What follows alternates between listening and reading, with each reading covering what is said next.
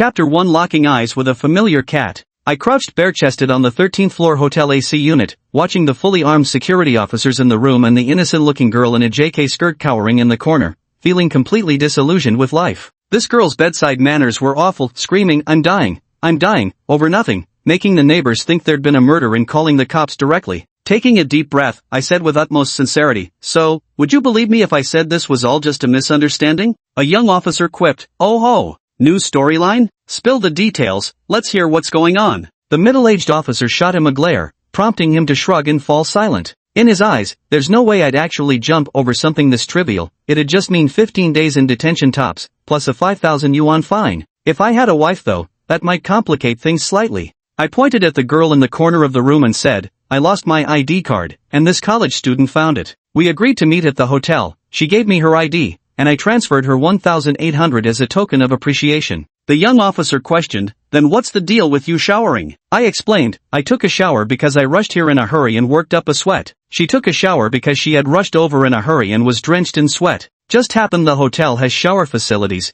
purely for convenience, that's all there is to it. Whether others believe it or not, I believe it myself. My face was full of the helplessness of being misunderstood, while my entire being radiated the righteous aura of an upright man fears no gossip. The security officers exchanged glances when suddenly the JK girl burst out laughing. Noticing everyone looking at her, she quickly waved her hands in apology. Sorry, please carry on. After speaking, she lowered her head, and from the trembling of her shoulders and the small hands gripping her thighs, you could tell how hard she was struggling to hold back. Right now, I only have one thought. Can I get a refund for that 1,800? Even if I can't, I should at least have my uncle confiscate it. Guess I won't be hiring someone this young next time. Smooth talkers with no experience are unreliable. Our ancestors really knew what they were talking about. I sighed, giving up the struggle, prepared to climb down from the air conditioner outside. The young officer teased again, dude, I really don't get why you do something so pointless. With those looks fit for a romance novel, why pay for company? Total waste. Before he could finish speaking, a loud clang from the air conditioner's outdoor unit startled him into silence, and I shivered with fear, gripping the overhead bracket of the outdoor unit with both hands. Seeing that I was unharmed, the security officer in the room sighed in relief. Dazed, I looked up at the air conditioner's outdoor unit to my upper left, where a tabby cat was staring back at me. Once we made eye contact, I recognized it. This was one of the stray cats in my neighborhood. I had started feeding it out of pity after noticing part of its tail was missing, only to later learn it was an absolute fighter. It had beaten up nearly every other cat in the community, and even dogs passing by would get a thrashing if they dared to look at it too long. A suspicion flashed through my mind, was the cat here for revenge? But this was the 13th floor, how on earth had it climbed up here? Meow, the tabby cat recognized me and leaped straight into my arms, and I instinctively reached out to catch it. Then I felt my body tilting outward, not even having time to shout holy shit, before frantically reaching for the air conditioner's external unit bracket, my fingertips just barely grazing it. My throat contracted with a roar, and with a sudden surge of strength from my waist, I reached out again to grab hold. The uncles in the room all held their breath, their eyes fixed on my hand. Just as my palm was about to grasp the bracket, the tabby cat in my arms, whether startled by my yell or sensing danger, suddenly kicked me hard in the chest. Using the force to propel itself, it lunged back toward the air conditioner unit it came from, halting my hand's motion toward the bracket. Damn! That ungrateful little bastard! I cursed, my other hand darting out like lightning to grab the tabby cat by its severed tail. Meow! Get the hell back here! If we die together. With a pained shriek, the cat was yanked back into my arms. My eyes widened as I stared at the rapidly receding clear blue sky. The blur of rushing scenery twisted my vision into chaos, terror and vertigo intertwining as each second stretched into eternity. Well, dying like this might be for the best. There's nothing left for me in this world anyway. Just as this thought surfaced, I felt a searing pain ignite across my chest. Hiss, the searing pain, as if branded by a hot iron, made me instinctively gasp. I reflexively looked down, but with adults taking only 3 seconds to fall from the 13th floor, my gaze barely moved before seeing nothing but a flash of red. Then came excruciating pain, my vision went black, and consciousness slipped away completely. Chapter 2 Who could resist a cat that does backflips? I didn't die? I woke faintly in an alley, everything around me eerily strange, as if the world had been draped in a cold tone filter. Everything looked gray and hazy, and my perspective seemed oddly enlarged. Where am I? Did I end up in hell, or did I travel through time? I wondered, eyeing the massive structures nearby with growing unease. I shook my head and tried to get up from the ground, but as soon as I moved, I noticed my body wasn't obeying me properly. There was an indescribable awkward sensation throughout my limbs. I instinctively looked down, and my pupils instantly dilated. Before my eyes were a pair of furry cat paws. I stared blankly at these paws that clearly didn't belong to a human, then looked around at the enlarged world around me. A ridiculous thought popped into my mind. Did I just freaking transmigrate into a cat? Maybe it's because I was holding onto that tabby cat when I fell from the building, so now I've ended up as a cat? I felt like crying but couldn't. Was there even a chance I could become human again? After all, cats and humans really aren't meant to be, and I can't exactly go chasing after kitten girls. Just thinking about it feels perverted. Does this mean I'm doomed to be a lonely monk cat forever? In that moment, my feline life seemed utterly meaningless, the world before my eyes drained of all color. Awkwardly struggling to control these unfamiliar limbs, I wobbled unsteadily to my feet, my center of gravity and sense of balance completely altered, like some drunken cat. System? Hey system lady? I called silently in my heart, desperately hoping for that all-powerful golden finger to appear. If I didn't even get a system, what's the damn point of this cat life anyway? At that moment, a faint ding suddenly rang in my ears. I thought it was the system arriving, only to realize it was the sound of a dull and lusterless blood-red jade slipping from my chest and falling to the ground. Looking at the shattered blood jade on the floor, a complex emotion flickered in my eyes. In my past life, when I was abandoned at the orphanage gate, this blood jade was by my side, the sole proof of my identity. I had always kept it safe, never parting with it. Little did I know this blood jade would turn out to be so extraordinary. At this moment, I also recalled some details before the fall. After catching the tabby cat, the little bastard struggled desperately in my arms, scratching a wound across my chest with its claws. During the fall, the burning sensation in my chest and the flash of red light before my eyes must have been the reaction caused by the blood jade coming into contact with my blood. Then came a wave of frustration. In my previous life, I'd read countless novels. How could I have forgotten the trope of blood recognition for artifact bonding? If I had tried earlier, perhaps I could have discovered the secret of this blood jade and maybe even gained some opportunity. Unfortunately, it's too late to say anything now. I lowered my head to look at my cat paws and sighed helplessly. But in C. Lanyi's dictionary, there's no such word as give up. After a brief moment of despondency, I shook my furry little head and rallied myself once more. From the towering buildings around me, the smooth streets, and the faint sound of traffic in the distance, it was clear that this was still a modern civilized society. This could be considered a blessing in disguise. With my intelligence, even as a cat, I should be able to thrive spectacularly, maybe even become the next cat king. At this thought, my spirits lifted. Soon, a meticulous feline life plan began taking shape in my mind. The most pressing matter at hand is to secure myself a reliable meal ticket. Oh no, I mean to find a kind-hearted, preferably good-looking human servant caretaker. This way, I can ensure I won't starve on the streets while gradually getting to know this unfamiliar world. As for hunting on my own, I lowered my head to look at my petite plum blossom paws. Though they appeared fairly sharp, I had little confidence in my current hunting skills. Not to mention, the mere thought of catching those garbage diving rats likely crawling with diseases sends shivers down my spine. As a cat with a human soul and just a hint of fastidiousness, I absolutely cannot accept eating mice as food. Between the two options, finding a reliable poop scooper is clearly the more sensible choice. Though these days, even finding a reliable poop scooper isn't easy. With so many adorable pedigree cats out there, why would anyone choose a completely ordinary tabby like me? I began to seriously consider my advantages. In terms of looks, as a tabby cat, I definitely couldn't compete with those fancy breeds that cost tens of thousands. So, I had to rely on talents instead. Who could resist a cat that can do backflips? Then let's start by getting familiar with this body, I muttered to myself before attempting to take my first step. Not bad. I walked a dozen steps smoothly and couldn't help but chuckle, joking to myself, turns out, I have quite the talent for being a cat, huh? After adapting to walking on all fours, I began attempting basic feline movements, like jumping. I immediately spotted a relatively low wooden crate at the alley entrance, estimating it to be about 20 centimeters tall. Taking a deep breath, I slightly bent my hind legs and gave a powerful push. Asterisk thud, asterisk, my forehead struck the crate's edge squarely, and my body slumped weakly, landing belly up.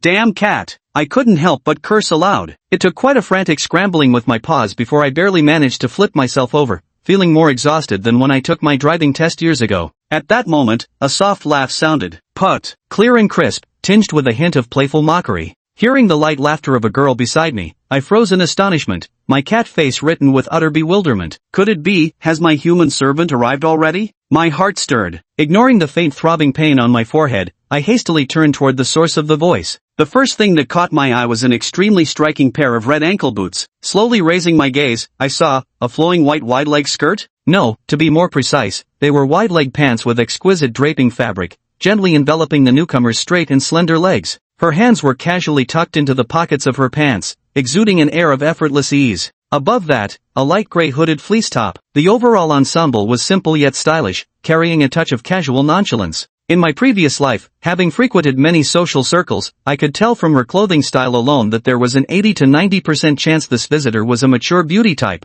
This looks promising. I immediately felt a bright future ahead. I tried to adjust my posture to make myself appear even cuter. However, when my gaze cleared the soft fur collar and I fully saw the figure at the alley entrance, my already round eyes widened even more, and my cat mouth fell open unconsciously, looking as if I'd seen a ghost. This is actually a cat? Can you believe it? That face was covered in delicate, soft white fur. A pair of amber eyes, tinged with amusement and curiosity, were examining me with great interest. A slight upturn at the corners of the mouth sketched out a faintly mocking arc, paired with that trendy human outfit appearing both eerie and damnably harmonious. I felt my entire feline body go numb. In my 20 years of life, what storms haven't I weathered? Yet the scene before me now completely overturned my understanding of this world. Could it be that I hadn't crossed into a modern metropolis, but rather some magical realm? Could it be that turning into a cat had somehow altered my aesthetic preferences as well? Looking at this cat girl, I inexplicably found her features delicate and refined. My mind even conjured up a bizarre thought. If all the kittens in this world looked like her, it might not be entirely unacceptable, though I wonder if there'd be compatibility issues. I quickly shook my head, trying to dispel those absurd notions. Just then, the cat girl spoke. Meow meow meow came the childish, milky mewing sounds. Yet when those meows reached my ears, they transformed into the unmistakable voice of a mature woman.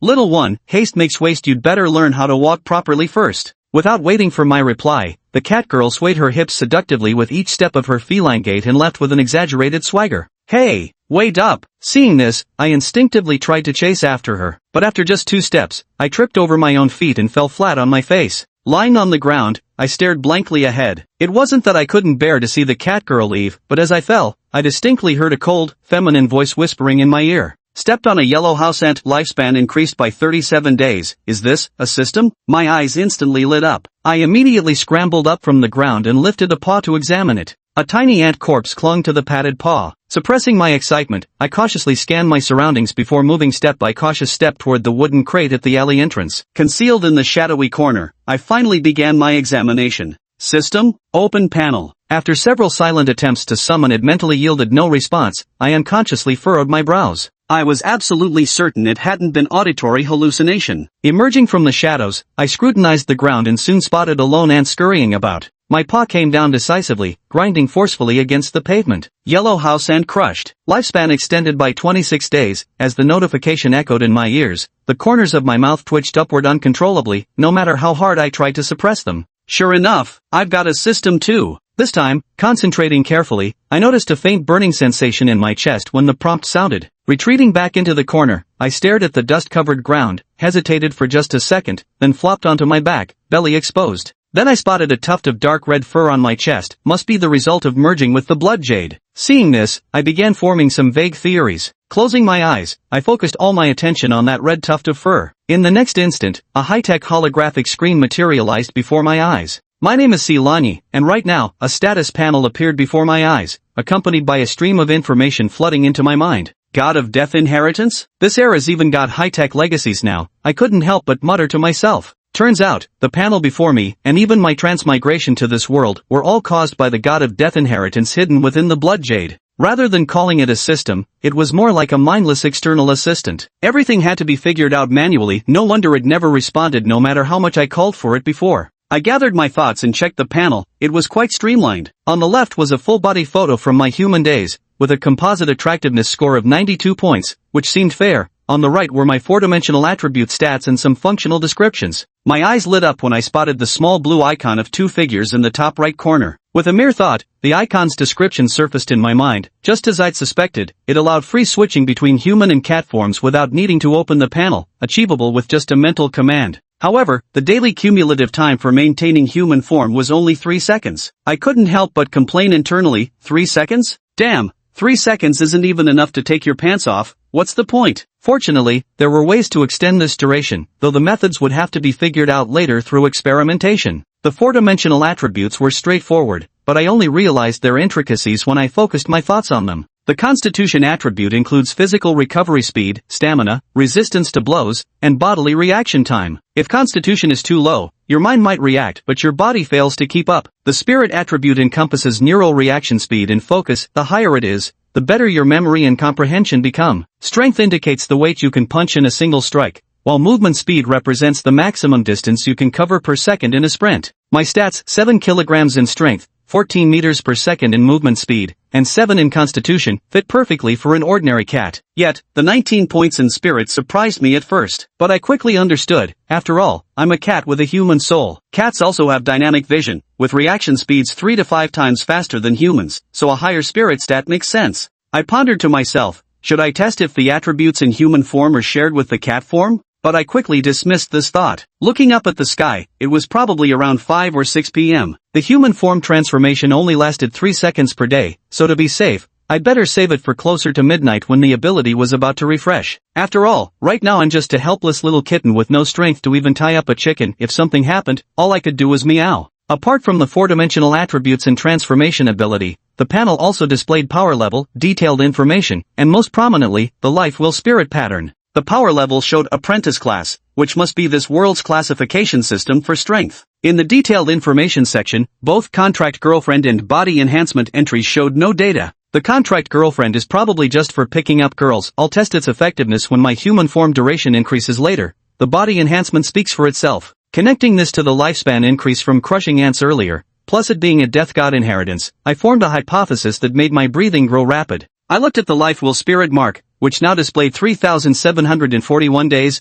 13 hours, 14 minutes, and 42 seconds, about 2 minutes less than before. Clearly, this was my remaining lifespan. Taking a deep breath, I focused and tapped the life will spirit mark as the interface switched to a new screen. The interface is more streamlined, with a flame icon on the left, labeled burn and multiplier options below, while the right side displays a diagram of a cat's anatomy, where major body parts like limbs and tail are marked by different sections. I stared at the interface, my heartbeat quickening. Focusing my attention on the right front paw, the corresponding section lit up, and a prompt appeared: forelimb, right paw, current status, unenhanced, lifespan required for enhancement, 1000 days confirm enhancement? Nice! Physical enhancement works exactly as I guessed. I wonder if there's an upper limit to these upgrades. If not, I could eventually reach the pinnacle of this world. Power and beauty would be within easy grasp. Suppressing my excitement, I didn't immediately enhance the right front paw. After all, my total lifespan is only a little over 3,000 days. I needed to check the other parts first. After researching, I learned that besides the main torso, strengthening other body parts for the first time requires 1,000 days of lifespan, while the torso requires 10,000 days. I clicked my tongue inwardly and complained, "Tisk, the torso actually costs 10,000 days? What a ripoff!" But then again, the torso is the core of the body, containing all the vital organs, so it makes sense that it would require more lifespan. To be honest, the first part one wanted to strengthen was my penis. After turning into a cat, it's only the size of a fingernail. How embarrassing. But considering that strengthening it would be useless for now, after weighing the pros and cons, I chose to enhance my eyes. Now my vision is clearer, and I even have dynamic sight, but that cold tone filter is uncomfortable to look through. As soon as I confirmed my intention, the time on the panel's Wheel of Fate rune instantly decreased by 1,000 days. I felt a slight warmth at the spot on my chest where the tuft of dark red hair was located, followed by a surge of warmth flowing outward from my chest and converging toward my eyes. The sensation was like using mentholated oil as eye drops, cooling yet stinging. Fortunately, the feeling came and went quickly. Within seconds, the discomfort faded, replaced by an unprecedented clarity. Amazing! The haze that had dulled everything before my eyes finally vanished.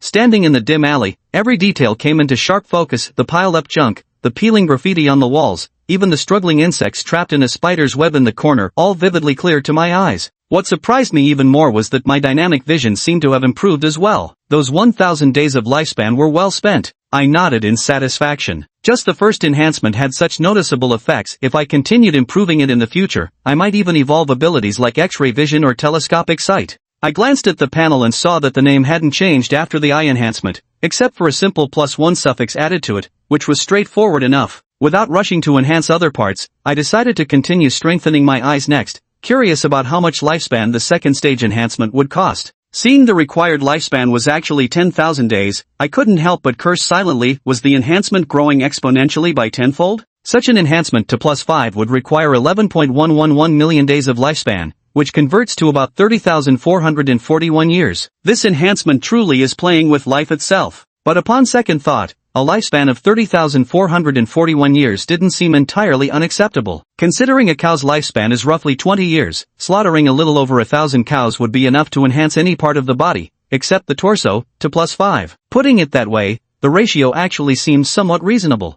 I stopped dwelling on it and turned my attention to the limbs. With 2,741 days of lifespan remaining, enhancing 2 front limbs would cost 2,000 days, more than enough. Having made up my mind, I didn't hesitate and directly chose to strengthen both forelimbs. Lifespan minus 2,000. A surge of warmth more intense than before welled up in my chest, flowing separately towards both forelimbs. I clenched my teeth tightly to avoid crying out in pain, but this time there was no stinging sensation, just a comforting warmth instead. Moments later, the reinforcement of both forelimbs was complete. The external changes were immediately obvious. Both forelimbs had noticeably thickened, faintly resembling those of a formidable beast. The most dramatic change was in the claws hidden within the paw pads, gleaming with a cold metallic sheen. They looked razor-sharp. I extended my right claw and lightly scratched the wooden crate beside me. Though it didn't slice through like a hot knife through butter, the sharp claw tips still left 3 deep gouges on the crate's surface. Not bad at all. I was quite pleased. After all, I hadn't exerted much effort, and achieving this result was already pretty good. I glanced at the remaining body parts that could be enhanced. Besides the eyes and 2 forelimbs, there were also the nose, mouth, ears, tail, genitals, 2 hind limbs, and the torso. Fully upgrading everything would cost 17,000 days of lifespan. At first glance, it sounded like a lot, but converted into little ants, that's only about 500. Easy peasy. Right then and there, I silently vowed that even if it took staying up all night, I would enhance every single body part at least once. I suppressed the urge to search for ants and focused on the burn function displayed on the panel. Burning, multiplier? I muttered, wondering if this was a temporary power boost obtained by burning lifespan. I didn't dwell on it too much, trying it out would give me answers. With my current kitten-like weak stats, even boosting them tenfold wouldn't consume much lifespan. I focused my mind on the 1x option and activated the burn. The next moment, the numerical display of lifespan on the Fatewell tattoo began ticking down dramatically, accelerating from counting down by seconds to deducting 10 seconds per tick. Yet the expected surge of power never came, and my body showed no changes at all. I switched the panel back to the main page and noticed that my strength had increased from 7 kilograms to 9 kilograms, while my spirit had risen from 19 points to 20 points. Is that it? My face fell with disappointment. The minor improvement was so negligible it could barely be noticed. Soon I realized this was likely an additional enhancement from strengthening my eyes and forelimbs earlier, nothing to do with the combustion function. Could it be that I'm not opening it the right way? I wasn't willing to give up, and spent the next few minutes trying all sorts of adjustments, turning the burn rate from 1x to 2x, 3x, even 10x. The lifespan consumption speed certainly increased, but my body still showed no reaction whatsoever. I swung my paw at the wooden crate again and bounced in place a few times, but still came up empty-handed. This burning function seemed utterly useless beyond its frenzied consumption of lifespan. But I felt there must be more to it. If it existed on the same interface as physical enhancement, it couldn't be just for show. Maybe it had taken effect in ways I hadn't noticed yet. Forget it, I'll figure it out later. I shook my head, deciding not to dwell on it. For now, strengthening myself was more urgent. Closing the panel, I wandered through the alleyways searching for experience packs that could extend my lifespan, while simultaneously getting accustomed to my upgraded body. At first I wasn't quite accustomed to this hunting method. Sometimes I'd misjudge the force, smashing the ants but making my claws go numb. Other times my aim would be off, resulting in awkward misses. But with repeated attempts, I gradually found my rhythm. My movements became increasingly coordinated, and my strikes grew more precise. Each successful kill was accompanied by that lifespan increasing notification sound in my ears, acting like a stimulant that kept me endlessly addicted to the hunt. When the notification chimed jumping spider crushed lifespan plus 497 days, I froze momentarily. Holy shit, this thing lives that long? I raised my paw, staring at the corpse on my pad in disbelief. This jumping spider was at most 5 millimeters in size. Who knew it had such a long lifespan? Heh, so it turns out you're the hidden boss of this alley. Truly, never judge a spider by its size. If one tiny spider could match the lifespan of over a dozen ants, then I just changed my strategy. Time to focus on farming bosses. Excitement flashed in my eyes as I first rubbed my paw against the ground to destroy the evidence, then slowed my pace to continue searching. This time, I shifted my focus from the ground to the walls, corners, and gaps between stacked clutter. The constant ping of notifications in my ears, like experience points ticking up in a game, kept me thoroughly motivated. Before long, I was completely immersed in this bizarre leveling up by hunting monsters, forgetting all sense of time and place. The alley grew dim with fading light as 2 hours slipped by unnoticed. I paused my movements, shaking out my stiff fingers, then crouched in a relatively clean corner. With a thought, I summoned my interface panel. Nodding at the lifespan displayed on the Fate Wheel spirit pattern, 4,315 days. Not bad efficiency at all. 2 hours had yielded an increase of 3,574 days in lifespan, averaging 29 days per minute, slightly better than anticipated. However, maintaining such high efficiency going forward probably won't be so easy. The reason I stopped wasn't because I was tired. No matter how exhausted I got, as long as there was a steady stream of lifespan flowing in, I could grit my teeth and keep going. But this alley is just a small space. After 2 hours of thorough searching, I'd already wiped out the vast majority of these bugs. At this point, even if I keep searching, efficiency will only continue to decline. Eventually, I might go an hour or two without finding a single prey. At this thought, I instinctively glanced toward the alley entrance, a notion surfacing in my mind. Maybe, go take a look outside? But just as the idea emerged, I immediately suppressed it. No way! Though after these 2 hours of practice, I can now walk normally, that deeply rooted awkwardness still lingers. To put it plainly, I can't pick up speed. If I try running even slightly faster, my left foot immediately trips over my right. There are too many unknown variables outside. If I actually encounter any danger with this current frail body of mine, I probably wouldn't even have a chance to flee. While prey in this alley might be scarce, its safety is its advantage. At least in the past 2 hours, apart from that cat girl I saw at the beginning, not even a ghostly shadow has appeared.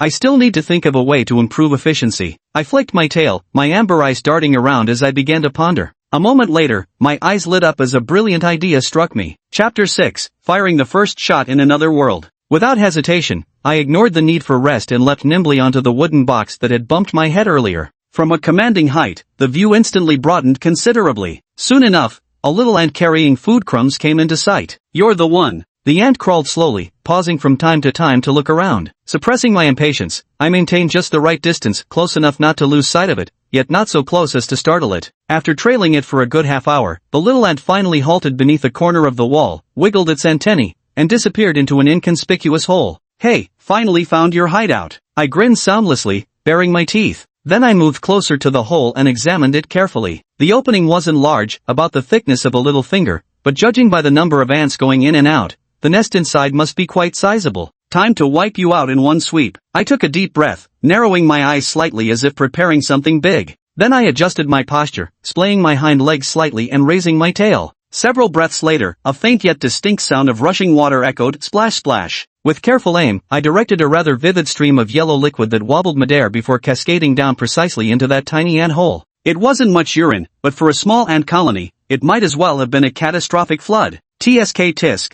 that's some seriously concentrated pee. Hope this does the trick, I muttered internally while shaking myself off, admiring my handiwork with quiet satisfaction. As for how effective it would be, I wasn't entirely sure myself, but judging by my reasoning, it should at least have some effect. On a physical level, it could directly drown the worker ants in the shallow layers of the anthill, though the actual effect would depend on the structure of the nest. Even if it didn't drown them, cat urine also dealt magical damage. I vaguely recalled that cat urine typically has high uric acid content, which is somewhat irritating and corrosive. Perhaps it could suffocate or poison the ants. I wrinkled my nose, catching the faint but unmistakable stench in the air, and instinctively took a few steps back. I found a relatively clean spot to crouch down, lazily flicking my tail now and then, my gaze fixed intently on the ant hole as I patiently waited for results. Perhaps because I skipped the usual couple of shakes after peeing, I suddenly felt an itch around my little buddy. But I didn't pay it much mind, just gave it a quick scratch with my paw before refocusing my attention on the ant hole. Soon, a minute passed, but only a handful of ants crawled out,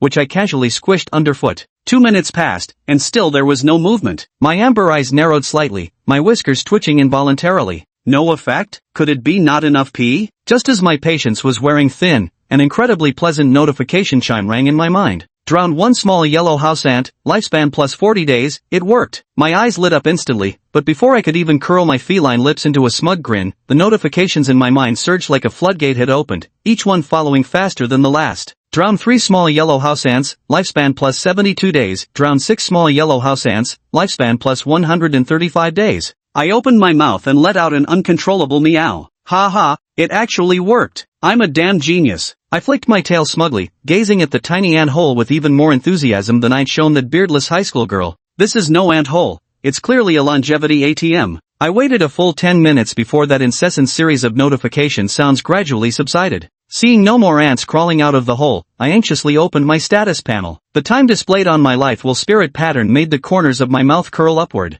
Earlier, after 2 hours of searching, I'd painstakingly accumulated 4,315 days of lifespan. But now, in just the time it takes to take a piss, I've hauled in 1,750 days straight away. If this happens a few more times, gathering enough lifespan to enhance every part of my body will be a piece of cake. I plan to keep pushing forward, striving to gather over 10,000 days of lifespan in one go. However, I had barely taken 2 steps before stopping, my expression turning slightly odd. It's not that the alley has run out of ant nests, I suddenly realized I'm running low on supplies myself. Meaning if I want to keep farming lifespan like this, I'll need to find a clean water source to replenish my fluids first. I sighed somewhat helplessly. All I wanted was to calmly farm some lifespan in peace. Why does it have to be so fraught with complications? It seems I have no choice but to leave this alley now. After all, nearly all the visible insects in the alley have been cleared out, leaving only those hidden in wall crevices and corners as the stragglers. Waiting for them to emerge on their own would take who knows how long to gather enough lifespan for the required enhancement. By then, even if my spirit could hold out, my body wouldn't endure prolonged starvation, which would only worsen my condition. This would actually be a good opportunity to go out and find some food. But before heading out, I needed to make thorough preparations. I glanced at the lifespan displayed on my fateful spiritual tattoo and began calculating in my mind. 6,065 days of lifespan. Originally, I planned to accumulate 10,000 days first and prioritize strengthening my torso, but the current situation clearly didn't allow for such a methodical approach. In that case, I should strengthen 6 body parts first. The 2 hind limbs were absolutely essential. Enhancing jumping and running abilities would be crucial whether for pursuit or escape. The nose and ears must also keep up. Sharper senses of smell and hearing would allow me to detect danger beforehand. That takes up 4 slots, leaving 2 remaining. My gaze wandered across the panel, lingering on the remaining options: mouth, tail, and dick. Enhancing the mouth should improve bite force, tooth sharpness, and perhaps even restore my ability to speak. Looking at it now, it seems only the tail and the dick are pretty much useless. I subconsciously wriggled my butt, feeling a faint, almost imperceptible itch. Who knows if it's lingering aftereffects from not shaking properly. That spot's been a bit itchy ever since I peed, and it's not exactly convenient to scratch. Enough overthinking, this is the one. Once decided, I hesitated no longer and prioritized strengthening my dick. With 1,000 days of lifespan deducted, that familiar warmth surged forth once again, flowing toward the lower abdomen. I felt an indescribable pleasure instantly spread throughout my entire body, every pore brimming with euphoria. This feeling absolutely unreal. Compared to this, that so-called 1,800 yuan package was utterly pathetic. The next second, my whole body trembled. This. Chapter 7, for the sake of this treat, this kitty can endure it. Silani stared blankly at the ground. His face wore an indescribably strange expression. Forget about whatever enhancement effects this might have, the sensation was simply too nice. And another thing, wasn't the duration just way too short? 3 seconds? Still 2 seconds? This is downright humiliating. Phew. Silani exhaled deeply and made a silent resolution. From now on he must work hard to earn more lifespan, determined to properly upgrade his dear brother. Given the opportunity, upgrading him to plus 20 wouldn't be unacceptable either. Silangi carefully assessed his condition and found the itching sensation had completely vanished. Having confirmed this, he dismissed the matter from his thoughts. He switched the interface back to the main page. None of the 4-dimensional attributes showed any changes. Surprisingly, however, his overall attractiveness score had increased from 92 to 93 points. This thing gets stronger and actually improves looks too? A look of astonishment flashed across Silanyi's feline face, followed by an amused shake of his head. He's in cat form now, what's the point of being handsome? It's not like he can go seduce some female cats. The image was too beautiful for him to imagine. Moments later, Silanyi began strengthening the remaining parts one by one, starting with the 2 hind limbs. After the enhancement, besides the movement speed increasing from 14 meters per second to 16 meters per second, Silani even felt that if he wanted to, a light push-off could send him leaping onto that nearly 2-meter-high wall. Obviously, jumping ability has also been improved. Next are the mouth, ears, and nose. After strengthening these areas, only a pitiful 65 days remain on the life will spirit pattern. However, the benefits brought by the enhancement are still quite evident. The sharpness of teeth, bite force, hearing, and sense of smell have all been significantly enhanced. However, none of these parts have enhanced attributes. No need to display the text, as it affects reading experience. Silani stretched slightly, feeling a more coordinated body and sharper senses. Stepping out of this novice village alley, I couldn't help but feel more confident. He reached the alley entrance and cautiously peeked out, his amber cat eyes scanning left and right with vigilant intensity. Somewhat unexpectedly, there wasn't a single soul on the street, only a few oddly shaped vehicles parked by the roadside. These vehicles were different from Earth's automobiles, with some even having faint streams of light shimmering across their bodies, exuding an air of advanced alien technology. How should I put it? It feels like everyone in this world drives a sports car, and futuristic ones at that. Judging by these vehicles that obviously surpass Earth's technological level and the surrounding architecture, this world is undoubtedly a highly developed modern technological society. But what was up with that cat girl I met earlier? That cat girl was literally walking upright on two legs. Apart from her furry feline face and the ears on top of her head, her mannerisms were practically identical to a human's. What's more, it's probably only around 8 p.m. right now. It should have been the start of nightlife, yet this broad street was eerily empty, unnervingly quiet. Silas Lonnie shook his head, unable to comprehend why. Since he couldn't understand, he simply stopped trying. For now, finding water and filling his stomach took priority. Though the streets were empty, Silani remained vigilant. With a swift movement, silently blending into the shadows of the street. Soon after, a familiar glow of light entered his view. It was a convenience store with its lights still on. Simon Yee's eyes lit up as he crouched behind a decorative potted plant at the street corner, studying the scene carefully from afar. The shop was small. The glass doors and windows shone brightly, revealing shelves inside packed with all kinds of merchandise. Soon, Silani confirmed there was only one clerk in the store. A round-faced girl with thick black-framed glasses and slightly chubby cheeks was listlessly resting her chin on her hand, staring at the screen in front of her. A smile bloomed on Silani's face. Looks like dinner's settled for tonight. Based on his past life's experience with women, girls like her usually had a lot of compassion, especially when it came to fluffy little animals. Their resistance was particularly low. If it were some burly, gruff-looking guy manning the shop, he wouldn't have been nearly as confident about sneaking in to scrounge for food. Silani first surveyed his surroundings. Only after confirming there was no danger did he quickly slip into the convenience store. The shop's heating was turned up high, and a warm breeze laden with the mingled aromas of food washed over him,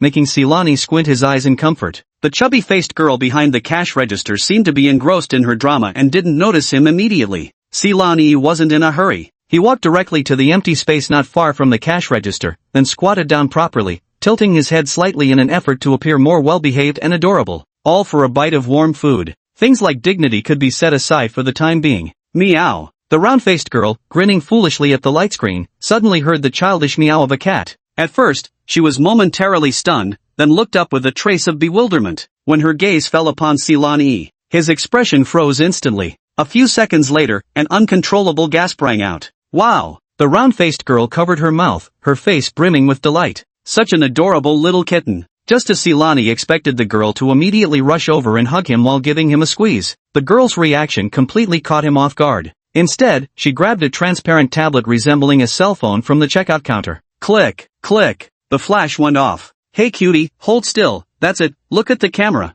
Adjusting the angle excitedly, the girl kept giving directions. Oh my god, those tiny eyes, those little movements, so adorable. I can't wait, I have to post this on my social feed right now. Silani's adorable expression almost slipped for a moment. Well, the girls in this world aren't fundamentally different from those on Earth after all. Delicious food, beautiful scenery, and lovely things all have to pass the inspection of social media first. When faced with an unexpected incident, the first reaction isn't to solve the problem, but to take photos and post updates to announce it to the world. For this bite of food, this royal feline shall endure. Silani sighed silently in his heart, even obligingly blinking those clear, bright amber eyes of his. They waited a full 2 minutes. The girl finally finished gathering materials for her social media updates. Putting down her phone, she stepped around the cash register and slowly approached Silani, her voice so gentle it could squeeze out honey. Little cutie, where are you from? Are you hungry? Finally getting to the point. Silani couldn't help but sigh in relief, then let out a soft meow with his sweetest voice, meow. At the same time, it nuzzled its tiny head against the girl's outstretched fingers. The round-faced girl's heart melted at his affectionate nuzzling,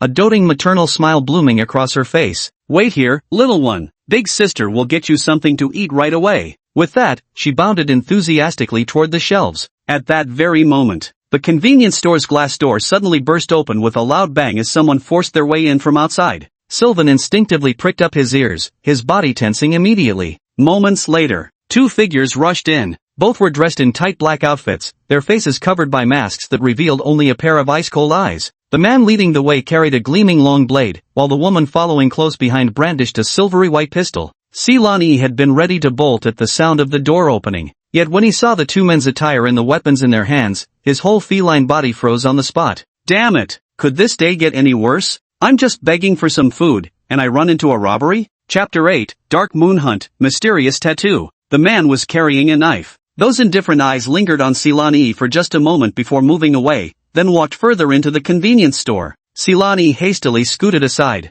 fearful that the other might find him blocking the way and decide to slash at him. The woman walked up to the cash register and beckoned to the round-faced girl by the shelves. You there, come here. The chubby-cheeked girl's facial muscles twitched almost imperceptibly, but her eyes showed more cautious compliance than terror. Seeing this, Silan Yi's tense nerves relaxed slightly. Looking at the situation, he seemed to have misunderstood. As the round-faced girl approached, the woman raised her arm, a faint glow illuminating the black mechanical device on her wrist. With a few light taps, a clear light screen projected into midair. On the light screen was an extraordinarily beautiful woman with a stunning figure and a gaze tinged with enchantment, so breathtaking it seemed almost unreal. Have you ever seen this person? The round-faced girl carefully scrutinized for a moment, then shook her head with certainty. No, the eclipse moon is almost here. There's hardly anyone on the streets. Since I opened tonight, apart from you, I haven't seen anyone else. Eclipse moon? Silan Yi's cat ears twitched unconsciously as he committed this unfamiliar term to memory. Just then, the man who had been inspecting the store walked back and said in a deep voice, "She's telling the truth. There's no trace of anyone else in the shop."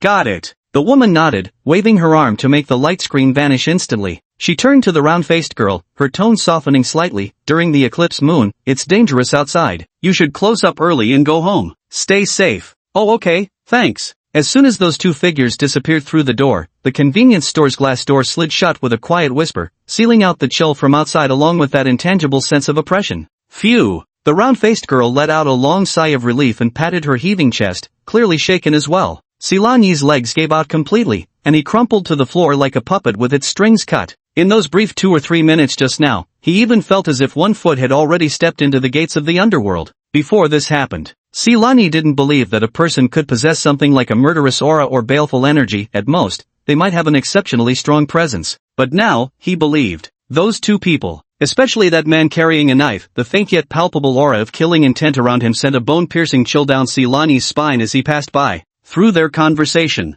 Silan Yi could roughly guess the identities of these two men. They were probably similar to the uncles in hats back on Earth, official personnel maintaining order. However, the cops in this alternate world were downright terrifying. The figure clad in tight black combat gear, wielding either a long blade or firearms, looked more like an assassin from some covert special operations organization. Then there was that eclipsed moon. From the conversation between the round-faced girl and that woman, several pieces of information were revealed. First, the eclipsed moon is about to appear, which is why there wasn't a single soul visible on the streets. Second, the eclipsed moon apparently carries some danger, otherwise, that woman wouldn't have urged the round-faced girl to close up shop early and hurry home. This world really isn't simple, after all. Silan Yi narrowed his eyes, feeling an involuntary sense of urgency rising in his heart. While Silan Yi was lost in thought, the round-faced girl composed herself, crouched down, and gathered him into her arms, gently stroking his back. Nini, were you scared just now? Don't be afraid, those two people are dark moon hunters, not bad folks. Dark moon hunt? Silan Yi's cat ears twitched as he mentally noted down this new term. He was still pondering when a tremendous force suddenly pressed his head into something soft.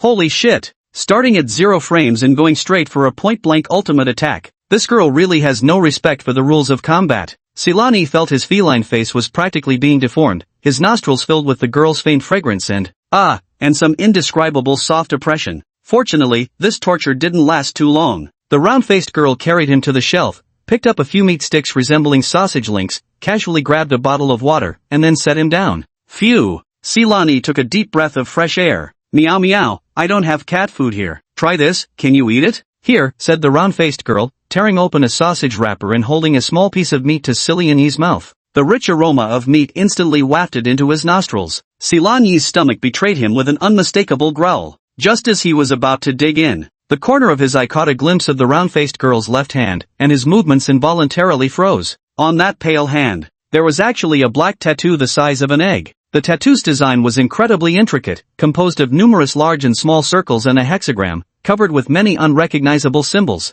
If this had been just an ordinary tattoo, Silan Yi would have at most glanced at it curiously a couple more times. But this pattern, he remembered clearly, those two dark moon hunters from earlier had identical tattoos in exactly the same spot on their hands. Before this, Silan Yi hadn't paid much attention to the tattoo, thinking it was just some kind of identifier within the Midnight Hunter organization. But now, yet here was the exact same tattoo on the hand of a seemingly harmless girl working at a convenience store. Now that was intriguing. Ah well, no point thinking about it. The world may be vast, but nothing matters more than food. The timely growl of his stomach pulled Silan Yi back from his brief reverie. He shook his head and temporarily buried the question in his heart. Right now, focusing on filling his stomach and regaining energy was the proper thing to do. Simoani opened his mouth, snapping up the strip of meat held out to his lips by the round-faced girl. MMMPH. The taste turned out to be unexpectedly good. The flesh was firm, carrying a unique savory aroma, far superior to those starchy sausages back on Earth. Seeing him eat with such relish, the round-faced girl smiled until her eyes narrowed into slits. Eat slowly, don't choke. You can have as much as you want, big sister has plenty more here. Silani had only taken a few bites. Then, to his astonishment, he discovered something after the sausage entered his stomach. A pleasantly warm sensation welled up in his belly, easing the weariness that had weighed upon his body. This meat, it's extraordinary. Even a simple sausage sold at a convenience store could have this effect. Silani grew increasingly curious about this world. After finishing one sausage, Silani stopped moving. It's not about being full, but about saving room to drink more water. One shouldn't let greed for food interfere with serious matters. Mimi, are you full now? Seeing Silani nod, the round-faced girl found a clean paper cup, unscrewed the cap of a bottled water, poured a full cup of clear water, and pushed it toward him. Meow. Silani didn't care whether the girl could understand him or not. After saying thank you, he leaned toward the rim of the paper cup and drank directly from its opening. However, only 2 sips in, water rushed into his nose, making Silani choke and cough violently. Cough, cough, cough, cough. Chapter 9, this kindness, Silani would remember it. Meow meow, slow down while drinking. Damn cat. Nearly forgot, cats drink by lapping. Silani couldn't help but feel somewhat helpless. It seemed some human habits would need to be gradually corrected. Shaking his head to clear the water from his nasal cavity, Silani approached the paper cup again. This time I came prepared. Silani didn't choke again. Moreover, his movements were surprisingly smooth, and not slow in the slightest. This was largely due to the skills he'd honed in his past life. His tongue's agility far surpassed ordinary people. Who would have thought this special talent would prove useful in such a situation after being reborn as a cat? It's just that he hasn't figured out how to switch to human form yet. Wonder if his tongue would have barbs. If there was any. At this thought, Silani licked with even more enthusiasm. Slurp, slurp. Oi, slow down a bit with the licking, careful not to choke again, the round-faced girl kindly reminded from the side. Silani glanced up at her words, rolling his eyes in response. Damn it, if there were more people on this street right now, her words would definitely have caused some misunderstandings. Hearing it, people would think this cat was doing something unspeakable. Fortunately, he's now a cat. Drinking by lapping is perfectly natural. Even if he summoned the legendary god of harmony, he'd still be justified. Eat and drink to one's heart's content. Silani was about to leave now. He had already wasted enough time here. Moreover, that dark moon hunter had earlier reminded the cashier girl to head home early. Such a kind-hearted girl shouldn't face any trouble because of him. Meow. Silani let out a soft meow, then raised his paw and pointed toward the convenience store entrance, signaling his intent to leave. Kitty, are you leaving already? The round-faced girl looked at Silani, her eyes revealing a hint of unmistakable reluctance. It's mainly because Silani displayed such remarkably human-like intelligence, being unbelievably well-behaved and adorable. Who wouldn't fall for a cat like this? The round-faced girl's eyes flickered with temptation as the thought of adopting Silani crossed her mind. However, she quickly seemed to recall something. His eyes dimmed slightly as he let out a soft sigh. Reaching out, she gently stroked Silani's head and said softly, "Go home quickly now, Kitty, it's not safe outside. In the future, whenever you see me working in the shop, you can always come find me for food." Upon hearing this, Silani raised his head, his amber cat-like pupils gazing deeply at her. Though he still didn't know her name, he had already firmly memorized both her scent and appearance. This kindness, Silani would remember it. Meow. Silani called out once more, silently making a promise in his heart before turning and walking toward the convenience store entrance. He didn't leave immediately. Instead, he cautiously poked his head out and vigilantly scanned his surroundings. After confirming it was safe, she stretched her limbs and trotted back toward the alley she came from. The cashier girl remained standing at the convenience store's entrance. Her gaze followed the small figure until she watched Silani's silhouette completely vanish into the darkness at the street corner. Only then did she withdraw her gaze, wearing an expression tinged with melancholy. Just as she was about to return to the shop to pack up and head home, the corner of her eye suddenly caught what seemed like 2 faint green glimmers disappearing into the deep shadows across the street. The round-faced girl froze for a moment before quickly focusing her gaze intently. Yet there was nothing in that patch of shadow, as if those 2 glimmering green lights from moments ago had merely been her imagination. Was I seeing things? Meanwhile, Silency felt the howling night wind rush past him, yet he didn't feel particularly cold. This thick coat of feline fur provided excellent insulation. Had this been his original human body, he'd have been trembling from the cold long ago. He wasn't in any hurry to return to that alley from before. For one thing, he didn't feel the urge to urinate right now. He'd need some time to work up to it. Secondly, he also wanted to take this opportunity to memorize the nearby terrain and building layout. The street looked deserted, but there were quite a few alleys around. After leaving the convenience store and turning a few corners, he spotted no fewer than 5 alley entrances. However, Silani didn't venture into any of those alleys for investigation. Both cats and dogs possess strong territorial instincts, and these alleyways might well have been claimed by stray animals. If he barged in recklessly and a conflict arose, he currently lacked complete confidence in coming out on top. It wasn't that he was timid, it simply wasn't worth the trouble. After all, when he first arrived in that alley, there were still plenty of ants left to grind for lifespan. Moreover, he was quite familiar with the environment there, so it was better to play it safe. Silani, who had been glancing around, suddenly twitched his ears. Drip, drip. A faint sound of dripping water pierced through the howling night wind and reached his ears. Water dripping? Silani abruptly halted his steps and turned his head to glance at an inconspicuous alley entrance behind his left side. After confirming he hadn't misheard, Silani immediately changed direction and jogged toward that alley entrance. It was a not-too-deep alley. It was pitch black inside. Fortunately, Silani now had night vision. After observing the alleyway entrance for a while and confirming there was no danger inside, he finally turned his gaze toward the source of the dripping sound. There, pressed against the wall, stood what appeared to be a utility sink used by neighboring shops for mop cleaning. The faucet hadn't been fully turned off, allowing a thin stream of water to drip intermittently, collecting into a shallow pool at the basin's bottom. Seeing this, a hint of irrepressible joy appeared on Silani's face. Finally found a stable water source. This way, he wouldn't have to worry about inventory issues and could freely spend his lifespan without restraint. Commit this supply point firmly to memory. Silani wasted no more time, quickening his pace into a light jog as he headed back toward the alley he'd come from. Just as Silani turned the street corner, his figure completely vanished into the darkness. He discovered that in the narrow alley by the water faucet, deep in a shadow untouched by light, 2 faint green glows suddenly appeared without warning. The green lights looked particularly eerie in the darkness, swaying gently like will-o'-the-wisps. Moments later, a tall, gaunt shadow emerged soundlessly from the darkness. It paused momentarily by the water's edge first, slightly lowering its head, as if sniffing at something. Then, it raised its head, those 2 points of green light flickering once. The next second, the black shadow pressed its limbs against the ground and transformed its entire body into a blur, silently chasing in the direction Silani had left. With astonishing speed, it vanished around the corner of the alley in an instant.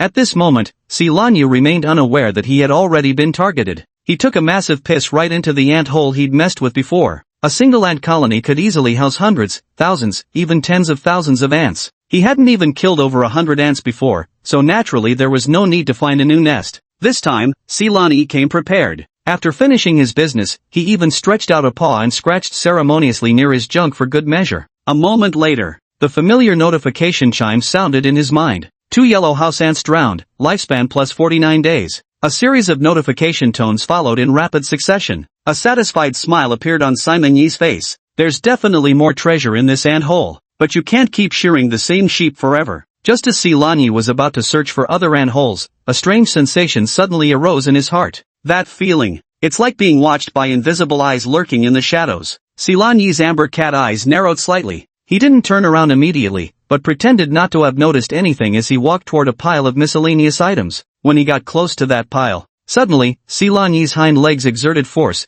and his figure instantly darted behind the pile of items, concealing himself. At the same time, his gaze swiftly swept across the alley entrance. Yet besides a few leaves occasionally rustled by the wind, there was nothing else at the alley's entrance. What's going on? Could it have been an illusion? Silani didn't rush out. Instead, crouching low and using the shadows as cover, he moved to another hiding spot and continued waiting patiently. A minute passed. Apart from the occasional prompt sound in his mind, the alley remained completely still. 2 minutes, 3 minutes. As time passed, that sense of being watched gradually faded away until it disappeared completely. Phew, I must have been really nervous. Silani slowly let out a breath, the tension in his nerves easing considerably. Honestly, in this pitch darkness, and in such a remote alleyway, it's only natural to spook yourself. With a self-deprecating shake of his head, Silani stepped out of the shadows. Since it was just a false alarm, there was no need to waste any more time. It was more urgent to continue his grand mission of leveling up and strengthening himself. However, Silani didn't notice, though.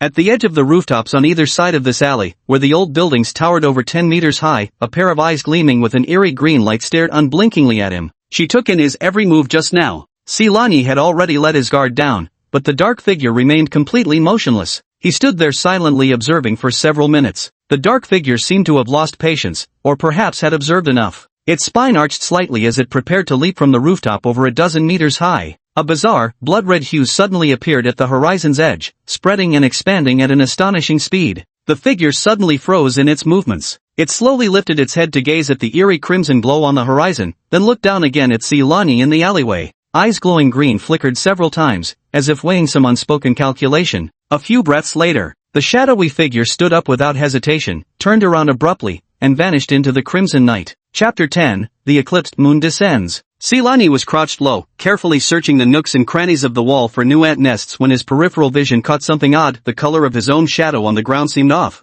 The lighting in the alleyway earlier. It was the faint white light from the distant street lamps, casting shadows that were just the usual shades of gray and black. Yet now, the ground seemed cloaked in a filter of murky red. Silani's movements faltered, a flicker of confusion passing through his eyes. When he had stepped out earlier, he hadn't noticed any foot massage parlors nearby, so where was this red glow coming from? He instinctively looked up, gazing toward the sky outside the alley. At first glance, Silani froze, his feline face full of stunned disbelief. The once pitch-black night sky was now blanketed in vast swaths of eerie crimson. At the very center of that crimson-darkened expanse hung an enormous blood-red moon, radiating an ominous crimson glow that cast the entire world in an eerie, unsettling hue. Silent, oppressive, indescribably unsettling. Is this the eclipsed moon? Silani narrowed his eyes, realizing the blood moon in the sky must be the eclipse moon mentioned by the round-faced girl and the dark moon hunters. Yet, I never expected to encounter it so soon. Silani momentarily paused his search for anthills. Crouching in place, he narrowed his eyes to carefully observe the blood-red moon in the sky and the surrounding environmental changes. However, more than 10 minutes passed. Apart from the sky turning an alarming shade, everything was so eerily quiet you could hear a pin drop. Nothing particularly unusual had occurred. Strange.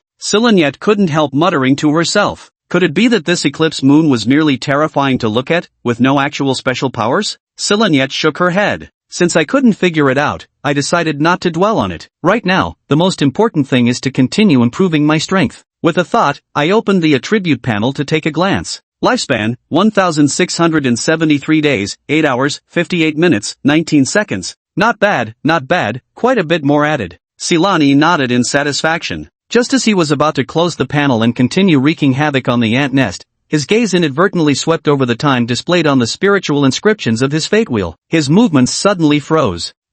Wait! Silani's cat-like eyes snapped wide open, fixated unblinkingly on the lifespan displayed by the wheel of fate's spiritual markings. 1,673 days 8 hours 58 minutes 19 seconds. A few more seconds passed. 1,673 days, 8 hours, 58 minutes, 19 seconds. Still unchanged. My lifespan had actually frozen at precisely 1,673 days, 8 hours, 58 minutes, and 19 seconds. Could it be that during the lunar eclipse period, lifespan doesn't naturally deplete? Silani's heart stirred as a bold idea suddenly flashed through his mind. If that were really the case, could this mean I can exploit this time to create a glitch? Silani's breathing grew slightly ragged with excitement as he swiftly switched the panel to the enhancement page. After a momentary pause on the only remaining tail option, he immediately selected to upgrade. The familiar surge of warmth flowed toward his tailbone as 1,000 days of lifespan were deducted. Staring at his drastically shortened lifespan, Silani's excitement instantly froze on his face. Damn it all, got happy for nothing.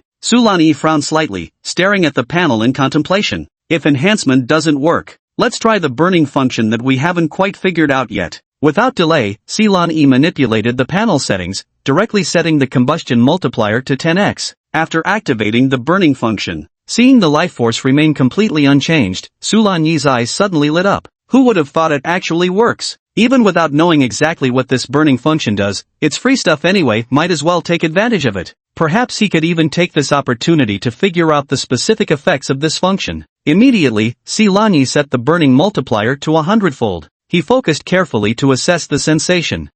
It seems, perhaps, there's still no particularly special feeling? I refuse to believe this is real. If 100 times doesn't work, then how about 1,000? Silani gritted his teeth and continued increasing the multiplier. When the burning multiplier reached 1,000 times, the adjustment button turned gray. Yet his body still showed no signs of any abnormality. Silani's brows furrowed even more tightly. Under normal circumstances, a 1,000-fold burn would accelerate the lifespan depletion rate to 10,000 times. In other words, maintaining this exact state would consume 2 hours and 46 minutes of lifespan every second. Lonnie simply couldn't believe that such a massive consumption would serve no purpose whatsoever. Well, it's not currently consuming lifespan anyway, might as well keep it running like this. Perhaps with time, something might change, who can say? Silani kept the panel open, hovering it before him for easy monitoring of his remaining lifespan, then examined the changes after strengthening his tail. After the tail enhancement, there were no changes to the four-dimensional attributes. Silani experimented with various movements, carefully observing the effects. His balance seemed significantly improved, where occasional instability used to occur when on all fours. There was now a fluid, effortless ease to his motions. Not bad at all. With improved balance, you'll be less likely to trip when running at high speeds later. Glancing at the remaining 673 days of lifespan, Silani stopped delaying and began busily working. After half an hour spent locating 3 ant nests in the alley, Silani spent the subsequent time shuttling back and forth between the supply point and the alley. He first gulped down a bellyful of water from the faucet, then returned to vigorously drench the ant nests, all while delightedly listening to the constant system notifications in his mind. Between these tasks, he kept practicing various movements to familiarize himself with his new body. Time slipped away quietly. The eerie crimson hue along the horizon gradually faded, replaced by the pale glow of dawn. The blood-red moon hanging high in the sky gradually blurred and dimmed like melting snow, eventually vanishing completely. At the precise moment when the blood moon vanished and the first rays of dawn pierced through the darkness, "It's coming!" Watching as nearly 3 hours of lifespan instantly drained away, Silani didn't hesitate for a second before shutting down the combustion function that had been running all night long.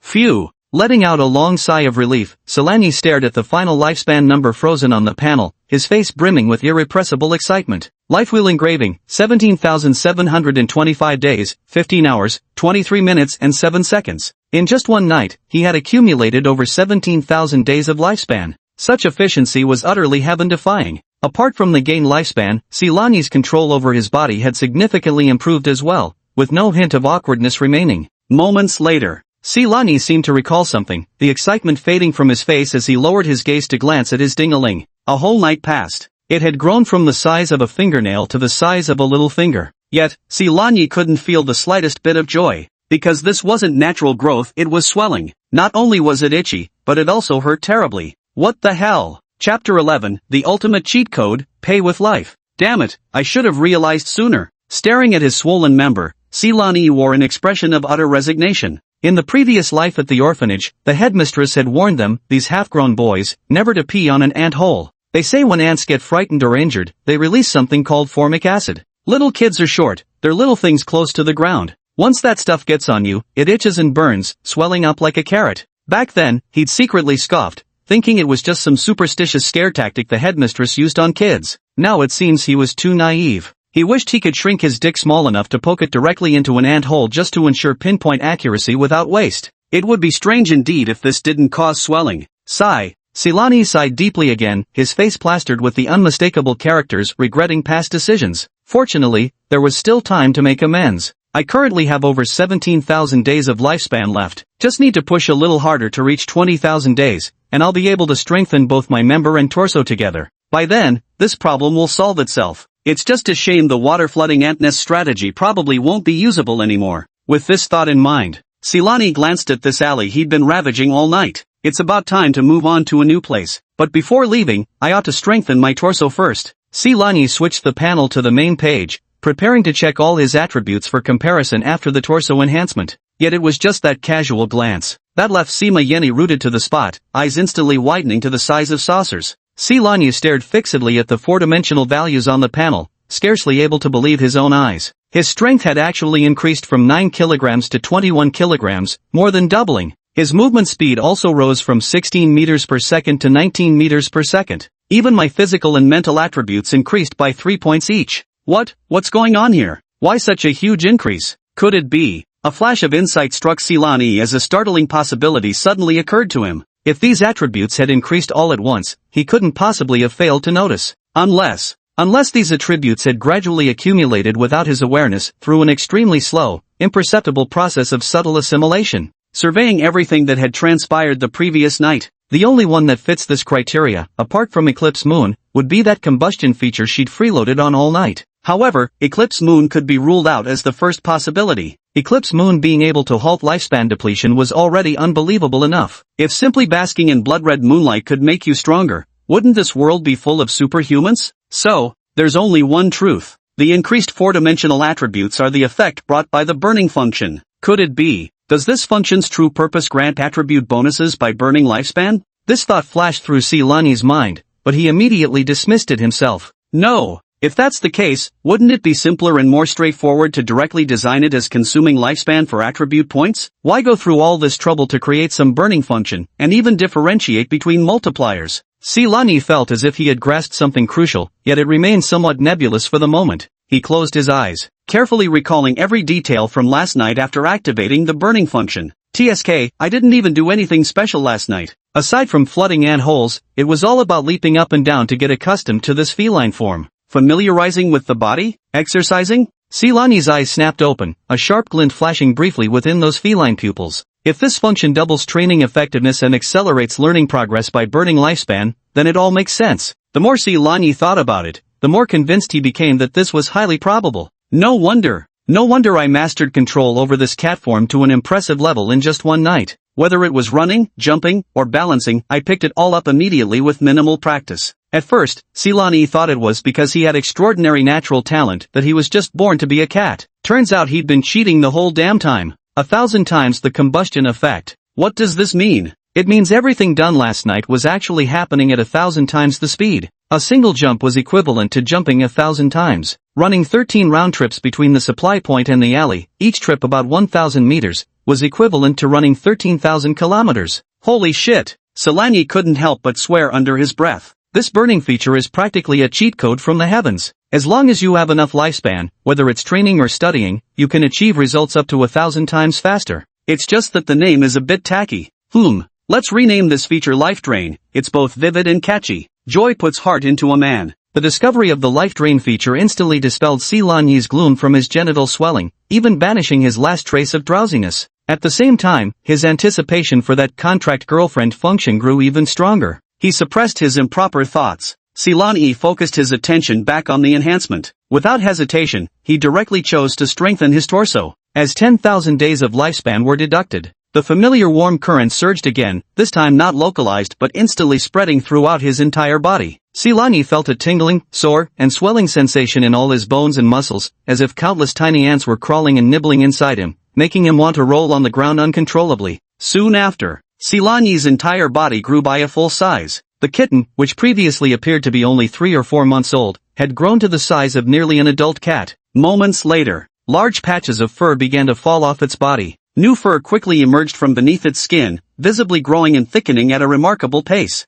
Bathed in the morning light, its coat became smooth and translucent, resembling fine silk. This enhancement lasted for a full 10 minutes before gradually subsiding. Silani slowly opened his eyes, feeling the changes in his body, revealing a satisfied smile. Constitution attribute directly increased by 5 points. Even that little ding-ding that had been giving him a headache seemed to have benefited from this wave of enhancement, the swelling slightly reduced. Though still a bit uncomfortable, the pain was already much more bearable compared to the previous fiery sensation. Silani tilted his head to glance at the sky and couldn't help but pause in mild surprise. He hadn't paid much attention during the enhancement process, but now he realized the sky had completely brightened. The biting chill from last night was gone from the air, replaced instead by a trace of warm, comforting warmth. Silani found himself mildly puzzled. Last night was unbearably cold, yet in just one night, the weather has become so warm. Could this eclipse moon be affecting the weather? Silani shook his head, temporarily setting the question aside. The top priority now, better deal with the ding-dong issue first. This concerns his future happiness. If he gets infected or something else goes wrong, he'll really be devastated. Silani cast one last glance at the alleyway he had spent the entire night ravaging. Without further delay, he headed out of the alley. Not long after Silani had left the alley entrance, a tall, slender shadow emerged. Chapter 12, QR Code Payment Tattoos? At this moment, Silani had already stepped onto the street. Unlike the deadly silence of last night, there are now a few scattered pedestrians on the street. These people's clothing and appearance were no different from modern people on Earth. What struck Silani as peculiar was that despite having just endured a bitterly cold night, most of them wore short sleeves, as if the passing night had been an ordinary summer evening rather than a freezing one. Keeping close to the walls, Silani walked at a steady pace, his gaze occasionally sweeping over the pedestrians along the roadside. Soon, Silani made a new discovery. A girl in a miniskirt walked past him, carrying a whiff of fragrance. Silani instinctively looked up, his gaze trailing up along those fair, slender legs. Holy moly! This damn girl is actually going commando. Totally ice-searing. Alright, Silani's true discovery wasn't this. Rather, it was that every passerby on the street had on their exposed left hands identical black tattoos combining a circle and hexagram, exactly like the one on the convenience store clerk's round face. Suddenly, Silani paused mid-step. His gaze remained fixed unblinkingly on a breakfast vendor not far away. Just now, had he seen wrong? Just then, the spaced-out girl also walked up to the breakfast stall and pointed at one of the food items that looked like a meat pie. The vendor swiftly wrapped 2 meat pies in greaseproof paper and handed them to her. The girl took the breakfast. But she didn't pull out any money or a phone or anything similar. She extended her left hand, and the tattoo on the back of it seemed to faintly glow, though the light was so dim it would go unnoticed if one wasn't paying close attention. At that moment, the vendor also stretched out his own left hand. He passed it through the air a few centimeters above the back of the girl's hand. Then, the girl picked up her breakfast and swayed her hips as she walked away. The entire process flowed effortlessly. Silani widened his eyes, his gaze filled with confusion. What do you mean? Was it really done with just a swipe over the back of the hand? Holy cow! WeChat Pay isn't this outrageous, is it? They don't even need to show a QR code, just scan the tattoo directly? So, that tattoo actually has payment functionality? Silani's mind was flooded with one question after another. He crouched in the corner, continuing to observe. Over the next 2 or 3 minutes, several more people bought items from the breakfast stall one after another. Without exception, all payments were completed through the tattoos on the back of their hands. At that moment, a figure approached from not far away. The vendor's eyes lit up instantly upon seeing the newcomer. Silani followed the merchant's gaze, his eyes landing on the waddling figure approaching, where an involuntary look of surprise surfaced on his face. It was a chubby child, seemingly around 13 or 14 years old. With a round, plump face and a belly that stuck out prominently, each step made the flesh on his body jiggle. But that wasn't the main point. There's nothing on the left hand, and likewise nothing on the right. This little chubby kid actually doesn't have a black tattoo? The vendor was a middle-aged man, his face weathered by time, but upon seeing the chubby boy, his wrinkles smoothed into a beaming smile as he greeted warmly, "Hey there, Lil Chubster, what brings you here so early today?" The boy seemed to dislike the nickname, his brow furrowing slightly in disapproval. Yet he still walked up to the breakfast stall, raising his chubby little fingers to point an order with an air of command. "Give me 5 of these. That one, yes, the one that looks like a Xiaolongbao, give me 10 of those. Bring me 5 of those golden-colored cakes over there too." The chubby kid ordered several more items in one breath, showing no intention of stopping as his finger moved to point at other dishes. With every authoritative jab of the boy's finger, the vendor's cheerful smile grew visibly more strained. When the chubby kid pointed to the third item, the corners of his mouth noticeably tightened, and the laughter lines at his eyes faded. Silani observed the subtle changes in the vendor's expression, his face full of bewilderment. What's going on here? Shouldn't he be happier the more he sells? Why does his expression look like he just swallowed a fly? At this moment, the vendor gave a dry cough, forcing out a smile that looked even more miserable than crying.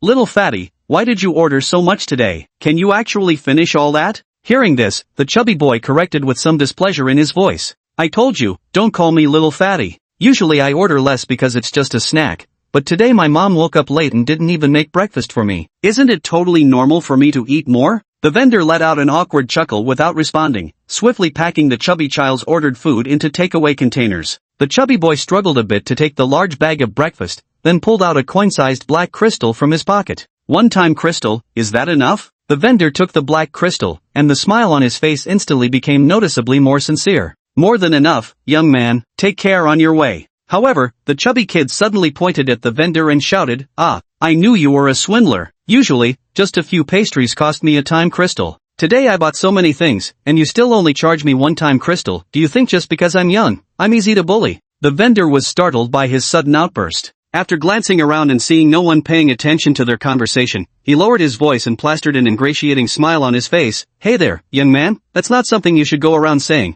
Think about it yourself. The first time you came to buy from me, when I offered you change, didn't you say you couldn't be bothered with loose coins?" The chubby kid straightened up at his reminder. His round face flushed slightly, as if recalling that there was indeed some truth to it. He opened his mouth to argue, but found himself at a loss for words. In the end, he could only glare fiercely at the vendor, snort disdainfully, and walk away with the large bag of breakfast without looking back. He watched as the chubby kid's figure disappeared around the street corner. The vendor spat contemptuously in the direction he had gone. "Pa, that fat bastard, stuffing his face like that, hope he chokes on it." Taking in everything with a glance, Silani finally understood why the vendor had looked so displeased earlier. But what was shining crystal supposed to be anyway? The currency of this world? Silani's gaze was fixed intently on the black crystal in the vendor's hand. The vendor finished cursing, the displeasure on his face completely vanishing as he gleefully jiggled the time crystal in his hand. Moments later, he placed the black crystal above the tattoo on the back of his hand. The next second, the black tattoo pattern seemed to come alive, emitting an extremely faint eerie glow, and the black crystal melted into the tattoo as swiftly as snow in sunlight. Witnessing this scene, Silani froze momentarily before a flash of inspiration crossed his mind. Tattoo, payment, time crystal, time. An absurd yet strangely plausible thought flashed through Silani's mind. Chapter 13, You really think I'm your damn Hello Kitty? An absurd yet strangely plausible thought flashed through Silani's mind. Why isn't lifespan directly called lifespan in the panel? Instead, it's named Fate Wheel Spirit Veins? If I'm not mistaken, those tattoos on the backs of people's hands must be the external manifestations of lifespan spirit patterns. In other words, in this world, human lifespan is materialized and can even be traded. As for why the chubby kid doesn't have Fate Wheel Spirit Veins, this makes perfect sense, as being too young means lacking the ability to protect oneself. After all, if lifespan could be traded, these half-grown youths would be the easiest targets. Just like human traffickers on Earth, who need to resell their victims after capturing them, here they don't even need that extra step of reselling. As for time crystals, they're probably condensed products of lifespan, serving as a convenient currency for children without life will spirit patterns to use in transactions. At this thought, Silani's eyes couldn't help but light up. If this truly is the fundamental operating logic of this world, then won't I never have to worry about money again? At this moment, a loud growl from his stomach interrupted Silani's thoughts. Alright, regardless of whether I'll make it big in the future, right now I just have to face reality. Last night, he had only eaten a single sausage. After a whole night had passed, he was already starving. Silani licked his lips, his gaze involuntarily drawn to the breakfast stall. The vendor didn't look like an honest fellow, but the breakfast he was making appeared quite appetizing. The only question was whether he could actually get some food from him. Glancing around, he noticed this was the only breakfast shop in the vicinity. The convenience stores weren't open yet either. Silani had no choice but to brace himself and move closer. Meow. Silani let out a cry while bringing his front paws together in front of his chest, performing a traditional wishing you prosperity gesture. Logically speaking, even a fully tattooed tough guy would chuckle at such an adorable act and happily offer some food.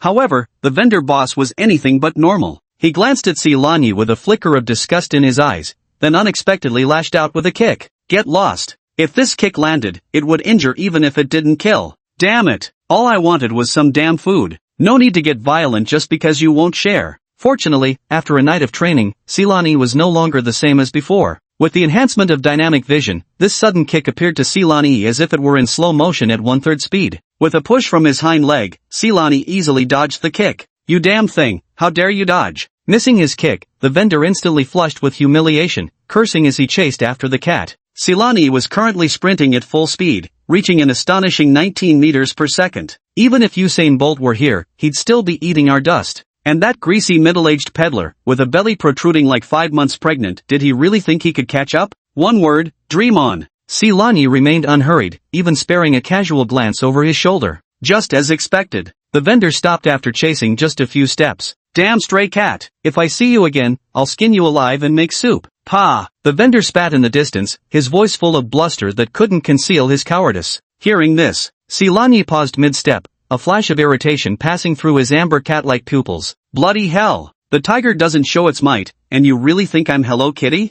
Judging from the kick he just delivered, this guy was nothing but an ordinary, greasy middle-aged man with no special abilities. If that's the case, then don't blame this kitty for being ruthless. The vendor muttered a few curses, feeling he had regained some dignity, then turned around to continue with his business. He could never have imagined that a cat could hold such a grudge and that it had already crept silently behind him. Silani seized the moment. The instant the vendor turned around, he darted out from the corner, aiming straight for the exposed ankle. Though not yet as sharp as a blade, his enhanced claws were far keener than those of an ordinary cat. Rip! A faint sound of tearing fabric followed. Whoa! The vendor felt a piercing pain shoot through his ankle and couldn't help screaming in agony. Then he lost his balance and landed flat on his backside. Moments later, he looked down. 3 gashes had torn through his trouser leg, and bright red blood was gushing from the lacerated wounds, instantly dyeing the fabric crimson. Damn bastard! If I don't kill you today, then I'm not in ya. After clearly seeing those 3 claw marks reaching to the bone on their ankle, the vendor's fury was completely ignited, disregarding the pain as they grabbed an iron tongs used for flipping pancakes from the stall and hurled it fiercely at Silani.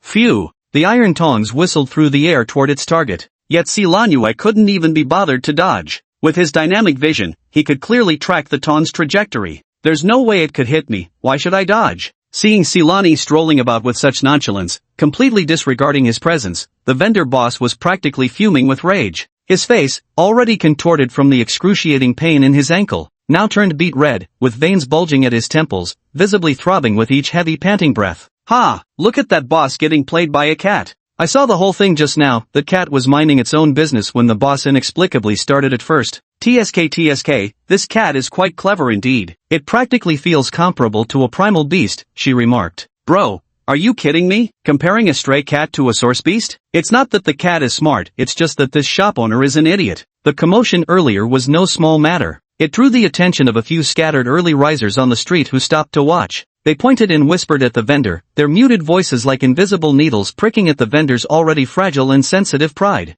"Damn it! I'm gonna kill you today, you bastard." The vendor boss completely lost his temper, turned around and grabbed whatever he could from his breakfast stall, hurling them all at Silani in a frenzy. Seeing this, Silani couldn't help but twitch the corner of his mouth. It was clear this guy had truly lost it. Determined to kill him, he'd turned his stall into an outright arsenal. But at least pick your target when you're losing your temper, will you? Throwing meat buns? Even if they hit, could they possibly do any damage? While dodging, Silani simultaneously adjusted his position. Soon, he maneuvered the vendor between himself and the stall one step backward, and the man would collide with it. Now's the chance. Silani abruptly abandoned his earlier evasive stance, his limbs bursting forth with strength as his entire body shot forward like a black arrow from a bowstring, charging straight toward the vendor boss. Meow roar. A short yet intimidating hiss from a cat. Paired with his sudden burst of speed, it was overwhelmingly imposing. The shopkeeper instinctively flinched with terror as Silani pounced toward him. He subconsciously tried to retreat but completely forgot his stall stood directly behind him. Crash, clatter, bang bang bang. The stall owner's corpulent body slammed heavily into the breakfast stand, sending ingredients and utensils flying in all directions as everything toppled over. And he himself had fallen flat on his back in the midst of this mess, looking utterly disheveled and pathetic. Silani stopped firmly a few steps away. Gazing at the scene before him, a faint smile of satisfaction crept across his face. He had finally gotten his revenge. At that very moment, Silani's ears twitched suddenly, and the corner of his eye caught sight of the street corner. In the distance, two figures dressed in uniforms strikingly similar to those of Eclipse Moon Patrol were rushing rapidly towards them. Trouble has arrived. Silani made a decisive move, immediately abandoning any further thoughts of dealing with the vendor. In the next instant, his figure flickered. He darted a few steps toward the collapsed stall. With a quick glance, he snatched up a meat pie that hadn't fallen to the ground. Then, the hind legs pushed off from the wreckage of the stall, propelling the figure forward in a leap. The unfortunate vendor had just struggled to raise his upper body when something stepped on his face before he could grasp the situation, promptly pushing his lifted head back down. Silani landed gracefully and, with a few more bounds, disappeared around the street corner. All that remained was the scene of devastation and the stunned onlookers left gaping. Chapter 14. Did you really expect a cat to pay a fine? Silani didn't flee the scene directly. Instead, he found a relatively hidden corner where he could munch on his meat pie while secretly observing how those two obvious officials would handle the situation. After all, the swipe he'd given the vendor's ankle had been quite vicious. If they decided to investigate thoroughly, he needed to prepare accordingly. Soon enough, the two individuals dressed in uniforms resembling those of the Dark Moon Sentinels arrived at the scene. What's going on here? The vendor boss, seeing potential saviors arrive, cried even more dramatically. With tears and snot streaming down his face, he rolled up his pants to reveal his bloodied ankle, sitting on the ground and slapping his thigh while wailing, "Officers, you've finally come. It was a rabid cat. It attacked me like crazy." At this point, his eyes rolled cunningly as his tone shifted abruptly, feigning terror in his voice. "I have every reason to suspect that was actually a mutated origin beast that's infiltrated the city. Officer, you must bring justice for me." At the mention of mutated origin beast, the two law enforcers immediately grew serious. One of them, slightly older with piercing eyes, stared at the vendor. "Mutant origin beast? Are you certain you can take responsibility for what you're saying?" The vendor instantly clamped his mouth shut, his indignant expression freezing midway. He merely wanted to escalate the situation enough to catch the enforcers' attention, but if they actually caught the cat and discovered it was just an ordinary stray, he'd be in serious trouble.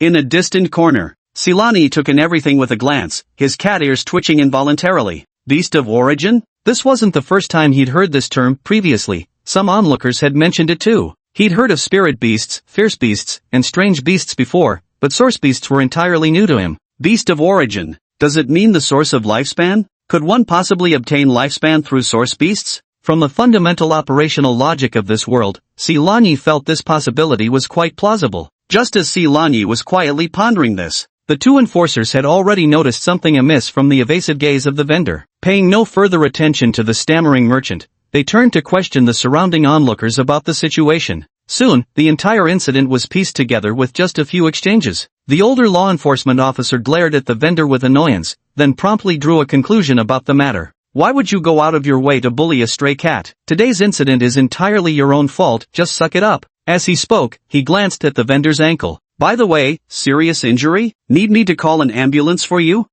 No, it's fine. Just a minor injury. I can bandage it myself when I get back. The enforcer nodded, then raised his hand and pointed at the wreckage of the breakfast stall. Hurry up and clean this place. If it's not spotless by the time we finish our patrol, you'd better voluntarily pay the 100-time crystals fine at the Temporal Law Enforcement Bureau. At this point, he paused and added, don't wait for us to come looking for you. By then, the fine won't be this small amount. Hearing this, the vendor was instantly dumbfounded. I thought having the law enforcement team would help me vent my anger, but I never expected it would end up like this. He opened his mouth, wanting to argue and protest, but in the end swallowed his words and said resentfully, understood, I'll have someone clean it up properly. With no more excitement to watch, the crowd quickly dispersed. Seeing this, Silani swallowed the last bite of meat pie and licked the grease from the corner of his mouth. To be honest, the vendor might be a lousy guy, but the meat pies he sells are truly delicious. The outer crust is crispy, while the meat filling inside is tender and juicy. With his anger vented and stomach filled, it was time to get to work. Silani cast one last glance at the vendor boss.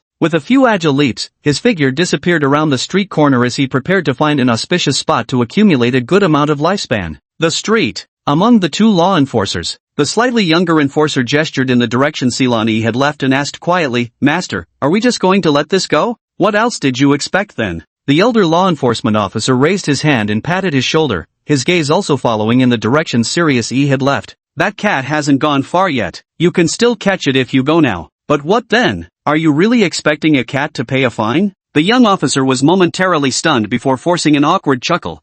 Of course not. So there you have it. The senior officer shrugged. Since it can't pay the fine, there's no point catching it. Why bother wasting the effort? Hey, master, you're always so thoughtful, my brain just can't seem to make the turn. The young law enforcement officer scratched his head, then suddenly seemed to remember something and asked with confusion, but master, now that you mention it, have you noticed there seem to be way more stray cats on this street today than usual? He paused, recalling the scene he'd witnessed when he first rushed here. Besides, I noticed they were looking all around, as if they were searching for something. Meanwhile, Silani wound through twists and turns. She soon found a seemingly quiet alley. The alley was very narrow, with piles of abandoned clutter accumulated along the base of the walls. Perhaps due to the lack of sunlight, a faint musty odor lingered in the air. Such a damp and shadowy alley would likely yield quite a few rewards. But just a few steps in, Silani suddenly came to an abrupt halt. Not far ahead by the garbage pile, a massive rat was gnawing on something. The rat was gray-black all over, appearing even bulkier than Silani's current body. It must have weighed at least 2 or 3 pounds by rough estimate. What a lucky start. Ran into a boss right off the bat. Silani's eyes lit up as he immediately lowered his stance, his limb muscles tensing slightly, his gaze locking onto that enormous rat. Then, moving with cat-like steps, he began stealthily creeping closer. To be fair, his sneaking posture looked quite professional. The distance between them continued to shrink. 10 meters, 5 meters, 3 meters.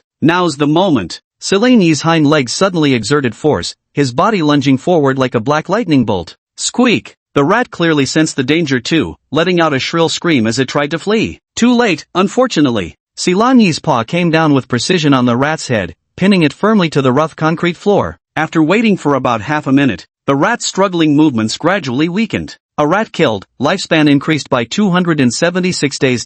It wasn't until the notification sound echoed in his mind that Silani finally lifted his paw from the rat's head. Just 275 days? What a waste for such a big size. Silani curled her lips in disdain. After putting in so much effort, the lifespan gain wasn't even as much as what she'd gotten from casually squashing a jumping spider before. Alright then. Silani admitted she'd fallen into a cognitive trap. The amount of lifespan gained wasn't directly proportional to the creature's physical size. Besides, Silani also discovered another crucial problem. Chapter 15, Animal Kingdom, are they all this bold and direct? Silani made another important discovery. His current strength had reached 21 kilograms. In theory, a full-force swipe with his paw should deliver 42 gene, enough to send that rat straight to the netherworld. However, it took a solid half-minute for that mouse to finally kick the bucket. This matter was minor, yet it served as a wake-up call for Silani. Although his strength attribute wasn't low, his body weight was too light, barely 3 or 4 pounds, preventing him from fully utilizing his power, especially when facing larger opponents. One swipe of his claws would leave them unscathed, while he'd be the one sent flying backward. This explains why martial artists always drill stances and build foundational stability before learning combat techniques. Practicing lower body strength. Silani had never studied martial arts in his past life, only knowing this one method of horse stance. But now his body was that of a cat. How was he supposed to do a horse stance? Practicing lower body strength wouldn't work. Then it can only start with body weight. They say health is the foundation of revolution, and there's no mistake in that. It seems strengthening the physique should become the top priority from now on. Silani kept this matter in mind and didn't dwell on it further. Next. Thus, Silani began a new round of income generation in this alley. Apart from catching unfortunate spiders, cockroaches, and all sorts of strange bugs, he also resumed his old habit and found a few anthills. Since Ding Ding is already swollen, a little more won't make any difference. When lice are many, they itch less. When debts are many, they weigh less. As long as he could rapidly increase his lifespan, this level of pain was still within tolerable limits. It had to be said. Using both methods simultaneously yields remarkably effective results. Lifespan began skyrocketing at a visibly rapid pace, gaining nearly 4,000 days in just half an hour. Staring at the panel displaying over 10,000 days of lifespan, Silani's heart burned with excitement. If he enhanced his member right now, the burning agony would be instantly relieved. But upon second thought, hesitation crept into Silani's mind. It's mainly because this method of grinding for lifespan is just too addictive. If he enhanced his member now and reduced the swelling, wouldn't that mean squandering this precious opportunity to farm lifespan? Damn it, I'm gonna go all out. Silani gritted his teeth and decided to keep enduring. The shadows in the alley silently shifted their angles with the passage of time. 2 hours later, Silani finally stopped with lingering reluctance. It wasn't that he didn't want to continue, but the pain from a certain area had escalated from an annoying itch to an excruciating agony that made him grimace. Now every slight movement felt like being sliced by a knife. If left untreated any longer, he was truly afraid this thing might completely break down. Silani gritted his teeth against the discomfort and pulled up the attribute panel. Life will glyph, 24,572 days 11 hours 08 minutes 33 seconds. Hey! Looking at this number. Even though Silani was still panting in pain, he couldn't help but grin widely. 24,000 plus days. Subtracting the original 7,725 days, that's a net gain of 16,847 days. The suffering wasn't in vain. Without the slightest hesitation, Silani immediately switched the panel to the enhancement page. With the deduction of 10,000 days of lifespan, a far gentler stream of warmth than any previous enhancement surged toward the lower abdomen. Wherever it passed, the searing pain receded like the tide. This extreme contrast, straight from the depths of hell to the pinnacle of heaven, was utterly intoxicating. Oh, that feels amazing. Refreshing. Silani couldn't help letting out a moan from his throat as his body completely relaxed, squinting his eyes in pure contentment. The strengthening process continued for roughly over a minute. Every second was sheer bliss. As that intoxicating warmth gradually faded, Silani couldn't wait to look down.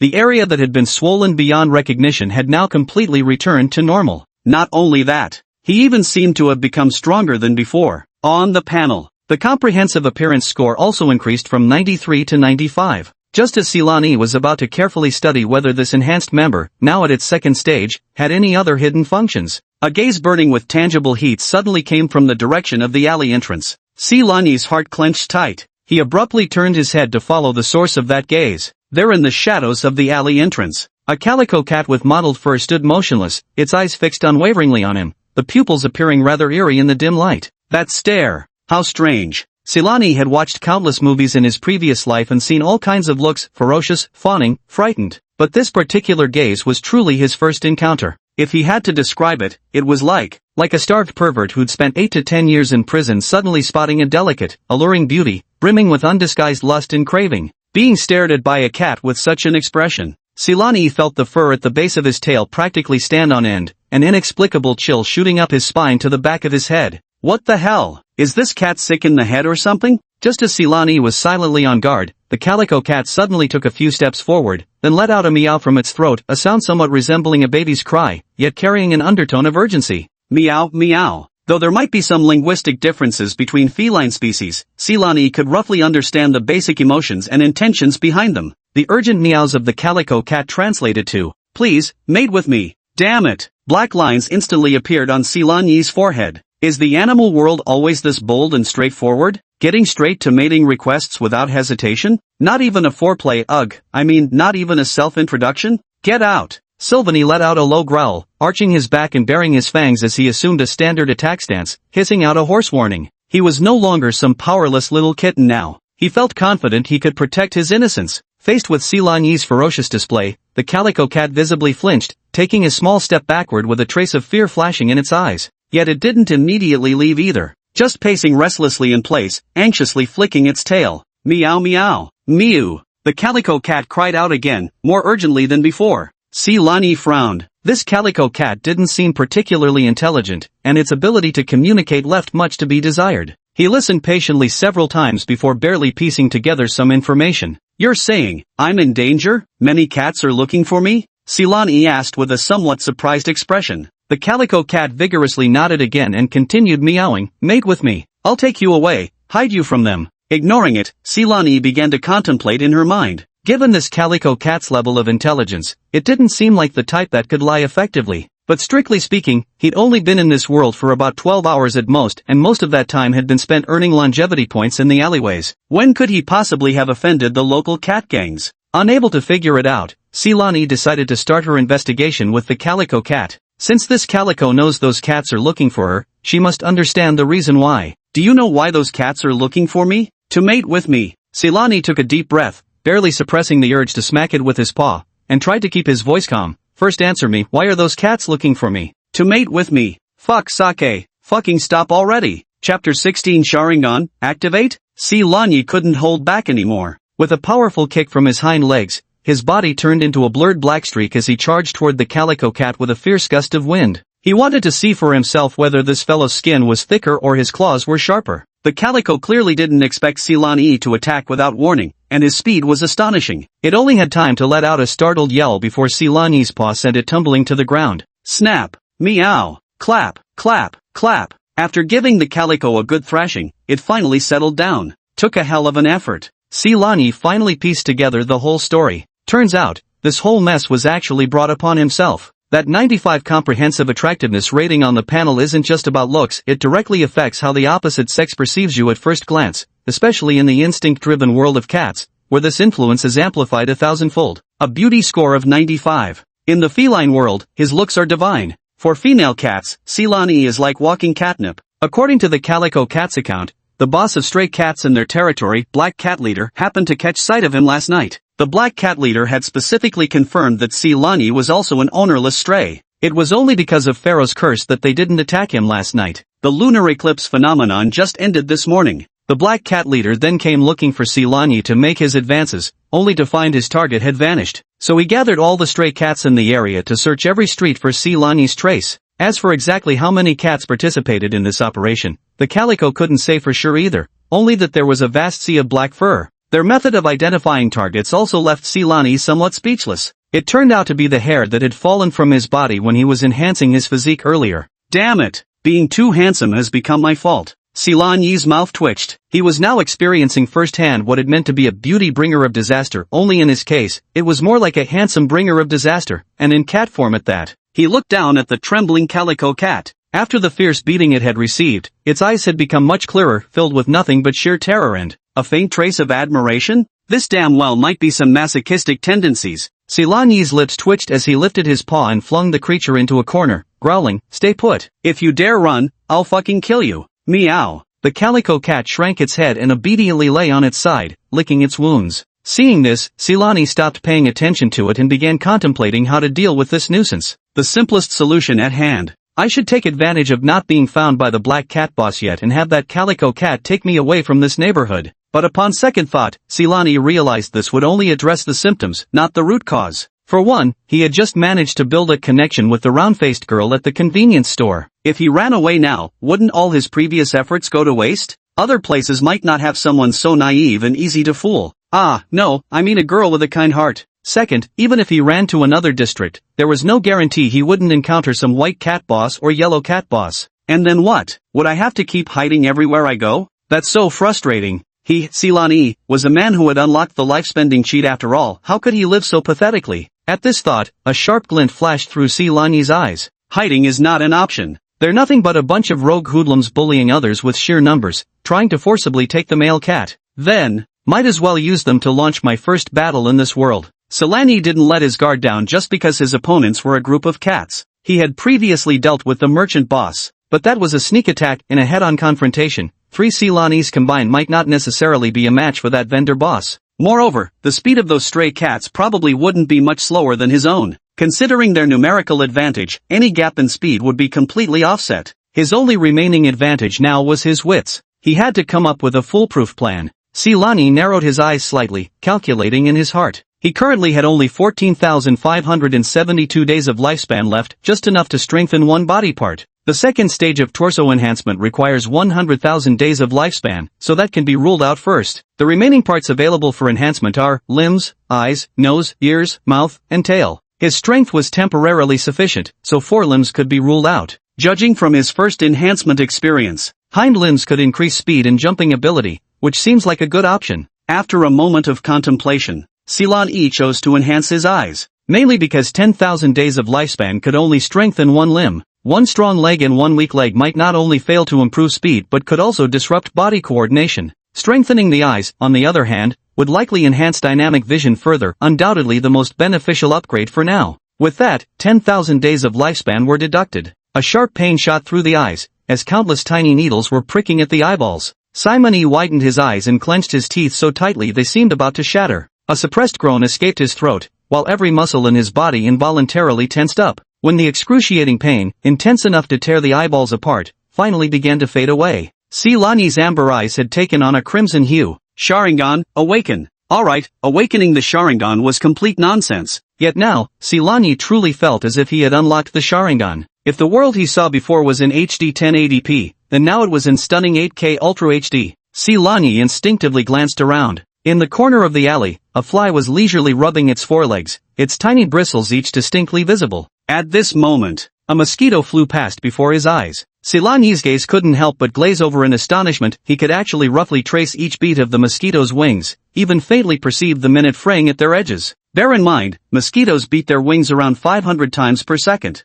This effect is downright unbelievable. Ceylani blinked his still slightly reddened eyes, his heart swelling with an indescribable excitement. Simply amazing. Without enhancement, dynamic vision could only slow down time perception by up to 3 times. After the first stage of enhancement, it reached 4 times. And now, it had improved to approximately 6 times. The most crucial part is that the dynamic visual effect can be adjusted at will with just a thought, without affecting normal movement in daily life. Nice, very nice. Ceylani nodded in satisfaction. He then glanced sideways at the calico cat still trembling in the corner and commanded in a hushed voice, "Stay put here, don't you dare run around." With that said, without waiting to see if the calico cat understood, he strode straight out of the alley. Exiting the alley, Ceylani surveyed his surroundings briefly. Finding no traces of other cats nearby, he darted swiftly across the street into another alley, hiding in a secluded corner while keeping his eyes fixed on the entrance he had just left. Not long after, a furtive figure peeked its head out from the alley's entrance. It was that calico cat. After cautiously surveying its surroundings, it began limping toward a certain direction, dragging an injured hind leg. Ceylani slightly narrowed his eyes, showing no surprise at the sight. A cat with already low intelligence, after taking such a beating, could hardly be expected to obediently stay put waiting for his return. This was precisely his intention. He deliberately gave this calico cat the chance to escape, letting it go back to deliver the message, setting the bait ready to trap the prey. He was already prepared, just waiting for the fish to take the bait. Chapter 17, Surprised or Not, Expected or Not. By the time the calico cat's figure disappeared around the street corner, only then did Ceylani emerge from his hiding spot and begin inspecting the nearby crisscrossing alleyways. Outnumbered and outmatched, you can never be too careful, must find a battlefield where dynamic visual advantages can be fully utilized. On the ground at the mouth of an alley, a rust-stained, thin metal shard was skewered into the earth, its edges curled like discarded trash carelessly tossed aside. The shard trembled faintly. The distorted, elongated reflection of the street stretched across the surface. Soon after, a tiny black dot gradually enlarged within the scene reflected by the metal shard. It's coming! At the corner where the alley met the wall, Ceylani narrowed his eyes slightly as he caught sight of the black cat's shadow through the reflection on the metal sheet. This black cat was noticeably more robust than the average stray, with a scar running across its entire face. Surprisingly, Ceylani sensed an intimidating aura emanating from it. No wonder this guy could be the boss. One glance was enough to tell this fellow had at least 100 mouse lives on his conscience. Ceylani's gaze didn't linger too long on the black cat. After a brief glance, he adjusted his position to survey the surroundings. One after another, feline figures emerged from streets and alleyways: yellow, white, calico, tabby. Rather than clustering brainlessly together, these cats fanned out with military precision, spreading around the black cat in a defensive formation. A rough count revealed the staggering number had reached over 100. Damn it! Are there too many stray cats in this world? Silani couldn't help but curse inwardly, his expression turning grave. Clearly, this number far exceeded his expectations. So many cats. Can't let them surround me. As the black cat drew closer to his position, Silani instinctively held his breath and pressed himself even lower. 5 meters,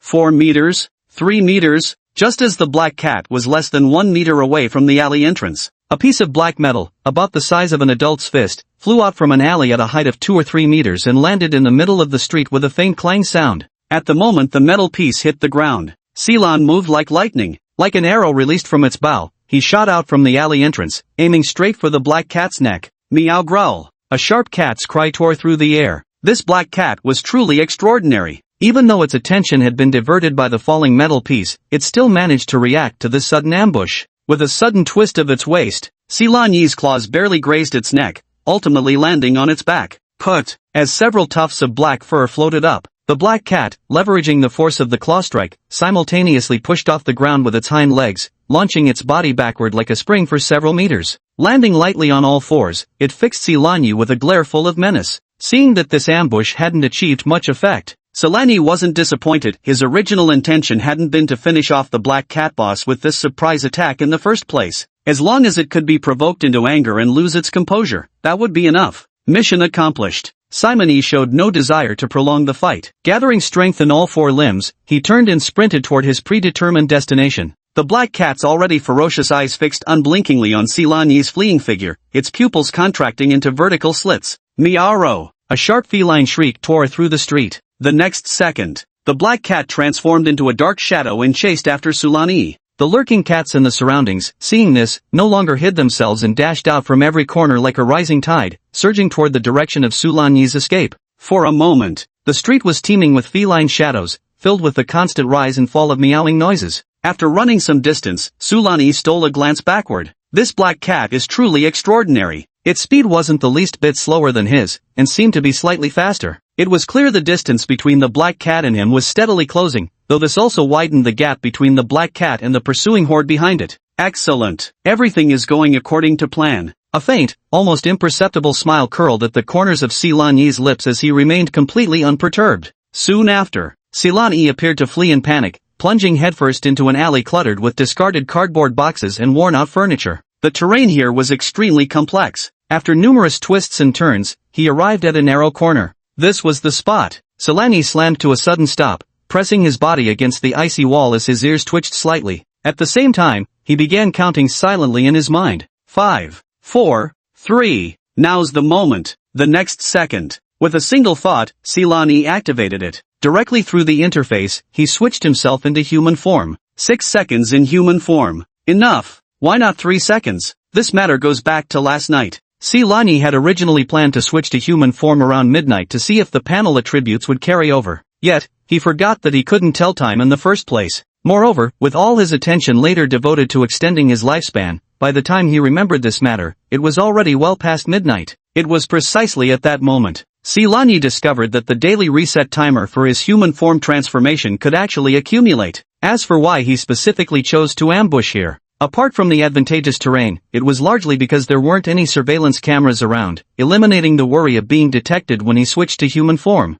No dazzling light effects, nor any exaggerated commotion. Almost at the instant the thought formed, Silanyi transformed from a tiny kitten into a handsome young man standing 185 centimeters tall. After spending so long in cat form, suddenly returning to human form feels genuinely disorienting. However, Silanyi had considered all this. Counting silently to 3 before switching forms was deliberate. This reserved 2 full seconds to adapt to bodily transformations and adjust positioning. 2. Silanyi's right leg muscles tensed instantly. The calf lifted backward, toes pressing slightly downward. 1. As the mental roar of 1 exploded within him. At the corner, a black figure suddenly appeared. With a sleek sideways drift, the black cat's forepaws left clear marks on the dusty ground. It immediately adjusted its direction and was about to charge forward. But suddenly, an enormous shadow loomed into view. What's that? For a brief moment, the black cat's mind went completely blank. It caught only a glimpse of a large bare foot rapidly enlarging in its vision. The gust raised by that soul even tousled the fur on its face. Fast. Too fast. There was no time to react, nor any way to dodge. Boom! With a dull thud, the black cat was sent flying backward in an instant.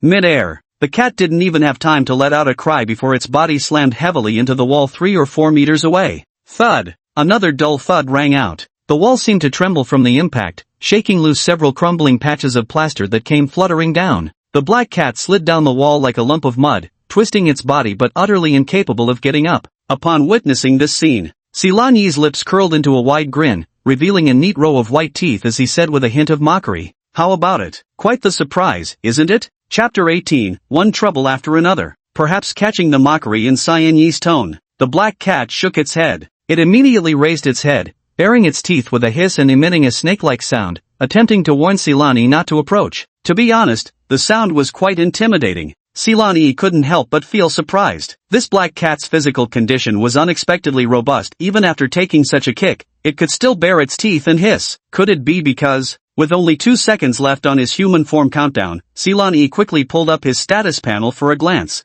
Well, it turned out his assumption was wrong. Whether its appearance or various basic physical attributes, they are all identical to the cat form. Which means that, even in human form now, his strength is only a pitiful 21 kilograms, roughly equivalent to an average human child aged 12 or 13. No, with just that little strength, he shouldn't even be able to stand up. Upon closer inspection, sure enough, there's a lightly colored numerical value next to strength, plus 60 kilograms. Silanyi understood immediately this must be the temporary attribute for maintaining basic movement when switching to human form. In that case, the problem must lie with this black cat. Although his strength had been reduced by more than half and would need to be gradually rebuilt, Silanyi felt no trace of disappointment. After all, that sprinting speed of 19 meters per second is absolutely real. 19 meters per second. What does that mean? The fastest man on Earth, Usain Bolt, whose highest instantaneous speed during a 100-meter sprint was only 12.2 meters per second. Within the realm of ordinary humans, my current speed is undoubtedly overwhelming. Of course, when considering the entire natural world, this speed can't be considered top tier. Animals like lions, wildebeests, ostriches, and springboks can all easily sprint at speeds exceeding 19 meters per second, not to mention the terrifying top speed of over 30 meters per second that cheetahs can achieve. Besides speed, what surprised Silanyi even more was, after switching to human form, the enhanced body parts retained their effects. In comparison, those minor reductions in strength meant absolutely nothing. What's more, strength is the easiest attribute to train and improve. It only takes some dedicated practice to enhance it. With this thought in mind,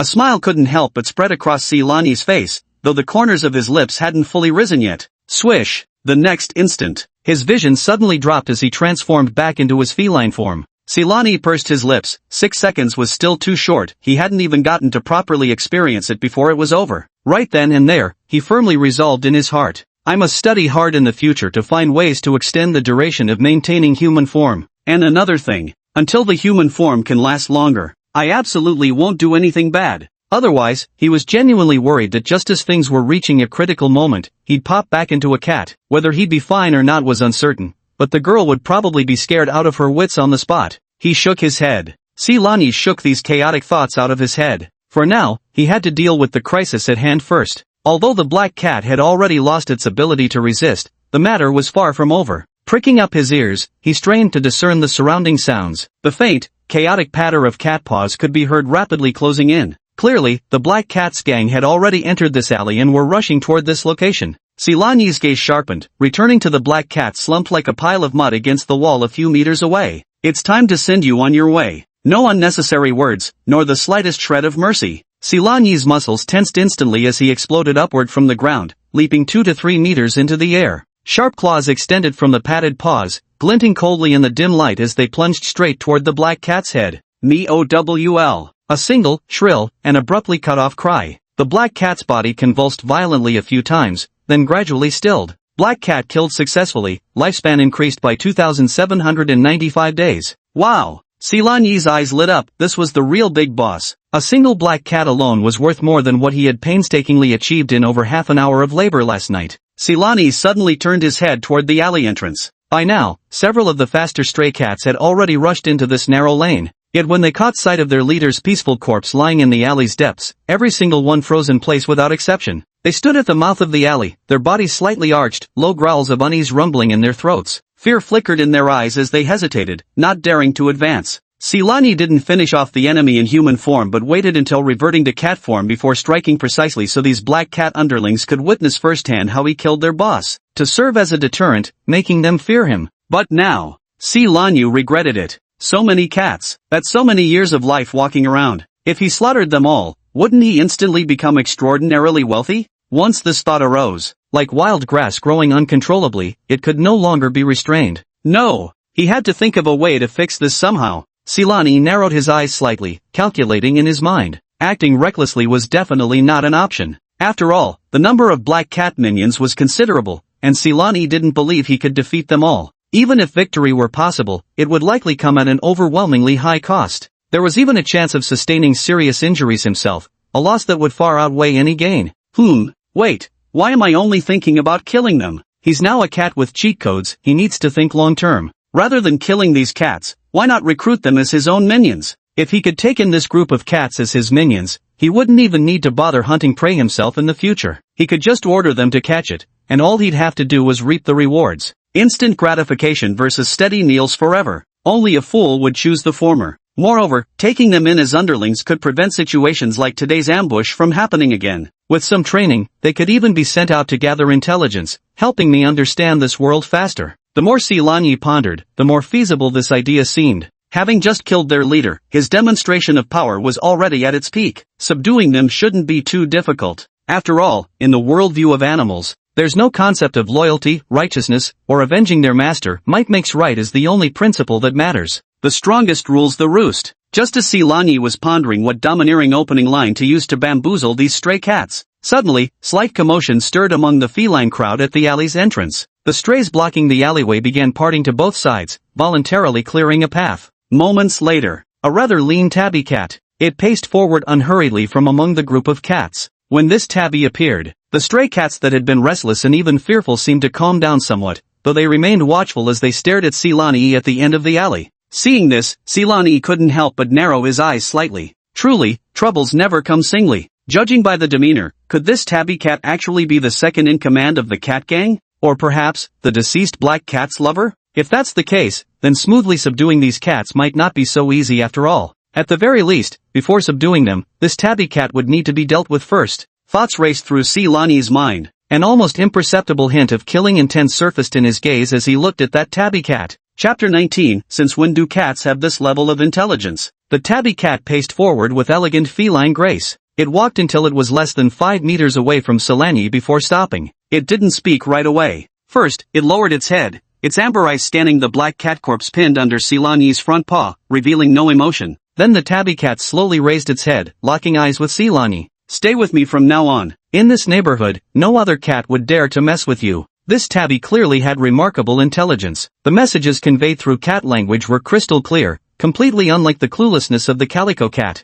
Hearing this, Silani froze momentarily. Wow! He hadn't even begun his recruitment speech, yet the other party had already extended an olive branch to him first. Seeing Silani not immediately respond, the tabby cat's slightly hoarse voice sounded again. Don't worry, I'm male, I don't have any other intentions toward you. You don't need to worry, I'll force you to do anything you don't want to, unlike the Black King. Besides, the tabby cat suddenly shifted tones, dangling an even more tempting offer. We're from the same lineage. If you're willing, I could treat you as my own younger brother. From now on, any female cat on this block that catches your eye, she's yours. As these words were spoken, at the entrance of the alleyway, there seemed to be slight stir among the stray cats, but it was quickly suppressed. Silani widened his eyes in disbelief. Damn! What kind of outrageous nonsense was this? He had to admit, the worldview of cats might be more straightforward, but was it really appropriate to casually promise benefits so unabashedly? The corner of Silani's mouth twitched as he reflexively retorted. A sister-in-law works too? The words left his mouth. Silani himself wanted to slap his own face.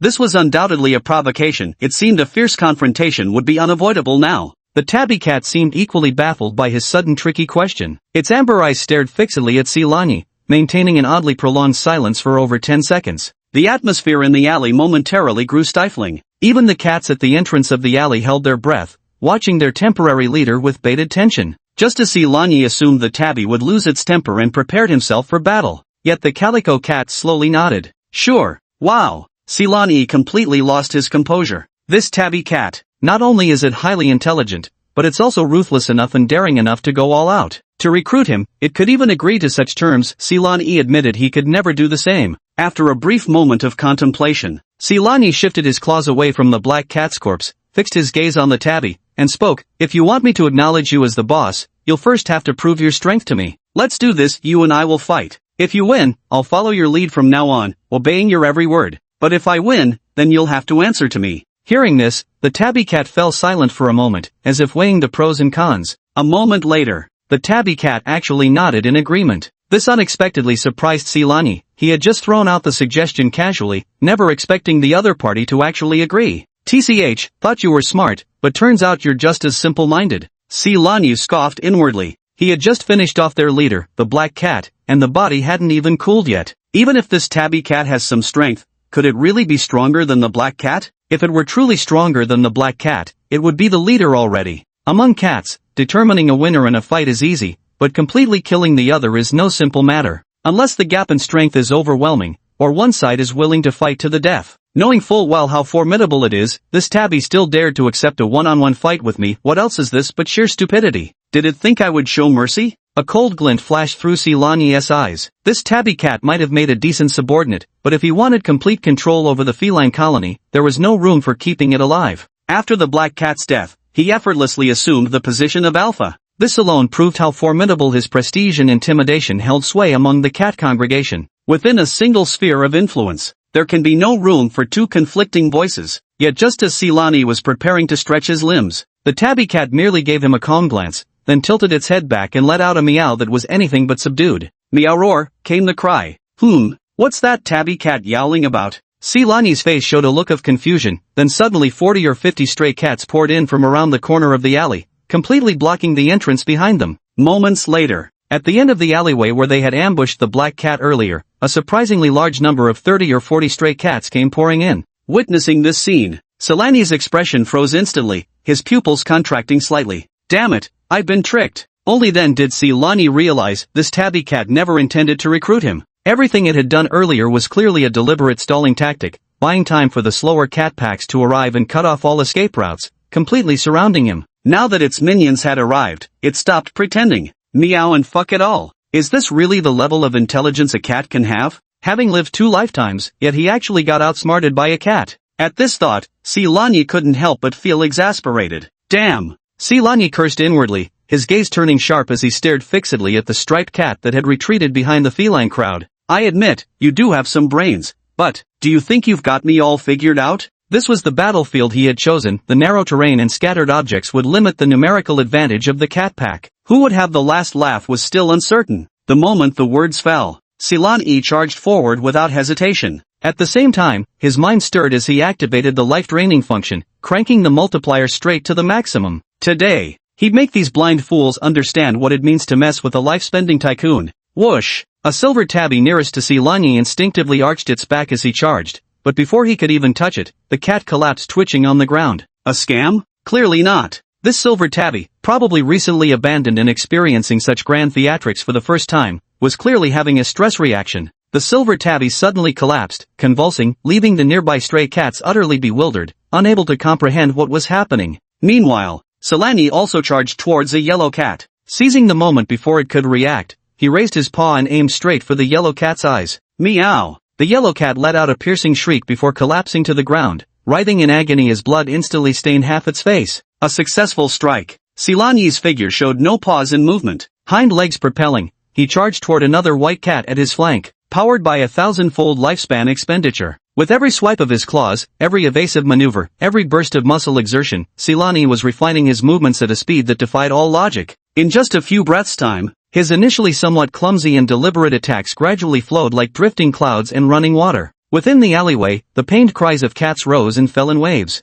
Ordinary cats might just bite and scratch randomly in a fight, but Silani's every attack is aimed at the eyes, throat, lower abdomen, and even the family jewels. Not seeking a lethal blow, just ensuring the opponent loses their fighting ability in the shortest time possible. However, even the mightiest cat fears being outnumbered, as 2 fists are no match for 4 hands. The number of cats has simply grown too large. In mere seconds, Silani had already knocked out 7 or 8 cats, but wounds began to appear on his own body as well, especially after seeing blood. The smell of blood further roused the ferocity of these stray cats. From initial timidity to fearless determination, he even resorted to trading injuries, enduring severe wounds from Sulani just to leave a few claw marks on him. As time passed, Sulani's strength was rapidly draining, his wounds multiplying with each passing moment until his fur was nearly soaked through with blood. Wheeze, wheeze. Sulani gasped heavily for breath. The pungent, warm liquid trickling down his forehead gradually blurred his vision. He shook his head, flinging away the blood obscuring his vision. With great effort, Sulani surveyed his surroundings. Of the 100-strong cat horde, scarcely 20 remained standing. Damn, am I really going to bite the dust here today? Chapter 20, sooner or later, I'll settle today's score with interest. Am I really going to bite the dust here today? Sulani could feel that his body was reaching its absolute limit. His limbs felt as heavy as if they were filled with lead. If not for the sheer willpower burning in his heart, he doubted he could even manage to stand upright now.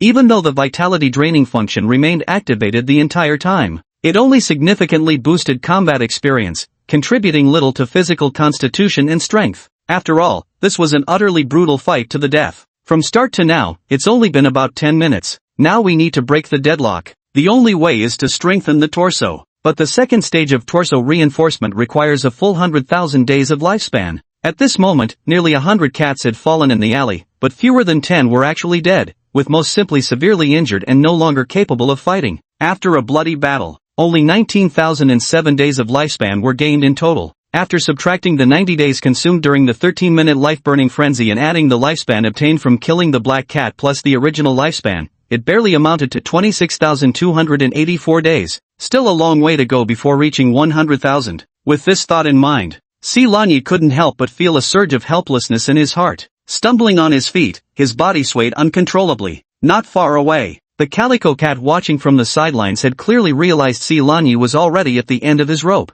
It slowly took a step forward, approaching Sulani with the demeanor of a victor. You're strong. The tabby cat stopped about 3 meters away from Sulani. For the first time, a hint of complex emotion appeared in those amber eyes, something between admiration and regret. Unfortunately, it's precisely because you're too strong that I can't let you stay. The tabby cat shook its head, its feline features twisting into a strangely human-like mocking smile. Didn't you want to see your sister-in-law? I'll send you down to meet her right now. Before the words had fully left his mouth, the tabby cat's hind legs suddenly bent, clearly preparing to personally dispatch Sulani to meet its already cold, lifeless black cat wife. At this critical moment, outside the alley, suddenly came a clamor of hurried footsteps, interspersed with a few indistinct curses. The tabby cat froze mid-movement, its ears immediately pricking up in alert. The dozen or so stray cats still able to stand all turned their heads toward the sound, gazing down the alley outside. Seeing this, Sulani's unfocused eyes suddenly lit up. Opportunity. This was his only chance. Without a moment's hesitation, nor even time to ponder the source of that voice, Sulani drained the last ounce of strength from his body, deliberately letting out a hoarse roar as he lunged fiercely toward the tabby cat.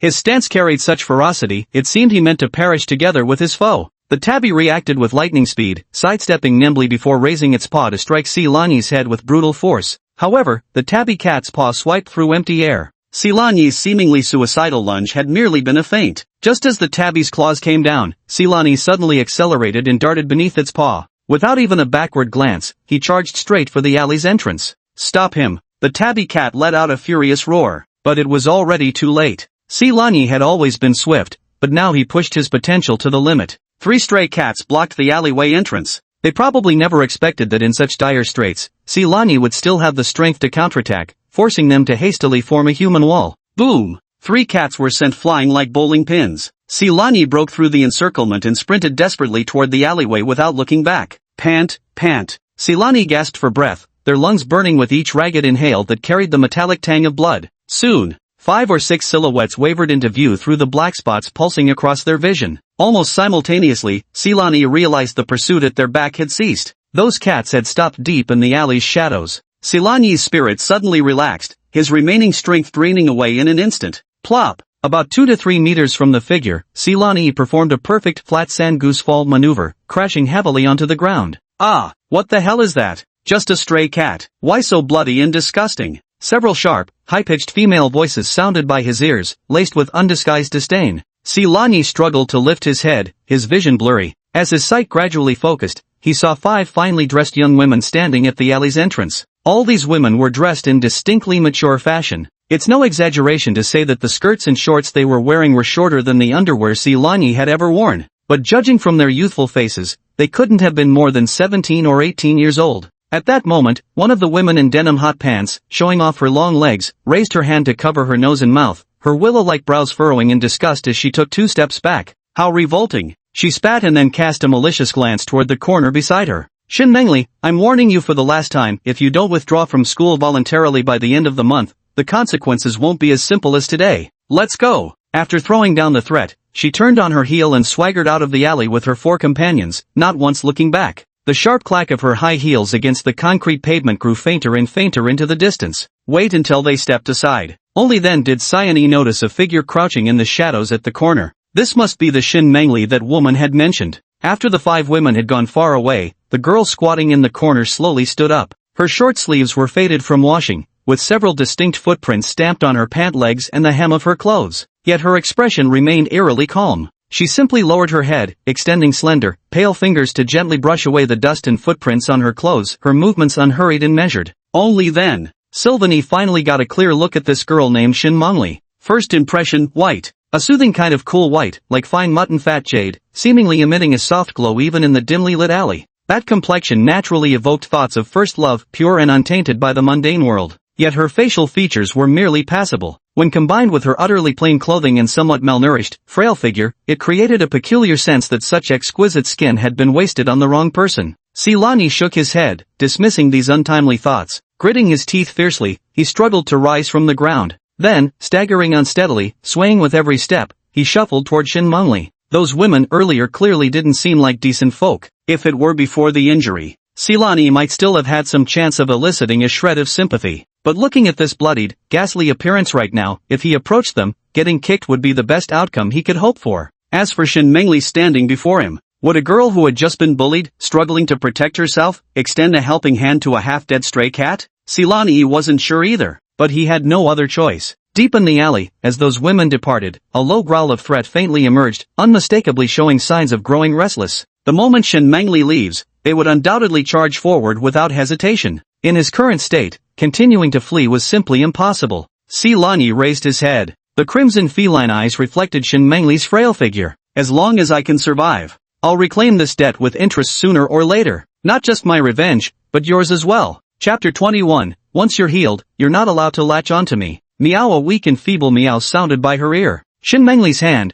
which had been patting the hem of her clothes, paused slightly before resuming its previous motion as if she hadn't heard anything. Her gaze didn't even flicker toward Silani's direction. Dragging his battered body, Silani had inched his way to within a meter of her. She couldn't have not seen it. But merely keeping herself alive was already a struggle. She truly had no capacity left to bear the weight of another life. Silani's heart sank bit by bit. The last flicker of light in her eyes began to dim. Just as he thought the last glimmer of hope was about to vanish completely, Shin Mengli's motion of brushing her clothes suddenly halted. She stared blankly at the faint footprint on her hem, her long eyelashes trembling slightly. Then, she raised her head. He cast a glance into the depths of the alley, then lowered his gaze to Silani, who was lying limp on the ground. Within those pure and bright eyes, there seemed to be a hint of indescribable complexity, like pity, yet also resembling. From this wretched cat, he caught a glimpse of a kindred spirit, someone equally broken. Shin Mengli let out a long, melancholic sigh. Ah! A faint spark reignited in Silani's dim, lifeless eyes.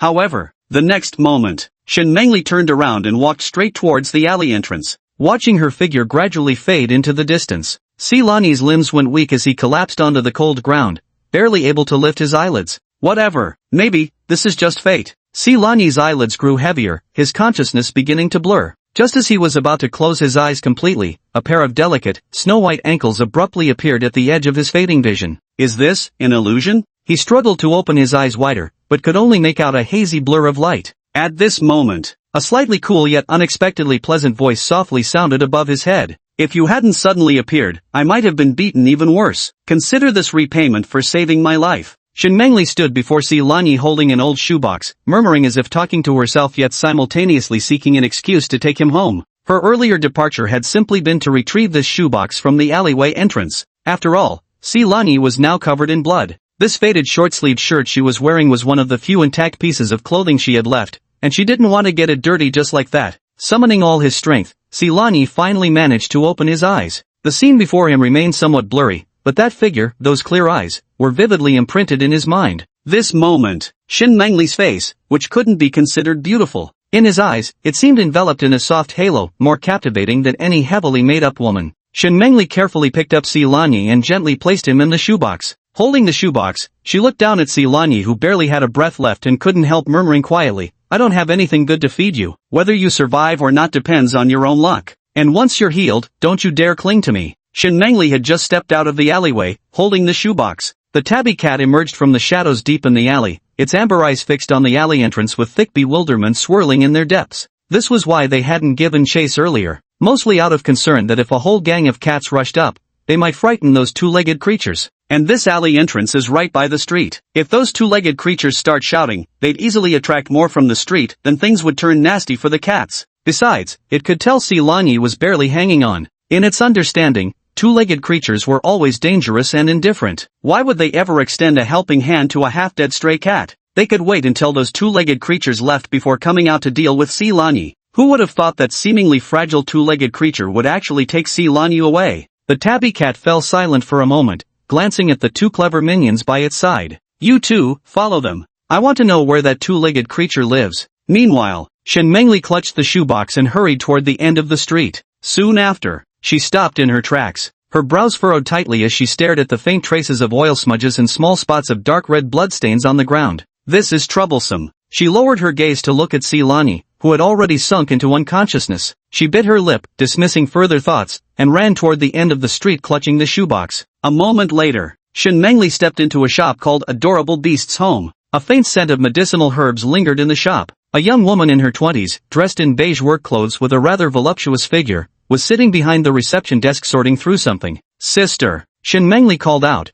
carefully holding up the shoebox in her arms. "Take a look at him. Is there still any hope?" The receptionist beauty lifted her head at the sound, her gaze falling upon the shoebox. When she saw Simony covered in blood inside the shoebox, her brows instinctively furrowed tightly. How did he get so badly injured? Putting down what she was holding, she took the shoebox, a note of surprise in her voice. "Is this your contracted beast?" Shen Mengli quickly shook her head. "No, it's a stray cat I just found in the alley." Hearing the word stray cat, the receptionist's beautiful face showed a visible flicker of surprise. She sized up Shen Mengli with a few glances, her gaze lingering momentarily on the slightly faded short sleeves and pants. After a brief hesitation, the receptionist leaned forward slightly and lowered her voice. "Little girl, the treatment here isn't cheap. Are you sure you want to save this stray cat?" Shen Mengli's hand at her side unconsciously clenched the hem of her clothes, her fingertips turning slightly white. "About how many time crystals will it cost?" The receptionist looked at her like this and sighed inwardly. She pointed at Si Lanyi in the shoebox and shook her head helplessly, looking at his injuries.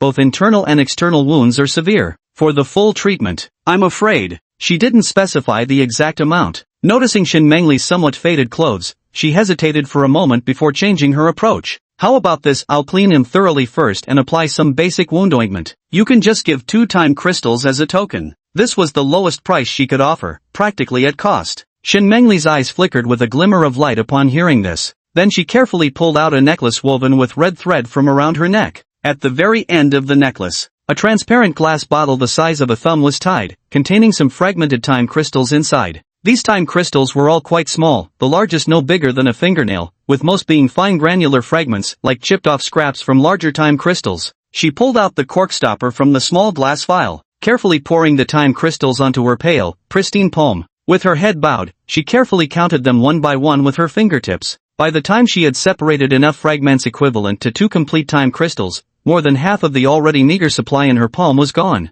What remained in the bottle was pitifully few. In other words, her entire fortune amounted to roughly 4 time crystals at most. The receptionist beauty watched this scene and couldn't help but shake her head with a soft sigh. She reached out her hand, bypassing the carefully counted pile Shen Mengli had prepared, and instead poured out a single pill from the glass bottle. "Just this one will do." A gentle smile appeared on her face. "Keep the rest for yourself. The kitten needs nutrition to recover too." Shen Mengli was taken aback for a moment, lifting her gaze to look at the receptionist beauty. Without saying another word, she simply resealed the glass bottle, hung it back around her neck, then bowed deeply to the woman at the front desk. "Thank you, sister." Chapter 22, I've gotten stronger, and also balder. Silani felt as though he was soaking in a hot spring. A warm, cozy comfort permeated every inch of his limbs. The wounds that had been burning with pain now only tingled faintly with numbness.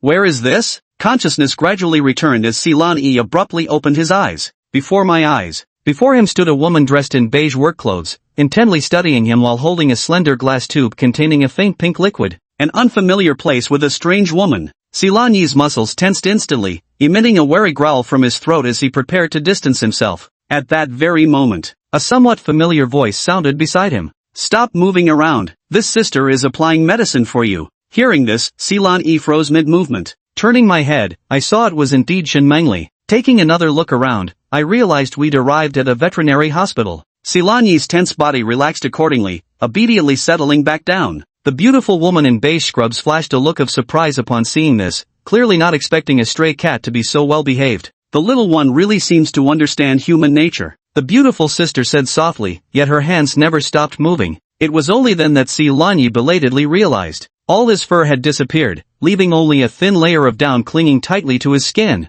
Damn! With this bald head, how am I supposed to hit on girls now? Looking like this, even the round-faced girl at the convenience store probably wouldn't recognize him. Silanyi was on the verge of tears. It felt like being drunk and then stripped naked before being thrown onto a bed. Still, he could understand this was necessary for dressing the wound and applying medication. He just needed a moment to process it. "Alright, make sure it doesn't get wet for the next week. Keep the wound dry and clean." The beautiful elder sister set down the medicine bottle in her hand. Then she picked up a sterile cloth and gently wiped away the excess medicinal liquid from Silanyi's body. While wiping, she inquired of Shin Mengli, "Little sister, judging by your age, you should be about to awaken your spirit pattern soon, right?" Shin Mengli nodded, a flash of confusion passing through her eyes as she wondered why the other had suddenly brought up this topic. As if sensing her puzzlement, the beautiful older sister explained. "It might not be an ordinary stray cat. As you can probably see, it possesses high intelligence, and its wounds are healing remarkably fast, even quicker than some low-tier contract beasts. If you awaken a beast tamer talent from your spiritual runes,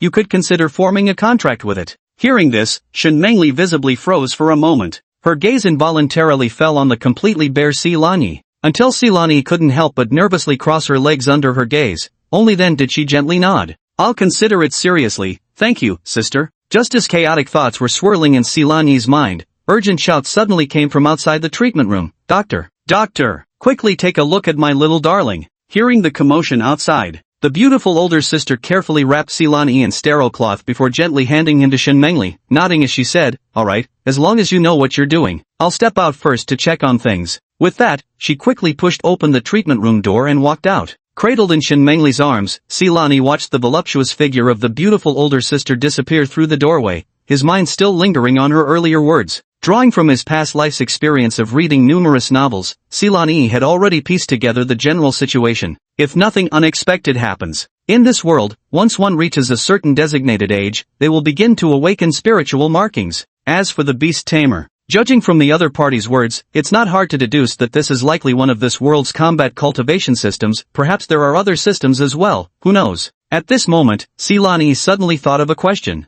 When switching to human form, did he have spirit markings on the back of his hands? This was something he hadn't paid attention to before. If there were no spirit markings, could he still awaken? The spiritual patterns didn't matter much. What really caught Silanyi's attention was how awakening them could grant other abilities. After this life and death experience, Silanyi became desperately eager to enhance his power. He truly never wanted to feel that helplessness again, that bitter sense of having no control over his own fate, forced to pin all hope on others. Therefore, Siklami would never let slip any opportunity to enhance his strength. Once the human form duration resets, we'll switch and verify it. He kept this matter firmly in mind. Moments later, Silanyi summoned the attribute panel for a quick glance. Just one glance. Silanyi was startled, cursing inwardly. Holy crap, why is the lifespan consumption feature still on? Silanyi hastily deactivated the lifespan consumption feature with his mind, feeling a wave of lingering fear. You must understand, he activated a 1,000-fold life drain, causing his lifespan to burn at 10,000 times the normal rate.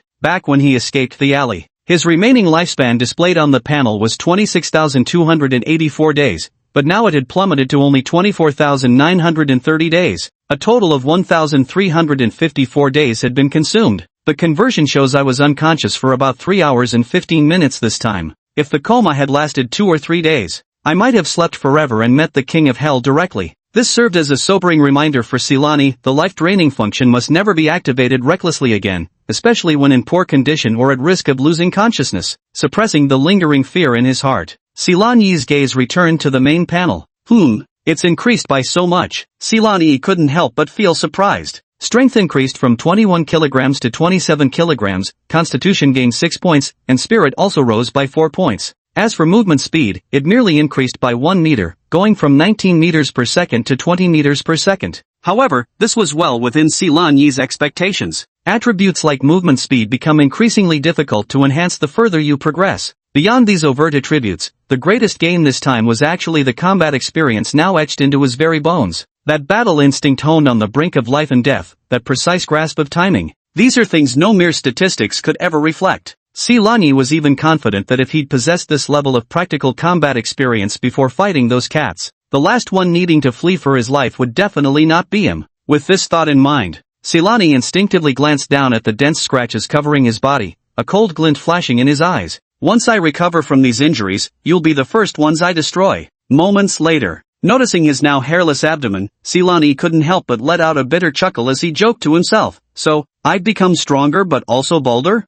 As Silan Yi pondered, Shin Mengli had already carried him out of the pet shop and onto the bustling street outside. Only then did Silan Yi truly witness this world's prosperity. Beyond the sleek, futuristic sports cars lining the streets, even more flying objects resembling UFOs darted through designated aerial routes above, silent as a whisper, leaving only streaks of dazzling light trails in its wake. In the distance, towering buildings of varied shapes pierced the clouds, their surfaces flowing with dynamic advertising light displays. A riot of colors, so blindingly brilliant it mesmerizes the senses. Holy cow, this level of technology must be at least 500 years ahead of Earth's, right? Silan Yi was secretly astonished, his eyes filled with amazement. Just as he was about to close the panel and properly admire this cyberpunk-like futuristic city, but out of the corner of his eye, he caught sight of a certain value displayed in the upper right corner of the panel, causing his eyes to widen in shock. Chapter 23, So White. What a huge sandstorm rat. Top right corner of the panel. Beneath the button representing the form switch,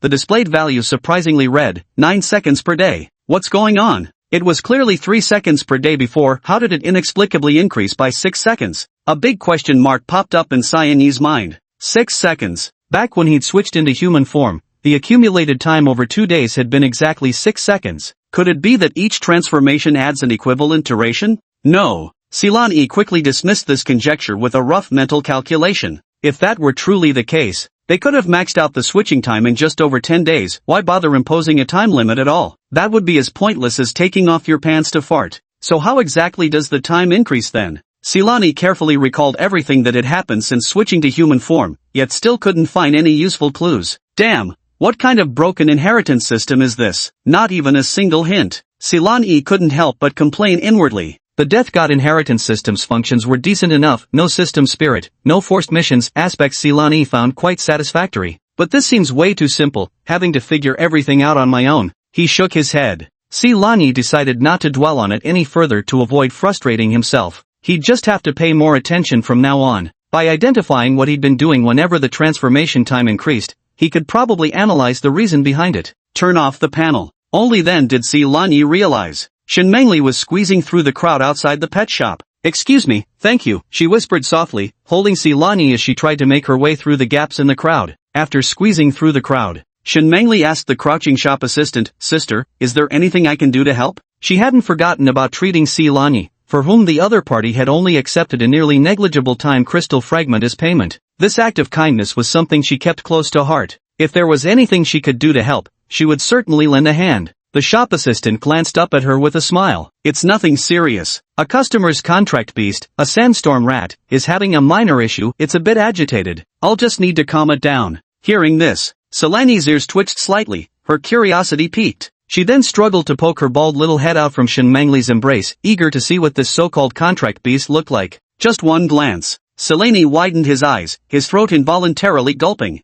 So white. Ugh, I mean so huge a rat. Right in front of the beautiful shop assistant lay an enormous rat. I don't know what's going on somehow. Silan Yi felt like his eyes had developed a mind of their own, constantly drifting involuntarily toward the lower left corner, as if pulled by some magnetic force. With great effort, Silan Yi finally managed to tear his gaze away and refocus on that enormous rat. The mouse was covered in short brown fur all over its body, with a length close to 1 meter, weighing an estimated 40 to 50 pounds. As he observed, Silan Yi's gaze gradually grew peculiar. This thing. Why did it look more and more like an oversized marmot? However, since it was called a sandstorm mouse, it probably possessed some special abilities. There wasn't much time given to see Lanyi for observation. The attractive female clerk quickly stood up, wearing a professional smile. "Sorry everyone, please make way and don't interfere with our normal business operations." With that, she nodded slightly at Shen Mengli before leading the sandstorm rat back into the store. Holding Si Lanyi, Shen Mengli waited in place for a short while. Seeing there truly wasn't anything requiring her assistance in the shop,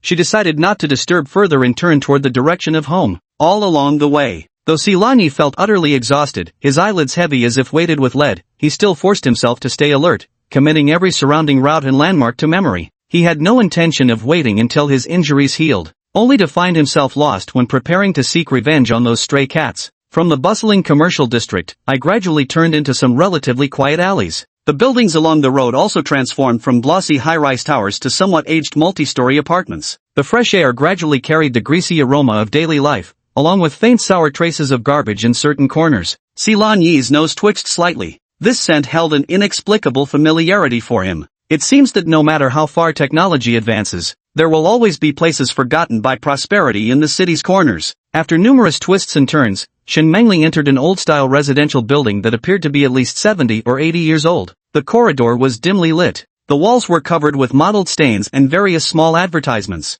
Si Lanyi gave them a quick glance. He even spotted one of those reward for childbearing ads. Were it not for being held in Shen Mengli's arms, Si Lanyi might have thought he had returned to Earth. Soon, Shen Mengli stopped on the third floor. Instead of rushing to open the door, she whispered to Si Lanyi at the entrance, "There's an old hag living here. Try not to make any noise at home, and don't pay her any attention, understand?" Old hag? A flicker of puzzlement flashed through Su Lanyi's eyes, but he nodded nonetheless. Noticing this, Shen Mengli's face broke into a smile as she reached up to touzle Su Lanyi's hair. Creak! As the door swung open, Su Lanyi peeked out from Shen Mengli's embrace, curiously surveying the place that was soon to become his new home. After all, before his injuries healed and he regained sufficient self-protection abilities, he'd likely be staying here for quite some time. To Si Lanyi's surprise, though the apartment wasn't large, estimated at just 60 to 70 square meters with a standard 2-bedroom, 1 living room layout, the interior decoration was quite impressive. Light-colored wooden floors, minimalist yet stylish furniture, and notably, a sizable LCD television mounted on the living room wall. By all appearances, it looked like an affluent and well-off middle-class family.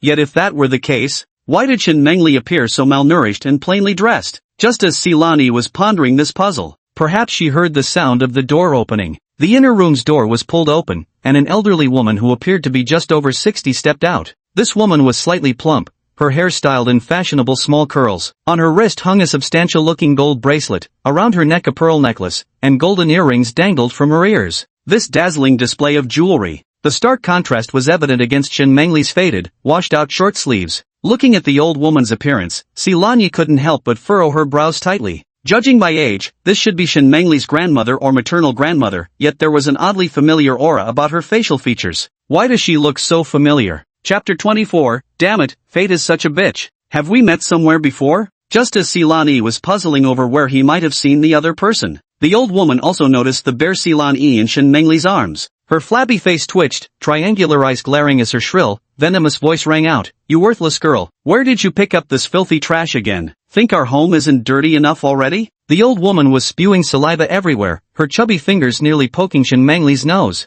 "Picking up trash is bad enough, but now you're bringing this filthy stuff home too. Just looking at it brings bad luck." As the old woman's foul-mouthed insults filled the air, Si Lanyi's brows knitted tightly together. Is this damn woman really Shen Mengli's grandmother? Biological daughter? He looked up at Shen Mengli, whose expression was oddly calm, as though she was completely accustomed to such situations. She didn't even frown. For some reason, Si Lanyi felt an inexplicable pang of pity in his heart. Bullied at school, then coming home to face such a vicious shrew. How oppressive this life must be. "I'll raise him myself." Shen Mengli's voice wasn't loud. After dropping these words, she hugged Si Lanyi directly and walked straight to her room. Bang! The door closed, shutting out the old woman's vulgar curses from beyond the door. The room wasn't large, and its furnishings were exceedingly simple. A single bed and an old desk with a chair composed its entire contents. Shen Mengli walked to the bed, bent down, and pulled out a slightly worn cardboard box from beneath it. This is the box where she keeps her clothes. Si Lanyi craned his neck to take a peek inside the box. There lay pitifully few pieces of clothing. There were only about 2 or 3 neatly folded sets of summer school uniforms and casual outfits left, while the rest were obviously much smaller, their fabric washed pale and thin, resembling old clothes that had been worn for years. Shin Mengli retrieved the few sets of clothes that were still wearable and placed them on the bed. After some thought, she picked out a few relatively clean and soft pieces from those obviously too small old clothes and carefully laid them at the bottom of the cardboard box. She patted the neatly arranged box. With a faint yet gentle smile on her face, she softly said to Silani, "This will be your home from now on." Silani looked at her, his heart filled with mixed emotions. At that very moment, knock, knock, knock. A sudden, violent pounding erupted at the door, followed immediately by the enraged roar of a man. "Shan Mengli, you worthless bitch, get the hell out here. God damn it, can't even handle a simple fucking task. You got me fined a full 500 time crystals. If you don't explain yourself properly today, I swear I'll beat you to death." The furious shouting outside the door continued unabated. Shin Mengli furrowed her brows slightly, her eyes flashing with a hint of barely perceptible weariness and irritation. Silani listened to the somewhat familiar voice, his own eyebrows drawing together tightly in response. That voice. Holy shit, could it really be such a coincidence? Silani suddenly remembered the breakfast vendor from this morning. No wonder he felt the old woman's face looked familiar just now, especially those sly, narrow eyes and that mean, pinched expression as if they were cast from the same mold. But didn't those two enforcers mention a fine of 100 time crystals? Seeing Shin Mengli stand up, it seemed she intended to go open the door. Silani inwardly cursed in alarm and, almost reflexively, instantly ducked under the bed. It wasn't that he was scared. In his current condition, even if discovered, escaping wouldn't be difficult given his size advantage. But if the man pounding on the door truly was the vendor from this morning, who might recognize him and consequently realize Shin Mengli brought him home, then Shin Mengli would likely be implicated, needlessly dragged into trouble. The moment the door was flung open, a burly man barged in, his face contorted with rage as he jabbed a finger at Shin Mengli's nose and began hurling curses. "You little slut! I told you to clean up the mess. Where the hell have you been crawling around?" Hidden beneath the bed, Silani, peeking out half a face through the crack, he took a careful look. Just as I thought. Wasn't this guy the breakfast stall owner he had dealt with this morning? Such filthy language. Looks like this morning's lesson wasn't harsh enough. Once my injury heals, I must make it a habit to frequent his breakfast stall. However, what brings him here? Could it be that he's Shin Mengli's father? No, that's not right. Silani quickly recalled certain details from this morning. When that furious vendor boss was cursing at him, it seemed he'd said something like, "If I don't kill that bastard, I won't go by Nye anymore." Yet Shin Mengli's surname was Shin. The two weren't even from the same family. Surely Shin Mengli couldn't have taken her mother's surname, could she? Besides, this fat pig surnamed Nye in front of me, reeking of banditry from head to toe, how could he possibly have sired a daughter as sweet and obedient as Shin Mengli? Silani inwardly shook his head repeatedly. He wouldn't believe these two were blood-related even if beaten to death. At that moment, the old woman followed from the living room as well. Frowning, she reached out to pull the man back, her tone laced with impatience. "What are you shouting about? Explain what's going on first." "Sis, it's not like I'm picking a fight on purpose today."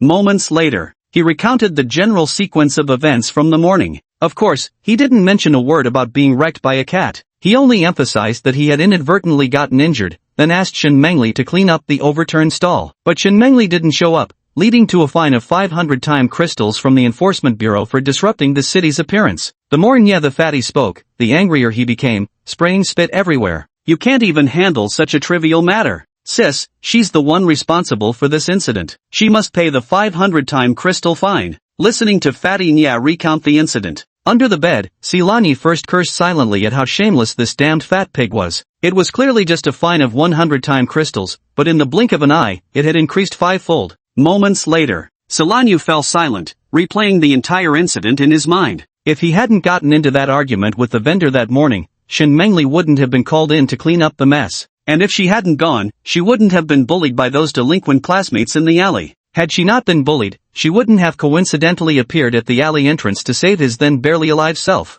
Destiny is really such a... Screw this. Silani didn't have much time to lament fate's coincidences and uncertainties. Frowning with worry, he pondered how to solve the trouble before him. After all, he couldn't always let Shin Mengli shoulder everything for him. At that very moment, the old woman, who had been silent all this time, unexpectedly waved her hand dismissively, her tone tinged with impatience. "Enough, enough. I thought it was something serious, just 500 time crystals, isn't it? I'll give it to you." With that, the old woman grabbed Nye Feiju and turned towards the living room. Silani watched in dazed confusion. What was going on? This old woman had been so vicious and abusive toward Shin Mengli, hurling all sorts of insults. Why was she being so agreeable now? Could it be? Was she actually kind-hearted beneath that sharp tongue? Just bad at expressing herself? Just as this thought arose in Silani's mind, the old woman turned back and stepped into the room again. Chapter 25, Such a fine back, what a shame not to put cupping glasses on it. 500 time crystals have been recorded on your tab. When you awaken your spirit pattern, you'll pay me back with interest. Any objections? Upon hearing the old woman's words, Silani sighed inwardly, admitting he jumped to conclusions too quickly. Sharp tongue but a soft heart? It doesn't exist. That damned old hag and that fat Inya were absolutely siblings, no two ways about it, their scheming sharper than anyone's. Shinmengli, however, showed no surprise at the old woman's words, as if she'd anticipated this all along. With calm composure, she replied, "Fine. If there's nothing else, you may leave now." The old woman clearly hadn't expected to see any other expression on Shinmengli's face. She looked as if she'd swallowed a fly, glaring viciously at Shinmengli with her beady eyes before turning and stomping out of the room. Bang! Came a sudden sound. The door slammed shut with such force that the walls seemed to tremble. Seeing this, Silani couldn't help but let out a relieved sigh. Though he still didn't know how much lifespan the time crystal was worth, any problem solvable with lifespan simply wasn't a real problem. The real fear was Nya the fat pig refusing to back down and actually laying hands on Shinmengli. His current human transformation lasts pitifully short, still incapable of speech, with severely limited functionality. If it really comes to a fight, he definitely couldn't just stand by and watch. But what happens after that? Shinmengli would probably face even greater troubles. Silani crawled out from under the bed, his gaze settling on Shinmengli's frail figure retreating into the distance. What's the relationship between this girl and that extraordinary pair of siblings? Too little useful information. No matter how clever Simon E might be, even he couldn't analyze any further clues. Shaking his head helplessly, Simon E walked up to Shinmengli's feet and gently rubbed his head against her pant leg. He could only comfort this heartbreaking girl in this way now. Meow. A soft meow echoed through the room, carrying a soothing tone. Shinmengli slowly crouched down, extending her slim white fingers to gently ruffle Silani's hair. "Little one, are you hungry?" Silani shook his head, his dark crimson cat eyes fixed unblinkingly on her. Seeing this, Shinmengli couldn't help but show a faint smile. Moments later, as if recalling something, her smile faded slightly, and with a hint of hesitation, she said softly, "Mimi, I still need to go to the martial academy later and can't take you with me. Can you rest quietly in the room by yourself?" "Mimi?" Silani's lips twitched uncontrollably. The nickname felt rather odd, it kept reminding him of what he'd seen outside the beast sanctuary earlier. As for going to the martial academy, Silani was actually quite eager to tag along. Who knows, he might learn more about this world's cultivation system. But for now, his injuries haven't healed yet. Rushing to follow her would only cause her trouble. It seems he'll have to wait until fully recovered before finding a chance to secretly follow and investigate. Thinking this, Silani obediently nodded. Looking at the kitten by her feet with its clear, almost all-seeing gaze, Shinmengli felt she wasn't quite so alone anymore. At least now she had a companion, one that couldn't speak, yet brought her a little warmth. "I'll bring you something delicious tonight." Shinmengli gently ruffled Silani's head once more, her voice noticeably brighter than before. Soon, the room fell quiet. Silani yawned, tears welling up in the corners of his eyes from exhaustion. From last night until now, apart from those 3+ hours of unconsciousness, he had hardly gotten any proper sleep. Now he finally relaxed. A wave of intense exhaustion surged over me like a tidal wave. Silani walked over to the cardboard cat bed Shinmengli had prepared for him. With a light leap, he nimbly jumped inside. The cushion made of old clothes was fairly soft, carrying a faint scent of soapberry that resembled Shinmengli's fragrance. Silani adjusted into a comfortable position. He had barely lain down for a few seconds. A soft snoring sound soon echoed through this humble yet quiet little room. This nap. Silani slept deeply and for a long time. When he groggily opened his eyes, his whole body felt indescribably refreshed. Silani shook his head and poked it out from the cardboard cat bed, looking towards the window to gauge how long he'd slept by the light outside. Outside the window, the last traces of sunset had long since faded away. However, Silani's attention wasn't focused there, but rather drawn to a figure standing by the window with its back turned to him. She wore a simple white camisole that had slipped carelessly down to her waist, unreservedly revealing the slender yet supple curve of her back to Silani's gaze. That skin, fair as the finest mutton fat jade, bathed in the faint glow from the window, it shimmered with a subtle halo of light. Jet black hair cascaded unrestrained like a waterfall, falling in silken waves across her bare back. With each passing breeze, the strands danced lightly, whispering untold secrets to the night. The entire scene was so beautiful it seemed almost unreal. Tranquil, hazy, carrying a touch of a maiden's unique sweetness tinged with faint melancholy. Moderator bro, this is already censored. Nothing inappropriate showing, this should definitely pass now, right? Silani felt his heart, as if suddenly gripped by an invisible hand, then uncontrollably pounding with a thump intensity. So beautiful. Such a stunning back, what a shame not to use it for cupping therapy. Silani quickly shook his head, forcing that vulgar thought out of his mind as his gaze settled once more on that retreating figure. Judging by the scene, Shin Mengli must have just finished her bath. So, what exactly did I miss? Silani never considered himself the type to be rooted to the spot at the sight of a beautiful woman. After all, in his past life on Earth, from meticulously crafted works of art in high-end clubs to wildly charming wild roses in back alleys, what kind of offering hadn't he sampled? But now, he could swear. His heart, which in his past life had grown immune to all sorts of beauties and temptations, seemed to falter at this moment. Perhaps because he was staring too intently, Silani unconsciously leaned forward slightly. Click! Silani climbed over the not-too-high edge of the cardboard box. The movement wasn't loud, yet in the silent room, it sounded startlingly clear. By the window, Shin Mengli was visibly startled by this sudden noise. She gave a slight tremble, then in a fluster quickly pressed something onto her face before pulling up the slipped spaghetti strap to cover that suggestive expanse of snowy white skin. This done, Shin Mengli finally turned around. Seeing that it was Silani who had made the noise, she visibly relaxed and said with a faint smile, "Mimi, you're awake. Come see if the food I prepared suits your taste." As she spoke, she walked over to the desk. Picking up a white disposable lunchbox from the table, she opened it and placed it before Silani. Yet Silani didn't lower his gaze to look at the container. His unblinking eyes remained fixed on Shin Mengli's face. Just now, he had seen everything quite clearly. Shin Mengli, in her panic, swiftly pressed something onto her face. The movement was incredibly quick, almost an instinctive reaction.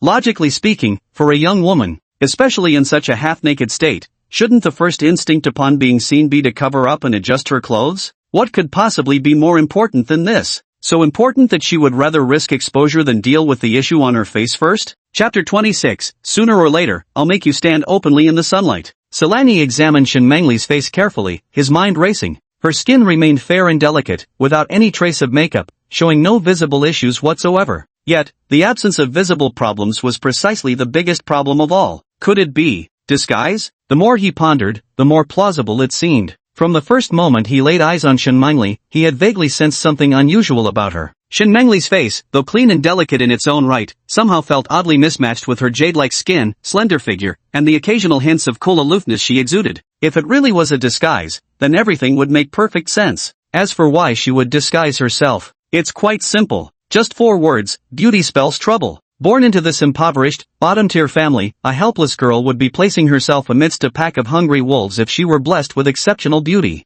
Scenarios like a common campus belle without status or background growing up safely to meet the protagonist only exist in novels. As if ordinary campus belles lived in some remote, uninhabited mountains. Anyone with eyes can surely tell whether a person is beautiful or not, can't they? Once their fame spreads, before long, all sorts of demons and monsters will swarm like sharks drawn to the scent of blood. Without sufficient power to protect such beauty, all it will bring is endless calamity and humiliation. With this thought in mind, the thirst for power in Silani's heart burned once more, fiercer than ever before. Shin Mengli noticed Silani staring blankly at her and couldn't help feeling puzzled. "Mimi, what's wrong? Don't you like the food I brought you?" Her soft voice pulled Silani back from his chaotic thoughts. Silani composed himself and lowered his gaze to the white disposable lunchbox before him. Inside the box, there was only a small portion of plain white rice. Next to it lay a few stir-fried seasonal vegetables. The greens looked somewhat wilted. The only thing that could remotely be considered meat was an unidentified chunk of animal flesh about the size of a thumb, emitting a faint trace of aroma. The food was so simple it bordered on pitiful. Yet even this was likely saved from Shin Mengli's own meager rations.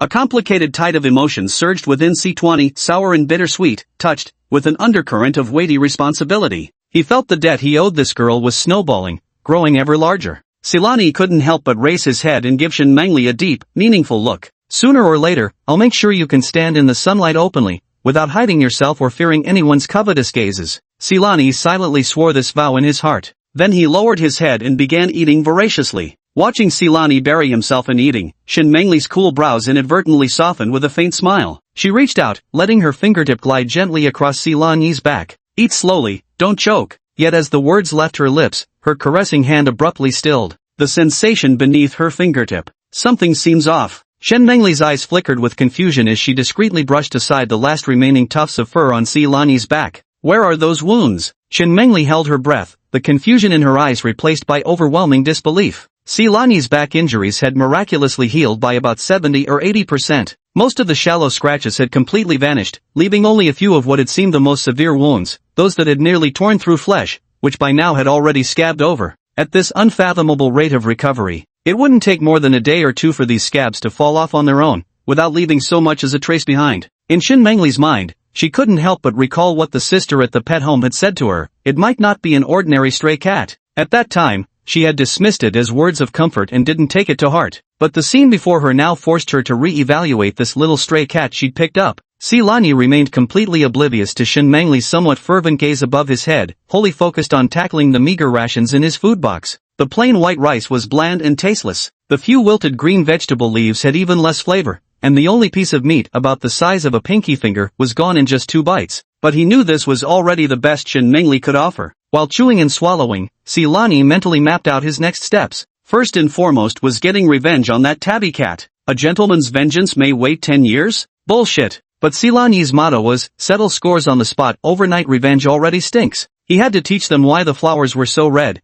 and why this cat lord was so fierce. You could incidentally take in the tabby cat's little followers too. Aside from having them help extend your lifespan, the most important thing is you could assign a few of the smarter ones to keep an eye on those delinquent girls bullying Shin Mengli. Silani hadn't forgotten. Before leaving, their leader had threatened to make Shin Mengli drop out before the month's end. Even if I don't deal with them in advance, I must know what they're planning so I can prepare early. Next on the list is to grind for lifespan. And then there's settling scores with Fatty Nya, who extorted 500 time crystals from Shin Mengli during the day. However, all these matters revolve around one crucial question: how to make Shin Mengli let him out for a stroll. The simplest way would be to write directly on the ground to tell Shin Mengli, but that carries too much risk. It's not yet time to lay all the cards on the table. Even though Shin Mengli has been very kind to me and is my life-saving benefactor. But such matters can wait until he's strong enough and knows more about this world before making a decision. After all, being human-like is one thing, but if a cat straight up writes to express its thoughts, Silani suspects Shin Mengli might directly send him to the authorities. Gulp! With the last bite of food gone, Silani licked his lips somewhat reluctantly. To be honest, Silani only felt about 30% full. Alright, looks like we'll need to add another item to the to-do list. Once we can go out, we must find a way to treat ourselves to some extra meals. Otherwise, at this current dietary standard, I'll likely starve into a skin and bones cat sooner or later. Silani jerked his head up and unexpectedly met Shin Mengli's unnervingly bright eyes, startling him into taking a step back. Holy shit, girl, what's with that look in your eyes? Meow? Silani's uncertain, feline yelp snapped Shin Mengli out of her reverie. Meow meow, are you thirsty? Do you want some water? As she spoke, she brought over a small porcelain bowl that had been washed very clean from beside the cardboard cat nest. The bowl was brimming with fresh water, clearly prepared for him long in advance. Only then did Silani notice that beside his luxurious private quarters, there was not only this dedicated water bowl but also an additional cardboard box. Moreover, the cardboard box was also mostly filled with gray fine sand. Silani craned his neck to take a look, then tilted his head slightly. His feline face displayed an eerily human-like, indescribably complex expression. How should I put it? To say Shin Mengli was foolish, this girl was truly meticulous and genuinely treated him like her own son, like her own cat, even considering a litter box for him. But to call her clever? Who's ever heard of using cement as cat litter? Chapter 27, Feline Sit-Ups. Using cement as cat litter, only Shin Mengli could come up with that idea. Wonder if she just swiped it from some construction site. Silani reckoned that Shin Mengli might have realized both cement and cat litter solidify when they come into contact with water, making them easy to scoop. Come to think of it, that actually makes a bit of sense. But even if it really were cat litter, Silani wouldn't use it. Cats need to lick their fur to clean themselves. Silani simply couldn't bring himself to do it. Hygiene aside, licking would mean getting a mouthful of fur, which felt really strange. Not cleaning by licking meant that if Silani used the litter box, his body would undoubtedly become filthy and stinky. So, he could only disappoint Shin Mengli's kind intentions. Ha, got it. Looking at that half carton of cement, Silani's eyes suddenly lit up. This was the solution she needed for sneaking out. Right then, Silani headed straight for the luxurious cement-filled litter box. Then, imitating an ordinary cat, she vigorously pawed at the cement a few times. Swish, swish swish. A fine gray dust spread through the air with his movements. Cough, cough cough cough. Silasi reacted swiftly, leaning back the moment the dust rose while erupting into bouts of coughing. Witnessing this scene, a trace of worry flashed across Shin Mengli's face, coupled with a surge of self-reproach in her heart. Nini, are you alright? Silani stopped coughing just in time, shaking his head lightly to signal he was fine. Then, he turned and leapt onto the tightly shut windowsill beside him. Meow. Silani turned his head and called out to Shin Mengli, his deep red cat eyes fixed on the window. The meaning couldn't be clearer. Shin Mengli froze for a moment, then instantly grasped Silani's intention. You want to go out and handle this yourself? Seeing Silani nod, a flicker of hesitation crossed Shin Mengli's eyes. She wasn't really worried that Silani would fall from the third floor. After all, it was obvious Silani wasn't an ordinary stray cat, and there were plenty of air conditioning outdoor units outside to serve as stepping stones. What she truly feared was, if she let Silani out, would he ever come back? At the mere thought of this possibility, Shin Mengli felt as if an invisible hand had clenched her heart, leaving her with an indescribable reluctance. Although she hadn't spent much time with Silani, yet his presence had brought some color into her otherwise gloomy life.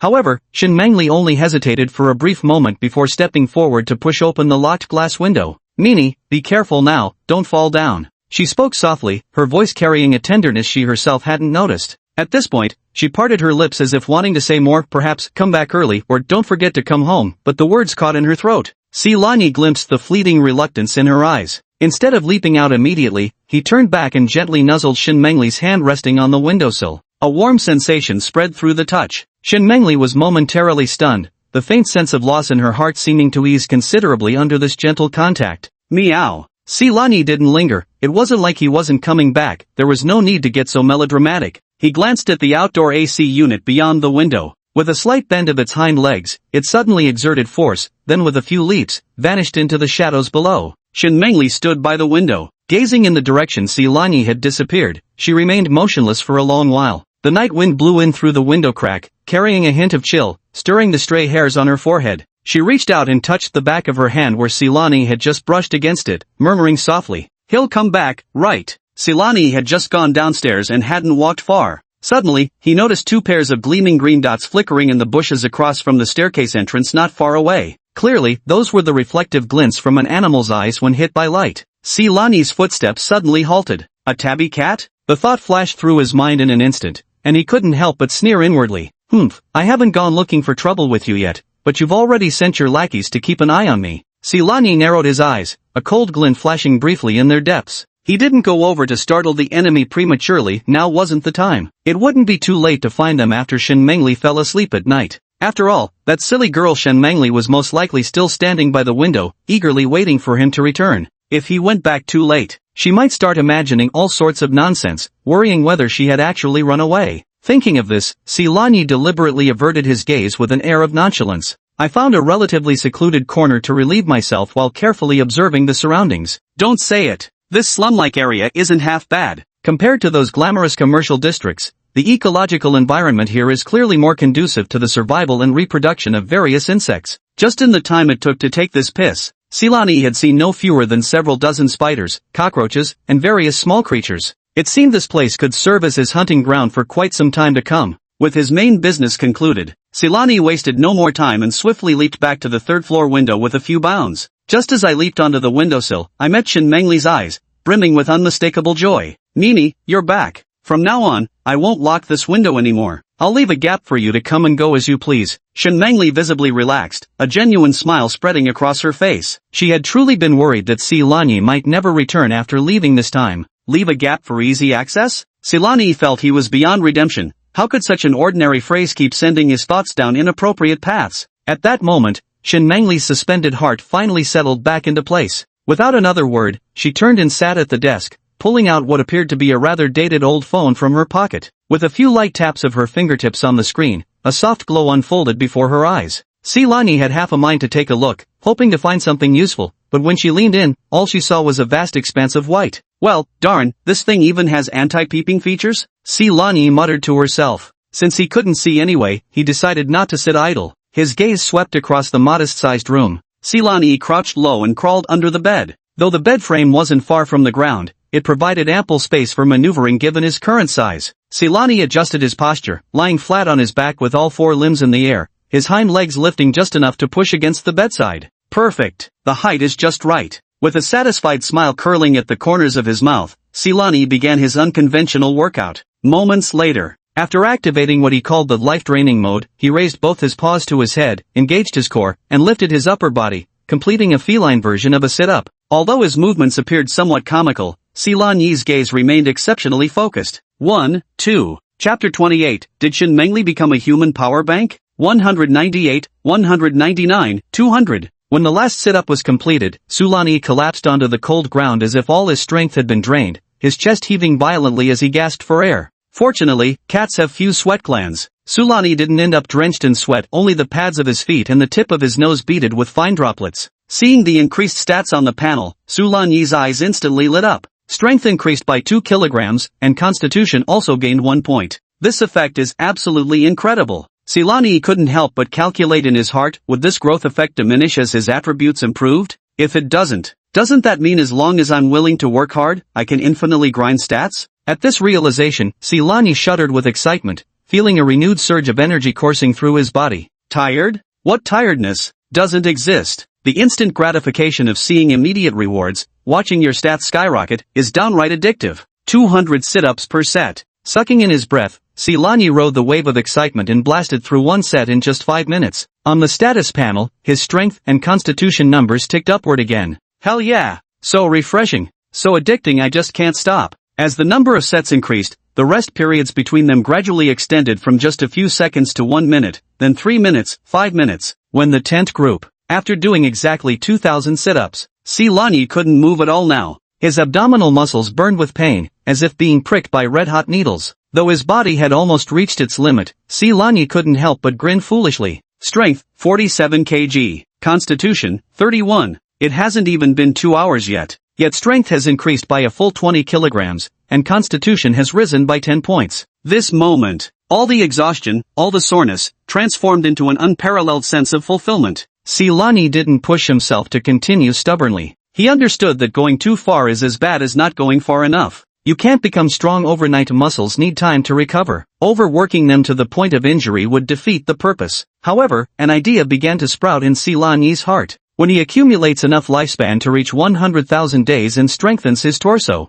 perhaps he could brutally push his body to its absolute limit, train like there's no tomorrow as long as it doesn't kill him. This way, reinforcing his torso afterward should heal all the damage caused by excessive training in one go. After all, that thing had swollen to nearly the thickness of a pinky finger. Reinforcing it would solve everything, wouldn't it? With this thought in mind, Simran Yi's smile deepened involuntarily at the corners. With a thought, he deactivated the life-draining function and was just about to close panel when, out of the corner of his eye, he suddenly noticed a number on the screen flicker inexplicably. Sulani couldn't help but be stunned for a moment. The human form switching duration had actually increased by another second. And what's more, it had lengthened right under his watchful eyes. No way! What the hell is going on? How could it have inexplicably increased again? Sulani felt his brain struggling to keep up. Could increasing four-dimensional attributes really extend the duration of human form transformation as a bonus? That's not right. That makes no sense whatsoever. This time he painstakingly did 2,000 sit-ups just to gain 1 second, yet previously when brawling with those stray cats, the attribute increase wasn't anywhere near as significant, yet he gained 6 seconds all at once. If it's truly due to attribute reasons, then logically it makes no sense. Sulani frowned deeply, carefully recalling the common points when the switching time increased twice before. Aside from the factor of attribute increases, the only remaining possibility is, Shin Mengli? Sulani's gaze involuntarily fell upon that quiet figure seated before the desk. Could it really be because of her? If that's truly the case, wouldn't Shin Mengli essentially become a human-shaped power bank? The more Sulani thought about it, the more plausible it seemed. After all, both times when the duration extended, Shin Mengli had been by his side. The only difference lay in the distance between them. With this hypothesis in mind, the solution became simple. Why not test it and find out? Sulani immediately crawled out from under the bed at a leisurely pace. Aim, leap. It landed steadily on Shin Mengli's lap. Meow. Seeing Shin Mengli glance down at him, Sulani let out a soft, adorable sound and nuzzled against her leg. Since I'm a cat now, acting cute and pampered isn't embarrassing at all. Don't speak. Shin Mengli looked quite slender, but her thighs were pleasantly plump, soft and cushiony when resting against them, nothing like the bony sharpness one might expect. Sulani adjusted his body, settling into the most comfortable position as he reclined. Shin Mengli felt a weight on her leg and looked down to see Sulani. An unconscious tender smile curled at the corners of her lips as she reached out to gently stroke Sulani's back. Be good, Mimi. I'll play with you later. After speaking, she redirected her focus back to the holographic display before her. Time passed minute by minute. Sulani kept staring at the attribute panel. The longevity symbols on the Wheel of Fate were ticking away second by second, conveniently serving as a makeshift timer. Not too much, not too little. When exactly 1 hour had passed, the numerical value for human form switching time on the panel increased by 2 seconds directly, changing to 12 seconds per day. Nice! Sulani's eyes instantly lit up, and he couldn't help but think to himself, just as I expected. In other words, the closer one gets to Shin Mingli, the faster the duration of human form transformation increases. Previously, there was some distance between me and Shin Mingli, so I only gained 1 second after hiding under the bed for 2 hours. Now lying directly on her lap, just an hour added a mere 2 seconds. What if? How can I become even closer with Shin Mingli? For instance, if we study mortise and tendon joints together and make intimate contact, wouldn't time add up more? Faster? The thought flashed through Silan Yi's mind, only to be forcibly suppressed the next instant. Even if he had the intention and the courage, he simply lacks the capability. However, relying solely on this method to reduce switching time would indeed be too inefficient. A day is 24 hours, which is 86,400 seconds. To achieve a full 24-hour human form duration through this method, one would need to stay inseparable from Shin Mingli, clinging together every single moment for a full 1,800 days. Almost 5 years. This time is truly too long. And if we really use this method, it might take 10 years to complete. Therefore, a different path must be taken. As for why being close to Shin Mingli prolonged the duration of his human form, Silan Yi had already formed some guesses in his mind. If he wasn't mistaken, it was probably the effect of that unknown function, the contract girlfriend feature. What he didn't know was whether this feature worked only for Shin Mingli or for all women. If it's the latter, Silan Yi felt it was absolutely necessary to recruit a few more cat slaves. Whether they were wealthy mature ladies, understanding older sisters, or adorable little lolitas, all were viable candidates. Chapter 29, From now on, I call the shots in this territory. The night was as dark as ink. The cold moonlight was obscured by thick clouds. Only a few street lamps cast faint halos in the quiet corners of the residential area. Beneath the street lamp, Silani's 2 front paws worked furiously left and right, sending clods of earth flying with a rustling sound. A moment later, looking at the shallow pit about 10 centimeters deep before him, Silan Yi nodded in satisfaction. Then, he extended his claws to arrange the spoils of war into the pit while muttering to himself, "This counts as reuniting your whole family. No need to thank me." Inside the pit lay 14 relatively large mice neatly stacked alongside 10 pink, unopened-eyed baby mice. He specifically dug pits to bury them. It wasn't that Silan Yi had a sudden attack of conscience or was overcome with mercy. His main concern was that leaving the corpses exposed would soon make the entire area reek of decay. When the time comes, it'll be himself suffering. He's still counting on this treasured spot to keep hunting wild game. However, to be honest, the resources in this area are truly excellent. Earlier, I activated the life expending mode and spent 830 days of lifespan after training for 2 hours. And now, having only hunted for an hour, he had earned more than 10 times that amount, racking up nearly 9,000 days of lifespan. This speed is like riding a rocket. Silan Yi opened the attribute panel and glanced at his remaining lifespan. 32,990 days. After a brief contemplation, Silan Yi decided to first strengthen his 2 forelimbs to boost his power. He would settle the score with the tabby cat and then return to continue lengthening his lifespan by reinforcing his torso. There was no rush for that yet. With his mind made up, Silan Yi hesitated no longer. As 20,000 days worth of lifespan was deducted, a surge of warmth flowed into his 2 forelimbs. A tingling numbness, accompanied by a slight stinging sensation. The entire process lasted barely over a minute. Silan Yi instinctively raised his right paw. Swish! Nearly 10-centimeter long bone claws extended from the paw pads, gleaming with a cold, eerie light under the dim street lamp.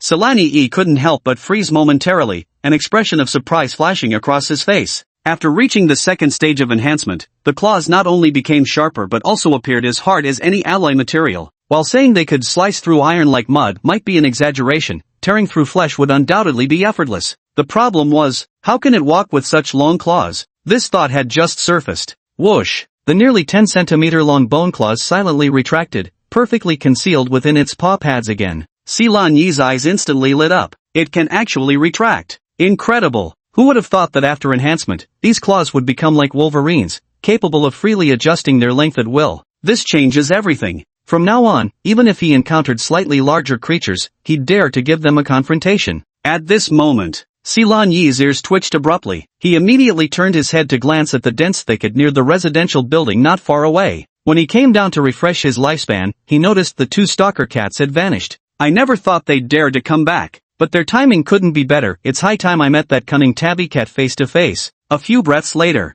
a piercing, shrill cat's wail tore through the night sky. Meow roar. The grass swayed violently. Silan raised his right paw, firmly pinning a rather plump orange tabby to the ground. The claws extended slightly from their fleshy sheaths, their sharp tips effortlessly piercing the orange tabby's scalp. Crimson blood seeped out, quickly staining the small tuft of orange fur atop its forehead. This orange tabby was clearly one of those sent by the calico cat to keep tabs on things. Hearing that piercing scream, Silani couldn't help but frown. Damn, why so loud? Don't wake Shen Mengli up later. At once, Silani increased the pressure slightly, his frigid bone claws sinking deeper. Shut up! The orange tabby's miserable wail came to an abrupt halt. The amber eyes were wide open, their pupils shrunk to thin lines from sheer terror. All four limbs flopped weakly on the ground, its fur plastered flat against trembling skin as it shivered uncontrollably. From now on, this territory is mine to control. Shenlani's voice was quiet, yet carried an undeniable authority. Any objections? Seeing the orange cat remain silent, Silani couldn't help but frown slightly. This shouldn't be happening. Logically, these stray cats shouldn't all be fence-sitters who follow whoever has the biggest fist. Could it be that this orange cat is actually a tough nut to crack? If I can't tame it, might as well slit its throat. Just as Silani was about to strike the fatal blow, the orange tabby suddenly let out a pitiful purr growl from its throat, as if begging for mercy. What does it mean? Silani involuntarily loosened his grip, circling around to look from the front. Only then did I realize the orange cat's mouth was buried right in the dirt, making it impossible for him to open his mouth and speak. Upon seeing Silani, the orange cat didn't immediately get up from the ground. It remained lying prone, not daring to move, only stealing sidelong glances at Silani with eyes full of reverence. While desperately pressing its head against the floor, its tail tightly tucked between its legs, the cat emitted an ingratiating meow from its throat, as if pledging eternal allegiance to Silani as its sole master. Observing the cat's remarkable tact, Silani gave a satisfied nod. It seems that recruiting underlings is pretty straightforward. Do you have a name? Hearing Silani's question, the orange cat froze for a moment before shaking its head blankly. It answered cautiously, "B-boss. I don't have a name, but those two-legged creatures sometimes call me Mimi." Silani's lips twitched uncontrollably. Meow meow? Goddammit, not another meow meow. What, is that the default name for every stray cat in the whole damn world? Suppressing the urge to rant, I glanced at the orange tabby's yellowish fur and casually said, "With that coat of yours, I'll just call you Ginger from now on. Die job?" The tabby wagged its tail and immediately nodded in agreement. "Thank you for bestowing this name, boss. From now on I'll be Ginger." "What a classy name you've chosen, boss." That flattery was actually somewhat well-crafted. Silani neither acknowledged nor denied it, then asked, "By the way, wasn't there a cat with you earlier? Where did it go?" "We just went back to report to that blasted tabby who couldn't recognize his betters. The fellow sent me to keep watching, to notify him immediately if I saw you come out. So it was that darn tabby after all. To think he even assigned underlings to shadow and report back, that's some impressive intelligence." Silani narrowed his eyes. "Lead the way. Take me to it, boss." The orange tabby opened its mouth, about to ask if they were really going alone. Its concern was understandable, after all, that mackerel tabby still had quite a few lackeys under its command. But the words had barely reached its lips when it seemed to recall something and promptly clamped its mouth shut. "What a joke! Is that big boss of yours just any ordinary cat?"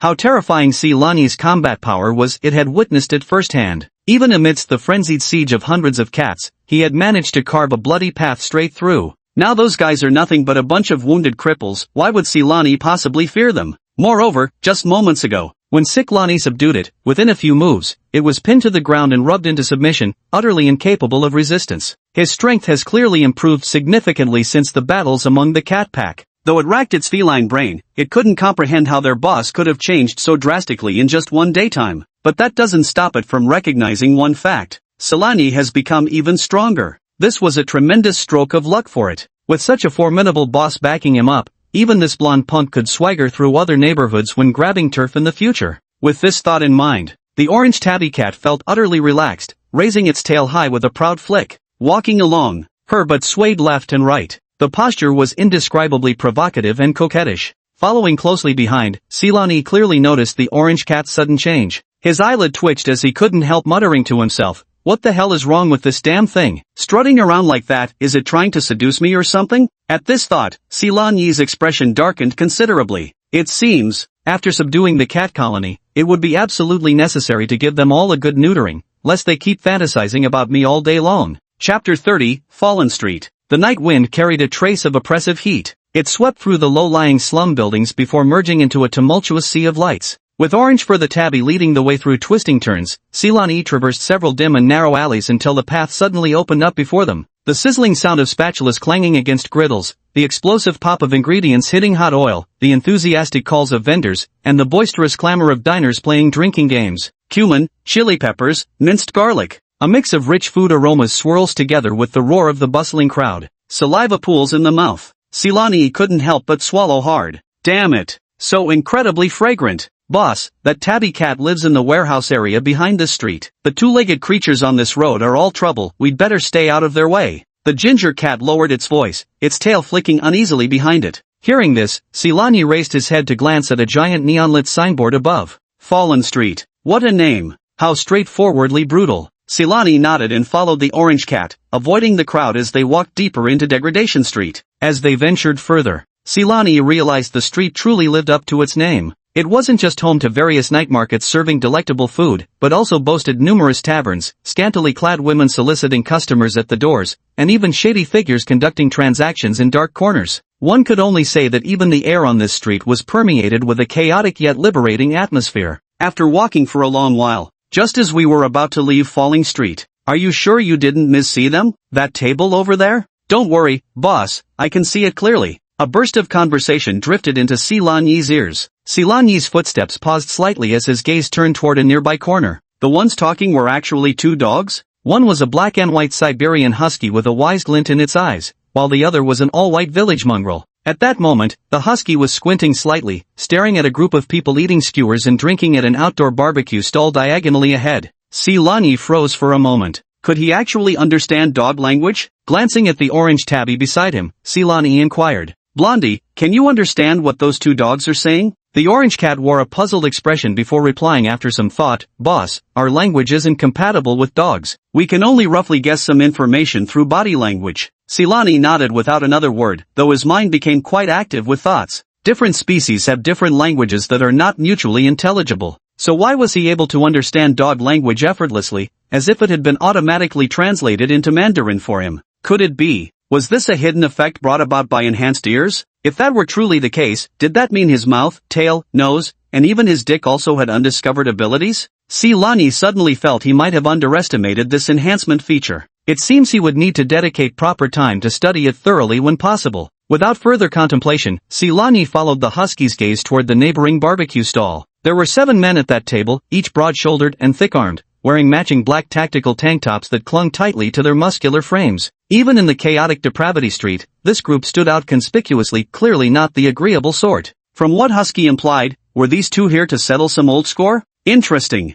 Silani decided to stop in his tracks and signaled to Blondie to keep calm for now. He'd like to see how these two dogs would cause trouble for those people, while also observing the combat capabilities of humans in this world. The next second, the husky let out a low growl. "Move!" From the shadows on both sides of the street, 2 sturdy-looking mongrels sprang out, one pitch black and the other dirt yellow in color. The moment these 2 dogs appeared, he walked straight toward the table of burly men at a leisurely pace. Just as Silani thought they were about to launch a sneak attack, the black and yellow dogs stopped about 4 or 5 meters away from the group, suddenly bared their teeth with low growls in their throats, and fiercely lunged at each other. Woof woof woof. Oh woof. The 2 dogs immediately tangled in a vicious fight, biting and rolling across the ground. Dust flew as the fight erupted with such intensity that it immediately caught the attention of the burly men at the table. "Hey, look over there, there's a dogfight. Whoa, who'd have thought we'd get some free entertainment while drinking?" A bald, burly man set down his cup and watched with great interest. "So, which one do you think will win? Come on, place your bets. I'm putting a bottle of booze on that black dog." The others quickly placed their bets as well, and in no time, the shouts and cries rose and fell, even more raucous than the 2 fighting dogs. Just as these burly men were cheering for their chosen dogs, the black and yellow hounds, locked in their fierce struggle, rolled and tumbled, crashing squarely into the low table where they'd been eating. Crash! The table toppled over with a loud clatter. Skewers of barbecued meat, liquor bottles, plates, bowls, and chopsticks lay scattered across the floor, with oil stains and soup splattered everywhere. The burly men reacted quickly, grabbing their nearby liquor bottles and leaping back to avoid staining their clothes. However, the anticipated scene of the burly men flying into a rage never materialized. Not only was there not a shred of anger on their faces, but they laughed even harder. "Damn, those 2 bastards are really tough. Ha ha ha ha, this is hilarious. Black dog, bite its neck. Win this and I'll give you meat skewers as a reward." The barbecue shop owner rushed over at the noise, his face twisted in distress as he tried to break up the 2 dogs still wrestling, but the bald, burly man blocked his path. "Don't be in such a hurry, boss. It's rare to have this kind of entertainment. We'll pay for any spilled skewers, and bring us another 50 skewers and a dozen more beers." The boss's bitter expression instantly blossomed into a chrysanthemum-like smile as he eagerly agreed and scurried back to make preparations. The 2 dogs remained locked in their ferocious battle on the ground.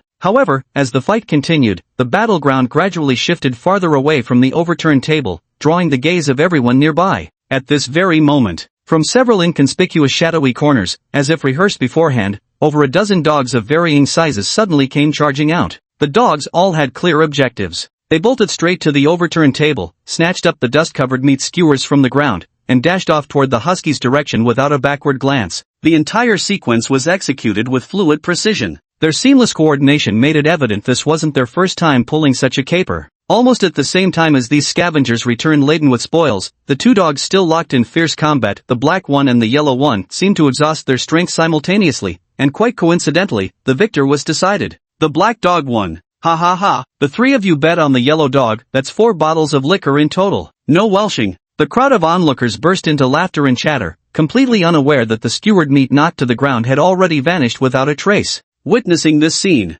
Silani inwardly exclaimed, "Holy crap! These damn dogs, had they turned into spirits?" Feigning east while striking west, openly repairing the walkways while secretly crossing at Chinsan, they were actually pulling military tactics now. A smirk unconsciously curled at the corner of Silani's lips. Interesting. How utterly fascinating. Since he could now understand dog language, did that mean his enhanced mouth could also communicate with dogs without any barriers? These dogs evidently possessed far higher intelligence than those stray cats. If only I could tame them. Silani's heart gradually grew fervent. Shadowing targets, searching for items, even gathering covert intelligence, what humans found troublesome would surely be effortless for them? In the future, I could bring all the strays in the city under my command. This Steel City. Every corner, every street would be crawling with his informants. Perhaps he could truly become the underground ruler of this city. With this thought in mind, Silani hesitated no longer. He strode forward, heading straight for the alley where the pack of stray dogs had gathered. Chapter 31. What the hell are you all crowding around for? Looking to get your ass kicked? The alley entrance was slightly dim. It emitted a complex odor mixing dampness with food remnants. The moment Silani approached, the husky squatting deep in the alley, surrounded by a pack of dogs, suddenly raised its head. Its slightly bluish eyes immediately locked onto Silani. Seeing that Silani's footsteps didn't pause and his gaze remained fixed on it, the husky let out a low growl from its throat, lifting its head slightly with a trace of disdain in its eyes. "What you lookin' at?" A dog's bark, thick with the hearty rustic accent of northeast China, reached Silani's ears distinctly clear. Silani's footsteps suddenly halted, almost blurted out, "What you lookin' at?" in response. Suppressing the odd feeling in his chest, he surveyed the pack of dogs with a blank expression. The numbers weren't overwhelming, just 19 in total, including 2 or 3 harmless puppies that posed no real threat. At his current level, he could probably handle them without taking a scratch. At this moment, beside him stood another dog, its fur pure black. It was the same burly stray dog that had been acting and fighting at the barbecue stall earlier. Seeing Silani not only refusing to leave but even daring to stare at their boss like that, it instantly flew into a rage. With a low growl, it lunged straight at Silani, its gaping maw revealing razor-sharp canine teeth that gleamed ominously in the dim light. Its speed was indeed formidable.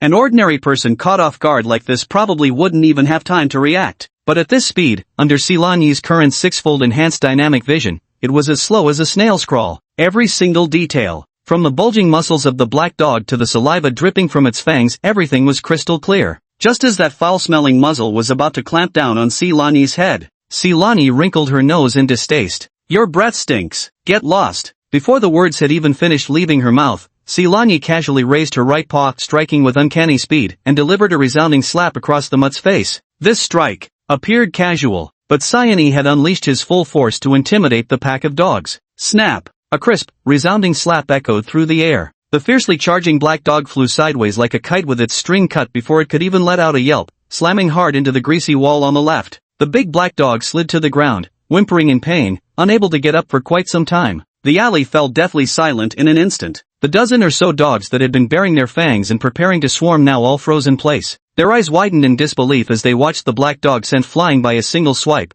then turned fearful gazes toward the small cat standing its ground, looking as if it had merely swatted a mosquito. That was Big Black, for heaven's sake. The fiercest fighter in their pack, the ruthless brute who'd even dare square off against pit bulls on ordinary days, had actually been knocked out cold by one slap from this seemingly frail little cat. The pack of dogs instinctively took half a step back. Though all were fearful, not a single one fled. Instead, they began encircling Silani, their throats emitting uneasy growls, waiting only for the husky's command to strike. At this moment, the husky's usual cocky, arrogant expression had completely vanished from its face, now filled with shock instead. And this shock wasn't merely about Silani's terrifying strength. What truly shocked it to the core, even making it somewhat question its existence as a dog, It had actually understood the words Silani just said. Cat language? No, it felt more like the language only dogs can understand when communicating with each other. What kind of monster is this cat? Just as the tense pack of dogs waited for orders, Silani also watched with great interest to see how this husky would handle the situation.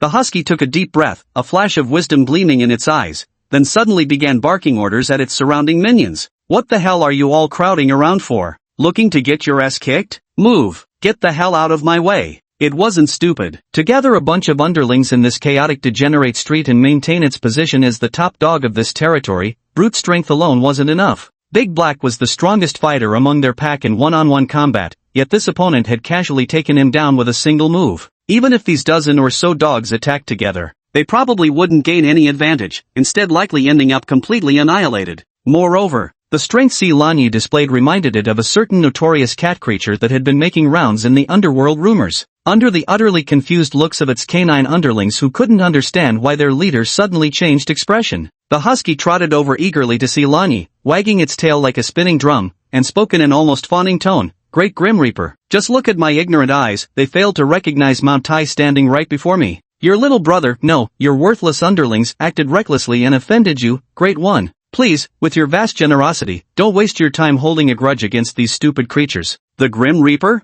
A trace of astonishment appeared on Silani's face. What kind of Chuyuni nickname is this shit? When the hell did I get such a nickname? Seeing Silani's confusion, the husky quickly explained, Big Boss, your glorious deeds from this morning, displaying godlike prowess on Commercial Street, fighting alone against 1,000, that bloody battle against the cat horde, have already spread like wildfire through our district. Oh, Silani raised an eyebrow, signaling the husky to continue. Through the husky's account, Silani finally understood the whole story. It turned out that the morning's brawl with a group of cats on the Commercial Street had already spread throughout the feline world. As for how it reached the canine world, because among the cats fighting, one wasn't a stray but had an owner, whose household also kept dogs, so the news spread to the dog community. What kind of pre-war tension? With just a glance, it terrified a silver-shaded cat to death. What kind of flick of a finger that harvested 30 to 40 feline lives? The stray cat that barely survived gave Silani a nickname, the Grim Reaper. After hearing the husky's somewhat exaggerated description, a peculiar smile couldn't help but curve at the corner of Silani's lips. The Grim Reaper? What an excessively edgy way to put it. However, aside from the slightly awkward nickname, the fact that the news spread can still be considered a good thing. At least there's name recognition. In the future, it should be easier to gain control over stray cats and dogs from other neighborhoods. Take this husky right here, isn't it proof enough? Silani swept his gaze over the pack of dogs with varied expressions in the alley, his mind already made up. Without preamble, he spoke bluntly, would you all be willing to follow me from now on? The sound was faint, yet it reached distinctly into the ears of every dog. A flicker of hesitation passed through the husky's eyes. It glanced at Cyane, then turned to look back at the gang of eager little brothers still staring at it longingly. Boss, for me personally, there's no question, I'm absolutely following you. The husky then shifted gears, saying, but as for my brothers here, whether they'll join you depends entirely on their own decision. He paused briefly, his tone growing more serious. Also, if, just in case any of them is foolish enough to refuse joining, I hope you'll be kind enough to go easy on them. This remark was intended for Big Black's sake.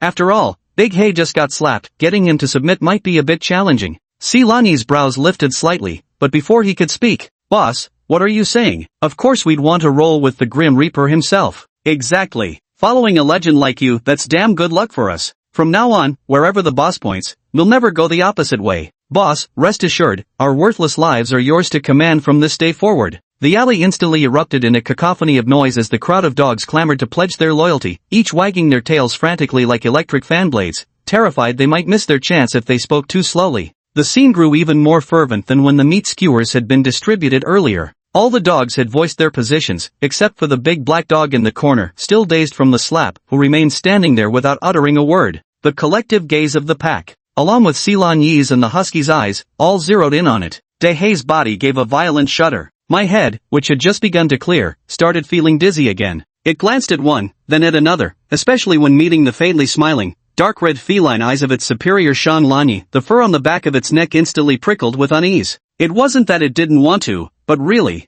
god damn it, you bastards have already said everything, what the hell else is there left for me to say? Damn, you guys took all the good words. Under Silan Yi's gaze, Big Black grinned, revealing what it considered to be an utterly guileless smile. Same here, it said. Chapter 32. What are you still standing there for? Go shake the dog already. Seeing the fierce look on Big Black's face, Silani wore a strange expression as he turned to look at the husky. Look at its face, doesn't it still seem unrepentant? It wasn't that Silani was deliberately picking a fight. Dehe was famously formidable when it came to brawls in this neighborhood, and during staged fights with brothers, accidents sometimes happened, resulting in crisscrossing scars of varying sizes all over its face. New scars piled upon old ones, making it look utterly ferocious. Just like that Katano guy from that manga. When it wasn't smiling it was fine, but when it did smile, it looked downright murderous, the kind that could scare the pants off the girl next door to old Wang. Right now, Dehe was straining to put on a simple, honest smile. But to Silani's eyes, no matter how he looked at it, it seemed like it was about to pounce and bite his neck the next second. The husky's mouth twitched uncontrollably upon hearing this.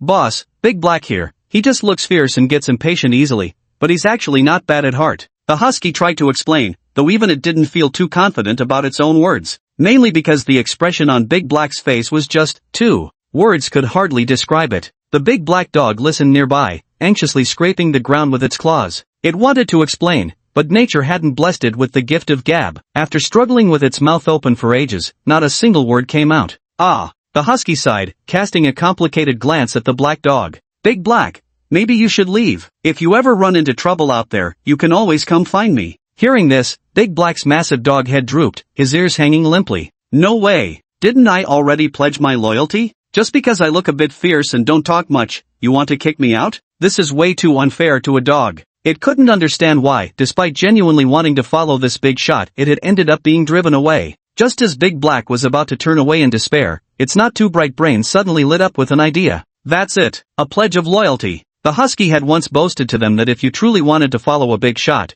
you had to show some sincerity and do something to impress them. This is called a letter of credence. At this thought, Dehe suddenly raised his head. Boss, did you come to Degenerate Street to seek revenge on those reckless cats from before? Seeing Silani nod, Dehe's eyes instantly lit up, and his expression grew even more ferocious and terrifying with excitement. Big boss, I sincerely admire you. Just give me 30 minutes at most. I'll take the brothers and round up those damn cats for you right now. To be honest, if not for his confidence in his own abilities, Silani would have been genuinely intimidated by Dehe's current expression, the ferocious look that seemed ready to skin him alive. Yet its tone carried an unmistakable ring of sincerity. Silani didn't jump to conclusions. After all, he had just taken a fall with that tabby cat earlier. The stray cats and dogs in this world were nothing like those on Earth. If only there were a skill to check loyalty levels. I wonder if continuing to enhance these eyes might develop similar abilities. Silani muttered to himself before nodding slightly. I'll settle the score myself. As for whether to take you in, we'll see how you perform. Upon hearing this, Dehe's already ferocious face seemed to twist even more as he nodded heavily and rumbled, Thanks, boss. Noticing this, the husky nearby hurriedly moved closer. Boss, we've got quite a few brothers still out scavenging. Should I call them all back first? Sure. Silani didn't refuse. The cat colony was quite large, and if they were determined to escape, there was really no way he could catch them all single-handedly. Having more helpers was always good. With permission granted, the husky immediately turned its head and scolded the pack of stunned mutts behind it. You dumb melons, what are you still standing there for? Go round up the dogs. Woof woof woof. The pack of dogs immediately scattered, bolting out of the alley on all fours. The waiting moments. Silani wasn't idle either, probing the husky for information about certain matters. This husky's former owner turned out to be a martial arts school instructor. That whole ambush the barbecue stand tactic was something it picked up through osmosis while living with its master. Regrettably, the owner only kept it briefly before perishing in battle, leaving the husky to become a stray dog. Thus, Silani didn't obtain much useful information from its words. He only learned that one complete time crystal equaled 1 day of lifespan, and that each lunar eclipse would occur once a month. Moreover, during the eclipse period, apart from the cessation of lifespan deduction, even doing nothing at all would slightly enhance one's strength and intelligence. If one intentionally engages in training, the effects would be significantly improved. Husky couldn't precisely quantify the extent of enhancement, but every eclipse season, his former owner would tie him to a treadmill and make him run all night long. Hearing this, Silani couldn't help but recall a previously overlooked detail. On the night when the eclipse moon descended, he merely hunted some insects, yet not only did his strength and physique improve, but his movement speed and mental faculties also saw significant enhancement. Such comprehensive growth could never be achieved by relying solely on the life-draining function. Bloody hell! Silani couldn't help cursing in his heart. If he had known the eclipse moon had this kind of effect, why the hell did he work so hard grinding for lifespan that night? He could have just pushed himself to the limit with training instead.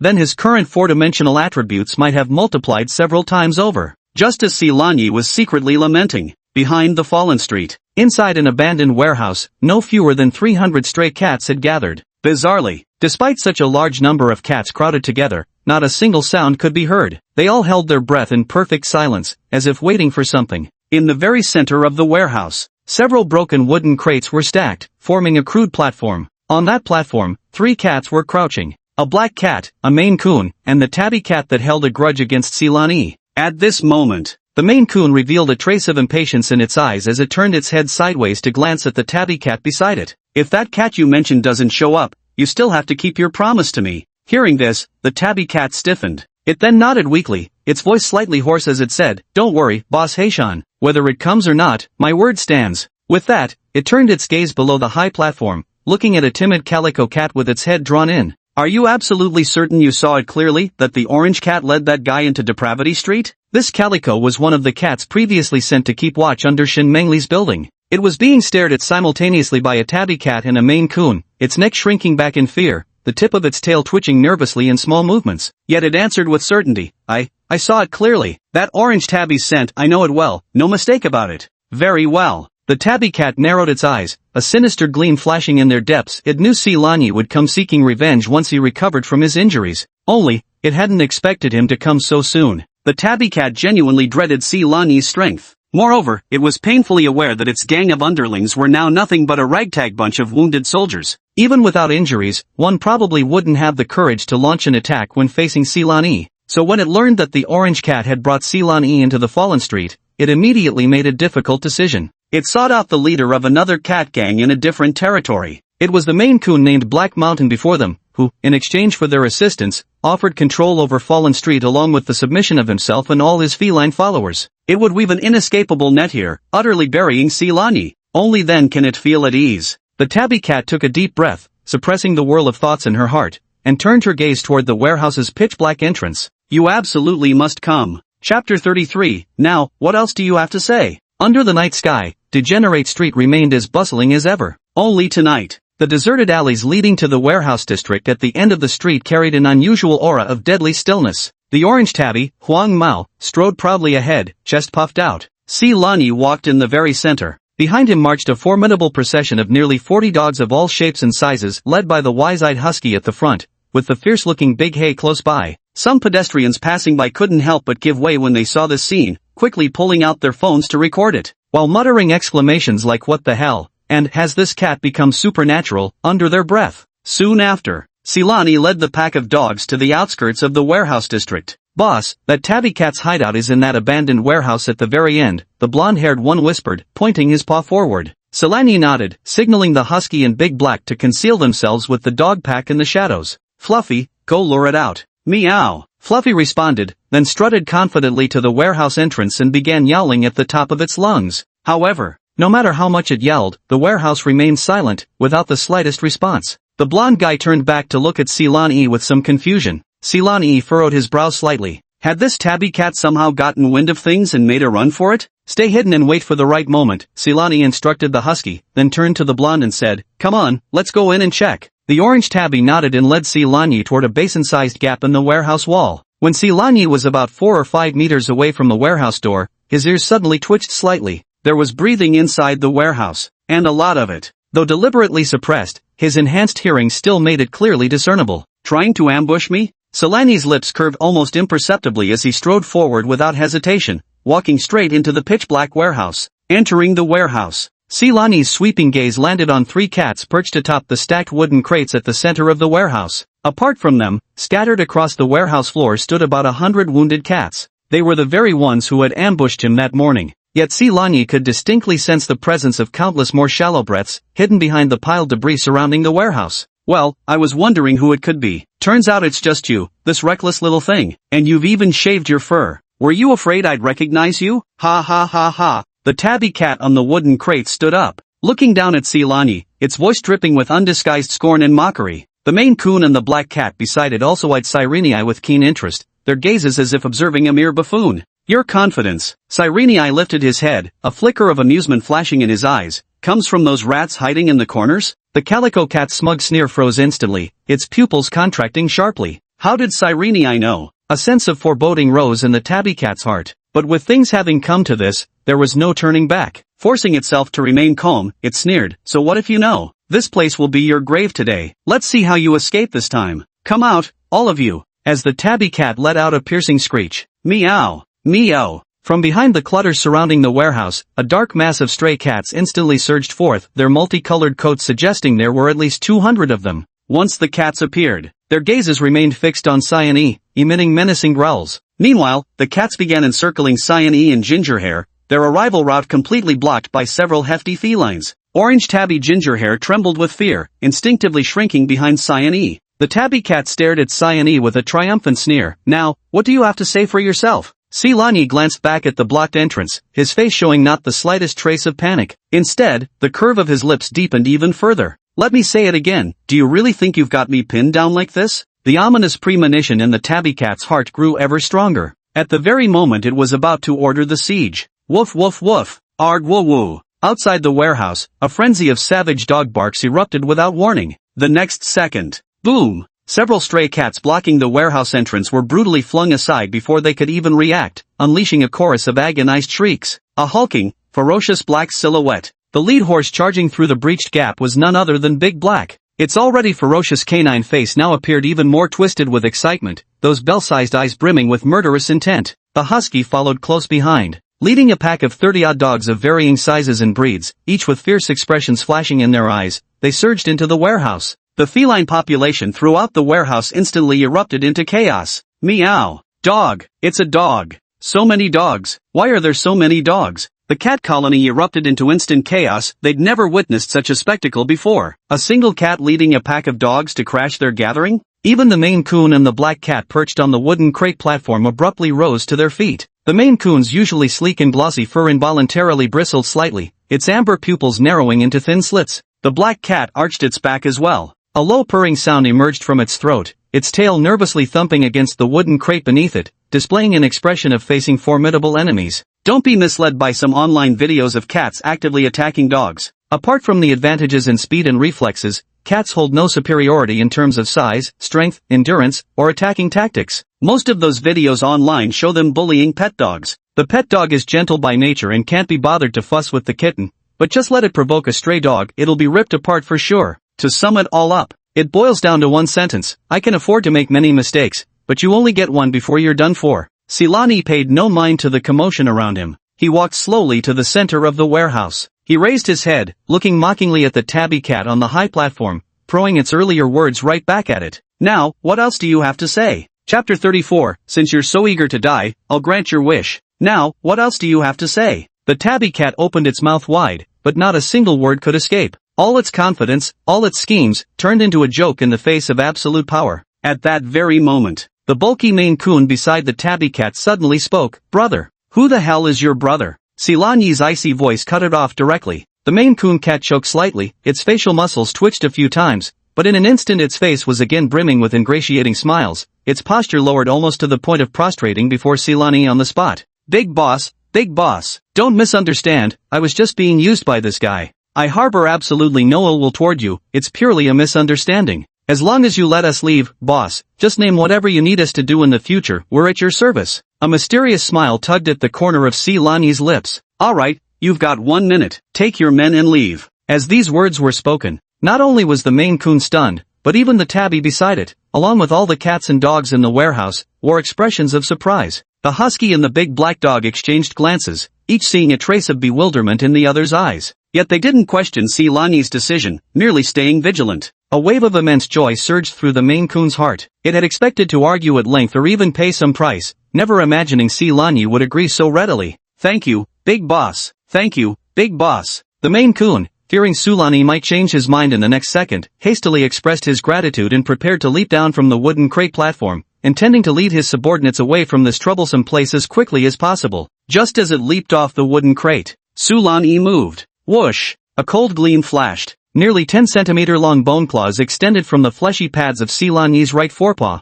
carving 3 silvery trails through the air. The Maine Coon's ingratiating smile froze, its amber pupils suddenly dilating. It didn't even have time to let out a single shriek before. Moments later, bah! Like cutting through soft tofu, The massive Maine Coon cat's body suddenly split apart at the middle, shattering into 4 pieces. Warm blood and entrails instantly gushed forth, dyeing the crude wooden crate platform into a blinding crimson. The broken remains rolled onto the ground with a sickening thud, emitting a thick, metallic scent of blood. The entire warehouse fell into deathly silence. Even the pack of dogs led by huskies in Big Black was stunned by this sudden, blood-soaked spectacle, momentarily forgetting to bark. Silani shook the blood off his claws. His gaze fell upon that unrecognizable mass of gore on the ground, his tone carrying a faint trace of mockery. "I told you to leave, and you actually went? How could someone this naive become the boss?" As he spoke, Silani's gaze swept over the cowering cats in the warehouse, his voice still calm as he said, "If you don't want to die, all of you stay in the corner." No sooner had she finished speaking, dozens of stray cats scattered like panicked ants, scrambling over each other in a desperate rush toward the warehouse corner. Indeed, this lesson taught at the chicken's expense had an immediate effect on the monkeys. As more cats scrambled to retreat toward the warehouse corner, a sharp voice rang out through the space. "Stop right there, all of you." The tabby cat stood perched on the edge of the blood-soaked wooden crate. Gazing with a venomous glare at his cowering kin, he roared hoarsely, "Have you forgotten what happened to Boss Black Mountain? You think backing into a corner will make him spare us? Stop dreaming. Let's fight him to the death, we might still have a chance to survive." The stray cat gang, which had already withdrawn halfway, paused in unison upon hearing the tabby cat's words. Their gazes involuntarily turned toward the mangled corpse of the Maine Coon, and as they recalled what had just transpired, madness gradually replaced the look in their eyes. Since it's death either way, might as well fight for a chance. Seeing this, the tabby cat felt a slight easing of its tightly wound nerves. It knew all too well that Silani would never let it go. If these cats could just hold Silani back for a moment, it might seize the chaos to escape. As long as it could flee this warehouse, flee the fallen street. It swore never to provoke this terrifying killing star again in this lifetime. Silani calmly observed everything, making no move to stop the tabby from stirring up the cat crowd. Instead, he seemed almost expectant that even more stray cats might be roused to action. The average lifespan of a cat is around 12 years, while stray cats, due to factors like harsh living conditions, typically only live 2 or 3 years. So, subtracting the lifespan they've already used up, there should still be about 10 years left. 300. If we were to slaughter them all, we might rake in 1,000,000 days of lifespan all at once. Silani considered leaving some of them alive to make it easier to subdue other stray cat groups later on. With great difficulty, he resisted the temptation of extending his lifespan and chose to spare them. If they couldn't appreciate this mercy, their deaths would be entirely their own fault. Glancing at the nearly 100 stray cats cowering stubbornly in the corner, then shifting his gaze to the 200 clustered in the center of the warehouse, Silani licked his lips with anticipation. "Since you're all so eager to die, I'll gladly oblige." The moment the words fell, Silani immediately activated his life-burning function, and then his figure vanished from the spot in an instant. Watching Silani charge into the swarm of cats,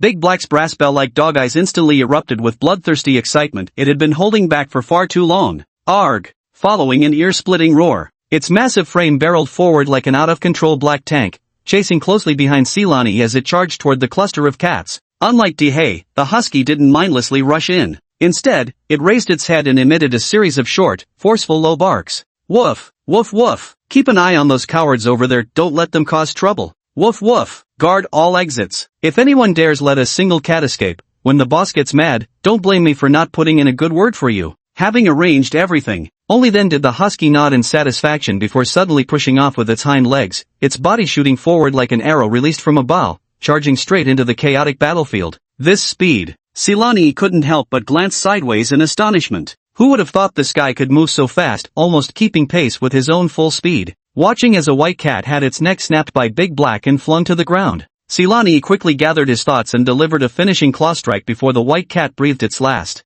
Fortunately, with my reinforced forelimbs, a single swipe was nearly enough to take down a cat instantly, otherwise, I wouldn't have been able to compete with these two. Only about 10 minutes had passed. In the center of the warehouse, only Silani, the husky, and the big black dog remained standing. The air was thick with the overwhelming scent of blood. The ground was sticky and slippery, with broken limbs and severed claws scattered everywhere. It was nothing short of a slaughterhouse from hell. Who knows why? Despite feeling sticky all over, Silani didn't experience the slightest discomfort. Instead, there was a faint thrill creeping through him. He shook his head, pushing the bizarre sensation aside. After all, this mindset wasn't bad, it spared him the adjustment phase. Far better than puking his guts out. Chapter 35. Do you eat cat meat? At this moment, Dehei carried a half-dead cat in his mouth and dropped it in front of Silani. In a muffled voice, he said, "Boss, this tabby was playing dead and trying to sneak away just now. I caught it. What should we do with it?" The tabby lay limp on the ground, its belly heaving violently, blood continuously trickling from the corners of its mouth. But its sinister eyes remained fixed on Silani, not the slightest hint of pleading in their gaze. It probably knew that begging for mercy was useless. Silani had no intention of wasting words with it either, her razor-sharp bone claws sliding out once more. Put! The tabby cat's head flew off with a thud, rolling to the side, its feline eyes still brimming with the resentment and unwillingness of its final moments.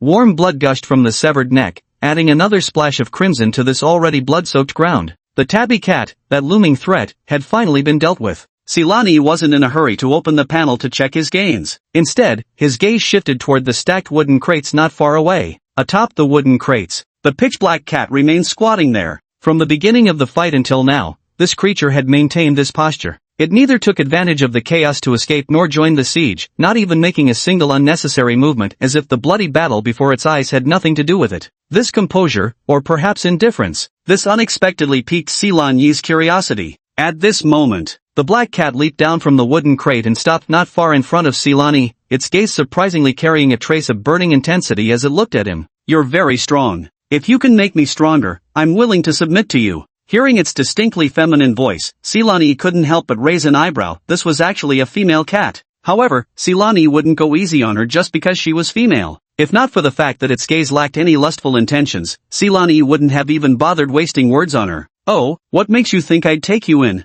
The black cat threw a glance at the fierce-looking big black beside it. "My strength isn't inferior to his. I can do many things for you." Hearing this, Silani became somewhat interested. Where did this black cat get its confidence, daring to claim it's not weaker than Big Black? "Are you that Maine Coon's lackey?" Silani asked. The black cat shook its head, its amber eyes fixed on Silani. "I don't belong to any faction. I overheard them saying they were coming for you, heard you were quite something, so I tagged along just to see the show." Silani was momentarily taken aback. So this black cat was actually a martial arts fanatic among cats? A lone wolf, just here to watch the spectacle? Silantis pondered for a moment, already forming a plan in his heart. "Here's the deal. You fight Big Black. If you can hold your own against him for 3 minutes, I'll take you in. Helping you improve your strength won't be an issue either." "Big sis, you want me to fight it?" Big Black beside him froze in astonishment. Silani nodded. "Alright, go all out, hold nothing back." Though confused, Dehe grunted in agreement, casting an unfriendly glance at the black cat. The black cat showed no fear. In fact, a flicker of excitement even flashed in its eyes. "Let's begin," Silani said calmly. The words had barely left his lips. The big black dog growled and lunged fiercely at the black cat. It went all out from the start, its gaping maw seeming poised to swallow the black cat whole. Facing the savage assault from the big black beast, the black cat crouched slightly, just as the massive black jaws were about to close in. His figure suddenly jerked violently. At an improbable angle, he brushed past the bloodied fangs of Big Black while simultaneously extending his claws, leaving several shallow bloody marks on the beast's flank. Roar! The big black beast, stung by pain, attacked even more fiercely. Yet the black cat's reflexes were terrifyingly quick, always managing to dodge the fatal strikes at crucial moments. Not only that, its strength far surpassed that of cats its size. Even when clashing occasionally with the big black's claws, it could leverage the impact to retreat, dispersing most of the force. Silani couldn't help but nod in agreement. This black cat was indeed capable. Its reflexes, speed, and strength were all top-notch. It even knew some combat techniques, unlike ordinary stray cats that relied solely on reckless scratching and biting. The fight continued. Though Dahe had the advantage in strength, he couldn't gain the upper hand over it anytime soon.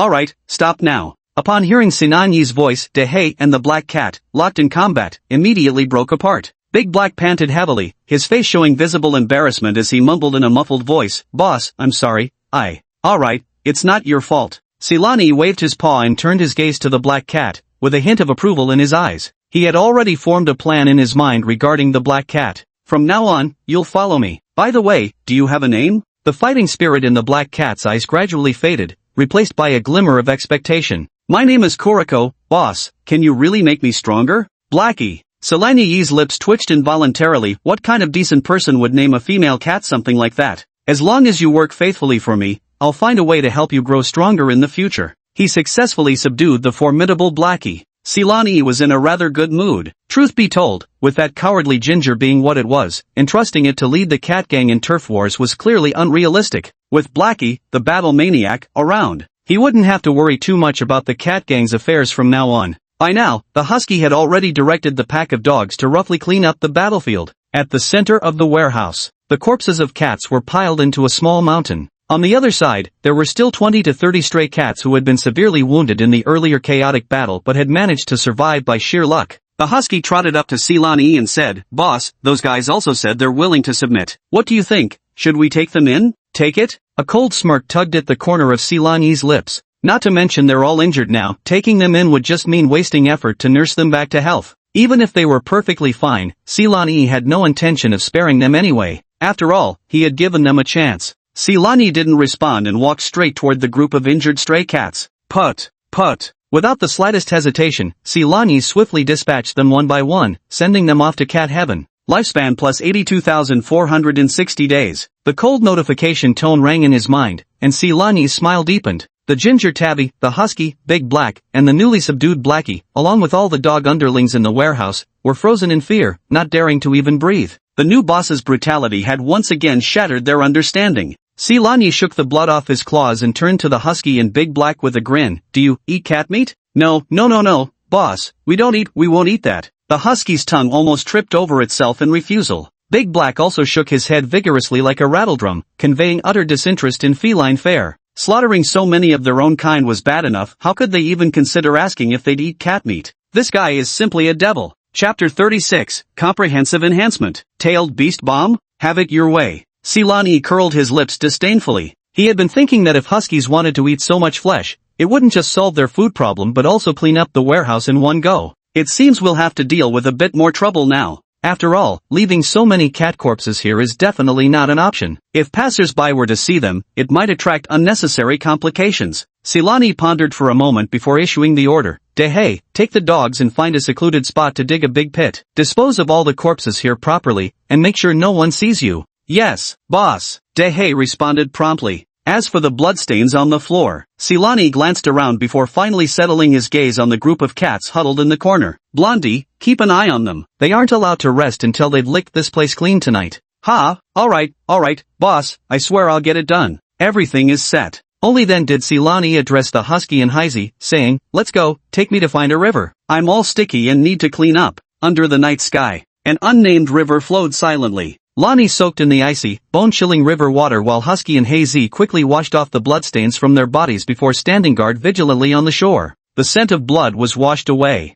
Silani felt much more comfortable and, with a thought, summoned his attribute panel. It was time to take stock of this harvest. Name, Silani. Strength, beginner/apprentice level. Converted to human time, 16 seconds per day, added 4 seconds while Shun Mengli was asleep. Strength, 49 kilograms. Movement speed 20 meters/second. Constitution, 32. Spirit 28. Fate will inscription 637740 days 9 hours 27 minutes 38 seconds. Details height 185 centimeters weight 75 kilograms age 20. Bound girlfriend none at present. Body enhancement. Torso +1 forelimbs +2 hind limbs +1 eyes +2 nose +1 ears +1 mouth +1 dick +2 tail +1. 4-dimensional attributes. Silani just skimmed them briefly. After all, activating the life-draining combat mode primarily enhances combat experience, offering little improvement to the 4-dimensional attributes. After a fierce battle, the strength increased by just 2 kilograms, while physique and spirit each improved by 1 point. Upon seeing the lifespan of 637,740 days displayed by the spiritual markings on the Wheel of Fate, Silani's breath momentarily froze. Previously, after strengthening 2 forelimbs to the second stage, the remaining lifespan was only 12,990 days. In other words, this single stroke earned him an additional 624,750 days, a whopping 1,711 years of lifespan. The biggest reason for such a substantial harvest was that Huskies and Dehei rarely delivered fatal blows in one strike. After disabling their targets, they didn't continue attacking, giving Silani ample opportunity to finish them off. We're rich.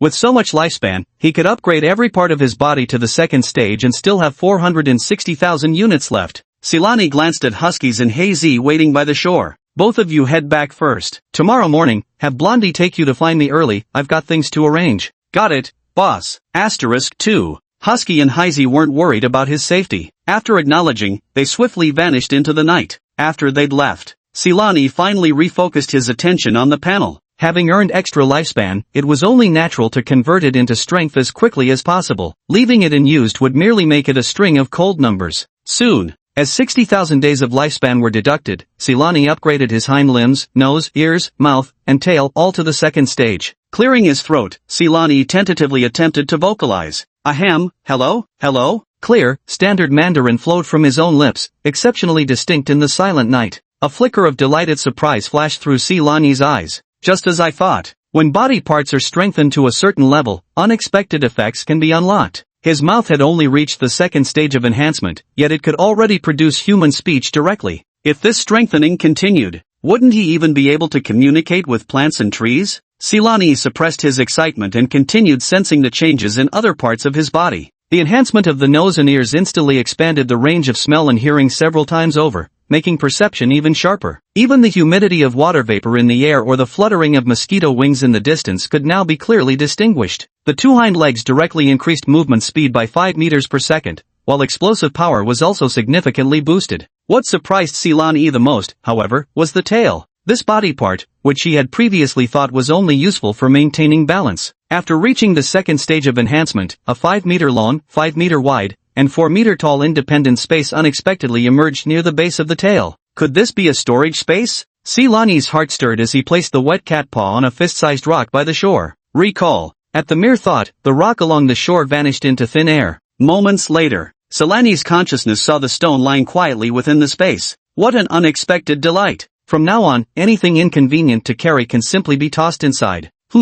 And what the heck is this thing? Just as Silani was feeling excited, he suddenly noticed that within the storage space, aside from that stone, there was also a fist-sized, slowly rotating and continuously expanding cloud of yellow mist. Silani frowned and attempted to reach out with his consciousness to touch the yellow mist. The next second, the yellow mist vanished. Then, Silani felt a tingling, itchy sensation at the tip of his tail, as though something was about to burst forth from it. Silani lowered his gaze. At the very tip of the tail now hovered an egg-sized sphere emitting a gentle white glow. Silani's expression froze momentarily. What the hell was this supposed to mean? Tailed beast bomb? After a brief moment of contemplation, Silani controlled his tail like cracking a whip and violently flung that white sphere toward the center of the river. Whoosh! The instant the white sphere left his tail, it transformed into a fleeting streak of light indistinguishable to the naked eye, darting forth at a terrifying speed. Even with Silasi's current six-fold enhanced dynamic vision, he could barely perceive a blurry afterimage. The next instant, the moment the radiant sphere made contact with the river's surface,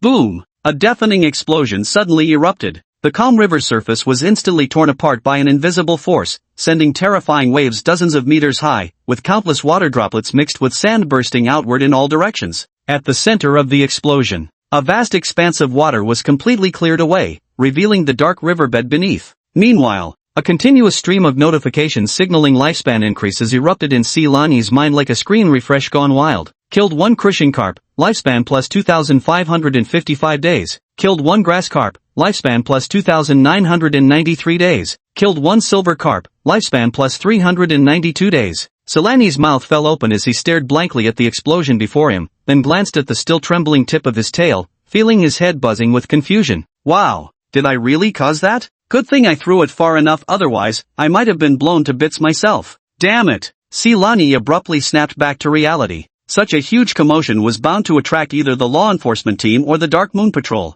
This place was too dangerous to stay long. Without another moment to spare, Silani warily scanned his surroundings. After making sure no one was around momentarily, it swiftly climbed ashore from the river, shook off the water droplets, and then dashed away on all fours toward the street direction far from the riverbank without looking back. Chapter 37: The Right Way to Grind for Longevity. Watching several figures leaping toward the riverside, Silani peeked out from the street corner, a trace of relief flashing across his face. Damn it, good thing I ran fast. He withdrew his gaze. Silani looked at his tail, an irrepressible excitement welling up inside him. Who would have thought that enhancing his tail would bring such a pleasant surprise? His mind sank into the storage space. Only then did Silani realize that the massive orange-yellow mist had vanished, replaced by a perfectly spherical yellow pearl the size of a quail egg, floating at the center of the space as it slowly rotated. He focused his mind to sense it. He could clearly perceive that the storage space seemed to be absorbing some kind of substance from the surrounding air, then transforming it into wisp after wisp of pale yellow mist that merged into the pearl.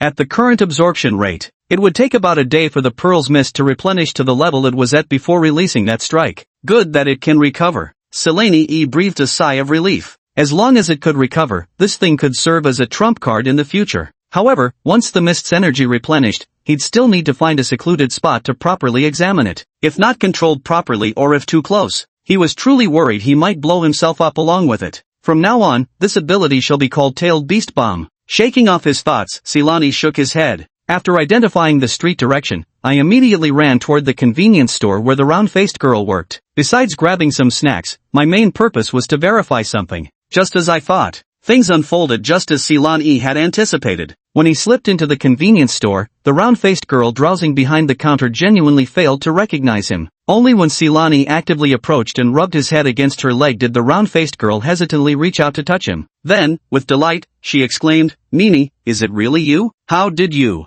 As she spoke, she noticed the still damp water stains on Silani's clothes. "Did you fall into a river?" The round-faced girl didn't press further. With practiced ease, she fetched 2 meat sausages from the shelf along with a cup of plain water, placing them before Silani. Then she found a clean towel from under the counter and began wiping the water droplets from Silani's body. Eat and drink to one's heart's content. When the water stains on his body had almost dried, Silani leaped gracefully and landed steadily on the round-faced girl's lap, adjusting into a comfortable position before settling down. A fragrant, soft beauty filled his embrace. Mum, perhaps this is the only benefit of being a cat. You can openly take advantage of a girl without getting slapped or called a pervert. Silani closed his eyes to rest while silently planning his next moves. By now, he had already tamed Husky, Big Black, and Heisey. As for recruiting other stray cats and dogs in the future, he could simply leave it to them. He only needed to step in when they encountered tough opponents. I still have 570,000 lifespan left, which is more than enough for consumption in the short term. Next, I can focus my efforts on turning back into a human. After all, I can't possibly continue surviving in this cat form forever. Only by regaining my human identity will many things become convenient again. Moreover, the previous Tailed Beast Bomb gave Silani some inspiration. Hunting insects to farm lifespan. It's not only time-consuming but also yields minimal lifespan gains. Once you regain your human identity, you can simply purchase plenty of live fish for lifespan farming. The slaughtered fish can even be used to feed your subordinates. You could even establish your own breeding farm. Raising chickens, fish, or even cockroaches, anything goes. This is the proper way to farm for lifespan. Soon, an hour had passed. Silani opened his eyes in mild bewilderment. The conversion to human time remains at 16 seconds per day, with no change whatsoever. So, what exactly is the criteria for increasing the time? Could it be? Is it looks? Silani couldn't help but tilt his head up to look at the round-faced girl standing right in front of him. To be honest, though the girl's face was a bit round and her figure slightly, well, let's say generously proportioned, her facial features were actually quite delicate. Her skin was fair and delicate, so translucent it seemed it might break at a touch, and her bone structure was impeccably proportioned. She was absolutely brimming with potential. With just a bit of determination to lose some weight, she'd undoubtedly rank among stunning beauties. How could there be zero reaction? He shook his head. Silani didn't dwell on it further, deciding to wait a while longer to observe. Another hour passed. This time, the duration finally increased by 1 second, reaching 17 seconds. Silani's eyes instantly lit up. It really can extend the duration. If that's the case, then the manipulability becomes much greater. Staying by Shin Mangli's side adds 2 seconds per hour. So what if I stayed near 50 or 100 girls? Sure, they might not add as much as Shin Mangli individually, but quantity makes up for it. Right then, Silani already had a rough idea forming in his mind. Where do the most girls gather in one place? Bars, women's bathhouses, dance studios, yoga studios, concerts of popular young idols, and also, girls' schools. Silani suppressed the urge to immediately investigate these venues. But before going, he still had to return and verify a few things on Shin Manli. He glanced at the panel. The morph switch button had already lit up, meaning it was now past midnight. Without further delay, Silani gave a soft meow as farewell to the round-faced girl, then jumped off her lap and scampered back to Shin Mangli's room. Shin Mangli was fast asleep. Silani's mind stirred as he shifted into human form. Then, moving as gently as possible, he picked up a palm-sized mirror from the desk. The room was unlit. Only faint moonlight seeped through the window, providing barely enough light to see. This was the first time Silani had seen his human form, which looked almost identical to how he appeared before crossing over. However, his posture was noticeably more upright, and his muscle definition had become more pronounced. Especially around his abdomen, faint outlines of firmness could be traced beneath his fingertips. His facial structure also seemed slightly more defined and angular, likely subtle enhancements resulting from an upgraded appearance. Great! It seemed certain that he had physically traveled through time.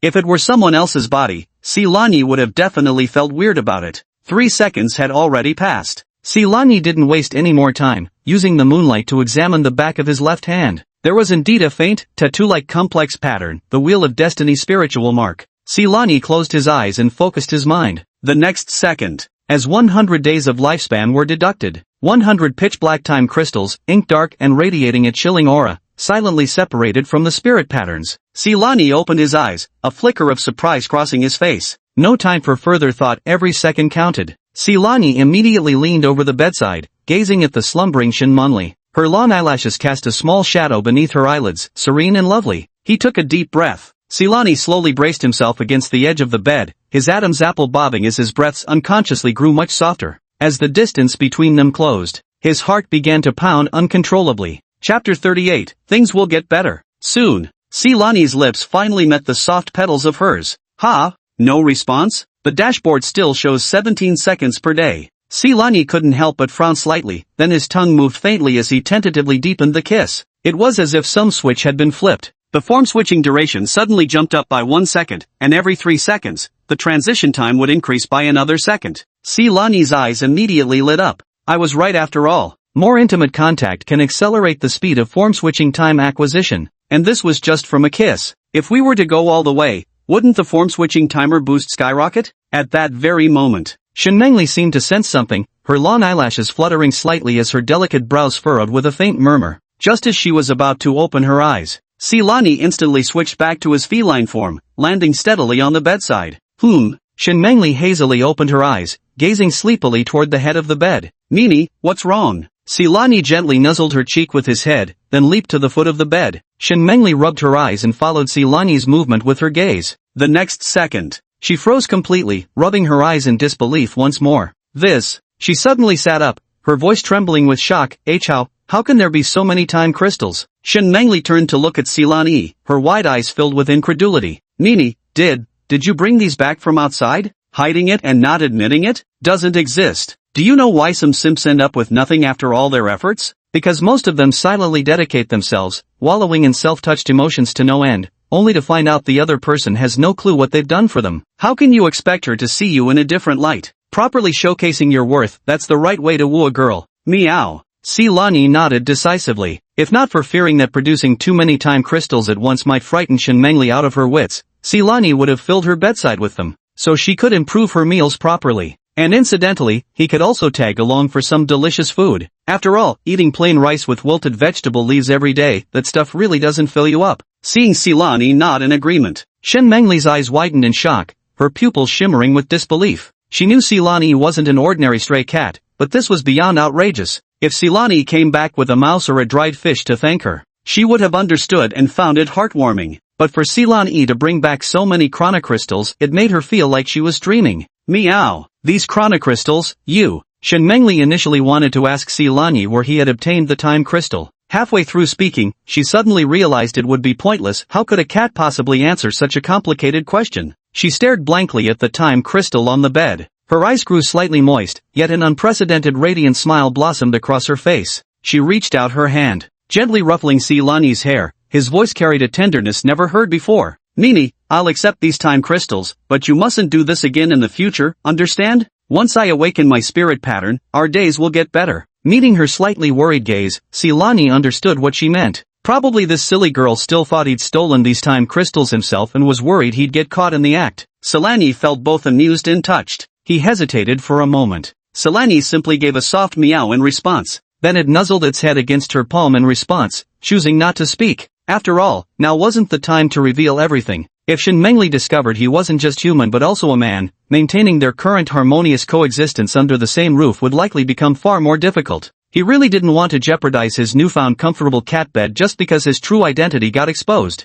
After Shinmengli put away the time crystal and lay back down with a faint smile, Silani arrived at the bedroom door. His hind legs propelled him upward over a meter high as his claws hooked the door handle and pressed downward. Alright then. The girl had actually locked her door while sleeping. I initially wanted to test the maximum effective distance for switching forms, but it looks like I'll have to use the window now. A few leaps later, he arrived atop the outdoor AC unit on the second floor. Silani roughly estimated that this position should be about 5 meters away from Shinmengli. Distance confirmed. Silani lay down on the outdoor air conditioning unit and began contemplating the message he had received in his mind. Previously, when he focused his consciousness on the life will spirit pattern on the back of his hand, apart from clearly perceiving the specific numerical value of his remaining lifespan, he also received a fragment of information. He could choose to form a life covenant with a beast. That is to say, had I actually awakened some beast tamer ability or something? Silani-san focused his thoughts and summoned the attribute panel, scrutinizing it carefully and repeatedly from top to bottom. Strange, I don't see any contract-related function entries on the panel either. Silani furrowed his brows slightly, looking puzzled. Could it be? A thought flashed through his mind. Does the panel only display this function when opened in human form? Thinking of this, Silani glanced at the top right corner of the panel. By now, the form-switching duration had increased to 19 seconds per day, with only 7 seconds of usable time remaining. 7 seconds. That should be just about enough. I'll take a closer look later, hopefully, there'll be a pleasant surprise. The sky was just turning gray with dawn. A few faint barks from dogs outside pierced the morning silence. Silani poked his head out of Shin Mangli's warm embrace, glanced at the sky outside, and couldn't help cursing inwardly, bloody hell. I just fell asleep and you bastards had to start barking. Forcing himself to stay alert, Silani carefully shifted his body and wriggled out of Shin Mangli's arms. After a whole night of research, he had figured out the pattern of time extension for form switching. The effective range was roughly about 10 meters, with the additional time decreasing the farther the distance. Besides, the biggest gain was understanding how to use the life contract branding function. Thinking about the effects of the life contract branding, Silani couldn't wait any longer. With a single leap from his bed to the windowsill, he descended to the ground floor in just a few bounds. Boss! Big boss! The moment Silani landed, 4 figures darted out from the bushes, none other than Orange Cat Huangmao, the Husky, Big Black, and Heisey. Silani gave them a nod in greeting, then immediately turned his attention to Orange Cat Huangmao. Is the warehouse cleaned up over there? D-boss, everything's been cleaned up, it's just there's still a bit of a bloody smell. The orange tabby's fur visibly trembled. As it spoke, it didn't even dare meet Sylvanie's gaze. Clearly last night's bloody scene had left significant psychological trauma. Got it. Sylvanie responded indifferently, you should go rest first. Thanks, boss. The yellow-haired fellow scurried away like a pardoned criminal as soon as permission was granted. This guy really has no greater ambitions. Originally, considering it was the first underling I'd taken in, I'd thought of bestowing some fortune upon it, but now it seems better not waste that quota on it. Silani watched the blonde figure disappear into the distance and couldn't help but shake his head. You three, come with me. Chapter 39, this damn dog, being too smart isn't always a good thing. You three, come with me. Silani spoke to the Huskies, then strode straight toward a relatively quiet corner at the back of the neighborhood. Looking at them, Silani didn't beat around the bush. I can enhance your abilities. He paused, narrowing his eyes slightly as his gaze swept over the cat and 2 dogs before him. However, I need absolute loyalty from you. If you choose to follow me, you should be fully aware of the consequences should you ever betray me. Blackie didn't hesitate for even a second, nodding immediately. Boss, as long as you can help me improve my strength, my life is yours. Even if other opportunities to grow stronger appear in the future, I swear I'll never betray you. The husky's blue eyes flickered with shrewdness as it tilted its head, its tail sweeping uneasily across the ground. A moment later, it seemed to make up its mind, nodding vigorously. Boss, I, Husky, do consider myself quite perceptive. You're definitely no ordinary cat. Following you is bound to lead to great prospects. From now on, my several dozen pounds of flesh are yours to command. Now it was DeHay's turn. A trace of bewilderment flashed across its pitch-black dog face. He opened his mouth but struggled for a long while, ultimately squeezing out just 4 muffled words. Same here. Silani curled his lips into a satisfied arc. Though these 3 were merely the most ordinary beasts, as long as they remained utterly loyal, Silani was confident he could train them into beings no weaker than any source beast. Very well. Silani gave a firm nod. Now, no matter what you see, stay calm. No sooner had she finished speaking, before they could react, Silani made a quick decision and chose to transform. The formerly crouching tabby cat silhouette suddenly elongated and shifted. In the blink of an eye, a tall, handsome young man stood in its place. A woof, meow, woof, woof woof woof. The cat and dogs instantly puffed up like their tails had been stepped on. The husky was so frightened that all 4 of its legs were trembling. Its canine brain simply couldn't process what was happening. This.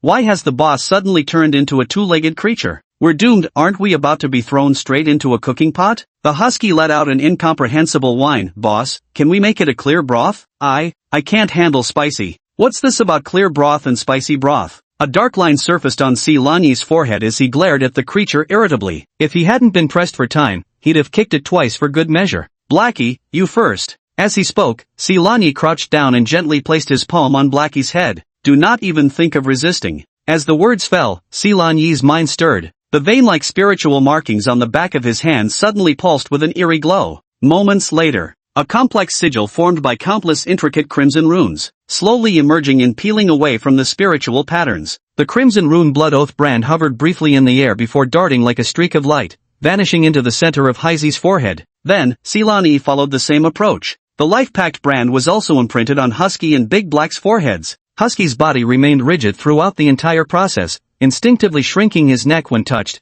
but he ultimately accepted it obediently. Big Black remained completely dazed the whole time, letting Sylvanee proceed without resistance. This done, the duration of their human forms had finally reached its end. Phew! The Husky let out a long sigh of relief. Seeing its leader transform back into the familiar feline form, the dog's heart that had been stuck in its throat finally settled back into its chest. It bounced in place a couple of times, shook its fur, then looked quizzically at Silan Yi. Boss, is that it? All done? I don't feel any stronger? Didn't gain any extra meat, didn't grow wings or anything. What's the hurry? Silan Yi glanced at it. I just bound you as my contracted beasts earlier. As he spoke, he concentrated and summoned his attribute panel. Sure enough, beneath the original enhancement page, a brand new option labeled, Life Covenant Brand, had appeared. A satisfied smile unconsciously appeared at the corner of Silan Yi's lips. This was his most significant discovery from last night. The Life Contract brand was an exclusive beast-taming ability of human form. Thus, only in human form would this option appear on the enhancement panel. Now that this function has been activated, it naturally allows the data to be synchronized with the cat forms panel.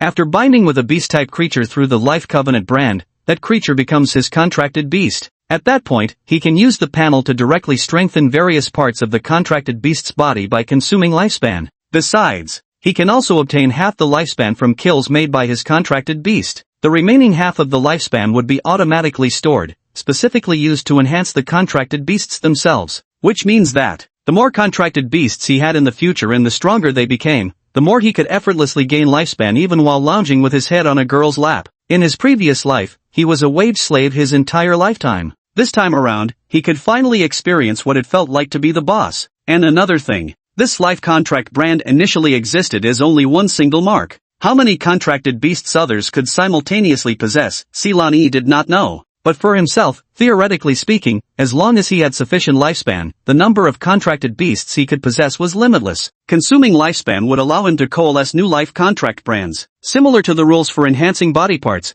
the first additional imprint requires 1,000 days of lifespan, the second requires 10,000 days, and the third 100,000 days, and so on. Last night, after Silan Yi thoroughly researched and understood this feature, he directly consumed 111,000 days of lifespan, instantly forming 3 additional imprints in one go. Originally, aside from Husky, Big Black, and Blackie, the 3 main forces, he also planned to give that coward Yellowhair a chance. To his surprise, the brat was utterly useless himself. Yet this ended up saving him a branding slot. Silan Yi instinctively clicked into the Fate-bound branding function interface. On the panel, the avatars of the 3 troublemakers, Husky, Big Black, and Blackie, clearly appeared before his eyes. Beneath each avatar, their respective 4-dimensional attributes were listed, along with a numerical value labeled Loyalty. Contracted Beast, Husky, Siberian Husky. Power level, Beginner/Apprentice tier. Strength, 57 kilograms. Movement speed, 19 meters per second. Constitution, 43. Spirit, 23. Loyalty 6-1.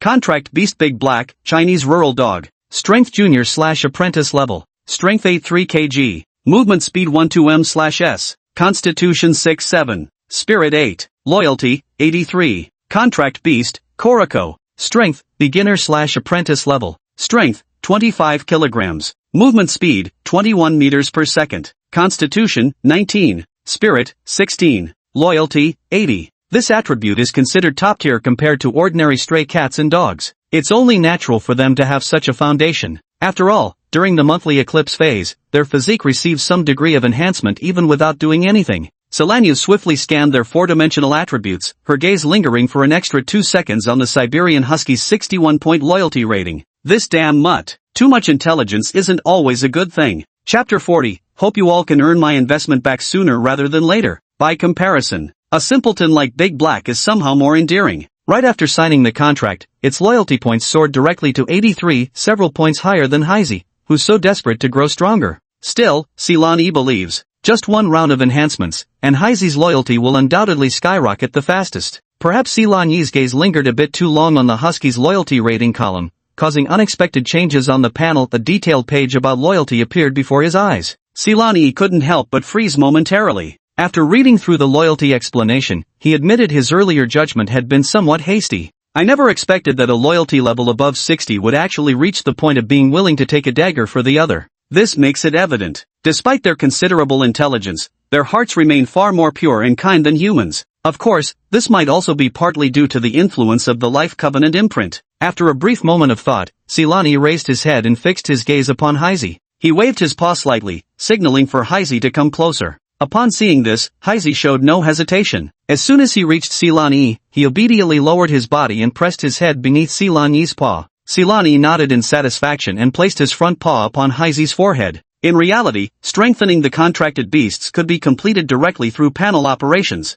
The additional step of having them touch it with their paws was purely to deepen their impression and make them understand that this power was granted by their master. Moments later, Silani directed his thoughts and chose to strengthen Blackie's two front limbs, ears, and mouth. He didn't enhance too many body parts for them all at once. Good things should be doled out little by little. This way, their appetites remain whetted, fueling their motivation to earn more lifespan for themselves. He saw 8,000 days deducted directly from his lifespan. Does strengthening a contract beast cost twice as much as my own? Silani raised an eyebrow briefly but didn't dwell on it. After all, with a single-tailed beast bomb, he had previously wiped out various fish and shrimp totaling 13,971 days of life. This small investment was something he could easily afford. A few breaths later, Silani lowered his claws. Heisey slowly opened his eyes, amber cat pupils filled with uncontrollable excitement, his voice even trembling slightly. Boss, I really got stronger. Thank you, boss. It's nothing. Just do your job well for me in the future, Silani said calmly. He glanced at the loyalty rating of Blackie on the panel. Sure enough, after this round of enhancements, the loyalty points soared directly from 80 to 95. This numerical value. Silani had no doubt that if he gave the order now, even if it meant charging into law enforcement headquarters, Heisey wouldn't hesitate in the slightest. Beside them, the husky had been staring with wide, unblinking eyes. Seeing that Heisey had finished its task, it immediately trotted over enthusiastically, its tail wagging like a high-speed propeller, tongue lolling out so far it nearly licked Silani's paw. Boss, is it my turn now? A moment later, with 16,000 days of lifespan deducted, Husky and Big Black successively completed their enhancements. Silani glanced at the panel. Husky's loyalty points leaped straight from 61 to 75, while Big Black's increased from 83 to 90. This wave of enhancement, all four-dimensional attributes have increased only slightly,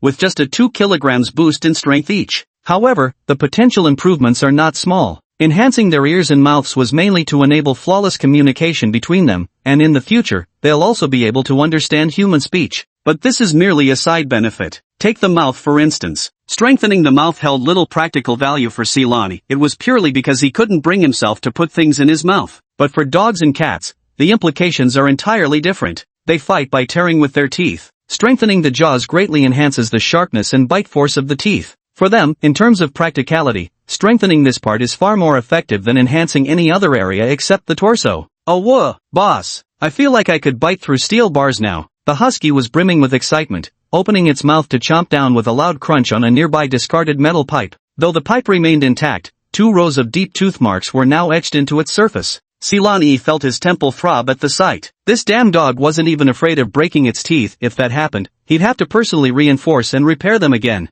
Enough. Do you still want to grow stronger in the future? Hearing Silani's words, the husky immediately jumped up. Yes, boss. Of course I want to. All of you now belong to my contracted beasts. Logically speaking, helping you improve your strength means improving my own strength. Upon hearing this, the husky's eyes instantly lit up like 2 light bulbs. Then what are we waiting for, boss? Hit me with another boost. From now on, just give the word and I'll definitely charge at the front. Silani glared at it in annoyance. Do you think this is some kind of cabbage? Strengthening you comes at a cost for me too. Seeing that all 3 of them had quieted down, Silani continued, if you want to grow stronger, you'll have to offer something in return. Boss, what do you want us to do? Blackie, who had been silent until now, finally spoke up. It's simple. Silani's gaze swept over them. Any living thing, whether it's rats, cockroaches, or other animals, just kill them. I'm keeping count of how many you've killed. The more you kill, the greater rewards you'll receive. Was it really just about hunting living creatures? Difficult? It's not difficult at all. Alright. Both Huskies and Big Black's breathing became heavier,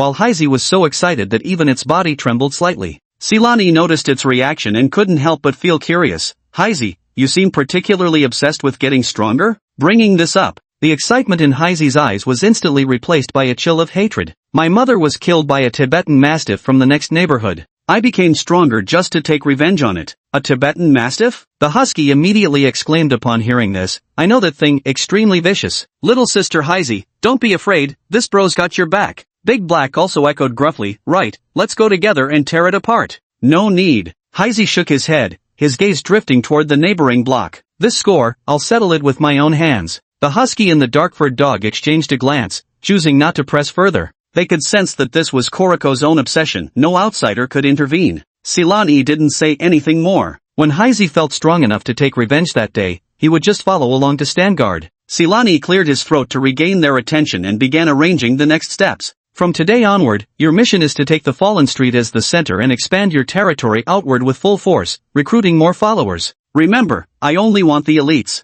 Those who don't obey, eliminate them immediately. Yes, boss, the three contracted beasts responded in unison. Watching their departing figures, Silani silently calculated the costs in his heart. He had invested 24,000 days in them, to contract them. Forging those 3 life-binding seals had cost an additional 111,000 days. All tallied up, it amounted to a total expenditure of 135,000 days of life force. Silani glanced at the remaining 456,161 days of lifespan displayed on the panel, a faint smile curling at the corners of his mouth. I hope you can earn back my investment as soon as possible. However, contracted beasts shouldn't be that simple. It's just that his current understanding of beast tamers is still too superficial, so for now, he can only treat them as experience farming babies. Chapter 41, I have nothing to repay you with, except, offering myself to you. Just as Silani was about to head back for another nap, upon reaching the ground floor, she spotted Shen Mengli emerging from the stairwell. Meow. Silani called out and broke into a jog toward her.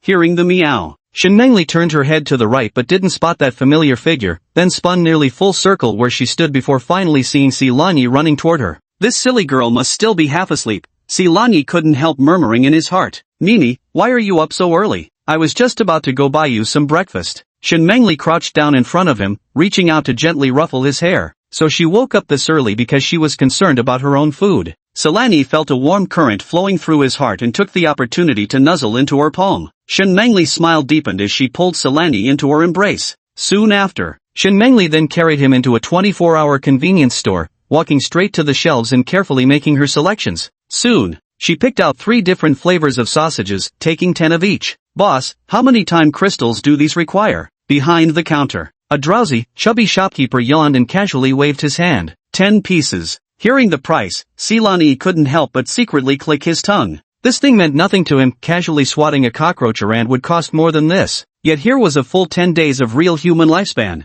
He roughly estimated that the average daily income for regular people in this world was only about 1 or 2 time crystals. And this single meat stick was about the same size as those 220-gram luncheon meats back on Earth. 30 neat sticks would practically amount to 5 days' wages for an ordinary worker. This girl really knows how to treat herself well. After buying the sausages, what puzzled Silani was that Shen Mengli didn't head straight home. Instead, she came to the spot beneath her own bedroom window. Only then did Silani notice an inconspicuous hemp rope hanging from the 3rd-floor windowsill, reaching all the way to the ground. In the grass at the end of the rope lay a tattered piece of clothing, its original color long faded beyond recognition. Mimi, wait here for a moment, Shen Mengli said as she took out 3 meat sausages from the bag and set them aside. Then, she carefully tied the bag containing the remaining 27 sausages to the end of the hemp rope. This done, she picked up the tattered garment again, covering the tied bag completely. Alright, Mimi, now let's go home. Silani blinked his eyes, faintly sensing something in his heart. Soon, his suspicions were confirmed. When Shen Mengli opened the door, the old hag stood guard at the entrance like a door god. Her triangular eyes swept over Shen Mengli's figure, and when they landed on the 3 sausage links in her hand, they instantly widened. Before the old woman could hurl her curses, Shen Mengli took the initiative and handed her 2 of the sausages. Grandma, I bought these with the time crystals I saved up from odd jobs. Here are 2 root beast sausages for you. The old woman's face showed a hint of surprise. Silani was also taken aback. Shen Mengli actually called the old woman grandma? Her attitude toward the old hag had been entirely different before. What changed today? Could it possibly be for me? As Silani was lost in thought, the old woman skeptically took the sausage, but her gaze lingered for several extra seconds on the remaining sausage in Shin Mengli's hand. Did the sun rise from the west today? Since when did a money loser like you remember to buy things for your elders? She weighed the sausage in her hand, her tone still sharp. Shin Mengli bit her lower lip and said earnestly, Grandma, I've never asked you for anything my whole life. Could you please promise not to drive him away? Humph. The old woman glanced at Silani with disgust on her face. She despised these shedding creatures the most. Cats and dogs were no different from rats in a filthy ditch in her eyes. If it hadn't been for her mahjong friends rushing her yesterday, she would have thrown Silani out long ago. She had been planning to deal with Silani the moment Shin Mengli left for the martial academy today. Never imagined. That damned brat actually anticipated her scheme beforehand and, for once in her life, knew to use something to shut her up. That stick in your hand was meant to feed it, wasn't it? How dare such a filthy thing deserve to eat origin beast meat? Just toss it some leftovers, it won't starve to death. If you don't want me to kick it out, hand over that sausage. Silani's gaze darkened as it fixed on the old woman's neck. That damned old woman kept calling it pickle H stuff. If not for Shin Mengli's face, he'd really like to swipe her neck with a claw. Shin Mengli's face showed a hint of hesitation. After wavering for a moment, she ultimately reluctantly chose to compromise. She handed the last meat sausage to the old woman as well. After returning to his room, the first thing Shin Mengli did was to turn the lock with a click, then quickly walk to the window, pull up the hemp rope, and soon haul in a hefty bag from outside. Looking at the 27 remaining sausages in the bag, Shin Mengli flashed a triumphant smile, tore one open, and whispered eagerly while presenting it to Silani as if offering a treasure, saying, Meow, try it quick, it's made from source beast meat, very nourishing. Silani looked up at Shin Mengli. He could see it clearly when the girl spoke. Her throat unconsciously trembled slightly, unmistakably swallowing her saliva. Could it be that because I saved too many fallen women in my past life, I've been blessed with such a kind-hearted girl in this lifetime? Silani didn't hesitate, taking a large bite, then paused. Under Shin Mengli's astonished gaze, he went over to the bag of sausages and nudged one out with his head, then pushed it toward Shin Mengli. Meow. Shin Mengli froze for a moment before instinctively asking, Nini, do you want this flavor? Silani shook his head, lifted a paw to tap the sausage he'd pushed forward, then raised the same paw to point at Shin Mengli. Are you saying, you want me to eat it? Shin Mengli's tone carried a hint of uncertainty. Meow. Seeing Silani nod, Shin Mengli felt a sudden sting in her nose, her eyes instantly reddening as warm liquid swirled within, nearly bringing her to tears. She took a deep breath, forcing back the urge to cry, and a gentle smile reappeared on her face. Okay, sis, you have some too. Only then did Silani lower his head contentedly, making quick work of the remaining sausage in a few swift bites, not leaving even a crumb behind. As for Shin Mengli, she ate in small bites. The way she chewed slowly and deliberately made her resemble more of a food-guarding kitten. She only ate half of a sausage. The remaining half, she packed into a clean plastic bag. It looks like it's meant to be taken to the martial academy for lunch. This done, Shin Mengli pushed the bag of sausages further under the bed, then turned to whisper to Silani, Nini, I've hidden all these. When you're hungry, just take them out from under the bed and eat. By the way, the old lady has agreed not to kick you out anymore, but you better not show yourself in front of her. She has a bad temper, and I'm afraid she might take it out on you. Stay here at home and be good, okay? Big sister needs to go to the martial academy now. Never mind whether Silani could understand her or not. After giving some final instructions, Shin Mengli tiptoed out quietly. The door closed softly, obscuring the departing figure of the young girl. Silani remained crouched where he was. A faint fragrance of her presence still lingered in the room. He flicked his tail discontentedly, feeling an uncomfortable pang in his heart. He had always believed Shin Mengli was just an innocent,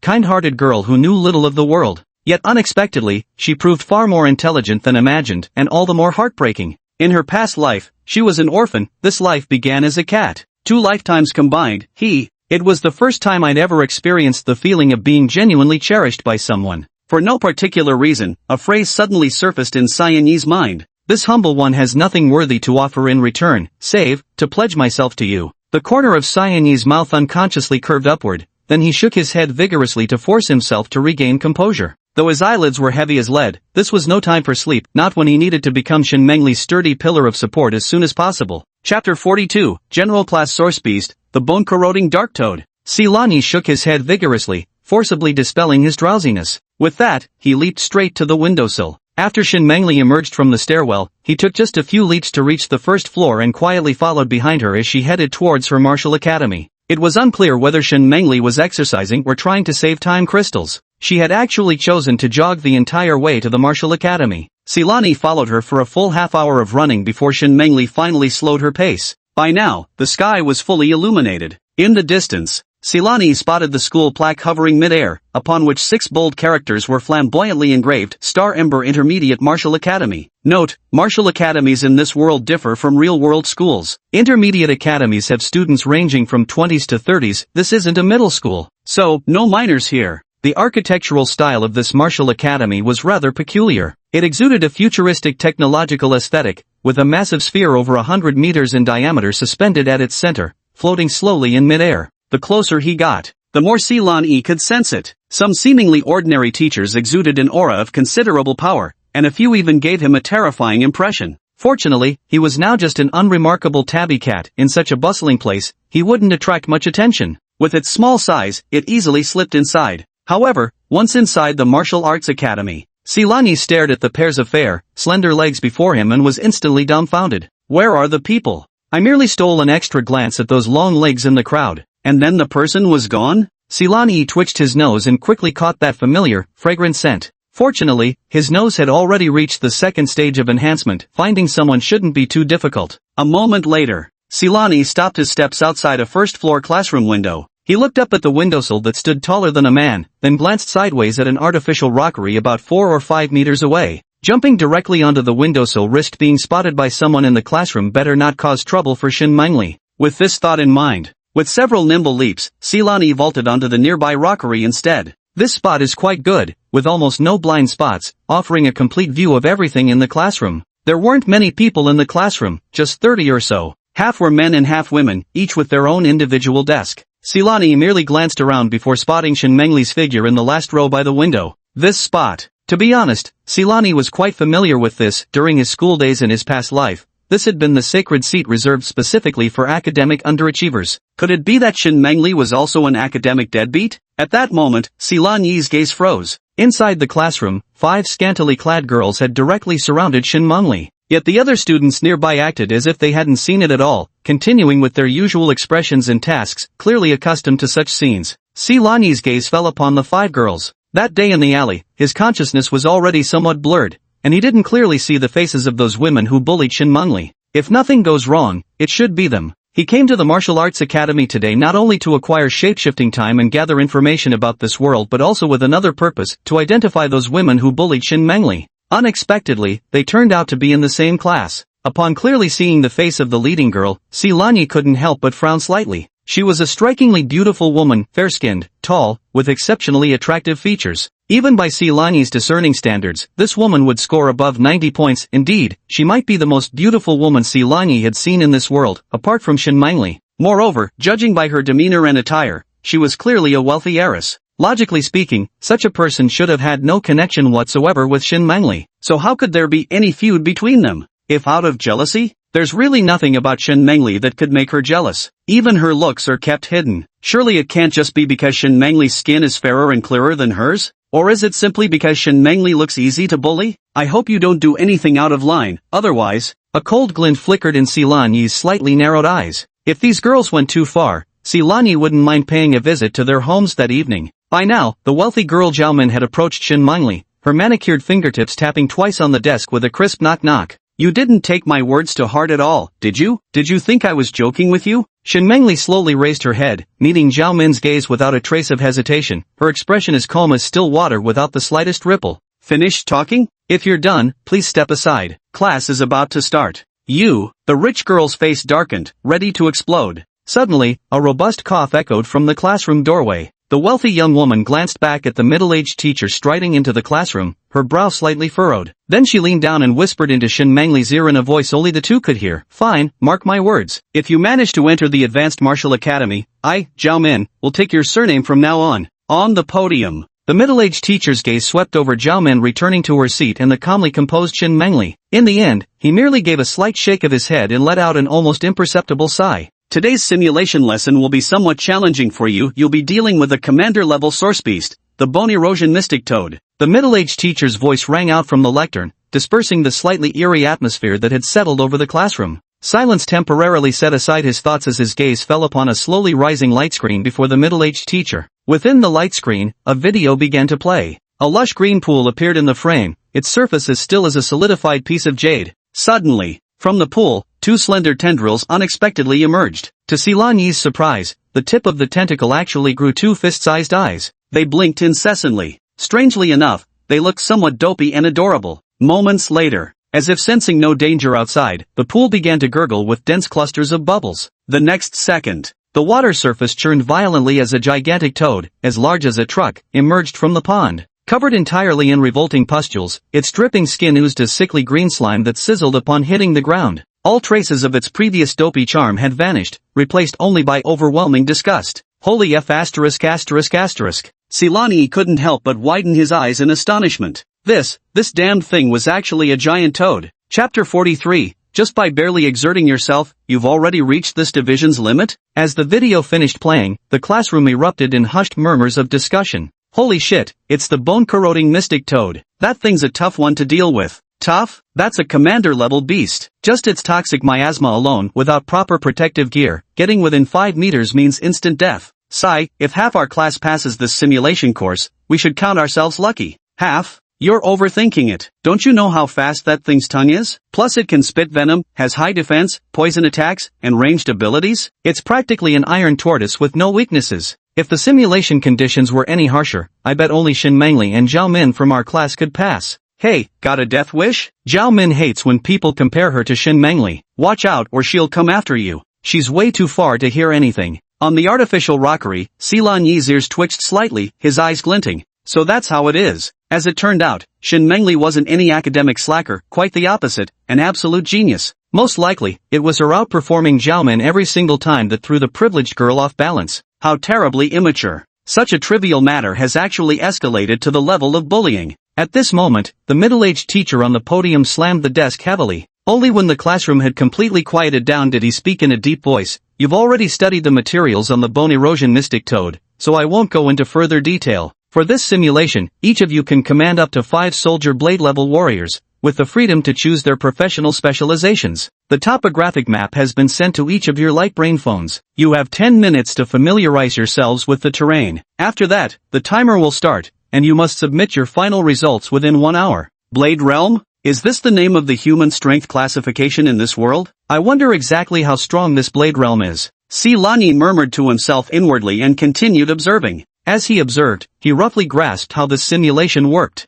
Simply put, the goal is to have these students assume the role of tactical commanders, formulating corresponding combat plans tailored to the target source beasts and specific terrain. Not only must we devise a way to lure that bone-eroding dark toad out of the pool, but we must also eliminate it in the shortest time possible while ensuring the survival of our own units. After making a solid plan, they would upload the blueprint into that massive sphere at the center of the Martial Academy for simulation verification. Don't ask how Silani knows. When uploading, there's a display icon that looks exactly like that enormous sphere. Silani speculated that the sphere was probably something akin to a server. After uploading, just wait a few dozen seconds. The server will simulate according to their plan and feed back the detailed combat process, results, and final score. At this moment, most students in the classroom were sighing and frowning at the terrain map on their light brain phones. Silani noticed that Shin Mengli didn't hesitate at all. She merely glanced at the terrain map before swiftly operating on her optical computer. In less than 3 minutes, the first combat plan had been edited and uploaded.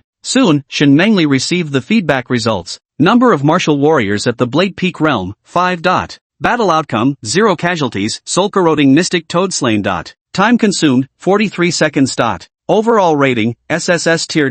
Seeing this nearly perfect score, Shin Mengli's face showed not a trace of joy. Her expression remained calm as if nothing had happened at all. She merely glanced at it before shifting her focus back to analyzing the battle process. After closing her eyes in contemplation for a moment, she immediately began formulating a second plan. But this time, she reduced the number of available martial artists from 5 to 4. A few minutes later, fresh feedback arrived. Number of Blade Realm martial artists, 4. Combat outcome, 1 severely injured, Deathbone mysterious toad slain. Time consumed, 59 seconds. Comprehensive rating, SS tier. This time, Shin Mengli's delicate brows furrowed slightly, seemingly unsatisfied with the result. Her fingertips tapped lightly on the screen, as if reviewing the performance. After a moment, they began formulating a new plan. Number of Blade Realm warriors, 3. Battle outcome, 1 dead, 2 lightly injured, the corrosive bone mystic toad dead. Time consumed, 41 seconds. Overall rating, SS class. Until. Number of soldiers Edge Realm martial artists, 2.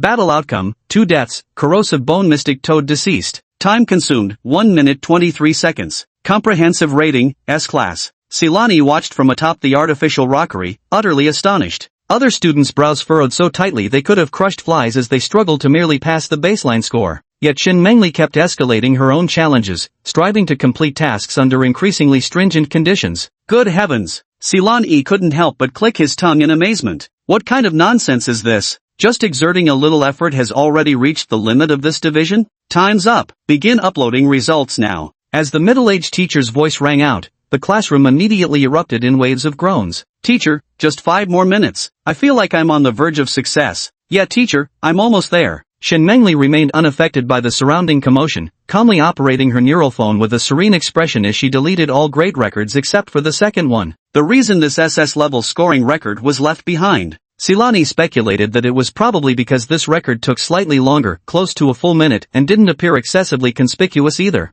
Very soon, when all the grades had been uploaded, the ranking appeared on the light screen at the forefront of the classroom. First place, Shin Mengli, comprehensive rating SS tier. Second place, Zhao Min, comprehensive rating S tier. Third place's rating plummeted straight to A tier, and those further down were even more dismal, with one even receiving an F tier rating. It's over, it's over. I knew this would happen. Professor, isn't this simulation assessment way too difficult? There's a whole major realm difference between a commander-level origin beast and a soldier rank realm. No amount of numbers can compensate for that, let alone dealing with a tricky origin beast like the bony-roding profound toad. Right. A male student wailed, I deployed all 5 of my units, but they got wiped out before even seeing the bony-roding profound toad's face. How are we supposed to fight this? Professor, maybe this test shouldn't count toward our final grades? The middle-aged teacher shook his head with a smile as he watched the students below the podium boiling with agitation. This mock exam was personally designed by me and won't count toward your final grades. The moment the words left his mouth, the classroom erupted into cheers of relief like survivors of a catastrophe. But the middle-aged teacher abruptly changed the topic and rapped the lectern. Don't celebrate too soon. Your grade will soon undergo the awakening ceremony, and from what I've heard, this year's assessment won't be any easier than my mock exams. Alright, today's lesson is self-review. Ask me if you don't understand anything. On the artificial hill, Silani understood that what followed was essentially a self-study session, nothing worth watching anymore. He was about to jump down from the artificial rockery, aiming for a spot closer to the window to reset his transformation timer. However, no sooner had he stood up than he noticed Zhao Min rising from her seat in the classroom too. Zhao Min first cast a contemptuous glance at Shin Mengli in the corner before turning her gaze toward the teacher on the podium. Teacher, I don't accept this ranking result. The middle-aged teacher was about to sit down when he froze at the words. Student Zhao, the rankings are automatically sorted by the system based on comprehensive data. Do you have any questions? Zhao Min tilted her head slightly upward, revealing a stretch of snowy white, graceful neck like a proud peacock. Although I only received an S-grade rating this time, the combat plan I submitted required just 4 martial artists. Teacher, do you think my grades are suitable for second place? Chapter 44, where there's a sleeping dragon, a young phoenix can't be far. What? Holy shit, only 4 martial artists? Is this for real? If that's the case, Zhao Min's S-rank rating is truly something else. It actually makes sense for her to rank ahead of Shin Mengli. That's amazing. They wiped out a general class origin beast with just 4 people. Sidekick, Sister Minmin is incredible, gorgeous looks, elite family background, and even her academic performance crushes us all. Honestly, for a prodigy like Sister Minmin, I can't even muster a shred of jealousy. The classroom erupted in exclamations of surprise. Even the teacher on the podium showed a look of astonishment. You should know. Even if he were to simulate it himself, the best possible outcome when deploying 4 warrior-level combatants would still only merit an S-grade score. Zhao Min seemed to thoroughly enjoy being the center of attention. She raised her hand slightly to gesture for silence, then continued, if any classmates doubt this, the teacher can pull up my evaluation report for everyone to see. As those words were spoken, she deliberately turned her head to shoot Shin Mengli a provocative glance. Up on the artificial hill, Silani couldn't help wanting to laugh. But now he understood why Zhao Min harbored such malice towards Shin Mengli. If I'm not mistaken, Zhao Min is definitely planning to humiliate Shin Mengli next, trying to one-up her. Silani could already picture in his mind Zhao Min's exasperated expression after being served her own humiliation instead. Just as expected. Just as Silani had predicted. As Zhao Min's voice fell, her little followers immediately began shouting along, egging the teacher on to bring up the grading report. The middle-aged teacher was put on the spot. With some reluctance, he could only raise his hand and tap a few commands on the light computer. Soon, Zhao Min's detailed evaluation report appeared on the light screen.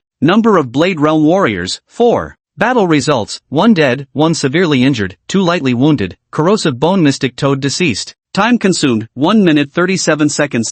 Overall rating, S rank. Though the cost was considerable, slaying a commander-class origin beast with just 4 warrior-level martial artists, this achievement would leave 99% of students present in the dust. For a moment, the classroom erupted with voices of flattery and astonishment. Zhao Min's face grew even more smug as she turned around, casting a disdainful glance at Shen Mengli. Shen Mengli, you've seen my results. Do you have any objections to me ranking above you? Shen Mengli's expression remained unchanged. She simply lifted her head slowly to meet Zhao Min's gaze and calmly uttered 2 words. No. Humph. At least you know what's good for you. Zhao Min snorted coldly, feeling much of the pent-up frustration from the past 3 years finally dissipate. From the day she stepped into Star Ember Intermediate Martial Academy, she had been utterly overshadowed by that name, Shen Mengli. No matter how hard she tried or how much money she spent on hiring top tutors, the silent and impoverished Shen Mengli always remained in first place. How could she accept this? Today, she finally had her moment of triumph. Ha! Is that it? Outside the classroom, just as Silani thought this farce was about to end,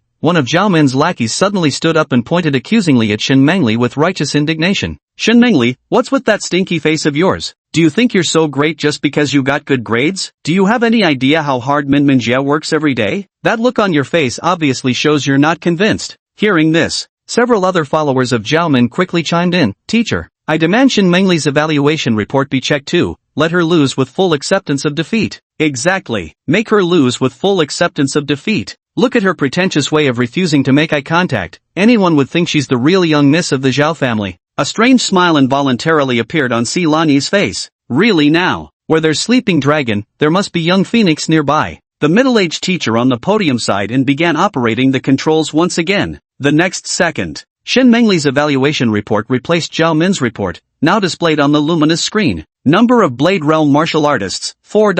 Battle outcome, 1 severely injured, bone-corroding mystic toad deceased. Time consumed, 59 seconds. Overall rating, SS class.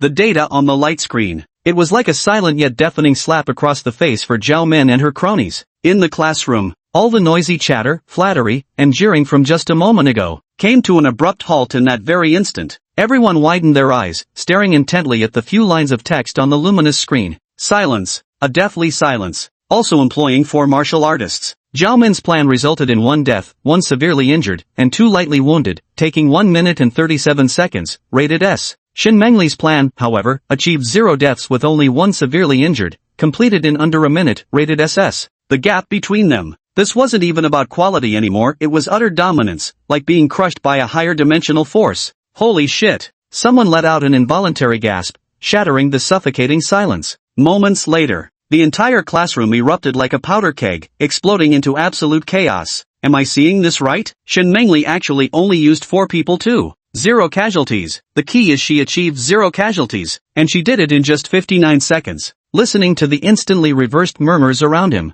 Zhao Min's face instantly flushed crimson, then paled, and finally turned ashen. Her body trembled slightly. Her freshly done red manicure dug deeply into her palms, drawing blood without registering any pain. How could this be? How could she also have used only 4 people, and with results so much better than hers? Impossible. This simply couldn't be. She must have cheated. However, under the Martial Academy's independent simulation system, the thought of cheating merely flashed through her mind before she completely dismissed it. Saying something like that would only make people think she was an idiot. By now, the girl who had first stood up to make the suggestion had already lost all color in her face. Her lips trembled as she whispered to Zhao Min, Minjia, I'm sorry, I understand now. Shen Mengli definitely cheated. Yes, she, snap. Zhao Min suddenly stood up and swung backhanded with a sharp slap. The girl fell to the ground with a thud, 5 distinct finger marks quickly blossoming across her pale cheek. Idiot. Zhao Min snarled an obscenity, unable to stay another moment. Without even bidding the teacher farewell, she grabbed her belongings and stormed out of the classroom amid stunned silence. The middle-aged teacher on the podium watched Zhao Min's departing figure and simply shook his head, then turned his gaze to Shen Mengli. His appreciation carried a trace of barely detectable concern, yet Shen Mengli, the center of attention in the room, remained completely detached. She silently reopened her cyber brain phone, re-entering the simulation system to meticulously review the previous combat sequence. That calm and composed demeanor formed a stark contrast to Zhao Min's hysteria. Silani watched the quiet maiden by the window, who resembled a still life painting, yet his eyebrows involuntarily furrowed. Now Shen Mengli might as well have burned all bridges with Zhao Min. With Zhao Min's tsundere noblewoman temperament, she definitely wouldn't let her off easily. What puzzled Silani was, why would Shen Mengli hide such an extraordinary talent for strategic command? Logically speaking, if she revealed this gift, it would undoubtedly draw the attention of the martial academy's higher-ups. With that kind of backing, would someone as insignificant as Zhao Min dare to trouble her? To take a step back. Even if she had reservations, with her abilities and intelligence, she shouldn't have been bullied into such a state by a spoiled rich girl.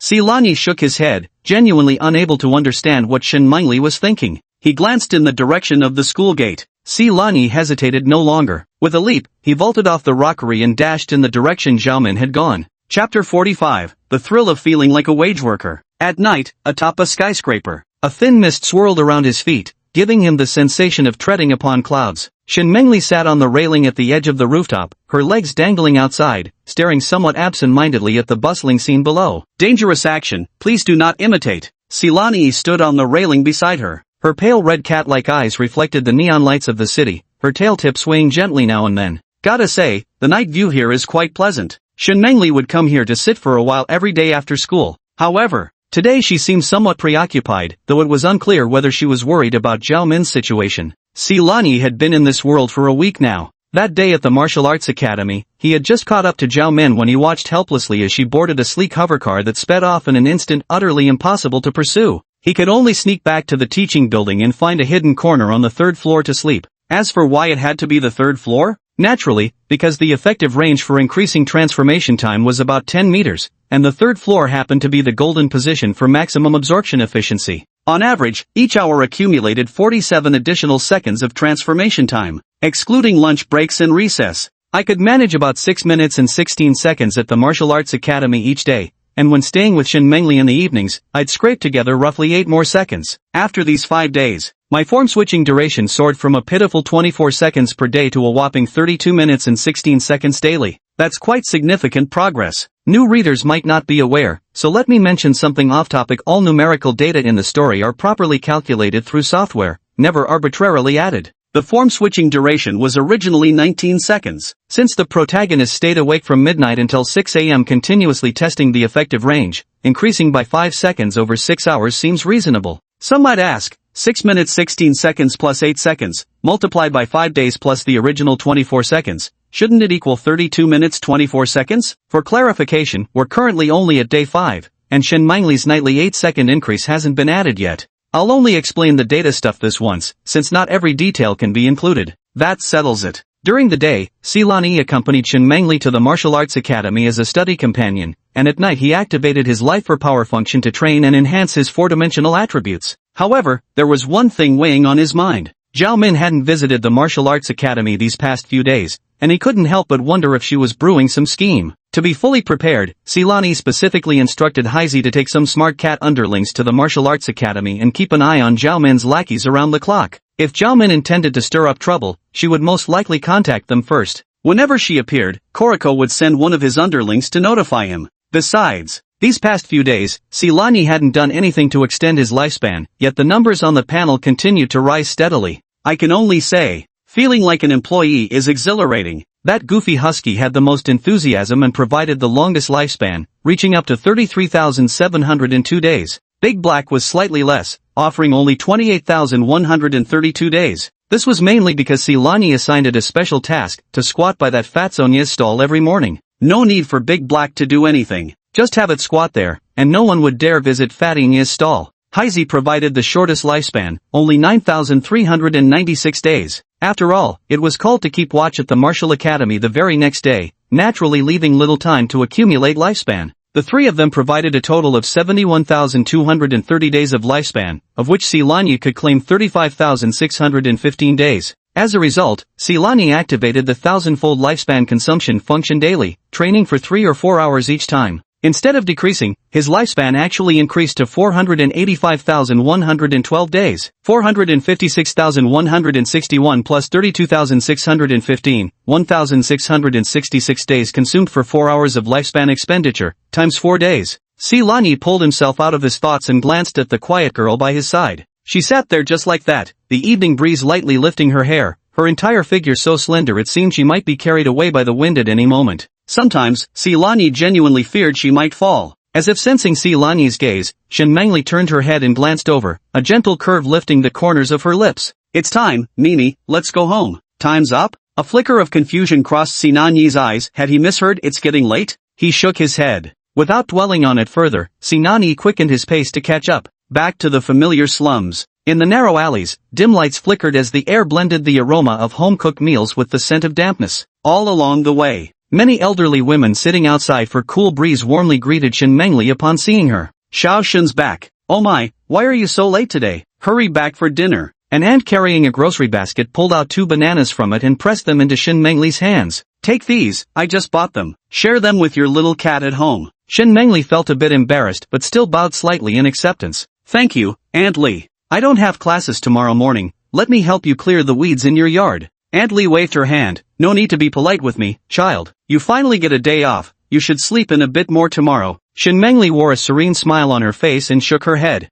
It's fine, she said. I'm used to waking up early. Auntie Li, you can chat at your leisure. I'll head back first. As Shin Mengli walked away carrying Silani, the group of aunties huddled together, lowering their voices. What a wonderful child, so clever and well-behaved. Exactly. And of all people, to have a grandma like that. Ugh, that old hag Nia is really something else. These words. Silani had heard it so often these past few days that his ears were practically calloused. The neighborhood aunties are obsessed with gossiping about all sorts of juicy drama. He just had to stroll around the neighborhood whenever Shin Mengli left the house, then approach someone to act cute. The older women would immediately recognize him. Hey, isn't that the cat raised by the Nia family girl? And the conversation would naturally steer toward Shin Mengli. From the scattered bits and pieces shared by the gossipy aunties, Silani pieced together a rough picture. The old woman's son, who was Shin Mengli's father, had died in a primal beast rampage before she was even born. The old woman must have gone crazy. She blamed Shin Mengli for her son's death and never gave her a single kind look from then on. As for Shin Mengli's mother, it was either beatings or curses.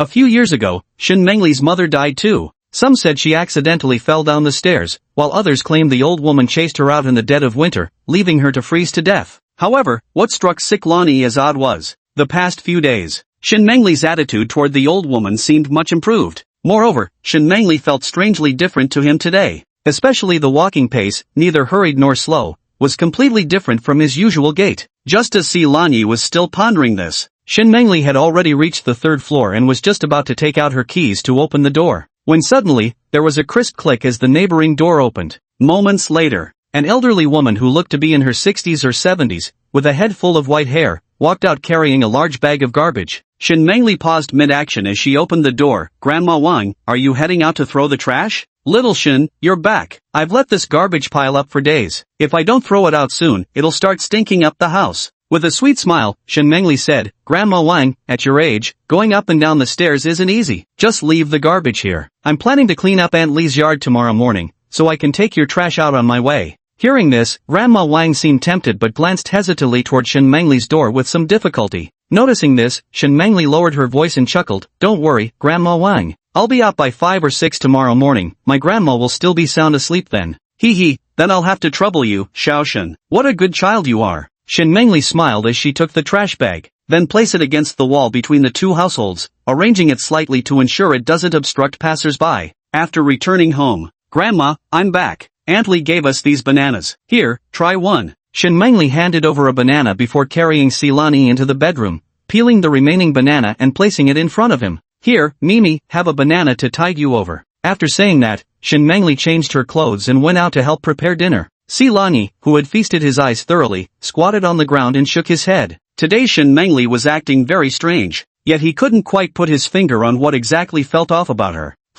What's this? Silani's gaze was suddenly drawn to the clothes Shin Mengli had changed out of. At the neatly folded edge of the clothing, a small, stiff corner that resembled a photograph peeked out. He hopped onto the bed. Reaching out a paw and hooking it carefully, she fished the object out from her coat pocket. Chapter 46, Life Draining Mode Activated. It was a very old grayish-white photograph, its edges worn and yellowed with age. The woman in the photograph, dressed in an understated student uniform reminiscent of the Republican era, her face wore a tranquil and pure smile, especially those eyes, so clear they seemed capable of reflecting the entire world. Even in just a black and white photograph, the beauty that sets one's heart fluttering remains undeniable. That must be Shin Mengli's mom, right? She's really beautiful. Silani gazed at the woman in the photograph, unable to suppress a sigh in his heart. That serenity and gentleness could almost spill out from behind the yellowed photograph. Shin Mangli's aura bore a striking 70 to 80% resemblance to hers. Speaking of which, to this day, he still hadn't seen Shin Mangli's true face. Perhaps she looked nearly identical to her mother. What a pity, if only. Silani shook his head, deciding not to dwell on it further.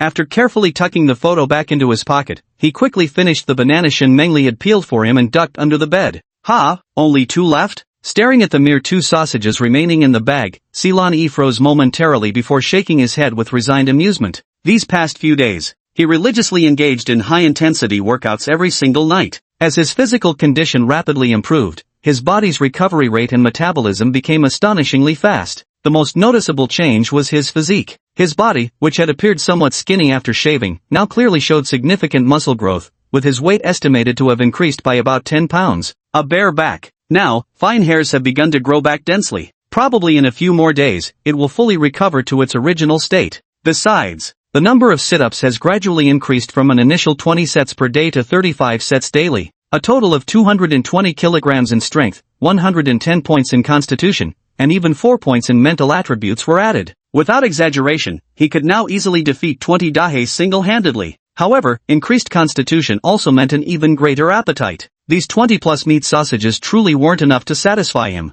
If Shin Mengli discovers the missing sausages, she'd probably assume that old hag stole them. Thinking of this possibility, Silani felt rather troubled. In recent days, Shin Mengli and the old woman had just begun to get along better, and that damned old hag had restrained herself somewhat, no longer constantly calling her good for nothing. If Shin Mengli were to misunderstand, the two might very well end up in another big fight. Forget it, I'll switch to human form later and go buy some. Silani muttered to himself, might as well stock up on other stuff while I'm at it. Eating nothing but sausages every day is making my taste buds revolt. Food comes first, everything else can wait. Without another thought, Silani extended sharp claws from his paw pads, gave them a quick wipe against his fur, and effortlessly sliced open the sausage packaging with a single flick. Silani ate small bites while calculating in his mind. Now that his physique was strong enough, adding a running training program shouldn't be too much for his body to handle. Immediately, Silani made his decision. Tonight's training session includes 40 sets of push-ups, plus a trial 30-kilometer long run to test the waters.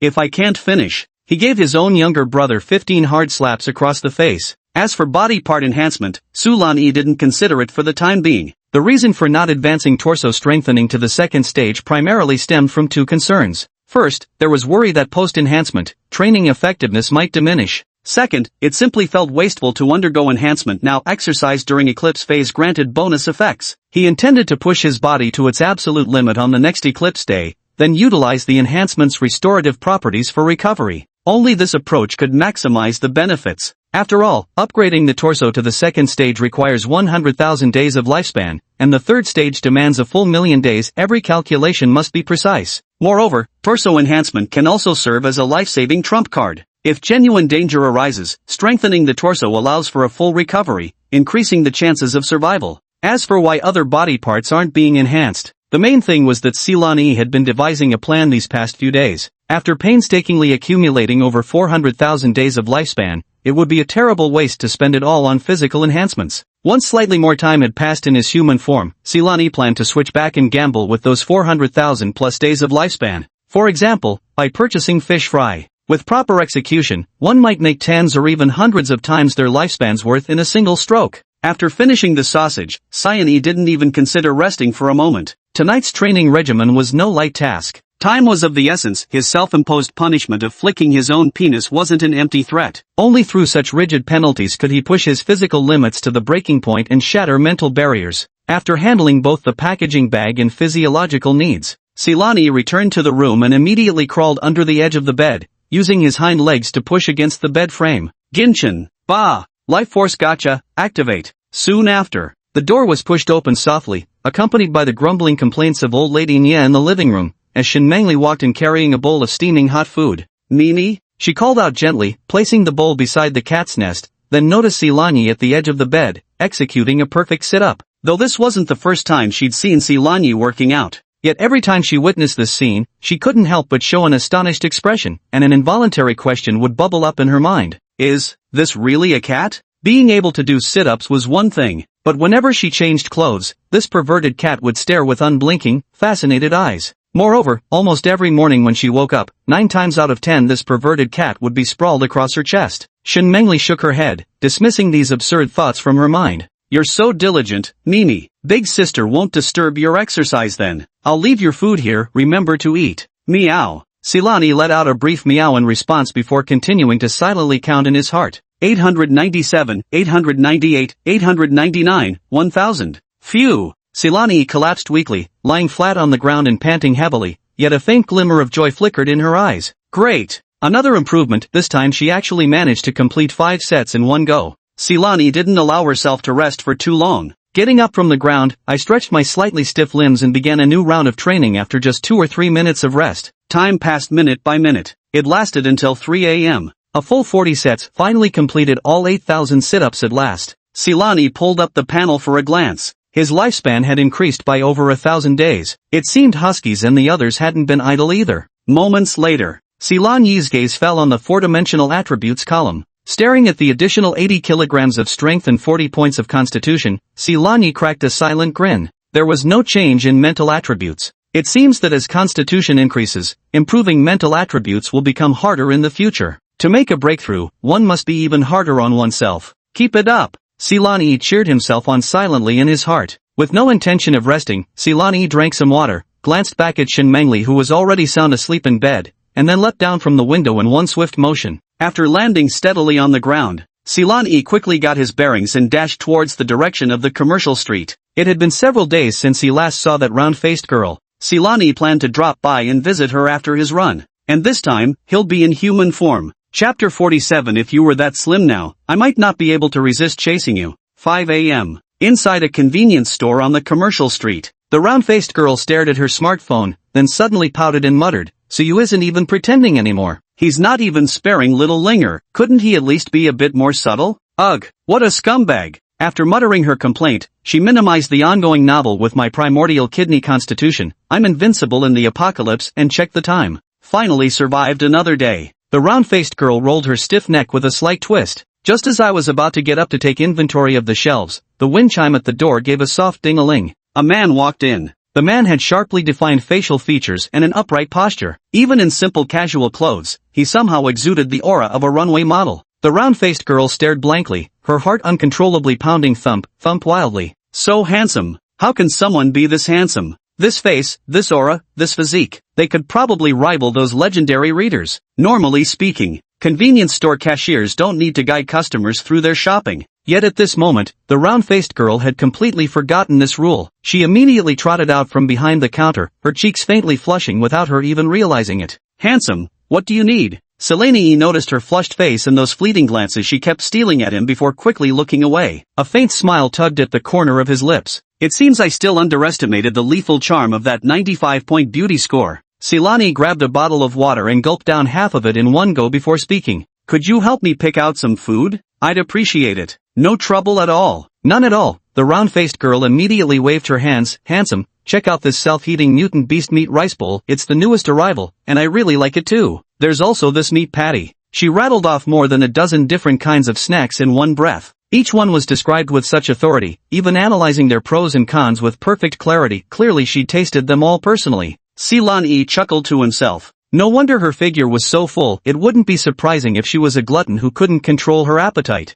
Do you still have these items in stock at your store? Yes, we do. Then give me 10 of each. Silani gestured to the sausages on the shelf and added, and these flavors of sausages too, 10 of each kind. The round-faced girl instinctively glanced outside the convenience store, hesitating slightly. Handsome, you don't seem to have driven here. How are you going to take all this stuff back? Just help me pack them into 2 boxes, he said. I'm really strong. As he spoke, Silani bent his arm to showcase his well-defined biceps. The smooth, firm muscle lines instantly caught the round-faced girl's attention. Her gaze involuntarily trailed down his arm, settling on the faint contours of his abdomen outlined by his t-shirt, making her throat tighten unconsciously. Gulp! The sound of her swallowing saliva echoed unusually loud in the convenience store where only the 2 of them were present. The round-faced girl suddenly realized, seeing the half-smiling expression on Silani's face, and instantly blushed so deeply it looked about to drip blood. Why you wait a moment, I'll package this for you right away. Watching her flustered attempts to reorganize merchandise and hide her embarrassment, Silani couldn't help but chuckle. Everything was packed into 2 large boxes, filled to the brim. After paying 972 time crystals, Silani didn't rush to leave. Instead, he leaned against the checkout counter and gazed at the round-faced girl with evident interest. "Don't mind if I eat something here, just finished my morning run and I'm pretty hungry right now." "Of course, no problem." Seeing her agreement, Silani didn't stand on ceremony either, directly pulling out 2 boxes of self-heating beast meat-topped rice from the case. The round-faced girl looked at the 2 lunchboxes placed on the counter and said with surprise, "Are you really going to eat 2 portions this early in the morning? The servings are quite generous, maybe you should." Before she could finish speaking, Silani had already picked up one of the boxes and handed it to her. "That one is for you." "Ha!" The round-faced girl was stunned for a moment and quickly waved her hands. "This isn't appropriate, I don't even know you. My name is Silani." The C in judiciary, the lawn is in the wind rising from the tip of a blade of grass, and the E signifying ease and comfort. Silani introduced himself quite naturally, then looked at her with a smile in his eyes. "My name is Lin Ziyi, G is in knowledge, E is in meaning." "Lin Ziyi, what a lovely name," Simon E repeated. "See, now we've officially met. Feel free to enjoy the meal, consider it my way of thanking you for your expert recommendations earlier." Lin Ziyi hesitated for a moment. In the end, she couldn't resist the dual temptation of delicious food and a handsome guy, taking the box of rice from him. Then, "Thank you," she said. "Don't say it." The self-heating rice from this alternate world had a technological edge far beyond Earth's. Of course, this technology is no gimmick. It's genuinely high-tech, so advanced that you don't even need to add water. Just tear off the packaging film, press the button on the side, wait about a minute, and it's ready to eat. Pleading innocence with a Doge meme. Silani scooped up a large spoonful of rice mixed with meat chunks and sauce into his mouth. The next second, the rich aroma of meat exploded across his taste buds in an instant. The source beast meat was firm and pleasantly chewy, and when paired with the secret sauce, the flavor turned out to be surprisingly good. Silani couldn't help but give Lin Ziyi a thumbs up. "Well, if you want to uncover great food, you really do have to turn to a foodie." "Humph, you're the real foodie here." Lin Ziyi voiced her objections, but a hint of quiet pride flickered in her eyes at seeing her recommendation acknowledged. Silani E chuckled softly, shaking his head as his gaze lingered on her face for a moment. "I can tell you actually have good bone structure. Never thought about losing weight?" At these words, Lin Ziyi visibly dimmed, her chopsticks slowing over her rice as she murmured softly, "I actually wasn't always this heavy." Seeing Silani's face wearing an "as if I'd believe that" expression, Lin Ziyi immediately put down the spoon, picked up her smartphone, unlocked it, and turned the screen towards Silani. Displayed on the screen was a wallpaper photo. Silani merely gave it a glance before raising his head, looking at Lin Ziyi with a surprised expression. "Are you sure this is you? Couldn't possibly be a photo you found online, right?" "Humph, believe it or not, it's up to you." Silani's gaze involuntarily returned to the smartphone screen. The girl in the photo had skin as pale as snow, wearing a faint confident smile that radiated warmth and brightness. A delicate pair of thin-framed glasses perched above her petite nose, adding an air of intellectual charm to her demeanor.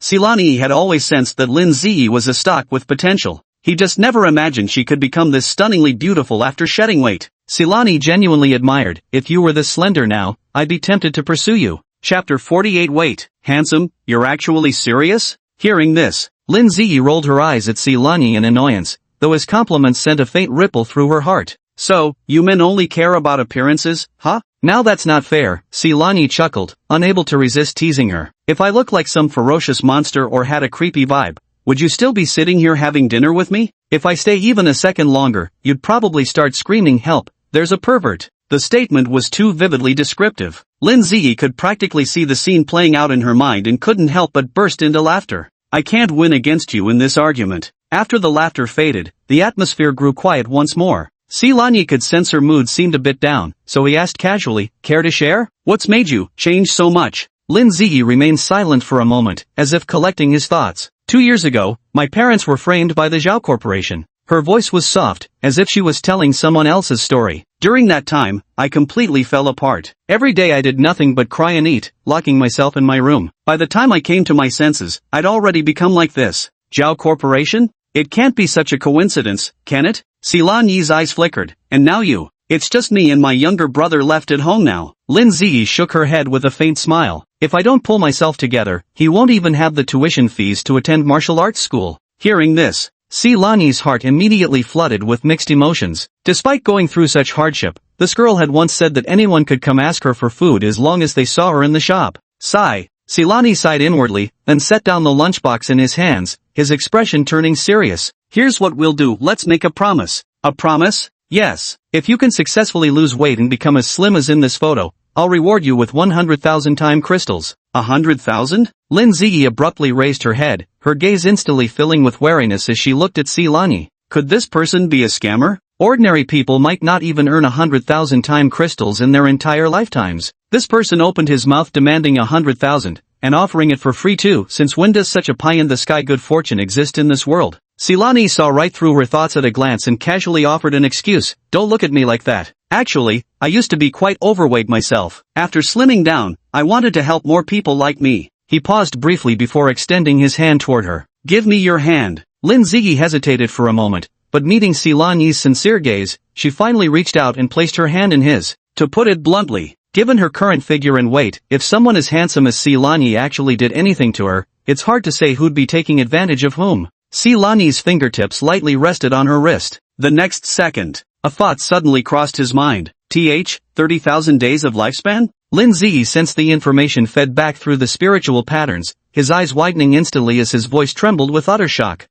No way. Handsome, are you serious? 30,000 days. That's nearly 83 years of life expectancy. Just giving it away so casually? Consider this your weight loss preparation fund from me. Simo Yi withdrew his hand, then abruptly changed his tone. But let me be brutally honest up front. You have exactly 1 year maximum to lose weight. If you succeed within this year, I'll supplement the remaining 70,000 days of lifespan. Fail to deliver, and you'll have to return these 30,000 days to me. With that, Silani casually tossed the empty lunchbox into the trash bin. Be right back. He then stacked the two heavy boxes together and effortlessly lifted them with one hand, turning to walk toward the door. Good luck with your weight loss. The wind chimes at the door rang once more. Lin Ziyi suddenly snapped back to reality and hurriedly chased after him. Wait, at least leave me your contact info. The street stood empty, with no trace of Silani, as if he had never existed. Lin Ziyi stood dumbfounded, pinching her own arm hard. Ouch, that hurts. Not a dream. She lowered her head to examine the spiritual sigils on the back of her hand, then raised her gaze to the deserted street, murmuring to herself. How peculiar. Soon after, Silani emerged from the alley beside her. Only, he had now reverted back to his feline form. As for those two large boxes of food, they were naturally stored directly into his tail space. After a glance at the convenience store, Silani turned and walked toward the slums. 30,000 days of life exchanged to repay a debt of gratitude. Silani thought it was well worth it. What others thought he didn't know, but this was how he'd always been. Give me an ounce of kindness, and I'll repay you tenfold. But betray me. Well then, there's nothing left to say, don't even mention forgiveness. See you in the next life. As for why Lin Ziyi had to lose weight, mainly because Silani simply couldn't bear to see a pearl covered in dust. If Lin Ziyi actually succeeded in losing weight, who knows, they might have potential to develop their relationship further. After all, when Lin Ziyi was thinner, she really tugged at his heartstrings, and he really wanted to tug back. In her previous life, on Earth, Silani was already a playboy with several beautiful confidants, occasionally enjoying some extracurricular meals. There's no reason that after crossing worlds, he'd regress into becoming some innocent little virgin boy, right?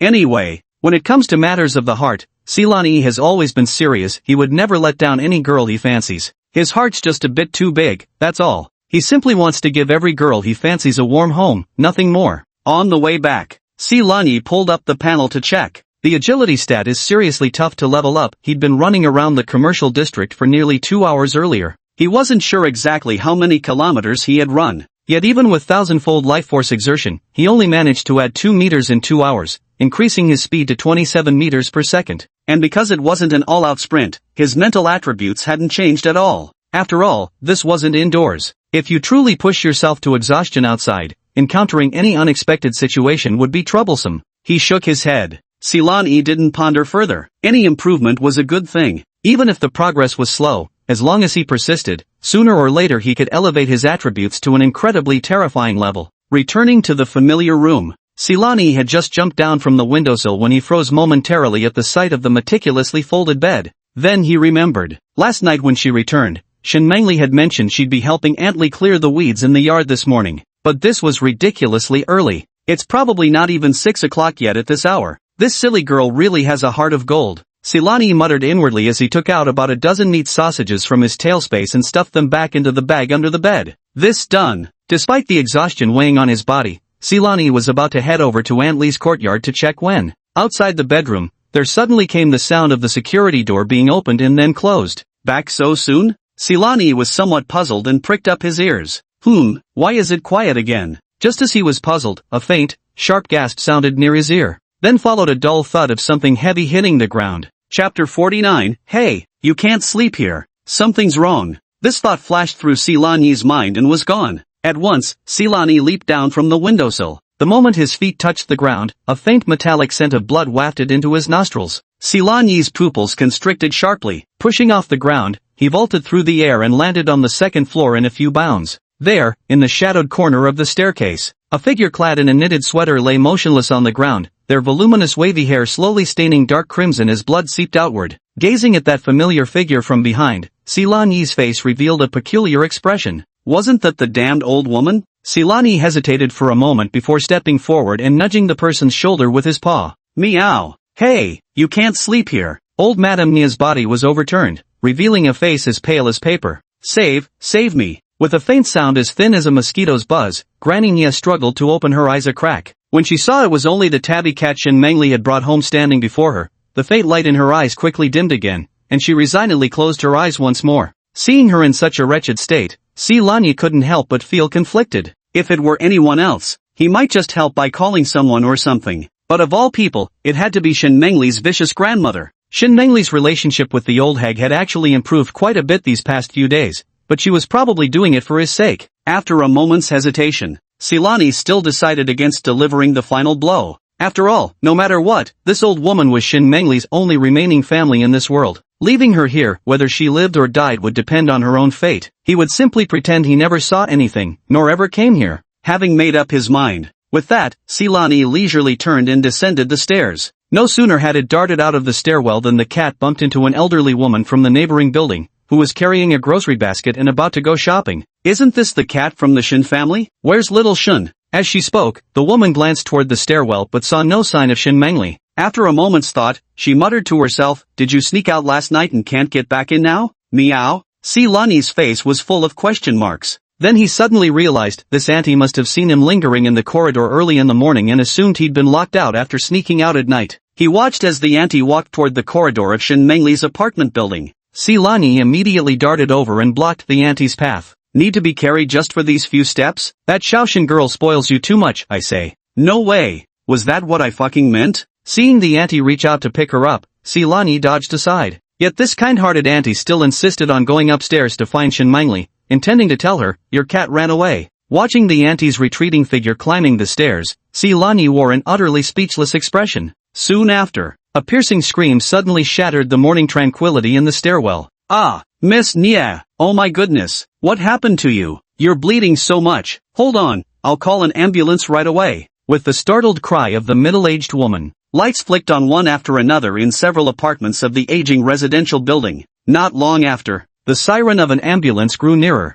Two paramedics hurried upstairs with a stretcher and carried away the unconscious elderly woman, Old Lady Nia. Early risers from the neighborhood had gathered around, buzzing with discussion. That cat Shaoshan keeps, I'm telling you, it's extraordinary. The auntie who first discovered the situation waved her hands animatedly. If it weren't for that cat today, we might not have discovered Nia girl lying dead in the staircase until who knows when. Ha, where'd Shaoshan's cat go? It was just here a moment ago. By now, Silani had already arrived at Aunt Lee's courtyard. The yard was empty, save for a neat pile of freshly cut weeds stacked in the corner. Did they follow to the hospital? The ambulance had caused such a commotion that nearly all the surrounding residents were awake by now. Someone must have notified Shin Mengli. Silani stopped overthinking it, arched his back, and stretched lazily. Exhausted and drowsy after a night of tossing and turning. Time to go back to bed. Silani was startled awake by the faint sound of a door opening. His ears twitched slightly. Before he could even open his eyes, a blend of hospital antiseptic and the faint metallic tang of blood already flooded his senses. Why are you back so soon? Silani poked his head out from the cat bed.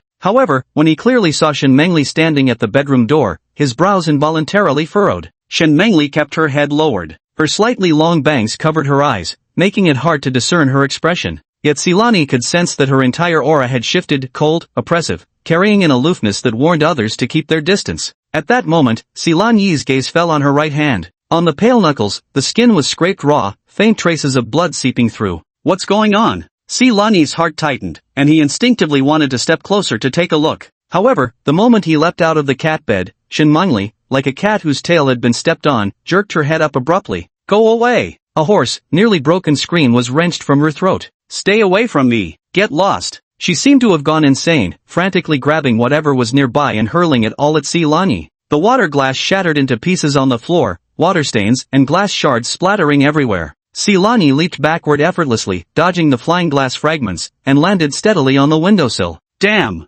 Is that chick on her period? What madness is this? Could it be? Just because incidentally I saved that damn old woman? But that wasn't my intention at all. Frowning, he watched Shin Mengli, whose emotions were dangerously unstable. Silani couldn't quite figure out why she acted like a completely different person after returning from that trip outside. And based on his understanding of Shin Mengli, even if he had genuinely saved the old woman, she shouldn't have lost her composure to such an extent. Could it be? Did she orchestrate the old woman's fall on the stairs? He hesitated for a moment. Staying here would only provoke her further, might as well go investigate what really happened. Silani gave Shin Mengli a profound look. Then he turned and leaped down from the window. At the very moment Silani jumped from the windowsill, it was as if all strength drained from Shin Mengli's body. Her legs gave way beneath her. Slowly squatting against the icy wall, she buried her face in her knees, her thin shoulders trembling uncontrollably. I'm sorry. Meanwhile, Silani arrived at the Fallen Street. The Fallen Street during daylight was far less chaotic than at night, yet it was far from peaceful. Small groups of homeless drifters and idle thugs loitered along the street. Silani walked with unhurried steps, his pale red cat-like eyes radiating icy indifference. He's in a terrible mood right now. All along the way, every stray cat and dog that saw him ducked their heads and pressed themselves flat against the ground, not daring to even breathe too loudly, their eyes filled with primal fear. Silani paused mid-step. He beckoned to a white-furred mongrel dozing by a trash bin with a flick of his paw. The white mutt started violently, looked around in confusion, and when it finally realized Silani was indeed calling it, came scrambling over on all fours. Big Boss, what would you have me do? Take me to find Husky and Big Black. When we found the two of them, they were subduing a local dog pack under a large bridge. Under the bridge's arch, nearly 100 stray dogs had gathered. They split into two factions, baring their teeth at each other with low, threatening growls rumbling in their throats. The Husky was currently negotiating with the opposing leader, preparing to select 3 champions for a decisive showdown. Suddenly, commotion erupted from the rear of the canine crowd. The pack of dogs led by the Husky, most of whom recognized Silani, stepped aside to clear a path nearly 1 meter wide. Woof, woof woof, boss, *N. Seeing Silani arrive, the Husky immediately abandoned the negotiation and groveled obsequiously with its head lowered. Boss, what brings you here? These worthless trash aren't even worth your time. Give me a few minutes, and I'll have them under control in no time. Chapter 50 Reinforcement cancelled. Subdue us? At this moment, the alpha dog across the way, a massive golden retriever, couldn't help but sneer. Husky, I always thought the rumors outside were exaggerated, but I never expected you'd actually acknowledge a cat as your boss. You've really outdone yourself in regressing. Want us to bow to a cat as our boss too? Don't even think about it. The Husky furrowed its brows and was about to speak when it was abruptly cut off by Silani's cold shout. What's the use talking to them? Silani had a nameless rage brewing inside him with nowhere to vent. Not in the mood for idle talk, it pushed off hard with its hind legs and darted forward in an instant. He didn't even unsheath his claws. Just like that, aimed at the golden retriever's head, he gave a seemingly casual tap. The next second, boom, a muffled thud. The golden retriever's massive head exploded like a watermelon struck by a sledgehammer, bursting apart in an instant. Red and white splattered across the ground. The once noisy underpass fell deathly silent in an instant. All the dogs froze, stunned, staring blankly as the headless corpse slowly toppled over. The quicker-witted ones let out strange yelps, tucked their tails between their legs, and bolted. Woof, boss, I'm coming to help you. Big Black was the first to react. With a vicious grin splitting his face, he barked in order and led his underlings in a roaring charge, intercepting the fleeing men with brutal tackles that sent them crashing to the ground. The Husky couldn't help but roll its eyes. After much difficulty, it had finally negotiated with the other party. As long as it took this opportunity to eliminate the opposing Dog King, the remaining pack would belong to it in the future, but then, whatever. The Husky shook its head, then roared at its followers behind. Oh, surround them all. Don't let a single one escape for me. A few minutes later, beneath the bridge, blood ran like a river. Damn, this is literally a bridge. If even this gets censored, mods, there's just no excuse left. Facing them were 40 to 50 stray dogs. A full 50 died, not a single survivor was left. 40 of them were personally killed by Silani, increasing his lifespan by a staggering 116,120 days. The surrounding dog pack had never witnessed such a scene before. When they fought, it was usually just for show, though it might look like they were going all out. Actual deaths among the dogs were quite rare. Witnessing this bloody scene, some dogs were even scared to the point of wetting themselves. After this exhilarating slaughter, the restless rage in his heart finally dissipated somewhat. Silani shook the bloodstains off his claws and ordered the husky, find a clever cat to replace Heisey. Tell Heisey to come back, I need to speak with him. I'll get right on it, boss. The husky nodded in acknowledgement, but before leaving, it didn't forget to instruct Dehe, lead the crew to clean this place up quickly, we can't let the humans catch wind of it. He even took care of cleaning up the battlefield. Silani nodded, then turned and jumped into the nearby river to wash off the blood. He wasn't in a hurry to get ashore, just leaning against the riverbank. He let the cool river water soak his body while replaying everything that had happened during this period in his mind, trying to find any details he might have missed. After pondering for a long time, Silani still had no clue, and an uncontrollable irritation began creeping into his heart. At that moment, hurried footsteps sounded from not far away as Heisey and the husky rushed back together. Boss, sorry to keep you waiting. Silani opened his eyes and cast a glance at Heisey. At this moment, Heisey looked utterly exhausted, the entire cat radiating an overwhelming sense of fatigue. Felines need 16 hours of sleep a day, and judging by Heisey's current state, it was clear he hadn't had proper rest in quite some time. Any unusual activity from the people you've been watching lately? Heisey immediately nodded. Yes, the woman I've been tailing answered a phone call this morning. She addressed the caller as Miss Minman and said she'd arrive on time tonight. Before I returned, I specifically checked with the others on surveillance duty, they'd all received similar calls. Silani narrowed his eyes. It seemed Zhao Min might take action tonight. However, this also meant Shen Mengli's unusual behavior this morning probably had nothing to do with Zhao Min. Silani stepped out of the river, shook the water droplets off his body, and fixed his gaze back on Heisey. You've worked hard this whole time. Hearing this, Heisey was about to say something when he saw Silani raise his right paw. It froze for a moment, then quickly came to its senses, lowering its head and actively pressing its skull beneath Silani's paw. Previously, only their ears, mouths, and two forelimbs had been enhanced. After spending this time together, Silani had come to understand animals and humans were fundamentally quite different after all. Humans harbor too many complex desires, which easily breed unrealistic fantasies. For example, Silani's method of enhancing physical abilities. Given the opportunity, one might seize the chance to strike from behind and claim this method for themselves. Animals are different, their desires are pure, and once they decide on something, it's hard for them to change. For such a fiercely loyal sidekick, Silani saw no need to beat around the bush. Moreover, enhancing their strength would allow them to earn back more lifespan for him at a faster rate. With this thought, Silani suddenly had an idea. Contract Beast Koriko's torso strengthened to first stage, consuming 20,000 days of lifespan. Hind limbs strengthened to first stage, lifespan consumed, 4,000 days. Eyes strengthened to first stage, lifespan consumed, 2,000 days. Nose strengthened to first stage, lifespan consumed, 2,000 days. Tail strengthened to first stage, lifespan consumed, 2,000 days. B enhancement 2. Enhancement cancelled. MMMPH. Koriko let out a stifled groan. An indescribable power erupted within his body, instantly sweeping through every limb and fiber, bones, muscles, internal organs. He could feel his body undergoing a metamorphic transformation. Blackie trembled with excitement, his entire body pressed flat against the ground. Thanks, boss. Silani nodded without showing favoritism. Then he placed his paws atop the huskies and Big Black's heads, strengthening all their body parts except for one specific area to the first stage. Strengthening all three of them required a total expenditure of 90,000 days of lifespan. Actually, Silani actually didn't consume that much. In addition to the over 35,000 days of lifespan previously stored by Heisey and the others, the husky and Dehe just eliminated 10 stray dogs, gaining another 29,000 days, have to about 14,000 days. So doing the math, he'd only spent less than 40,000 days in total. Compared to before coming here, his lifespan hadn't decreased at all. On the contrary, it had increased by tens of thousands, now reaching 546,751 days.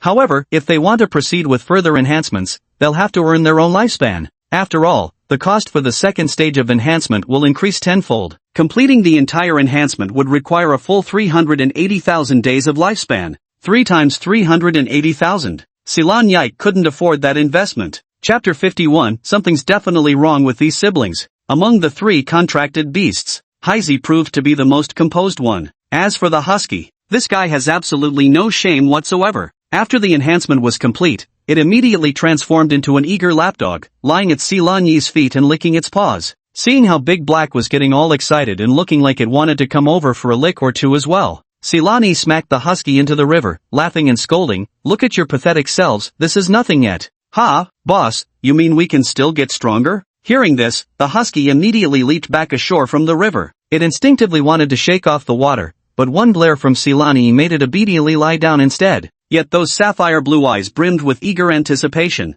Even the typically composed Heise and Dahe cast fervent gazes his way. Silani made no attempt to conceal from them, "You've only undergone preliminary enhancement now. The true beginning comes when you reach the second stage of reinforcement." As he spoke, Silani slowly raised his right paw. Nearly 10-centimeter long razor-sharp claws emerged from the paw pads, glinting with a chilling cold light. All three little ones widened their eyes. This was truly the first time they had clearly seen their boss's claws. Before, it had always been just a flash of white light, too swift for their eyes to follow. When your claws reach the second stage of enhancement, you'll possess abilities similar to mine now. At this point, Silani changed his tone. However, the price to pay for the second stage enhancement will be even greater. You'll need to hunt at least dozens, if not hundreds, times the number of creatures you've taken down so far. This remark did nothing to scare them away. Instead, it made the three little ones breathe heavily. "Boss, we'll give it our all." "Right, there's a pack of stray dogs not far from here. They were telling us to think it over earlier. I'll take my boys and wipe them out in no time." Big Black chimed in, his gaping mouth stretched almost ear to ear. He noticed Heise looking anxious, as if holding something back. Silani chuckled, "Don't worry, Heise. I'll calculate your stakes separately during your surveillance period. It won't be any less than theirs." He said this mainly to prevent any slackness or passive resistance. "The chances of this happening are very low. But none of them are fools, they all have their own thoughts. As their leader, if I don't distribute rewards fairly, even if they don't voice it, they'll still feel discontent in their hearts. Either way, much or little, it's all up to Silani himself to decide." Mentioning it wouldn't hurt. Moments later, Silani gave Husky and Big Black another thorough briefing. "The two of you need to speed up your territory expansion, especially around Degenerate Street. I don't want to see any disobedient cats or dogs there anymore." "Yes, boss. Once Degenerate Street is completely unified, I'll take you to enhance your strength." Silani dangled another enticing bait before them. "Enhance our strength?" All three little ears perked up at once. Silani nodded. "Indeed, it's another method to enhance strength. I'll tell you about it later." The idea of training them together had actually crossed Silani's mind long ago. To truly become stronger, simply enhancing body parts has its limits. One must combine it with intensive training to improve the four-dimensional attributes. Yet, he still needed to figure something out. How could he enable the life force consumption feature for Koriko and the others? Otherwise, just letting them train mindlessly would likely mean they'd never reach his current level, even if they trained to death. However, the Martial Arts Academy will hold its awakening ceremony next week. By then, if someone awakens as a beast tamer, we should be able to learn how to enhance the strength of contracted beasts. Having arranged all pending matters properly, Silani wasted no more time and had the Husky carry him swiftly toward the hospital. Since Shen Mangli's abnormality wasn't caused by Zhao Min, the issue most likely lay with that damned old hag. He needed to see for himself what had happened. Soon after, Silani then arrived at the second hospital of Xingjin City. Finding old lady Nia's location wouldn't be too difficult. The old woman had hit her head, so unless she was in the emergency department, she was most likely in neurosurgery. Following the signs, Silani easily caught the old woman's scent in the neurosurgery ward. He stared at the tightly shut hospital room door. Silani was pondering whether to make some noise to lure the nurse over and open the door when a somewhat familiar, rough voice came from the nurse station nearby. "Hey, miss, which room is Nia Fongfong in?" Silani's ears perked up, and he turned to look. There stood the damned fatso who sold breakfast, old Madame Nia's own younger brother. "Nia Fongfong, room 705. Immediately hid under an empty hospital bed beside him. Just as Fatty Nia turned the doorknob of room 705, he swiftly slipped inside and hid in a concealed corner. His gaze swept rapidly across the hospital room. TSK. That damned old woman must be loaded, getting herself a private hospital room. Just as Silani was secretly marveling at this, Fatty Nia had already sauntered up to the hospital bed with a grin. "Sis, I heard you were hospitalized and came specially to see you." On the hospital bed, Granny Nia had a bandage wrapped around her head, her face still somewhat pale, but she seemed otherwise perfectly lucid and alert. She opened her eyes. Seeing it was her own younger brother who had come, she forced a smile on her face, but when her gaze swept over Nia Fatty's empty hands, her expression, which had just softened, instantly darkened again. "So you came to visit me empty-handed like this?" As soon as Fatty Nia heard this, the smile on his face instantly collapsed, and he immediately launched into a litany of complaints. "Sis, you have no idea how rough these past few days have been for me. Some stray dead dog came out of nowhere, just squats by my stall every damn day. Scares all those chicken shit customers away, no one dares to buy anything." Old lady Nia frowned. "Couldn't you have called the security squad?" "Shout? How come I didn't shout?" Fatty Nia slapped his thigh. "The problem is that dog just sits there quietly, not barking or biting anyone. When the security team came by, they took one look and left, saying it wasn't their responsibility." "Forget it, let's not talk about this irritating matter anymore. But sister, how did you suddenly fall down the stairs out of nowhere? Hearing this, old lady Nia's expression visibly changed as she instinctively glanced toward the hospital room door. Go lock the door. Nia Fatty froze for a moment, yet surprisingly asked nothing before obediently rising to bolt the door. Back at the bedside, he lowered his voice. Sis, did something happen? That worthless Shen Mongli.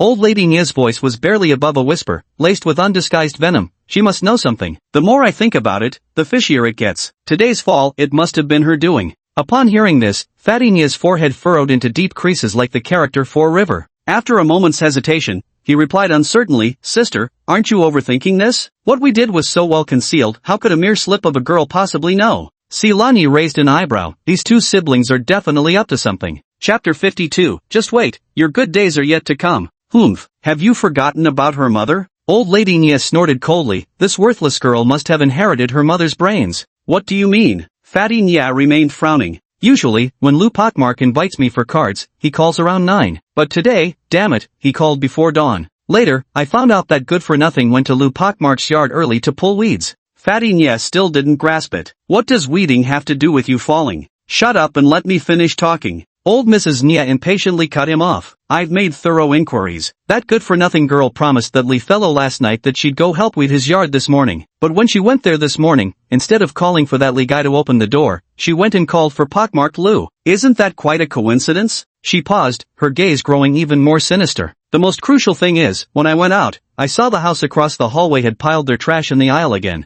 Thinking it was bad luck, I gave it a kick. And then a pen fell out of that trash bag. That's exactly what I stepped on before tumbling down the stairs. The more I thought about it, the fishier it seemed. That couple across the hall can't even read. Since when did they have pens in their house? That pen, that damned girl must have planted it there on purpose. She probably even calculated that I'd kick that bag of trash the moment I saw it. Watching his elder sister gnash her teeth in fury, Fatty Nia still found it hard to believe. Sis, is it really that terrifying as you say? What if it's just a coincidence? Ha, a coincidence? Granny Nia acted as if she'd heard the most ridiculous joke in the world. She glanced at Fatty Nia's lower body, her lips curling into a mocking sneer. Then have you forgotten how you lost your precious thing back then? Those words were like flipping a switch. The instant touch dredged up Fatty Nia's most unbearable memory. The flab on his face convulsed violently as his originally ruddy complexion turned ashen at visible speed, his beady eyes brimming with venom. Back then, he'd lusted after Shin Mengli's mother. But just as he was preparing to act, a series of seemingly unrelated coincidences left him a crippled man.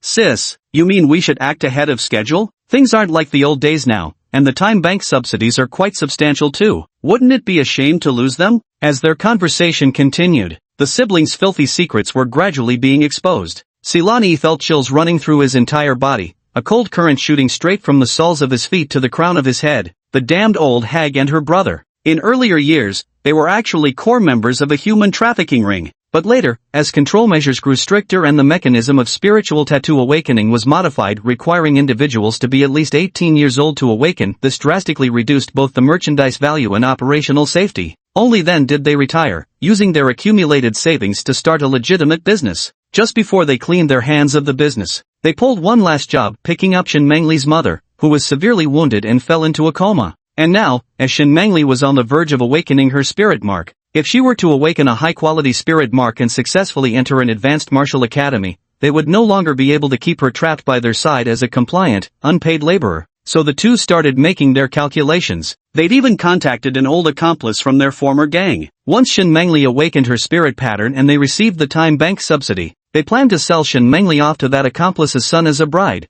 in exchange for retirement funds. As for the time bank subsidy though, Siluani guessed it must be this world's official childbirth subsidy. To prevent cases of people only giving birth without raising the child, the subsidy could only be claimed after awakening the spiritual mark. Listening to the conversation between the two, Siluani's gaze grew colder, his eyes revealing a murderous impulse. No wonder Shin Mengli had to conceal her appearance. She wasn't just guarding against outsiders' covetous glances. Far worse, there were two beasts in human skin lurking right beside her. Those damned curs. They truly deserved death. No, actually all human traffickers fucking deserve to die. Right then, Silani mentally sentenced these two to execution. TCH. A faint, almost imperceptible cracking sound came from beneath the bed. Silas's claws had somehow already sunk deep into the concrete floor, the hardened surface cracking under his sheer force as he left several deep gouges. Who's there? Fatty Nia's face flashed with malice as he casually grabbed the fruit knife from the bedside table. The sound came from under the bed. Old Lady Nya raised her hand to press down on Fatty Nya's arm, giving him a silencing look with her eyes. In the shadows beneath the bed, Silani slowly retracted his claws from where they'd pierced the floor, forcefully suppressing the murderous intent in his heart. Killing these two scumbags wouldn't be difficult. With his current abilities, he could finish them off in an instant. But this is a hospital, with too many eyes around. There's no way to interrogate them here. After all, they still have an accomplice who even gave the old woman a deposit. If we deal with them like this, that unknown accomplice might secretly target Shin Mengli. So before handling them, we must first find a way to lure out that accomplice. Silani stopped hiding and emerged from under the bed. Where did this stray cat come from? Fatty Nya's tense face suddenly relaxed. Though he didn't recognize it as the same cat that had overturned his stall earlier, he cursed under his breath and immediately raised his foot to kick at it. What are you doing? Old Granny Nya immediately stopped her brother. If it weren't for it today, you wouldn't be seeing me now. Sis, are you saying this beast saved you? Fatty Nya wore an expression of utter disbelief. Old Granny Nya shot him a glare but offered no explanation. She didn't find Silani's presence here strange either, simply assuming it had followed the ambulance to the hospital and later found a spot to sneak in and fall asleep. Good kitty, come here, let Grandma hold you. Watching the forced benevolent smile on Old Lady Nya's face, Silani couldn't help but sneer inwardly. This speed of changing expressions, truly befitting someone with human trafficking origins. Meow. Silani glanced at the open window nearby before leaping onto the hospital bed, pretending to be docile and obedient. Fatty Nya couldn't help marveling at the sight. Well now, looks like this little beast has quite some human wit about it. As he spoke, his pudgy hands couldn't resist reaching toward Silani's head with the urge to give it a pat. The next second, meowl. Silani seemed startled, suddenly arching his back as razor-sharp claws shot out from his soft paw pads like lightning. Several flashes of cold light sliced through the air. Deep, bone-exposing gashes instantly appeared on the back of Fatty Nya's outstretched hand. Before he could even retract his hand, Silani had already leaped up and swiped another claw across his fleshy face. Even Granny Nya beside him got caught in the crossfire, receiving 3 accidental gashes on her face that split open her flesh, leaving blood streaming down. Ah! Piercing screams immediately filled the hospital room. Silani paid no further attention to this wretched sister-brother pair, leaping onto the windowsill in a single bound. Turning back, he swept them with a cold glance from his faintly red cat-like eyes. This was merely the appetizer. Just wait, better days are yet to come for you. Without another moment's pause, Silani glanced around, surveying the landing spot below. Using several air conditioner outdoor units as stepping stones, he descended to the ground floor in a few leaps, then dashed toward the slums. Meanwhile, he was calculating in his mind how to confront Shin Mengli later. Returning to the familiar bedroom,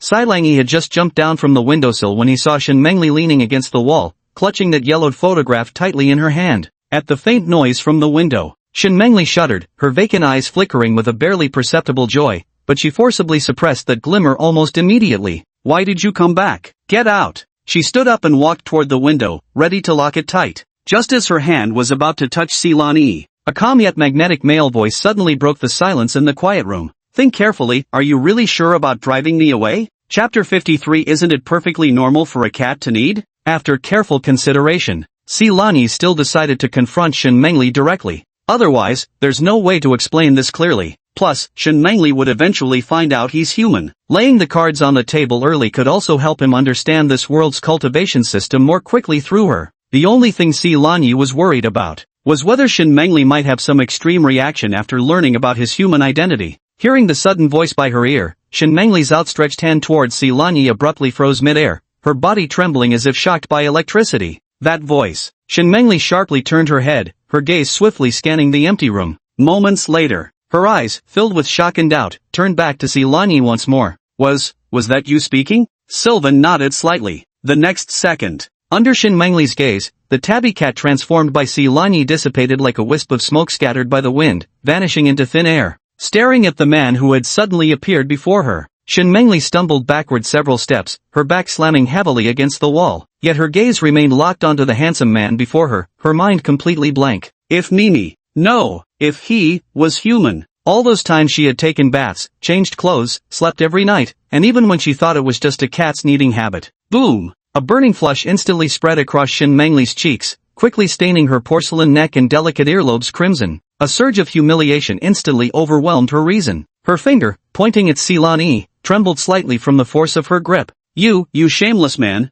Ha! Silani had anticipated many possible reactions, perhaps being questioned about his true identity, for instance, but never did he expect Shin Mengli to respond like this. It seems, Shen Mengli is quite a traditional girl when it comes to her mindset. Silani spread his hands, looking as innocent as could be. how am I shameless? Do I really need to spell out what you did? Silani's gaze wandered over Shen Mengli before finally settling on her chest, his face involuntarily displaying a look of sudden realization. Isn't it perfectly normal for a cat to need? There's nothing. Shut up. Shen Mengli blushed with both embarrassment and anger. However, it was quite evident that she no longer carried the pessimistic mood she had before. Seeing that his playful teasing had indeed achieved the desired effect, a subtle smile graced Silani's lips before his expression turned serious. Believe it or not, until today I genuinely thought I was just a cat. All that exercise and everything before was purely instinct. Silani paused momentarily. Meeting Shen Mengli's skeptical gaze, he continued, I suppose I owe it to you. My body and mind have recovered somewhat during this time, allowing me to gradually remember certain things. For example, I'm actually human, but for some reason I've lost all my memories. I only remember my name is Silani, and somehow I've turned into a cat. This was the most plausible explanation Silani could come up with. He definitely couldn't just tell her the truth. That he had crossed over from a place called Earth that would sound even more absurd than pretending to have amnesia. Shen Mengli's delicate brows furrowed slightly. She pondered Silani's words. The explanation sounded absurd, yet she couldn't find any points to refute. Moreover, when she initially discovered Silani, he had indeed suffered severe injuries. Had she not brought him back, he would likely have died in that alleyway. She remained silent for a long moment. Shen Mengli collapsed like a deflated balloon, her previously taught defensive posture softening as she temporarily accepted Silvani's explanation. Then, why did you come back? Silvani shrugged nonchalantly. You saved my life, how could I possibly abandon you? Shen Mengli shook her head slightly, a glimmer of warmth appearing in her eyes. You should leave. I'm going to face a lot of trouble soon, and staying with me will only drag you down. Silani raised an eyebrow. So, you were deliberately trying to push me away earlier? Shen Mengli hesitated for a moment. Then she nodded before adding softly, but I really was angry with you too. If it weren't for you, my plan would have succeeded by now. Was your plan to have the old woman trip and fall in the stairwell? Hearing this, Shen Mengli's face revealed a trace of surprise. How did you know? I actually just returned from the hospital, where I happened to witness quite a spectacle. At this point, Silani's gaze turned icy. I originally planned to kill that brother and sister pair outright to avenge you, but I thought it might be better to let you witness their descent into hell with your own eyes. So, I'll let them live a little longer for now. Shen Mengli's heart gave a violent tremor. Like a pebble being tossed into water, sending ripples outward, an indescribable emotion stirred within her. She opened her mouth. His throat felt as though something were clogging it. After a long pause, he barely managed to utter two words from between his lips. Thank you. Silani shook his head, then a look of evident interest surfaced on his face. Your plan isn't really that simple, is it? Care to elaborate? Shen Mengli held nothing back, recounting the entire plan in detail. Her objective wasn't simply to kill the old woman or to avenge her mother's death. According to her scheme, once a life was taken, the enforcement team would come to investigate. When that happened, the team would review the surveillance footage from across the hall and see her putting the pen atop the trash bag, then deliberately flashing a smile for the camera. Of course, apart from the smile and the certainty that she was the one who placed the pencil, the enforcement team would absolutely find no evidence proving she was the culprit. Cleaning the yard. Asking the old lady's mahjong partner to open the gate, who was surely annoyed at being woken up early in the morning. But upon seeing Shen Mengli there to help clear weeds from their yard, any displeasure they felt would have to stay bottled up. Once woken up, elderly people find it difficult to fall back asleep. The frustration of being abruptly awakened had nowhere to vent, so the anger could only be directed at Shen Mengli's grandmother. If I can't sleep, then no one sleeps. In other words, no matter how the enforcement team investigated, Shen Mengli had merely placed a pen atop the trash and then hurriedly tidied the courtyard,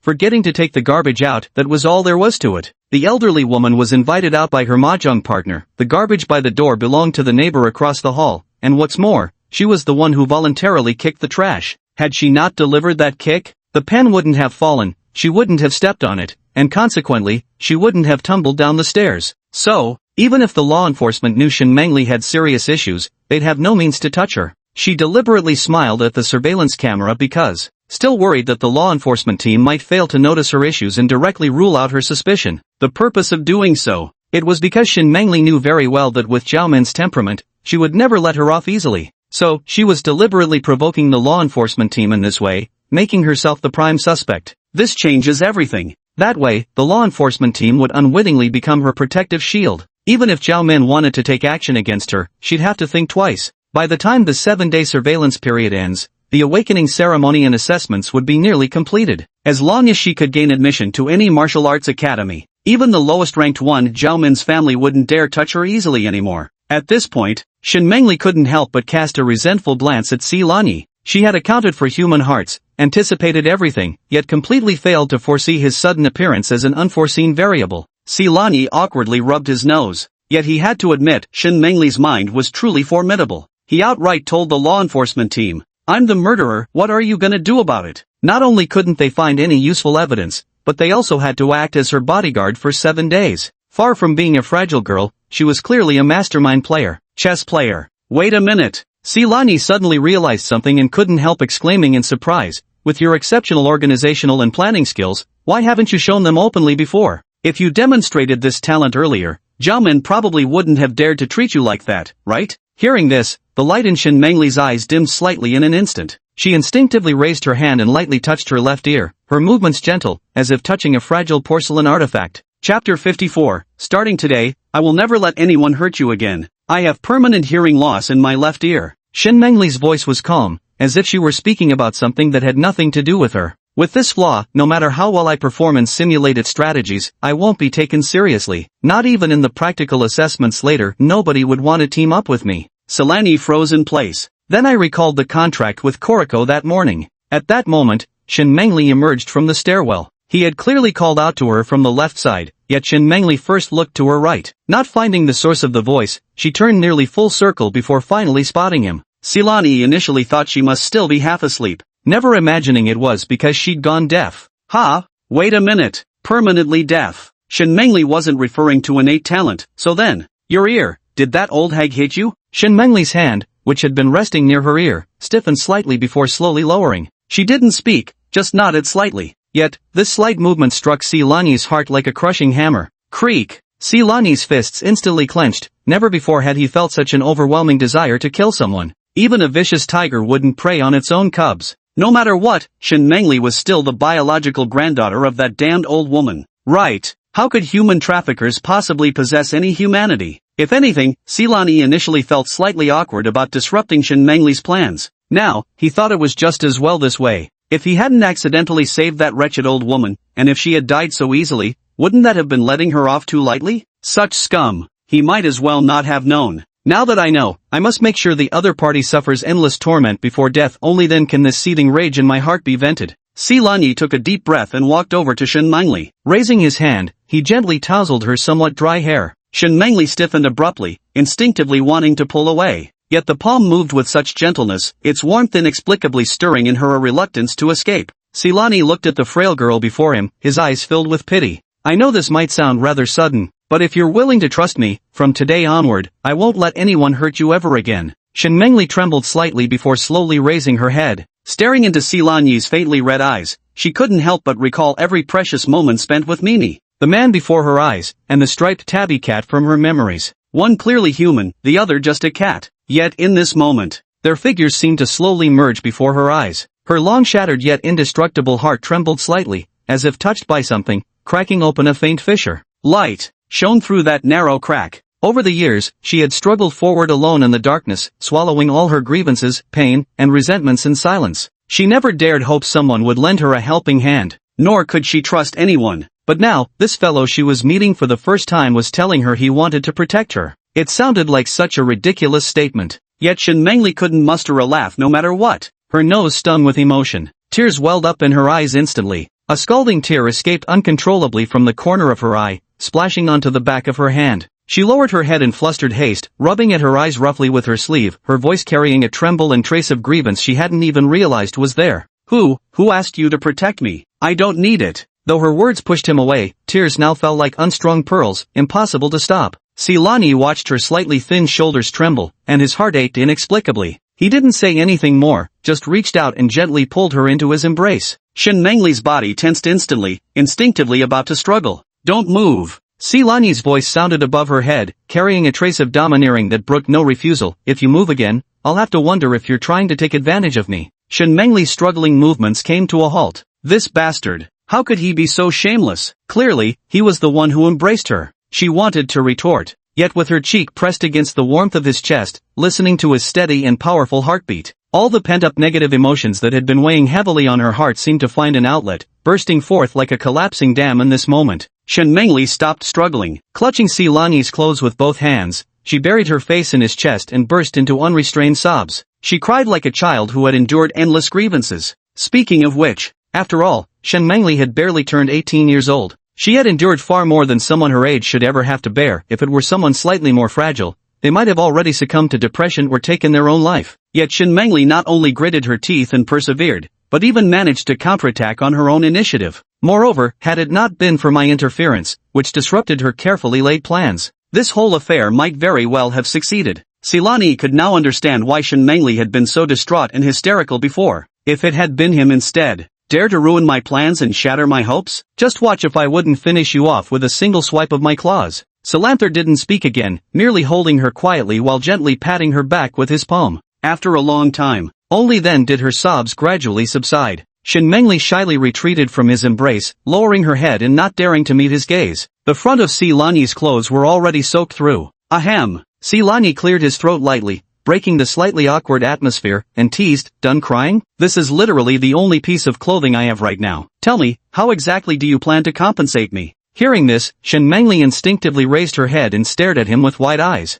Even with her high intelligence, she couldn't handle Silani's shameless tactics. For a moment, she actually couldn't think of any way to counter them. "Alright, I'll stop teasing you." Seeing her cheeks flush red again, Silani dropped his playful expression. "You should know what that old hag and her crew used to do, right?" Shen Mengli nodded, her voice somewhat subdued. "My mother told me before she passed away." Silani wasn't one for male chauvinism and recognized his own limitations. Shen Mengli's mind worked better than his, so he just needed to focus on doing well in his own area of expertise. Right then, Silani relayed roughly what he had heard at the hospital. "I overheard the damned old hag and that fat bastard plotting at the hospital. Originally, they planned to sell you to their accomplices after your spiritual pattern awakened. But after this incident, they're moving up their schedule. Got any thoughts about it?" Hearing this, Shen Mengli narrowed her eyes slightly. Chapter 55, The Seven Martial Realms. Shen Mengli narrowed her eyes, a cold smirk playing at the corners of her lips. "If they dare lay a finger on me, I'm confident I can land them in the Security Bureau. The real problem now is Zhao Min over there." "Land them in the Security Bureau?" Silani cut her off. "That'd be letting them off too easy. Damn beasts like them. If I had the power of resurrection, I'd slaughter them 10,000 times over. As for Zhao Min, don't worry, I'll find a way to handle it." At this remark, a glint of murderous intent flashed through Silani's eyes. Zhao Min and her few followers arranged to meet in the evening. When the time comes, if things really reach that point, he won't hesitate to take action and eliminate them beforehand. Shen Mengli's expression shifted slightly as she cautioned, "The Zhao group holds considerable power in Starfall City, don't do anything reckless. Have you forgotten I can turn into a cat? Most people don't stay vigilant around a mere cat." "If I ambush her, killing her wouldn't be difficult." Seeing Shen Mengli's lingering concern, Silani added reassuringly, "Don't worry, I won't act unless victory is absolutely certain." "All right." Shen Mengli nodded slightly, saying nothing more. Silani pondered briefly. That damned old hag and her brother had been badly injured by his grasp. They probably wouldn't make it back today. Zhao Min wouldn't appear until evening either. There was still plenty of time. Silani immediately brought up what concerned him most, lifting a finger to tap his temple. "Right now, I don't remember anything about my past. Since we've got time, why don't you start by explaining the power level rankings and some common basic knowledge to me?" Shen Mengli looked astonished. "You've really lost your memory? You thought I was joking with you? Aside from my own name, I've forgotten everything else. Besides, I can only maintain human form for a limited time each day now." With that, Silani simply switched back to cat form. Watching Silani transform back into a kitten, Shen Mengli's eyes brimmed with curiosity. At the same time, there was an indescribable strange feeling in her heart, recalling whether she had touched places other than the cat's head and back while petting it earlier. Just as she was lost in thought, a faint blush suddenly appeared on Shen Mengli's fair cheeks. She hadn't touched any inappropriate places, but several mornings in a row. When she lifted Silani off herself, she caught a glimpse of a tiny red spot. Could this mean Epsilon? Damn it, my eyes are now tainted. Shen Mengli's face flushed even deeper, afraid Silani might notice something. She quickly pulled out her holophone from her pocket, tapped a few times, and a faint blue light screen projected out. "This is about the martial realm classifications of warriors. See if it rings any bells." On the light screen, the 7 great realms of warriors are listed: Soldier's Edge Realm, General's Soul Realm, Monarch's Armor Realm, Emperor's Bone Realm, Sovereign Lord Realm, Divine Advent Realm, Imperial Ruins Realm. Except for the Imperial Ruins realm, all other realms come with detailed explanations. Blade's Edge Domain. Force range, 1000 to 3000 kilograms. Speed range, 50 to 80 meters per second. Characteristics, can manifest combat armor capable of completely resisting conventional firearm attacks and withstanding 1-ton impacts without injury. Manifesting the armor consumes a small amount of lifespan. Realm of Spirits. Power range, 3000 to 10,000 kilograms. Speed range, 80 to 120 meters per second. Characteristics, neural reflex speed increased threefold. Wang Kai Jing. Strength range, 10,000 to 20,000 kilograms. Speed range, 120 to 180 meters per second. Features, the battle armor's defensive capabilities have been further enhanced, capable of resisting attacks like missiles and withstanding impacts of up to 3 tons without damage. Imperial Bone Realm. Force range, 20,000 to 50,000 kilograms. Speed range, 180 to 240 meters per second. Feature, the entire skeletal structure is reinforced, enabling the execution of movements that surpass human limits, with significantly enhanced bodily coordination. Sovereign Realm. Power range, 50,000 to 100,000 kilograms. Speed range, 240 to 320 meters per second. Characteristics, capable of unaided aerial flight at the cost of lifespan consumption. Divine Presence Realm. Power range, 100,000 to 300,000 kilograms. Speed range, 320 to 420 meters per second. Characteristics, upon ascension, all old injuries including severed limbs and missing organs can be restored. Toxin immunity significantly enhanced, achieves anedia, absorbs energy from the universe to replenish consumption. Injury recovery rate and physical stamina regeneration dramatically increased. Rapid wound healing requires burning lifespan. Emperor's Ruin Realm. No information recorded. Reading the information on the light screen, a sense of urgency welled up in Si Lani's heart. Half the day had passed, and he still hadn't even reached the lowest cultivation realm. It seems, until he grew stronger, it would be best to keep a low profile. Si Lani's gaze lingered for a few extra seconds on the description for the Divine Descent realm, before stealing a glance at Shen Mengli beside him. Such a good girl shouldn't have to live with such a flaw. But it's still too early to dwell on these thoughts. After filing this matter away in his mind, Si Lani composed himself and asked, is reaching this realm simply a matter of achieving sufficient strength and speed? No. Shen Mengli shook her head. To break through each cultivation realm, aside from meeting the required standards of personal strength and speed, one must also independently slay a source beast of equivalent level and absorb its life core. At this point, she paused before adding, this is also why many merchants, no matter how abundant their resources, struggle to reach higher realms. Si Lani nodded thoughtfully. This setting does seem quite reasonable. It eliminates the possibility of merely using resources to pile up powerhouses. Then there's this life core. Judging by its name, it's related to lifespan. Absorbing it should directly increase one's longevity by itself. Only, what puzzled him slightly was, during the breakthrough of realms, how is it determined that one has slain a source beast themselves? Does every source beast have this life core, or does it appear only by chance? Moreover, why is there no recorded information about this Emperor's Ruins realm? Could it be that no one has ever been able to achieve it? Si Lani poured out all the doubts in his heart. Seeing that Si Lani seemed genuinely clueless, Shen Mengli paused briefly before speaking softly, let me start by explaining the origin of the source beasts to you. According to historical records, anomalies occurred on our planet Aqua 2,000 years ago, marking the first appearance of the eclipsed moon phenomenon. Through Shen Mengli's explanation, Si Lani finally gained a preliminary understanding of this world. 2,000 years ago, the technological level of planet Shuelan differed little from that of Earth. After the moon erosion appeared,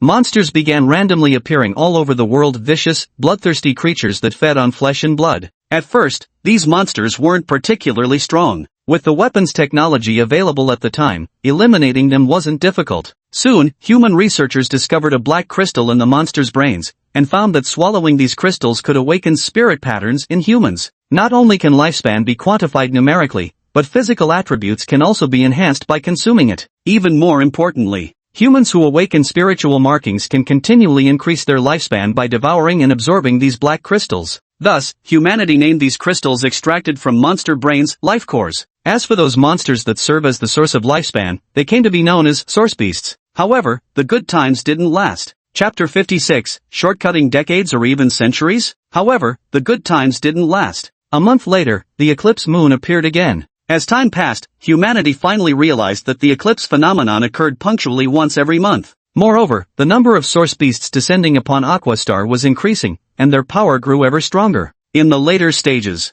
All of humanity's technological weapons could no longer inflict any damage on certain exceptionally powerful source beasts, like a rolling snowball. The number of source beasts kept increasing, and human civilization began suffering massive casualties. Some island nations completely vanished from the map within half a year of the catastrophe's arrival, sinking into the ocean along with their landmasses. Other countries that had initially boasted loudly sent fighter jet squadrons called Mistral, only to be completely annihilated without achieving anything. As for those black-skinned nations whose military strength was already backward, within less than a year after the appearance of the eclipse moon, nearly the entire race had vanished from the annals of history. It was the darkest period in human history. According to statistics, during those years, the number of surviving humans worldwide amounted to less than 100 million. At the brink of life and death, the remaining forces from various nations began to form alliances. The Eastern Continent, led by Xia, the Kronos Council, was established. The North American continent, led by the United States, they formed the Kronos Resistance Alliance. These two superpowers, gathering the world's most elite researchers, finally succeeded in developing some superweapons by extracting materials from the source beasts. These weapons could effectively harm the creatures. Thus concluded the matter.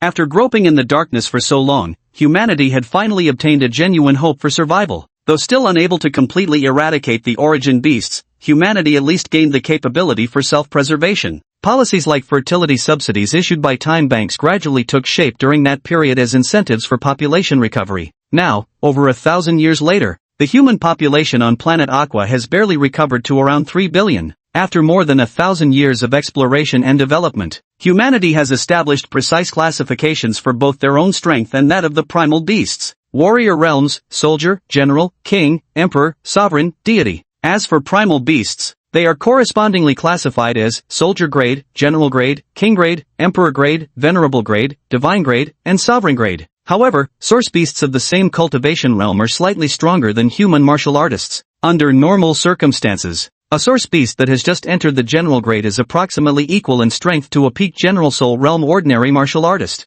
As for why advancing realms requires personally slaying a same realm source beast, perhaps it's due to the rules. Whether using technological weapons or collaborating with others to kill a source beast, the life core obtained can only absorb 50% of its lifespan. Only by slaying a source beast of the same realm alone can one absorb 100% of its lifespan. Only by fully absorbing a life core of the same realm can one break the gene lock-like barrier within the body and advance to a higher realm. Of course, after all these years, humanity has also developed a lifespan core extractor that can reduce wastage to just 10%, though it comes with a steep 30% service fee. This service fee is paid to the time bank. Given the time bank's series of subsidy policies, few dare to raise objections. After listening to Shen Mengli's account, Sila Ni's heart was stirred with no small waves. This world was far more interesting than that monotonous, soul-crushing office drone existence back on Earth. Sila Ni pulled his thoughts back and asked curiously, by the way, I noticed there's no description of the Emperor's Ruin Realm. Is it because no one has reached that level yet?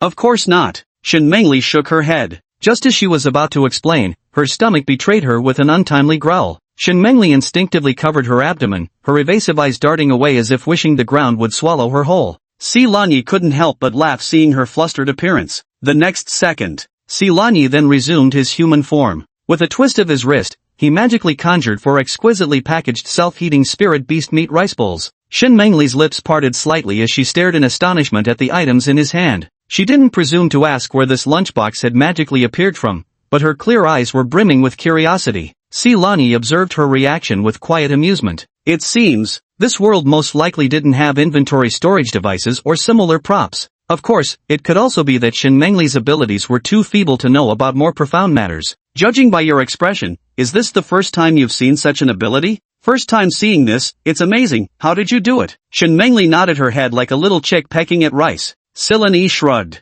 I wouldn't know about that. When I came to, I discovered my consciousness could connect to 100 cubic meter space where I could freely store items. Can't it store living beings? No. What a pity. Seeing Shen Mengli's expression that looked like she just lost $1 million, Sila Ni couldn't help but shake his head with amusement. The storage space was an ability acquired after enhancing her tail. If she continued strengthening it in the future, she might even be able to store living creatures, who could say. As she spoke, Sila Ni had already opened all 4 boxes of self-heating meals and pushed 2 of them in front of her. The rich aroma of meat instantly filled the entire room. Shen Mengli gulped and quickly waved her hand, saying, I can't eat that much, 1 box is enough. Feel free to eat. If you can't finish, you can leave it for me. I have a big appetite and won't waste anything. She stared at the steaming beast meat rice bowl before her. Shen Mengli hesitated for a moment, but in the end, she didn't refuse again. She picked up her chopsticks and began eating in small, delicate bites. Her movements were graceful and refined, yet she ate surprisingly quickly. Between bites, she continued explaining to Silani. Experts at the Emperor's Ruin Realm are like guardian deities of our human race. Every major city has at least one such powerhouse guarding it. Our city Lord of Star Ember City is a powerhouse at the Emperor's Ruins realm. However, their information, including the specific abilities of their realm, is never disclosed to the public. Silani nodded in understanding. This made perfect sense. Top-tier combatants naturally needed to maintain an air of mystery to fulfill their deterrent role. By the way, there's another question. Silani shoveled a large mouthful of rice into his mouth, mumbling indistinctly, if the time in the spirit pattern runs out, does that mean the person just dies directly? Shen Mengli paused her chopsticks. She raised her head and looked at him with an expression that said, "You idiot." Alright then. Silence. Lani had already understood the answer from her gaze. He cleared his throat and changed the question. Then if one's lifespan spans hundreds of thousands or even millions of years, does that mean they could live indefinitely as long as they don't suffer fatal injuries? No way. Shen Mengli shook her head. Lifespan is merely the foundational energy sustaining life activities. How long one lives ultimately depends on bodily functions. The higher your cultivation realm, the stronger your physique becomes, and naturally, the longer you'll live. For example, the first counselor of the Chronos Council, Emperor Thunder, has reportedly held her position for over 1,000 years. Over 1,000 years. Silani smacked his lips. He really had lived long enough. But alas, the name doesn't sound like a woman's. Otherwise, Silani really wanted to enhance Ding Ding's stats to achieve maximum charm. What if he actually managed to win someone over? Wouldn't that instantly save decades or even centuries of detours? Chapter 57 Extreme Equilibrium Flow? Looking for a sugar mommy. Just a thought, but one must be strong to forge iron. If you're not physically fit, even if you do find an incredibly wealthy sugar mommy, you might get worn out in just a few days. Silani's life motto is, you can freeload, but you must do it with strength. Put away those impractical thoughts. Silani asked about what concerned him most, questions related to cultivation. Shen Mengli patiently continued her explanation. The cultivation of human martial artists can generally be divided into two main schools, the Limit Break sect and the Equilibrium sect. These two sects are primarily distinguished based on the direction of bodily enhancement. Wait a minute. Silani immediately set down his chopsticks and interjected, you said physical enhancement? Seeing Silani's strong reaction, Shen Mengli couldn't help but give him a puzzled glance before shifting her gaze to the spiritual mark on the back of his left hand. Haven't you already awakened your spiritual mark? You can use your consciousness to examine it and see what grade it is? Grade? Silani wore a completely bewildered expression. This thing actually had different grades? Immediately, he focused his mind to sense it carefully. It was exactly the same as before. Aside from the life contract brand and the remaining lifespan countdown, there was no other information whatsoever. Seeing Silani's bewildered expression, Shen Mengli couldn't help but sigh softly. If there's no grade displayed, then your spirit pattern is the most ordinary. But don't be disheartened, even the most common spirit pattern can nurture formidable strength with enough perseverance. Moreover, and I will also find a way to help you. Silani slightly furrowed his brows and waved his hand, saying, first, explain what these spiritual pattern grades mean. Sure. Shen Mengli nodded and continued, spiritual patterns are divided into 4 grades, common, rare, excellent, and legendary. Generally speaking, awakening a common spiritual pattern without gaining Beastmaster abilities means one can only live as an ordinary person their entire life. Each year, about 70% of awakenings are common, while 25% are rare, and 5% excellent. As for the legendary grade, over these thousands of years, only 47 people have awakened transcendent grade spirit patterns. Silani couldn't help but press further. What's the difference between these varying grades of spirit patterns? There are 7 locations in our bodies that can be enhanced: the torso, both arms, both legs, eyes, nose, ears, and mouth. With ordinary spirit patterns, each major breakthrough in cultivation grants 1 enhancement opportunity. Rare twice, superior 3 times, peerless 4 times. Once you obtain enhancement opportunities, you can consume lifespan to choose which body parts to strengthen. And the difference between the limit style and balance style I mentioned earlier lies in this. The limit style chooses only one body part to strengthen, while the balance style selects multiple body parts for enhancement. Silani listened with an increasingly peculiar expression. At first, when he heard terms like rare, top tier, or legendary, his heart skipped a beat. If his spiritual insignia was merely ordinary, wouldn't he be starting off at a significant disadvantage compared to others? The outcome. Is that all? Wasn't this exactly the enhancement feature from his Grim Reaper inheritance interface? Enhancements required obtaining enhancement chances first? Silani didn't know what to say for a moment. Wasn't this thing supposed to strengthen freely as long as you had lifespan? Plus, he even had 2 additional strengthening parts, a certain appendage and a tail. If that was the case, then what kind of school did his abilities belong to? Ultimate balance style? Ahem. Seeing Shen Mengli still preparing to elaborate on the pros and cons of the balanced flow and extreme flow, Silani cleared his throat and interrupted, isn't it true that ordinary spirit patterns also get a strengthening opportunity with each realm advancement? Why do you say those with ordinary spirit patterns can only be ordinary people? Unruffled by the interruption, Shen Mengli continued, this brings us to the topic of cultivation methods. Hearing this, Silani immediately pricked up his ears. To increase strength, physical toughness, and speed, one can only achieve it by burning lifespan to enhance training effectiveness. Just one line. It nearly made Sulani spit out the rice he just absent-mindedly stuffed in his mouth. Ahem. Asterisk. Sulani took a moment to compose himself, hastily waving his hand in apology. Keep going. Shen Mengli gave Simoani a strange look before discreetly pulling her lunchbox closer to her chest. Normal training enhancements have a limit. Once that ceiling is reached, gaining even the slightest additional improvement becomes extremely difficult. But by burning one's lifespan, this limit can be broken through, and the extra strength gained isn't bound by any maximum threshold. Additionally, the amplification factor and consumption rate vary significantly depending on the grade of the spiritual tattoo. A basic spiritual tattoo can only boost training efficiency by up to tenfold, while consuming lifespan equivalent to 10,000 times the normal time flow. Burning 1 minute at tenfold efficiency would consume 1,666 hours and 40 minutes, a cost far beyond what ordinary people could afford. 10,000 times? Silani couldn't help but click his tongue in amazement. No wonder Shen Mengli said that awakening an ordinary spirit pattern basically means one is cut off from martial arts. With such consumption, it's genuinely not something ordinary people can afford to play with. Even for wealthy families, no matter how much lifespan they pour into it, their strength won't improve much after all. The 10x upper limit is firmly in place. Shen Mengli had originally thought Silani would show signs of disappointment or frustration.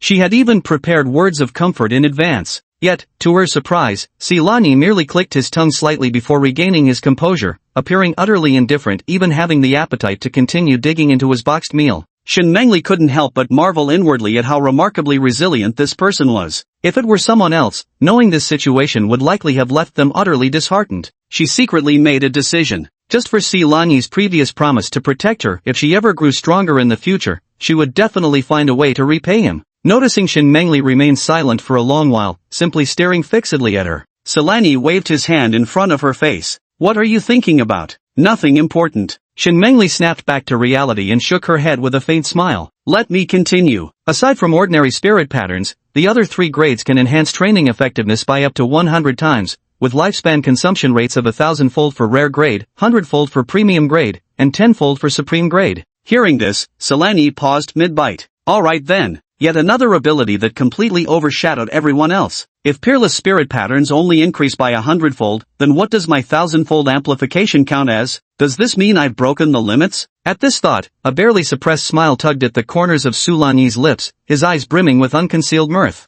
Ha! Silani quickly lowered his head, shoveled 2 mouthfuls of rice into his mouth, hiding his expression. Calm down, stay calm. I haven't matured enough yet, gotta keep a low profile, stay under the radar. The whole afternoon passed. Silani was like a sponge, voraciously absorbing every piece of useful information. Fortunately, Shen Mengli was an outright academic prodigy with exceptionally comprehensive knowledge, otherwise, she wouldn't have been able to answer all of Silani's endless questions. Through Shen Mengli, Silani also learned several crucial pieces of information that mattered deeply to him. First, in major martial arts schools, they all have specialized gravity training chambers where the gravitational force exerts pressure on all organs and tissues of the body, making the training effect several times or even dozens of times better than exercising outdoors. Some gymnasiums outside also have gravity training rooms. However, they are quite expensive and their gravity multipliers cannot match those in martial arts schools. Second, after reaching the upper limits of physical attributes such as strength and speed at one's current cultivation realm,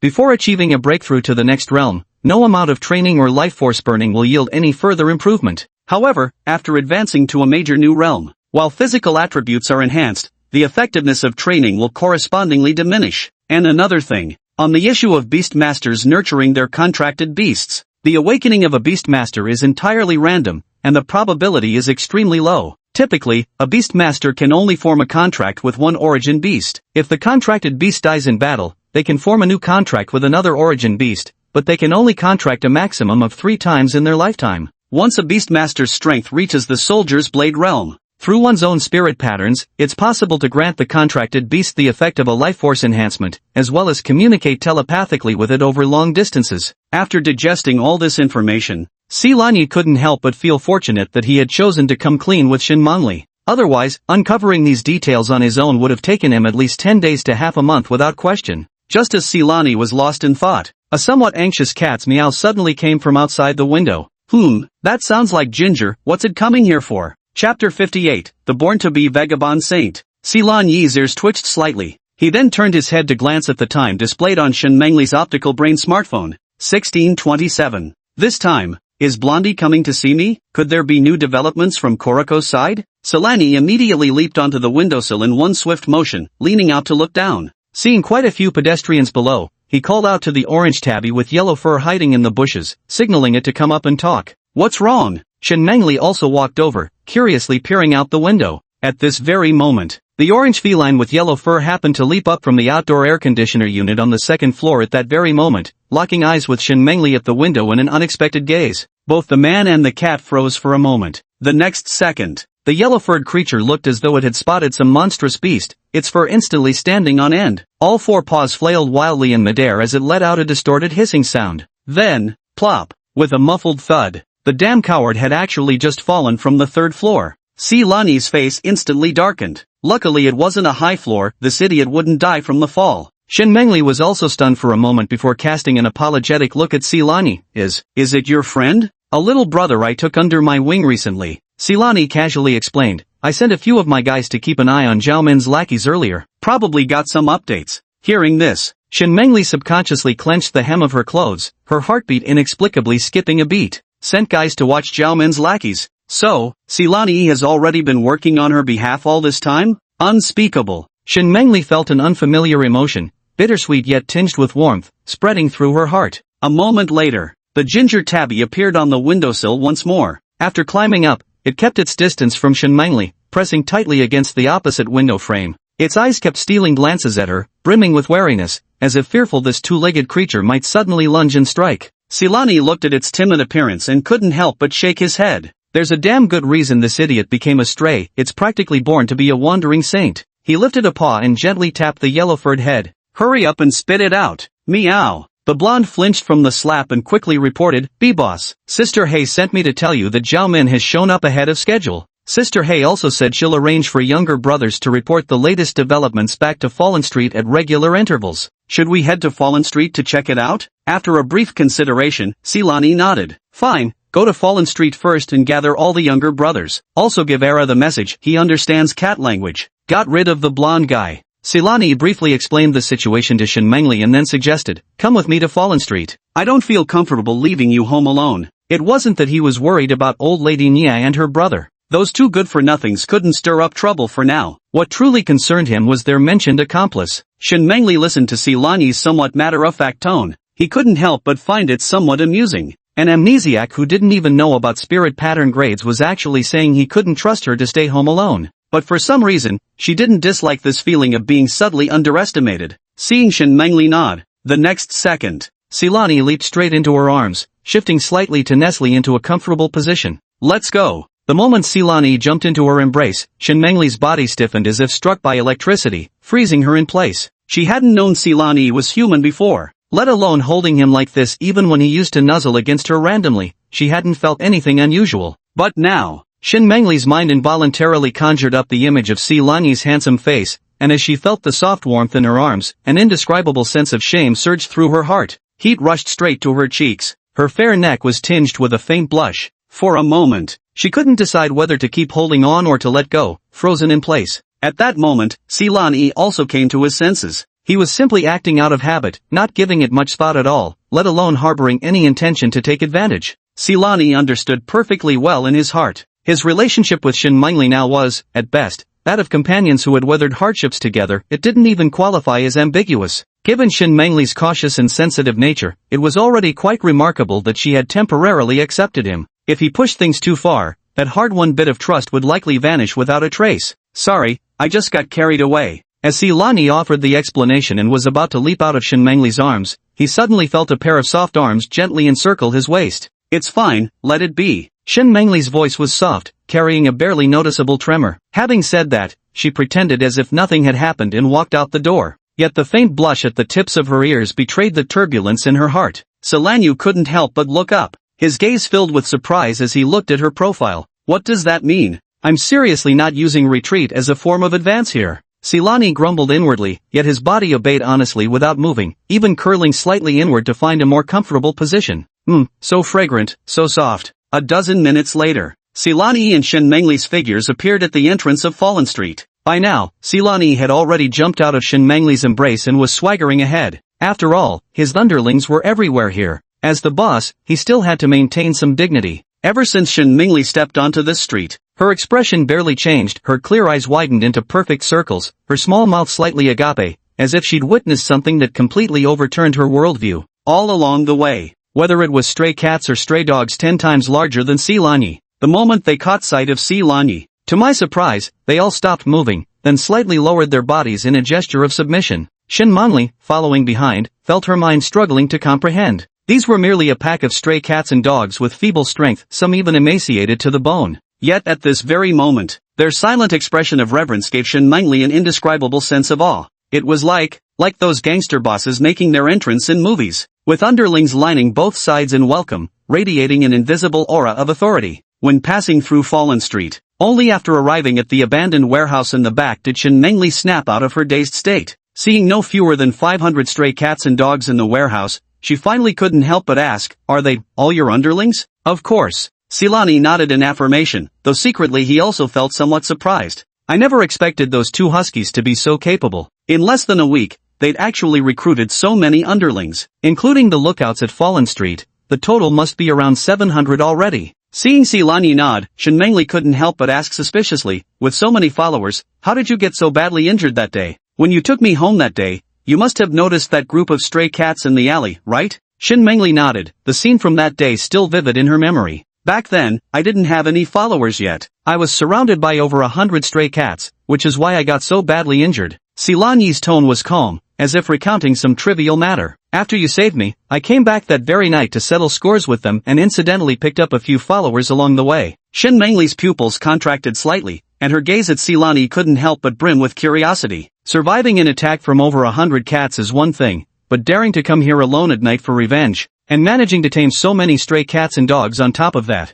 is this really something an ordinary spirit pattern could accomplish? Chapter 59, I'll always be waiting for you at the Martial Academy. Obviously, Shin Mengli was growing increasingly curious about Silani. Silani hadn't directly revealed his abilities nor voluntarily disclosed his current strength, all to plant a seed of curiosity in her heart. Once the seed took root and began to sprout, her downfall would simply be a matter of time. After all, girls like Shin Mengli, who are meticulous in their thoughts and severely lack a sense of security, if you confess directly, she might just think you're showing off. It's better to do nothing and let her convince herself that's more effective. At that very moment, a beautiful short-haired cat dashed into the warehouse, panting heavily, clearly having sprinted all the way here. It glanced at the warehouse, then it promptly trotted up to Silani, lowering its body with a hint of restraint. "B-boss, Black Sister sent me back to tell you that the woman named Zhao Min is coming toward Decadence Street with her lackeys." "Coming to Decadence Street?" Silani's eyes lit up. What a fortunate coincidence. The Fallen Street was practically his home turf, and this chaotic area was full of blind spots where surveillance couldn't reach. It couldn't be more convenient for handling certain matters. After a moment's hesitation, Silani turned to Shin Mengli beside him. "Can we enter the Martial Academy now?" Shin Mengli was taken aback for a moment, but after a brief contemplation, she understood Silani's intention. "Sure, the Martial Arts Institute's reference library is open on weekends, and it's quite crowded. Are you trying to create proof that I wasn't present?" "Clever." Silani silently admired her insight. "It's such a relief talking to someone as astute as you," he said. "Zhao Min is heading this way. You should go to the Martial Arts Institute now. I don't need to explain in detail what you should do, do I?" I know what to do, but..." Shin Mengli nodded, then a trace of hesitation flashed across her face. "Are you really going to take action against her?" Silani detected the underlying meaning in her words. Beyond worrying about getting entangled with the Zhao group, there was probably also a hint of reluctance, perhaps from Shin Mengli's perspective. Although Zhao Min frequently bullied her, it hadn't reached the point where killing was absolutely necessary. Silani shook his head. "You know as well as I do, with that spoiled young mistress temperament of hers, even if you knelt and begged for mercy before her, she'd most likely still not let you off. If you want to completely resolve this problem, Eliminating the source is the only permanent solution. Of course, if you can think of a perfect solution where both sides win, I'd be willing to cooperate. Silani returned the power of choice to her. Hearing this, Shen Mengli fell silent at once. A perfect solution that satisfies both sides? Hadn't she thought of it before? But the reality was, with Zhao Min's personality that demanded everyone's compliance and the backing of the Zhao Corporation behind her, neither threats nor incentives would work. Letting her go today would only invite more vicious retaliation tomorrow. Shen Mengli wasn't the indecisive type. After just 2 seconds of hesitation, she nodded in agreement. Alright, then you must be extra careful. If you see a couple wearing sunglasses at all times near Zhao Min, pay close attention to them. I've spotted them 5 times near Zhao Min. There's a high probability they're Zhao Min's bodyguards, with strength at least at the Blade Realm or above, possibly even reaching the General Soul Realm. If possible. Shen Mengli paused, took a deep breath, then continued, I hope you won't take the risk. Even if I drop out now, there'll still be chances later. Seeing Silani had no intention of responding, Shen Mengli let out a soft sigh and turned to walk out of the warehouse. Just as she was about to step outside, she paused mid-step and added, I'll be waiting for you at the Martial Institute. Watching Shen Mengli's figure completely disappear from sight, Silani narrowed his eyes slightly. Mercenary realm, even Commander Soul Realm bodyguards? This is somewhat troublesome. However, Silani had compelling reasons to kill Zhao Min. If Zhao Min didn't die, Shen Mengli's smooth graduation and entry into the martial academy would be nearly impossible. Shen Mengli couldn't gain admission to the martial arts school. That meant she couldn't tag along and enjoy the various resources available at the martial arts school. Take the gravity chamber for instance, it was in a completely different league compared to those mediocre gyms out there, and this was just the most basic perk among many. Silani didn't dwell on it any further. You'll only know if it works by trying it first. Without delay, Silani began making arrangements, instructing Era to send a few sharp subordinates to wait at the entrance of Degradation Street, ready to report back any developments at any time. Logan's Tavern. A completely inconspicuous tavern at the corner of Degradation Street. The tavern's back door. Big Black, you wait over there. Husky, you go organize the underlings to come in batches, try not to draw attention from passers-by. After giving instructions to the Husky and Big Black, Silani slipped in through the tavern's back door. The moment he stepped inside the tavern, a pungent blend of malt fermentation, sweat, and cheap perfume assaulted his nostrils. Silani wrinkled his nose as he surveyed the tavern's layout. The interior was dimly lit. Most of the wooden tables and chairs showed signs of age, their surfaces stained with dark ale spills and knife marks, with some table legs even propped up by bricks. As for the surrounding walls, they were haphazardly plastered with some eye-searing posters. The combined amount of fabric on all the figures across dozens of posters probably wouldn't match the material in Silani's single pair of underwear. With this kind of decor, if it were on Earth, the place would have gone bankrupt 800 times over. Yet here, against all odds, an exception had occurred. At a glance, there were no fewer than 30 people inside the tavern. Men and women mingled together, filling the entire tavern with an air of unrestrained indulgence. Silani's gaze didn't linger on these people for long. With a single leap, he sprang onto the decorative shelf beside the bar counter, then crouched low, revealing only a pair of pale crimson eyes as he swiftly scanned every corner of the tavern. Soon enough, in the most secluded booth at the far end of the tavern, Silani spotted Zhao Min and her usual entourage. Silani wasn't in a hurry to approach. His gaze continued searching through the crowd. I looked around for a while. He did spot a woman wearing sunglasses. The woman appeared to be in her late 20s, with a stunning figure, dressed in a deep V-neck tight leather outfit, sitting alone on a bar stool not far from Zhao Min's booth. Could it be that Shen Mengli was mistaken? Silani mumbled to himself, feeling rather puzzled. At that very moment, a burly man, measuring at least 1.9 meters tall, walked in. His face was covered by a thick, bushy beard, along with an oversized pair of sunglasses that obscured most of his features. The man's gaze swept across the tavern. When he spotted the woman in sunglasses sitting at the bar, his face instantly broke into a rugged grin as he casually pushed aside people in his way with his enormous, fan-like hands, striding toward her. Ha ha, baby, been waiting long? I've missed you like crazy. Come here, give daddy a kiss. The man lifted the woman in sunglasses right off the bar stool and pulled her tight against his chest, lowering his head to plant a sloppy kiss on her face. Chapter 60 You vile creatures, not a single one of you will escape. Come here, give daddy a kiss. The woman in sunglasses let out a flirtatious laugh and playfully pushed his chest. Oh, you're so annoying. There are so many people watching, what's the rush? What does it matter if they watch? I'm kissing my own woman, it's only natural. The bearded man boisterously retorted without a care, eliciting peals of laughter and whistles from the crowd. Silani narrowed his eyes slightly, scrutinizing the couple intently. The two were intimately natural in their actions, with their gazes not deliberately avoiding Zhao Min. Indeed, the man occasionally stole glances at Zhao Min's legs, followed by a smile that only men would understand. Had it not been for Shin Mengli's prior warning, Shin Feng would have assumed they were just an ordinary couple. If he acted rashly now, he'd likely take a serious fall. After a brief hesitation, Silani leaped down from the decorative shelf, using tables, chairs, and the crowd as cover as he crept toward Zhao Min's booth, hiding beneath an empty table nearby. This spot provided a clear vantage point to listen to their conversation. Silani decided to gather information first. Even if he couldn't take action immediately, he needed to understand how Zhao Min planned to deal with Shin Mengli. "Mrs., here are your drinks. Please enjoy." After the waiter stepped away, a girl sitting next to Zhao Min with pink-dyed hair and multiple ear piercings immediately wrinkled her nose and fanned the air before her face in distaste. "Minminjia, why'd you bring us to this dump? The air here is putrid, and the liquor looks like dishwater. Any random tavern on Fuli Street would be 100 times better than this dump." Another girl with straight bangs, appearing relatively quieter, chimed in softly, "Yeah, Minminjia, the air quality here is terrible. I can barely breathe." Zhao Min's lips curled into a faint, almost imperceptible sneer. "We didn't come here to drink," she said. As she spoke, she pushed the wine glass in front of her further away, then pulled a snow-white silk handkerchief from her exquisite purse and gently wiped her fingers that had touched the glass. "Then, Minminjia, you invited us here to..." The pink-haired girl speaking suddenly paused. She instinctively glanced around to confirm no one was paying attention to them before lowering her voice. "Minminjia, you weren't planning to hire a hitman to take care of Shin Mengli." She didn't finish her sentence. She merely raised her hand and made a horizontal slicing motion across her own pale neck. Hiss! The three other girls at the table collectively gasped, instinctively sitting up straighter in their seats. "Minminjia, you mustn't do such a thing," the girl with straight-cut bangs exclaimed, her voice cracking with alarm. Yeah, if Shin Mengli gets killed before graduation, the security bureau will definitely investigate thoroughly. What if they trace it back to us? None of us will escape then." "There's no need to take such a huge risk for some worthless beggar." The underlings babbled their advice in a chaotic chorus. Killing someone, especially a graduating student on the verge of awakening their spiritual sigil, was no joking matter. If this matter were to really come to light, given Zhao Min's influential family and vast resources, she might be able to protect herself. But as for the rest of them, every single one would surely be caught, though the death penalty would be unlikely. But they would definitely be escorted to the outermost defensive lines of Emberfall City.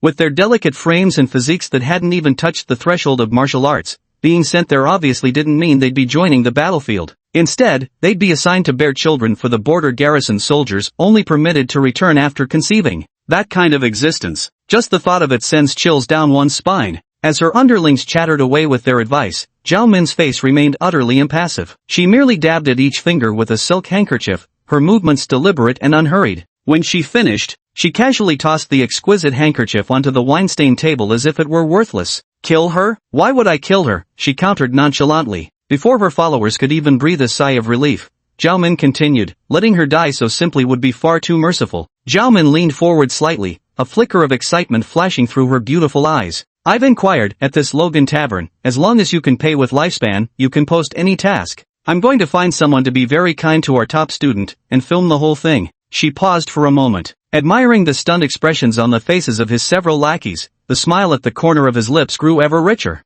"From what I know of Shin Mengli, even if something like this happened, she would never give up the opportunity to awaken her spirit patterns. She will definitely go on the day her spirit mark awakens. Later, we'll play this video as a graduation gift for her in front of the whole school. Tell me, when she receives this gift, won't the expression on her face be quite amusing?" In the booth, Zhao Min's followers all fell silent, looking at each other. The silence lasted only a few seconds. Giggle giggle. The pink-haired girl was the first to react. Covering her mouth, she let out a string of suppressed giggles, her gaze toward Zhao Min brimming with admiration. "Sister Minmin, you're so evil. But I love it." "Exactly. This is way more satisfying than killing her. If she can't handle it and chooses to end her own life, that's not our problem." "Brilliant. Absolutely brilliant. Sister Minmin's move of removing the firewood from under the cauldron is simply masterful." The lackeys' faces now showed not a trace of fear, instead each revealing a sickening excitement. If it's just assault, then the nature of the matter changes completely. The sky could fall. With Zhao Min and her Zhao Corporation backing them, even if Zhao Min didn't intervene, their combined families could easily handle this matter together.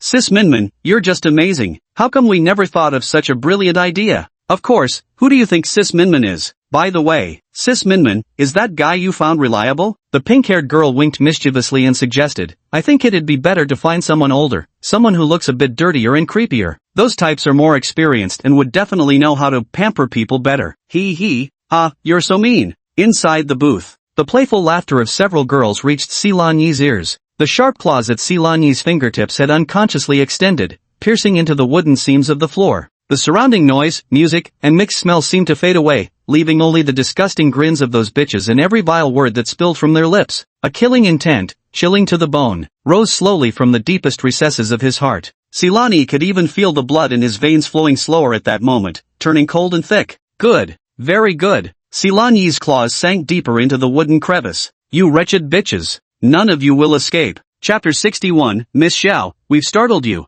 Calm down. Silani didn't let fury cloud his judgment. The more critical the moment, the calmer one must remain. He truly hadn't expected human hearts to harbor such depths of malice, especially from a woman. Staring at Zhao Min's beautiful face, Silani began calculating in his heart. At this moment, apart from ambush, it seemed only the tailed beast bomb remained as an option. After a week of accumulation, the orange-yellow energy stored in the tail space had grown to the size of a basketball. Silani estimated. If he released all this energy at once, leveling this rundown tavern to the ground shouldn't be a problem. But whether it could instantly kill those two guards, both at least at the Soldier's Edge realm, was something he wasn't so sure about. After all, those at the Soldier's Edge realm could already condense battlefield armor. The introduction claims it can withstand 1 ton of impact without damage sounds impressive, but in reality, it can only handle rifle rounds at best. And if bullets keep hitting the same spot, this armor probably won't last long. After a moment of contemplation, Silani gritted his teeth. Let's do it. What if it actually works? Even if it doesn't, there's still a backup plan to fix things. Silani took a deep look at the women laughing uproariously in the booth,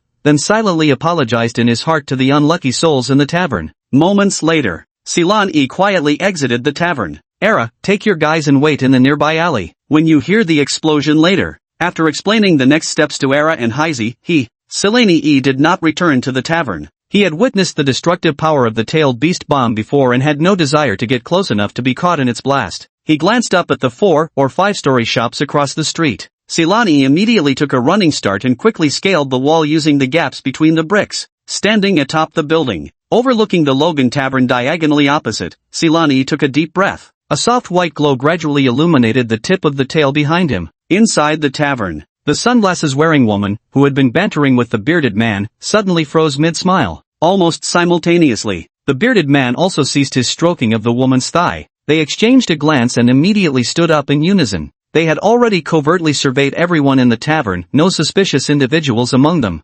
Then, the danger was coming from outside. Their hearts skipped a beat, and they immediately dropped their disguises. With a swift blur, the sunglasses-wearing woman appeared before Zhao Min as if teleporting. She extended a black token and spoke rapidly. Miss Xiao, I was sent by your father to protect you. This place is dangerous, please come with me immediately. Danger? Zhao Min glanced at the token and, upon confirming its authenticity, stood up at once, following the woman as they hurried toward the tavern's back door. The underlings were also petrified with fear, stumbling clumsily after them in panic. Just as their figures were about to disappear through the back door. Boom! A deafening explosion instantly drowned out all the clamor inside the tavern. A terrifying shockwave erupted in a circular blast, knocking nearby pedestrians to the ground. The entire tavern looked like a cookie crushed by an invisible giant hand. Its roof was instantly torn away, countless shattered wooden planks soaring into the sky before raining down like a storm. On the street, the distant crowd stood frozen in shock. But within seconds, their instinctive curiosity drove them to gather toward the direction of the explosion. Silani stood atop the opposite building. His gaze remained fixed on the completely demolished tavern ruins. The tail beast bomb didn't produce the same explosive effects as gunpowder, failing to form a mushroom cloud, so it didn't appear as visually spectacular. Yet its destructive power was undeniably formidable. The consecutive chimes of 20-odd lifespan increased notifications echoing in Silani's mind served as irrefutable proof. It's just unclear whether Zhao Min and the others are among these 20-something notification tones. Soon, the dust settled. To Silani's surprise, quite a few people in the tavern had actually survived. It seems, those who frequent such places are hardly decent folk to begin with. Soon, Silani spotted the heavily bearded man amidst the rubble, clad entirely in a menacing set of black battle armor, standing at the center of the ruins. The armor was riddled with numerous cracks, with streaks of blood seeping through the gaps, a clear sign of injuries, though they didn't seem to hinder his movements. Not far away, a thick alloy plate of unknown material was abruptly flung aside, revealing a woman in combat armor wearing sunglasses,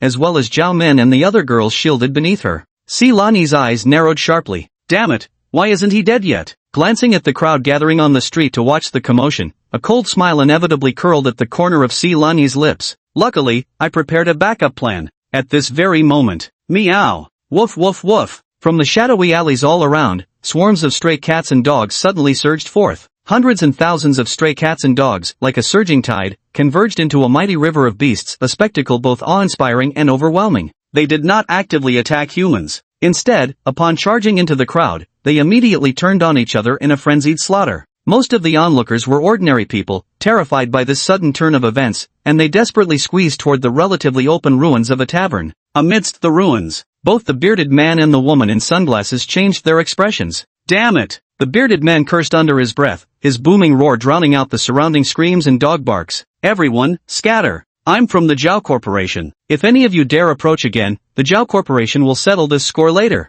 Yet in this situation, his threats rang hollow. Even if someone heard his words, there was no way to stop, they could only be pushed forward by the surging crowd behind them. The bearded man's face had turned as ugly as could be. With his strength, it wouldn't be difficult for him to send all those troublesome civilians flying. But he didn't dare. Unless his own life was threatened, even Zhao Corporation wouldn't be able to protect him if he dared to kill even one civilian in public. Before the surrounding crowd could fully close in, the bearded man quickly shoved his way beside Zhao Min's group. Follow me closely. His towering figure stood like a wall, his massive hands fanning out to sweep left and right, forcibly carving a path through the dense crowd. Any stray cats or dogs unfortunate enough to cross his path, or trampled instantly underfoot, crushed into pulp with each merciless stomp. However, he had only pushed forward a few meters when he looked back. Zhao Min and the others were nowhere to be seen. All he could see were panicked faces everywhere. At the same time, under the deliberate assault of the dog pack, even the woman in sunglasses was forced to scatter apart from Zhao Min and the others. Zhao Min and the other girls were rather lucky, they got pushed out of the chaotic crowd. The five of them tumbled onto a narrow alley behind Logan's tavern, covered in dust and with disheveled hair, looking utterly wretched. Zhao Min stood up, her face dark with anger. She straightened her rumpled clothes, her eyes filled with venomous resentment. She had lived this long, yet it was the first time she had ever experienced such a scene, the first time she had ever been shoved around like trash. Just as she was about to lose her temper, the girl with straight bangs beside her suddenly nudged her elbow and whispered, unable to hide a hint of excitement in her voice. Minmin, look, that hot guy over there. Zhao Min glanced impatiently in the direction she was pointing. At the other end of the alley, a man at least 1.85 meters tall, with an upright posture, was walking straight toward them. Dressed in casual clothes, his broad shoulders and long legs were accentuated. Underneath a head of somewhat tousled black hair was a face so handsome it bordered on ethereal, especially those pale red eyes that made one's heart race with just a glance. Wow, so handsome. He's walking toward us. The other three lackeys instantly forgot their earlier embarrassment, their eyes gleaming as they whispered excitedly.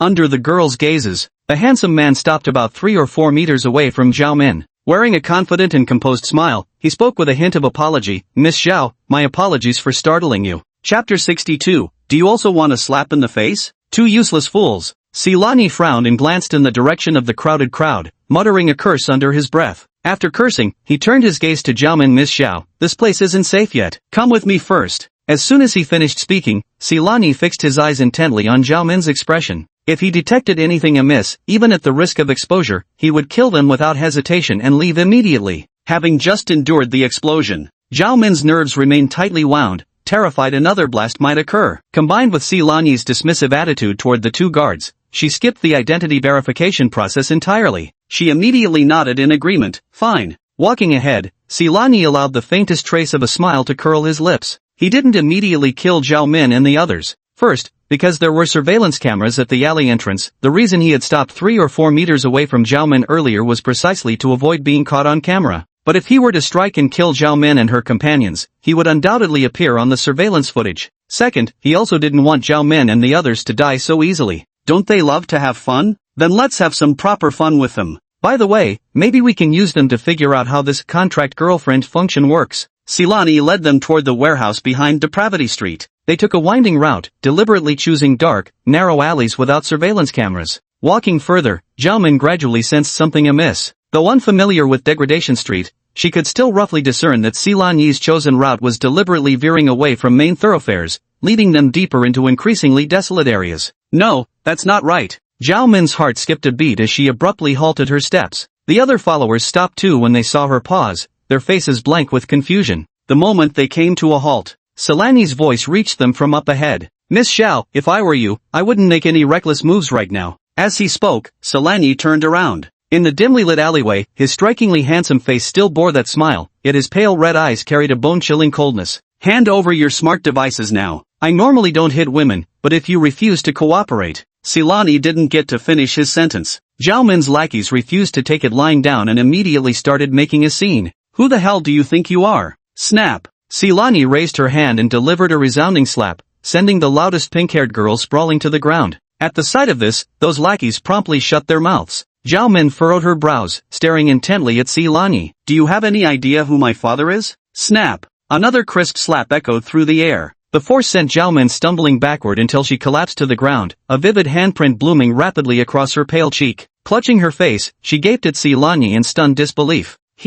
How dare he? That slap completely intimidated the few followers as well. The alley was so quiet you could hear a pin drop. Silvani raised his hand slightly, his gaze sweeping over the remaining 3 girls who were as silent as cicadas in winter. You want a slap in the face too? And no, we don't. The 3 girls shook their heads in fright, shrinking back involuntarily. Then hand over your phones right now. At these words, they hastily pulled out their photon-brain smartphones and carefully handed them over. Silani didn't reach out to take it, just throw it on the ground. The women didn't dare hesitate, obediently doing as they were told. Silani nodded in satisfaction, then turned his gaze to Zhao Min, who was sitting slumped on the ground, glaring at him with venomous hatred. Miss Xiao, shall you do it yourself, or shall I help you? Silani flexed his wrist leisurely and added slowly, I'll help you, but if I happen to touch somewhere I shouldn't, don't blame me. Zhao Min's chest heaved violently, her eyes brimming with venomous hatred. Clenching her teeth, she pulled out her phone from the bag and threw it aside with force. You'd better pray you don't fall into my hands. At this point,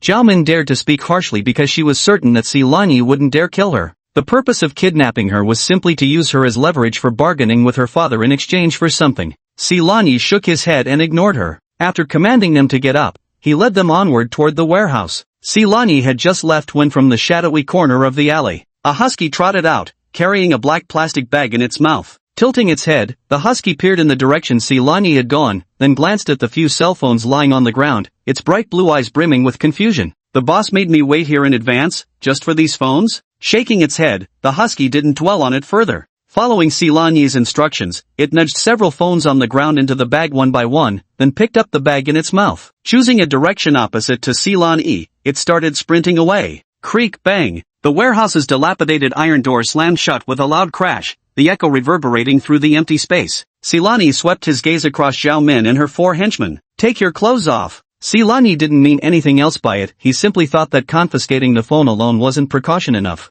Apart from Zhao Min, the other girls also clearly came from wealthy families. Who knows if they might be carrying something like a tracking device on them. So, for your own safety, you must conduct a thorough, meticulous, inside and out inspection. Seeing that Silani wasn't joking, Zhao Min's expression completely changed as she sharply rebuked. Don't go too far. Too much? Is this really too much? Silani sneered inwardly, seeing nothing wrong with what he had done. Those girls had planned to have someone ruin Shenmingli, and their methods were utterly vicious. He is now. It's merely paying someone back in their own coin. Besides, compared to Zhao Min's style of killing both body and spirit, his approach is far gentler. Bang! Silani couldn't be bothered to waste more words on her. He lifted his leg and delivered a sharp kick straight to Zhao Min's abdomen. The tremendous force sent her flying backward like a kite with its string cut, landing heavily 4 or 5 meters away, stirring up a cloud of dust. Zhao Min curled up on the ground, so overwhelmed with pain that she couldn't even muster a groan. Her delicate face instantly drained of color, her body arching like a shrimp.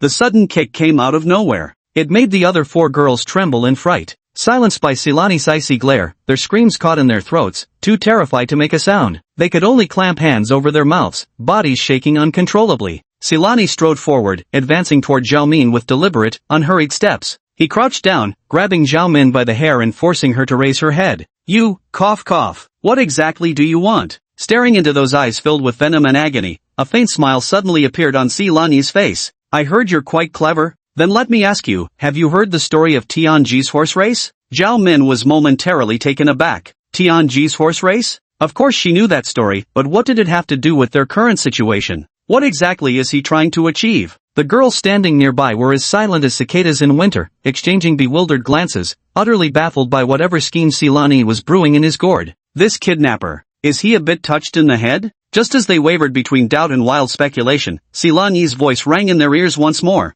if I were a thoroughbred. He paused. Seeing Zhao Min's bewildered expression, the corners of his mouth curled up even more. So, do you know what you should do? Didn't understand? Looks like you're not that smart after all. Chapter 63, Reactions from All Sides. Sparkfall City, Cloudcrest Villa District. This was the most expensive residential area in the entire city. And that sprawling villa perched atop the mountain peak stood as the ultimate symbol of power. The atmosphere inside the villa was so oppressive it felt like you could wring water from the air. All the servants kept their heads lowered, moving with feather-light steps and carefully controlled breaths, terrified that even the slightest sound might bring undeserved disaster. In the center of the living room sofa, a still beautiful middle-aged woman clutched a handkerchief, continuously dabbing at the corners of her eyes as her voice trembled with suppressed sobs and uncontrollable rage. I told you ages ago to assign Mingming some stronger bodyguards, but you insisted no one in Star Ember City would dare touch Zhao Linyuan's people. Now look what's happened. If anything happens to Mingming, I'll never forgive you.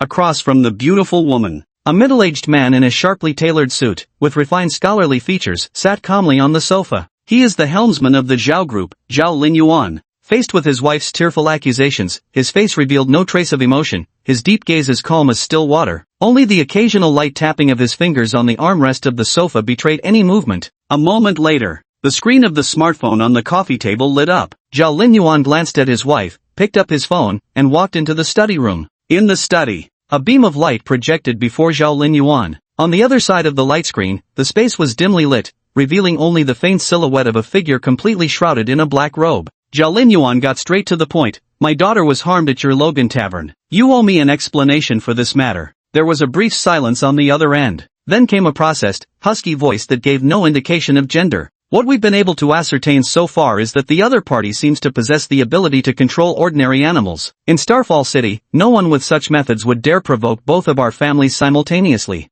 I suggest Master Zhao investigate whether it might be someone from your wife's side. Zhao Linyuan narrowed his eyes slightly, his fingers tapping lightly on the desk. My people will investigate this. Zhao Linyuan shifted the conversation abruptly, but this happened on your turf. The attack occurred at your Logan Tavern, so your establishment can't evade responsibility. Deploy your men to help search. Until my daughter is found, your tavern remains accountable for this matter. There was a moment of hesitation on the other end. The incident happened to Zhao Min at Logan's Tavern, but at that time Zhao Min hadn't posted any tasks yet. Technically speaking, she wasn't really a client of Logan's Tavern yet. But right now, this clearly wasn't the time to quibble over such details. Sure, the call had just ended. Zhao Linyuan's smartphone rang again. A respectful voice came from the other end of the line. Master, we found the young lady's phone at the garbage transfer station in the Northern District. Besides the young lady's phone, there were 4 others. After verification, they belonged to the noble young ladies who usually associate closely with her. North City? Zhao Linyuan's fingers stopped tapping. Fallen Street is in the south of the city, yet the phone appeared in the north. The 2 locations are far apart. The kidnapper deliberately took the phone all that way to discard it. Was it to lure the tiger out of the mountains? The person on the other end of the line waited patiently, not daring to make a sound. A long moment passed. Zhao Linyuan's voice rang out once more. Recall all search teams deployed outside. Focus on Fallen Street and sweep inward systematically. Leave no suspicious individual unchecked. One more thing. Find out exactly what task Minmin went to Logan's Tavern to post. Yes. The call ended. Zhao Linyuan didn't hesitate for a second before dialing another number. Director Zhou, my daughter has encountered trouble in Decadence Street. The Zhao Group is willing to fully assist the Law Enforcement Bureau in handling this case. What are your thoughts on this matter? Under the night sky, a large contingent of armed personnel clad in law enforcement uniforms swiftly blocked all access routes to Decadence Street. Moments later, more figures appeared, uniformly dressed in black combat gear. Private soldiers bearing the Zhao Corporation's insignia on their chests disembarked from the vehicles one after another. All of them had cold, sharp eyes, their movements exuding an aura of lethal intent. Soon, a perimeter spanning over 10 miles around Fallen Street was completely sealed off by both forces, forming a massive blockade. All units, attention! Conduct a carpet search centered around the ruins of Logan's Tavern. Team 1 handles the eastern sector, Team 2 takes the western. Repeat, apprehend any suspicious individuals immediately. The orders were rapidly relayed through the communication channel. An invisible net began slowly tightening around Fallen Street. At this hour, the usually bustling degenerate street lay eerily silent, with only a frigid wind sweeping through the deserted road, scattering a few wood shavings in its wake. Meanwhile, Martial Academy Archives Reading Room. Shin Mengli sat by the window, a book about origin beasts' habits spread open before her, yet for the first time her mind wasn't on the pages. Her clear eyes kept darting sideways toward her phone. On the screen, The Star Ember City local network forum was already in an uproar. Photos and videos taken from various angles were being uploaded continuously. Holy shit, what the hell happened over at Fallen Street? Why has the Enforcement Bureau blocked off roads even on the commercial district side? Not just the Enforcement Bureau, I even saw the private troops of the Zhao Corporation. Good heavens, that scene was like a siege by source beasts. I heard some big shot got kidnapped at Logan's Tavern in the Fallen Street. The whole tavern was blown to pieces. Online discussions were buzzing non-stop. Shen Mengli's heart involuntarily clenched as she looked at those photos and read the online speculations. Explosion. The Zhao Corporation. Shen Mengli knew that all of this must be somehow connected to Silani. He had really taken action, and made such a huge commotion.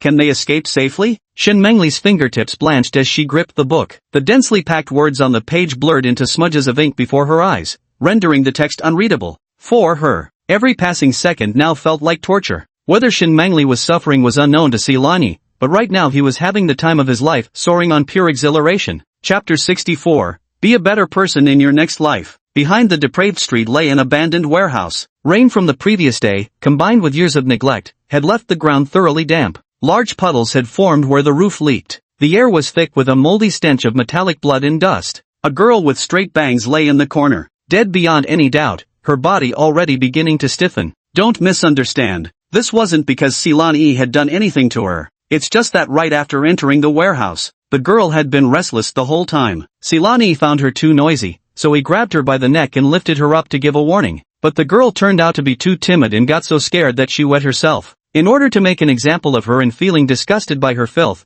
Silani casually twisted her neck, sending her ahead to the afterlife. At this moment, Zhao Min and her lackeys were brutally beaten by Silani with punches and kicks, their hair dripping wet and clinging to their faces, indistinguishable whether it was sweat or tears. Their bodies were covered with bruises, each gasped for breath weaker than the last. They were all adults, after all. You ought to pay the price for your own wicked deeds. Witnessing the miserable state of these men, a satisfied smile unwittingly curled at the corners of Silani's lips, and not merely from the joy of avenging Shen Mengli. It was mainly because he had inadvertently discovered a very useful hidden feature. When he was enhancing his body parts earlier, Silani noticed that hidden abilities existed in areas like the mouth, ears, and tail. They just needed to be gradually uncovered through effort. For instance, the eyes could enhance dynamic vision, while the tail could condense into a storage space. What he hadn't anticipated was, torso enhancement granted extraordinary regenerative abilities, and unexpectedly, the lower body's hidden ability was also regeneration. The only slightly underwhelming part was, this ability isn't very convenient to use on outsiders,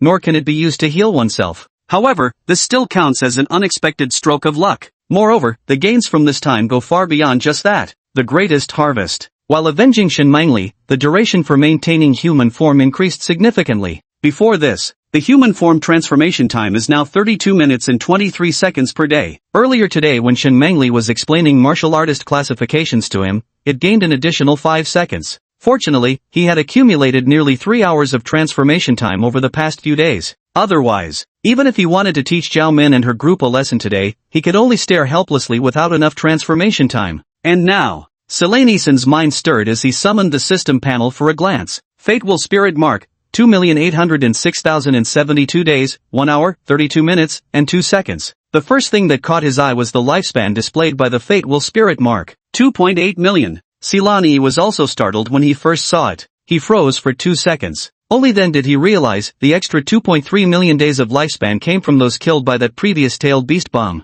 Yet in total, only about 25 people had died. On average, each person provided roughly 252 years of lifespan. This means, killing humans allows one to seize all the lifespan stored in their spiritual sigils. Going forward, murdering for profit will be absolutely exhilarating. Silani shook his head and turned his gaze to human time conversion, 3 hours, 52 minutes, and 42 seconds per day. Compared to before, it had increased by a full 200 minutes and 19 seconds. Of that, Zhao Min alone had contributed 140 minutes. The first direct critical strike lasted for 100 minutes, and it could consistently provide an additional 10 minutes daily thereafter. Besides, what surprised Silani the most was successfully activating the contracted girlfriend feature. Only then did Silani realize, the progress bar behind the panel's strength doesn't represent beginner, intermediate, or advanced levels of power. Instead, it's an enhancement point collection progress bar. After entering into the contract, simply by staying together with the other party, the progress bar increases by 0.1% per hour,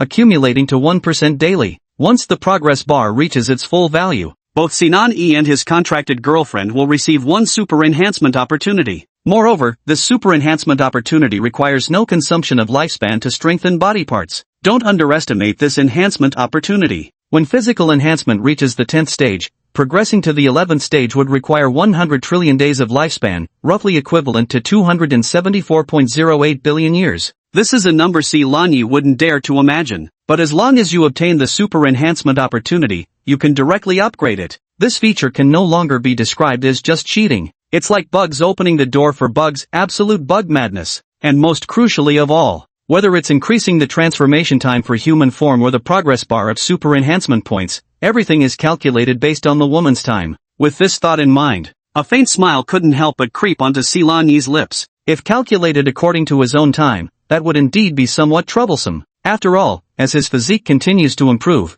not only his recovery ability but also his endurance keeps growing stronger. But if this were to be counted against the woman, then this matter would become much simpler. They could fully utilize their unique weapons to speed up her time by several or even dozens of times, combined with the ability to heal and recover, thus forming a perfect closed loop directly. It could be said, today's outing has been an incredibly fruitful harvest. Just as Ceylani was feeling secretly pleased with himself, his ears suddenly twitched slightly, and the smile on his face vanished in an instant. In the dim light, a glint of amusement flickered in those pale red eyes. It came a bit earlier than I expected. Simran's murmur was soft, yet sharp as a needle, piercing through Zhao Min's nearly shattered consciousness. Her dilated pupils gradually regained a faint glimmer of focus. Moments later, the faint clamor in the distance also crept into her ears. Search this warehouse thoroughly, leave no corner unchecked. Yes, it's Daddy's men. They've come to save me. An immense ecstasy surged through her limbs like electric currents, violently yanking her back from the brink of hell. Zhao Min's lips trembled slightly, her instinct almost compelling her to cry for help. Yet at the very moment she drew breath to utter a sound, a hand, swift as lightning, yet gently covering her mouth. Then, a strikingly handsome face slowly drew close to her ear. Warm breath, accompanied by a demonic whisper, softly brushed against her earlobe. Be a good person in your next life. Chapter 65, Comprehensive Land and Air Lockdown. BZZZZ. Zhao Min's mind instantly went blank. The pair of eyes that had just ignited with the fire of hope instantly widened into perfect circles, their pupils contracting sharply from sheer terror. No, no. Zhao Min struggled desperately. Yet the hand clamped over her mouth pressed down with unrelenting force, leaving her unable to utter a single sound. Fear, despair, unwillingness, emotions like a breached flood instantly overwhelmed all her reason. She didn't want to die. She was only 18, her life had barely begun. Her future was full of promise. How could she die in this filthy, rundown place? Scenes flashed before her eyes at lightning speed. The extravagance of the Cloud Peak Villa, the flattery of friends, the loving smile of her mother, and Shen Mengli's face that always seemed indifferent to everything. At last, all the images frozen onto this handsome face before her, wearing a faint smile. Zhao Min felt a surge of regret welling up in her heart. Regret is, why had she been so arrogant? Why hadn't she killed Shen Mengli earlier? With the Zhao family's power in Star Ember City, all she needed was to push forward a scapegoat who would dare dig deeper. What's hated is the man before my eyes. Upon learning that Ceylani had sought them out for Shen Mengli's sake, she even made a promise to submit to him without any repercussions. And yet, this man still intended to kill her. How she hated. Why must Shen Mengli always outshine her in everything, even in the men she dates? Sylvan had no idea what thoughts had flashed through Zhao Min's mind in that instant. After uttering those words, he didn't even glance at her again, simply raising his hand to grip her neck before swiftly twisting it with decisive force. Crack! A crisp cracking sound of bone fracture echoed through the empty warehouse, jarringly abrupt. Zhao Min's body shuddered violently before going completely limp. A glistening tear rolled slowly from the corner of her eye and disappeared into the hair at her temple. Ceylani shook his head and sighed silently in his heart. What a shame! If only she had awakened her spirit pattern.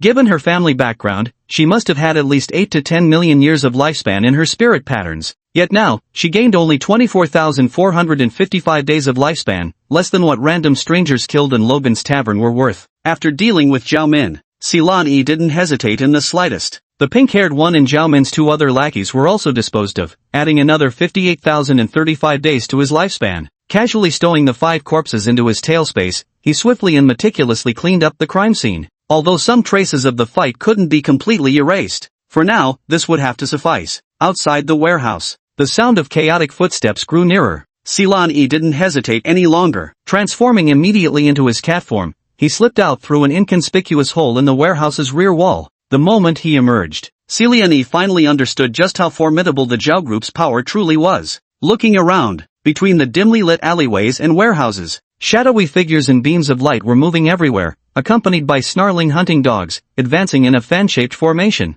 Seeing this, Siliani couldn't help but frown. This situation is rather troublesome. He had already given Era and Heizi instructions beforehand to disperse and withdraw immediately after completing their tasks, regrouping only when the coast was clear. For now, he could only rely on himself. With their exhaustive search efforts that would leave no stone unturned, no matter how he hid, he would inevitably be found in the end. Siliani dared not gamble on whether these people would attack him or not. He glanced up at another warehouse not far away, estimating its height to be roughly 8 meters. Without hesitation, under the cover of darkness, Siliani slipped forward. With a burst of strength from all 4 limbs, his claws dug deep into the warehouse's mottled wall, and within a few silent leaps, he had scaled his way up. The moment he reached the rooftop, Siliani's pupils suddenly contracted. In the sky, within his field of vision, dozens of black objects resembling drones hovered silently in midair, utterly soundless and devoid of any light. If not for his eyes having undergone 2 rounds of enhancement, coupled with the cat's natural night vision, he wouldn't have been able to spot these damn things at all. Wow!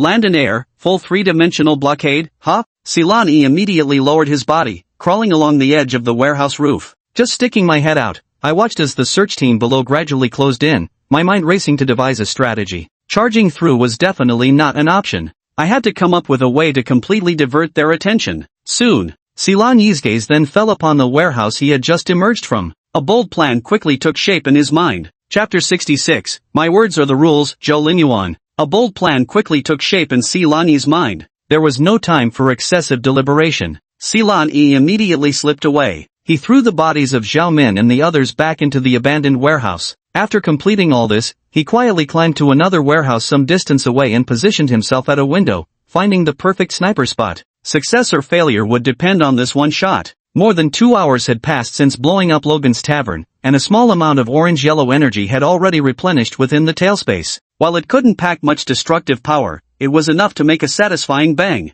Blowing up a few more corpses to make them look more artistic wouldn't be a problem either. Siliani took a deep breath, as the tip of his tail glowed with a soft white light behind him. The reason he didn't climb onto the warehouse roof was precisely to avoid this glowing light being spotted by drones in the sky. The white light coalesced, compressed, and finally formed a marble-sized energy sphere. Aim, fire, boom! A deafening blast erupted abruptly in the silent night. This sudden explosion startled all the search personnel. Over there! Hurry! First team stays on guard. Everyone else, close in now. Most immediately turned and rushed toward the blast site, leaving only a small contingent maintaining perimeter security. Siliani had orchestrated this explosion precisely for this moment. When they saw those grotesquely mangled bodies, panic would inevitably set in, and no one would pay attention to a mere cat anymore. By then, this is the perfect moment for him to make his escape. As expected, a man who appeared to be the captain was the first to rush into the warehouse ruins, and his face immediately paled when he saw a dismembered limb.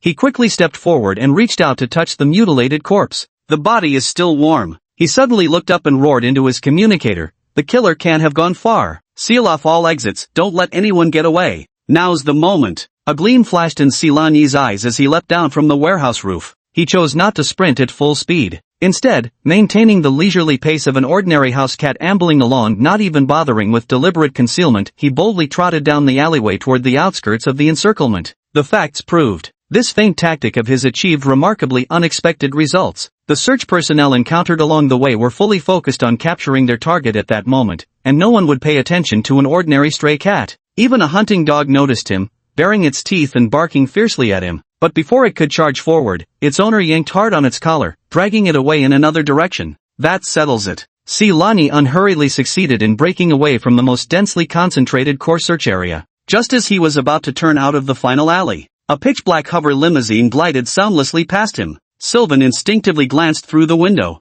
Back seat of the car. Inside sat a middle-aged man with refined features and an air of quiet authority, seated in perfect posture. Beside him stood a beautiful woman who kept wiping her tears with a handkerchief. When Siliani caught sight of the woman's face, bearing a striking 70% resemblance to Zhao Min, his pale red eyes trembled violently. He swiftly turned his head away. Forcing himself not to show tension, he continued walking forward with strides identical to before. Inside the vehicle, the middle-aged man seemed to sense something. Instinctively, he turned his head and glanced backward. In the dim light, he only caught a glimpse of a tabby cat's retreating figure, which soon vanished around the street corner. His mind was now wholly consumed with worries about his daughter's safety. He had no mind to spare for a cat and immediately averted his gaze. Soon after, Zhao Linyuan and his wife, escorted by dozens of guards, hurried to the collapsed warehouse. When they saw the charred, fragmented corpses in the ruins, now indistinguishable from one another, the still charming beauty's vision darkened as her body went limp and collapsed, promptly caught by her female guard who stood behind her. Zhao Linyuan's body also gave an uncontrollable violent shudder.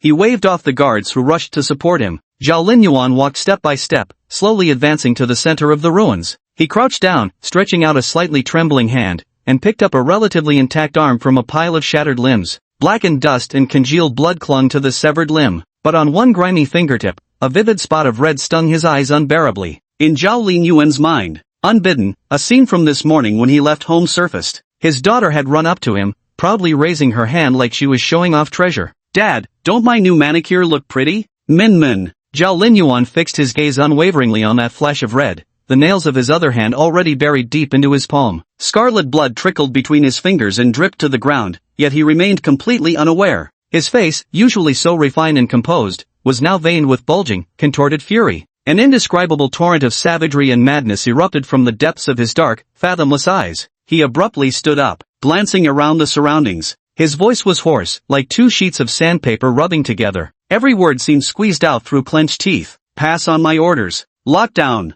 As soon as the words were spoken, the officer from the Bureau of Law Enforcement who had first discovered the severed limb immediately furrowed his brow. "Master Zhao, I'm afraid it goes against the rules." "Rules?" Zhao Linyuan slowly turned his head, those bloodshot eyes fixed firmly upon him. "My daughter is already dead, and now you're talking to me about rules? Today, I, Zhao Linyuan, am the one who sets the rules." Chapter 67, As long as she lives another day, my heart won't find peace. Star Ember's Intermediate Martial Academy. In the quiet reading room of the archives, the only sound was the soft rustling of turning pages. Shen Mengli's delicate brows furrowed tightly as she tirelessly pondered all possible strategies that could assist Xilani. Yet no matter how many times she calculated the scenarios, the final conclusion always pointed toward a despairing outcome. Faced with a colossal entity like the Zhao Corporation, no scheme would prove effective. It might even draw their unwanted attention. Unless she herself possessed the strength to rival it. For a moment, Shen Mengli's desire for power burned stronger than ever before. At that moment, a shadowy figure flashed past the window. Shen Mengli shuddered violently and instinctively stood up. The chair scraped against the floor with a sharp, grating screech, drawing sideways glances from several nearby students.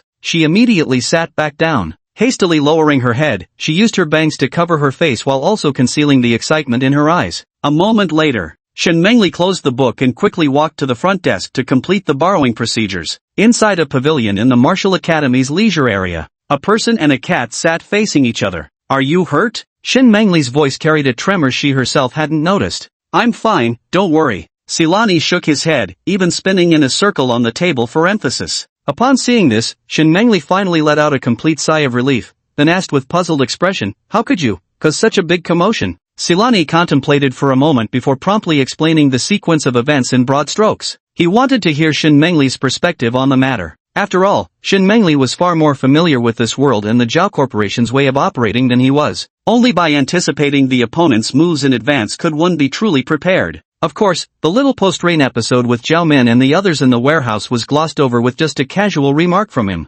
Listening to Xilan Yi's account, especially when she heard about Zhao Min's purpose for going to Logan's tavern, Shen Mengli's body stiffened involuntarily. Soon, she had figured everything out in an instant. Xilani had told her that assassinating Zhao Min in cat form wouldn't actually be difficult. Yet knowing full well there were 2 bodyguards present, he still chose to strike forcefully, even going so far as to create such a huge commotion. He did this to to prevent Zhao Min's plan from having any chance of being implemented. That's why he took the risk. Shen Mengli was staring blankly at the tabby cat before her. Somewhere in the heart, as if gently brushed by something, ripples of emotion began to stir, until Xilani stretched out a paw and waved it before her eyes. "What's on your mind? Is something bothering you?" Shen Mengli snapped out of her thoughts, a faint curve forming at the corners of her lips. "If what you're saying is true, the Zhao Group and the Enforcement Bureau must believe the killer is still in the city, so their first move will undoubtedly be to seal off the city." "Seal off the city?" Noticing the furrow in Xilani's brow, Shen Mengli shook her head with a smile. "Don't worry too much about it. Their sealing off the city won't affect us much.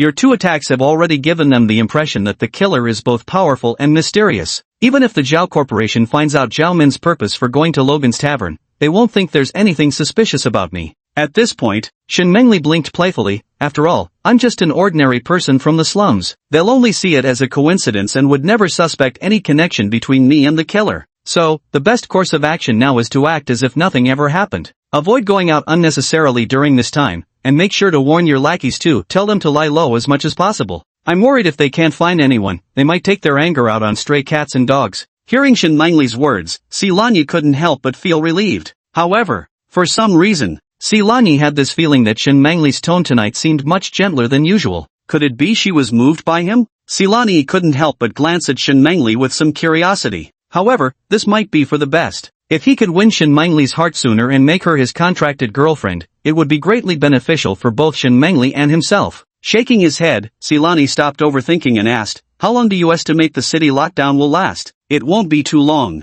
Shen Mengli smoothed the strands of hair by her ear. "A lockdown would undoubtedly severely disrupt the entire city's operations," she said. "Both martial artists and civilians alike would have grievances. So, I guess at most 3 days to a week. If we can't find the perpetrator within a week, they'll have no choice but to drop the case." Shen Mengli had barely finished speaking. Her neural phone emitted a sharp, urgent alert tone. She tapped the screen, and a red-marked notification immediately popped up. Emergency notice. To investigate a major violent crime case and ensure public safety, Starfall City will implement a full citywide lockdown lasting 3 days effective immediately. Notice below. Accompanying it was a public video statement from Zhao Linyuan. In the video, Zhao Linyuan stood before the camera, his face haggard, looking as though he had aged 10 years in an instant. Silani recognized him at a glance. This was the exact middle-aged man he had seen in the car during his escape. Zhao Linyuan first somberly announced his daughter's death, then used deeply moving words to plead with the citizens for their cooperation in the investigation. He also promised a 30% discount on all merchandise in Zhao Corporation stores during the lockdown. This combination of gentle appeasement and the image of a grieving father instantly minimized potential public discontent that might have arisen from the lockdown. The video finished playing, and the screen automatically dimmed. Silani gazed at his own fuzzy reflection on the phone screen, his pale red eyes narrowing slightly. This was a tough and ruthless opponent. Zhao Linyuan had just endured the pain of losing his daughter, yet he could calm down so quickly and even use his daughter's death to garner sympathy, minimizing the negative impact of the city's lockdown. Such people are terrifyingly rational, ruthless enough to disown even their closest kin. It seems, we must quickly improve our strength. At the very least, we need to attain self-preservation capabilities before the Zhao Corporation detects anything amiss. Silani temporarily suppressed these thoughts. Looking up at Shen Mengli, he suddenly said, "Since we've got nothing to do right now, let's head to the hospital." Shen Mengli was taken aback, her clear eyes filled with confusion. "It's almost 9 p.m., what are we going to the hospital for?" "To deal with that old hag and that fat bastard, of course." Silani spoke as if stating the obvious. "I was blind enough to save her this morning. As long as she breathes another day, I won't feel right, my whole body itches with discomfort." This was no joke to him. The mere thought of that old hag still lying comfortably in her hospital bed made Silani feel like an ant was crawling through his heart. Unless he crushed that ant, he doubted he could sleep tonight. Chapter 68. Whether you can repay me depends entirely on my willingness to accept it. Revenge brooks no delay. This was Silani's lifelong creed. In his past life as an orphan without parents, he'd still managed to thrive spectacularly, all thanks to that near-obsessive relentless drive of his. Especially during his time at the orphanage. The environment there was far crueler than it appeared from the outside. The exclusion and bullying among children could sometimes be more naked and direct than in the adult world. That was when he learned a certain truth. Facing bullying, retreat and tolerance will only lead to escalating aggression. If you dare mess with me, you'd better be prepared to stay up all night. Simply fighting it out is useless. Today you might win, but tomorrow they could gather a group to ambush you. The only way is to make the other person feel genuine fear in their heart. So, if anyone dares to provoke Silani,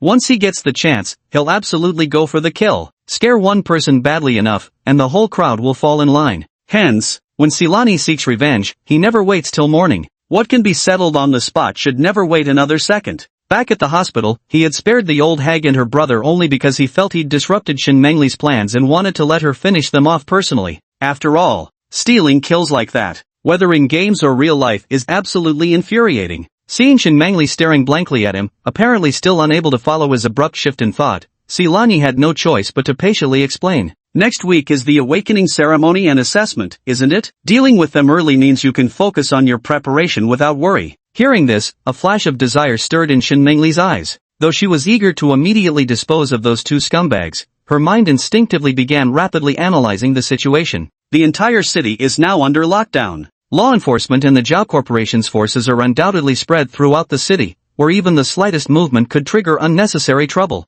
Thus, she must devise a foolproof plan. After a moment of contemplation, Shin Mengli had gradually formed a plan in her mind and nodded in agreement. Alright, but I need to prepare some things first. Tools for killing? Silani immediately grew intrigued, curious about what cruel methods Shin Mengli would use to deal with those two scumbags. I need to prepare some tools for making potions. During these unusual times, the only way to avoid suspicion is to tamper with the medicines they use daily. As she spoke, Shin Mengli turned to Silani. We might need your help later to inject the solution into their medications. Poison them? Silani couldn't help rolling her eyes in exasperation. You might as well just let me finish them off with my claws. Looking at Silani's humanized expression of disdain, Shin Mengli's cheeks faintly flushed with a barely noticeable blush before she earnestly retorted, the situation is special now, so we can't resort to other means, of course. And besides, if you used your claws, wouldn't it be blatantly telling the Zhao Corporation that I'm connected to those stray cats and dogs causing chaos outside Logan's tavern? Silani looked at Shin Mengli with a baffled expression.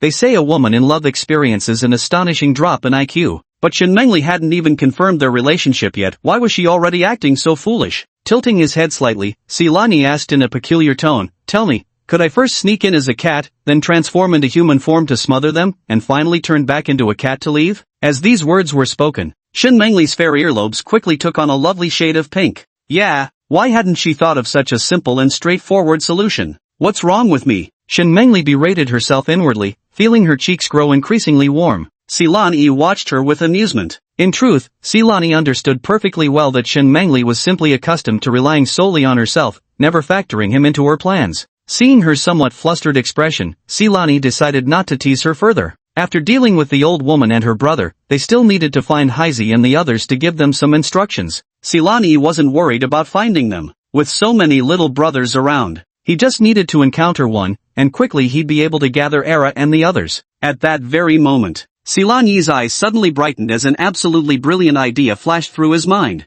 Moments later, a mischievous grin spread across Silani's lips. I suddenly have an idea that might just thrill those two scumbags to heaven and back. Care to give it a try? What's the solution? You'll know when the time comes. Silani deliberately kept them in suspense before lightly leaping off the stone table into Shin Mengli's arms, curling up comfortably in her chosen spot. This time, Shin Mengli's body only stiffened slightly, but quickly relaxed, even reaching out to gently stroke the smooth fur on his back.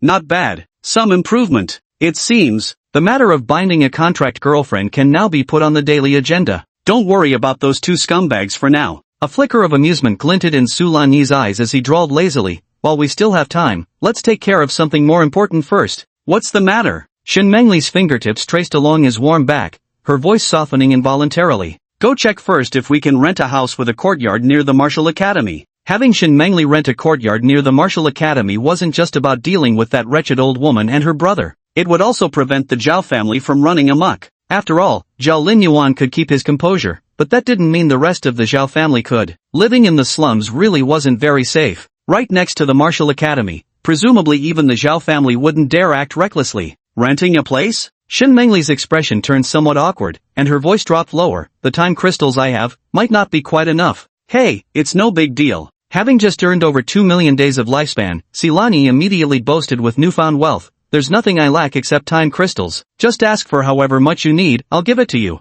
Shin Mengli's cheeks flushed slightly pink. After a moment of silence, as if mustering great courage, she whispered softly, then consider it a loan, aside from the rental. Could I possibly borrow another 5,000 time crystals? By the end, her voice had become nearly inaudible, yet she raised her head again to add, don't worry, I'll repay you as soon as I awaken my spirit pattern. 5,000 time crystals. This was no small sum, converted into lifespan. It amounted to 13.5 years. How many 13-year spans does an ordinary life hold? Silani found it strange why she needed so much time crystal ore, but didn't inquire further and agreed directly. Got it. Receiving the affirmative response, Shin Mengli's translucent eyes sparkled with moving radiance, while the corners of her lips unconsciously curled into a beautiful arc. Thank you. I'll definitely pay you back for these time crystals. Pay me back? A faint smile couldn't help but curl at the corners of Silani's lips. When the time comes, whether you can repay me will depend entirely on whether I feel like accepting it. Chapter 69, Silani also understands gratitude and repayment. Currently, Shin Mengli hasn't awakened her spiritual markings yet, so lifespans can't be directly transferred. After exchanging greetings with Shin Mengli,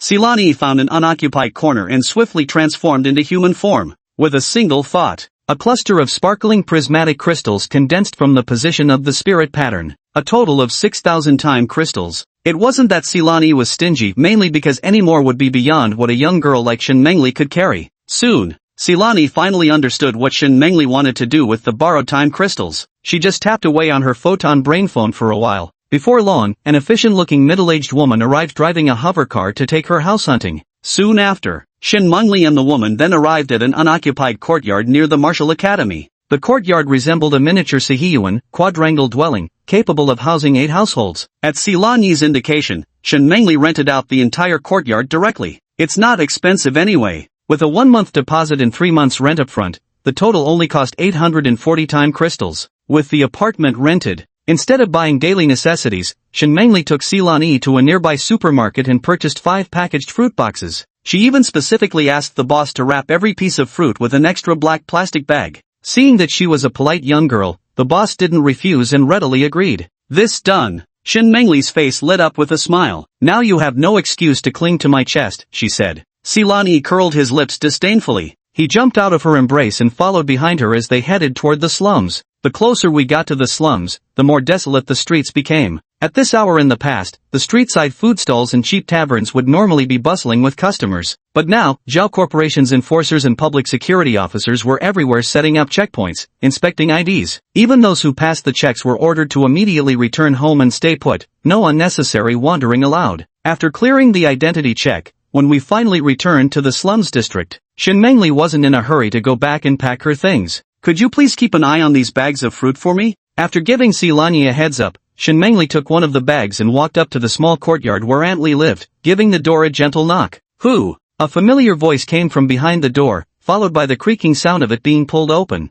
Aunt Li saw Shin Mengli standing at the doorstep. She froze for a moment, then her face immediately showed concern as she grabbed Shin's hand. "Xiaoshun, why are you here so late? Did that old hag Nia Fanfan kick you out again? Come on, don't be afraid. Stay at Auntie's place tonight." As she spoke, Aunt Li tried to pull Shin Mengli inside. "Aunt Li, you've misunderstood." Shin Mengli felt a warmth in her heart and shook her head with a smile. "The awakening ceremony and assessment are next week. I've rented a place near the martial academy to focus on my studies, so I might not come back often after this." She paused, speaking sincerely. "Since I was little, you've taken such good care of me. Before I left, I specifically came to say goodbye to you." Hearing this, Aunt Li's face didn't show reluctance at all. Instead, it bloomed into a radiant smile. "Good, that's wonderful. I always knew you were destined for great things." She excitedly patted Shin Mengli's hand. "With your sharp mind, you'll surely get into the martial arts school. Then you'll never have to suffer under that old monster again." As she spoke, Aunt Li raised her rough left hand. A faint glow flickered across the veins on the back of her hand, and 20 time crystals appeared in her palm. After some hesitation, she gritted her teeth and produced 30 more crystals, making a total of 50, which she unceremoniously shoved into Shin Mengli's hands. "Take them. Your aunt here isn't much capable. This is the least I can do for you. Take these time crystals with you, and don't stint yourself while you're away." Shin Mengli pretended to decline for a moment before smiling and accepting the time crystals, then handed over a black bag of fruit. "Auntie Li, these are some fruits I brought for you. You must take them." Auntie Li peeked inside the open bag. Seeing it was indeed fresh fruit inside, she stopped refusing and accepted it with a chuckle. "All right then, I won't stand on ceremony with you. Look at me, chatting away at the doorstep." Come in, and sit for a while." Shin Mengli took a step back and apologized. "No need, Auntie. It's getting late. I still need to pack my things and hurry back to the martial academy." "All right then, take it slow on the road and be careful." "Got it." Watching Shin Mengli's figure disappear at the end of the alley, Aunt Li finally closed the door. The moment the door swung shut, a pained expression flashed across her face as she muttered under her breath, 50 time crystals, sigh, that's another 50 days off my lifespan." Auntie Li shook her head. Carrying the bag into the house, she continued murmuring, "There's not even much fruit here. Why use 2 bags? Such a waste." As she spoke, Auntie Li casually removed the outer black bag to save for later use as a trash bag, but noticed something odd about its texture. The outer bag felt unexpectedly heavy at the bottom, as if it contained some solid object. She opened it in puzzlement and looked inside. At the bottom of the bag lay a small pile of temporal crystals, completely still. There must have been at least 1,000 of them. Aunt Lee's breath caught sharply in her throat. Realizing immediately, she turned around and rushed out to swing the door open. But outside the door was empty, with no trace of Shin Mengli to be seen. She stood at the doorway in a daze for a long moment before lowering her gaze to the bag of time crystals. A pang of warmth surged in her eyes as turbid tears welled up uncontrollably. She roughly wiped her face with her sleeve. What a good child. Nya Fongfong, you heartless bastard. You don't even know how to cherish such a wonderful granddaughter. Mark my words, one day you'll regret it.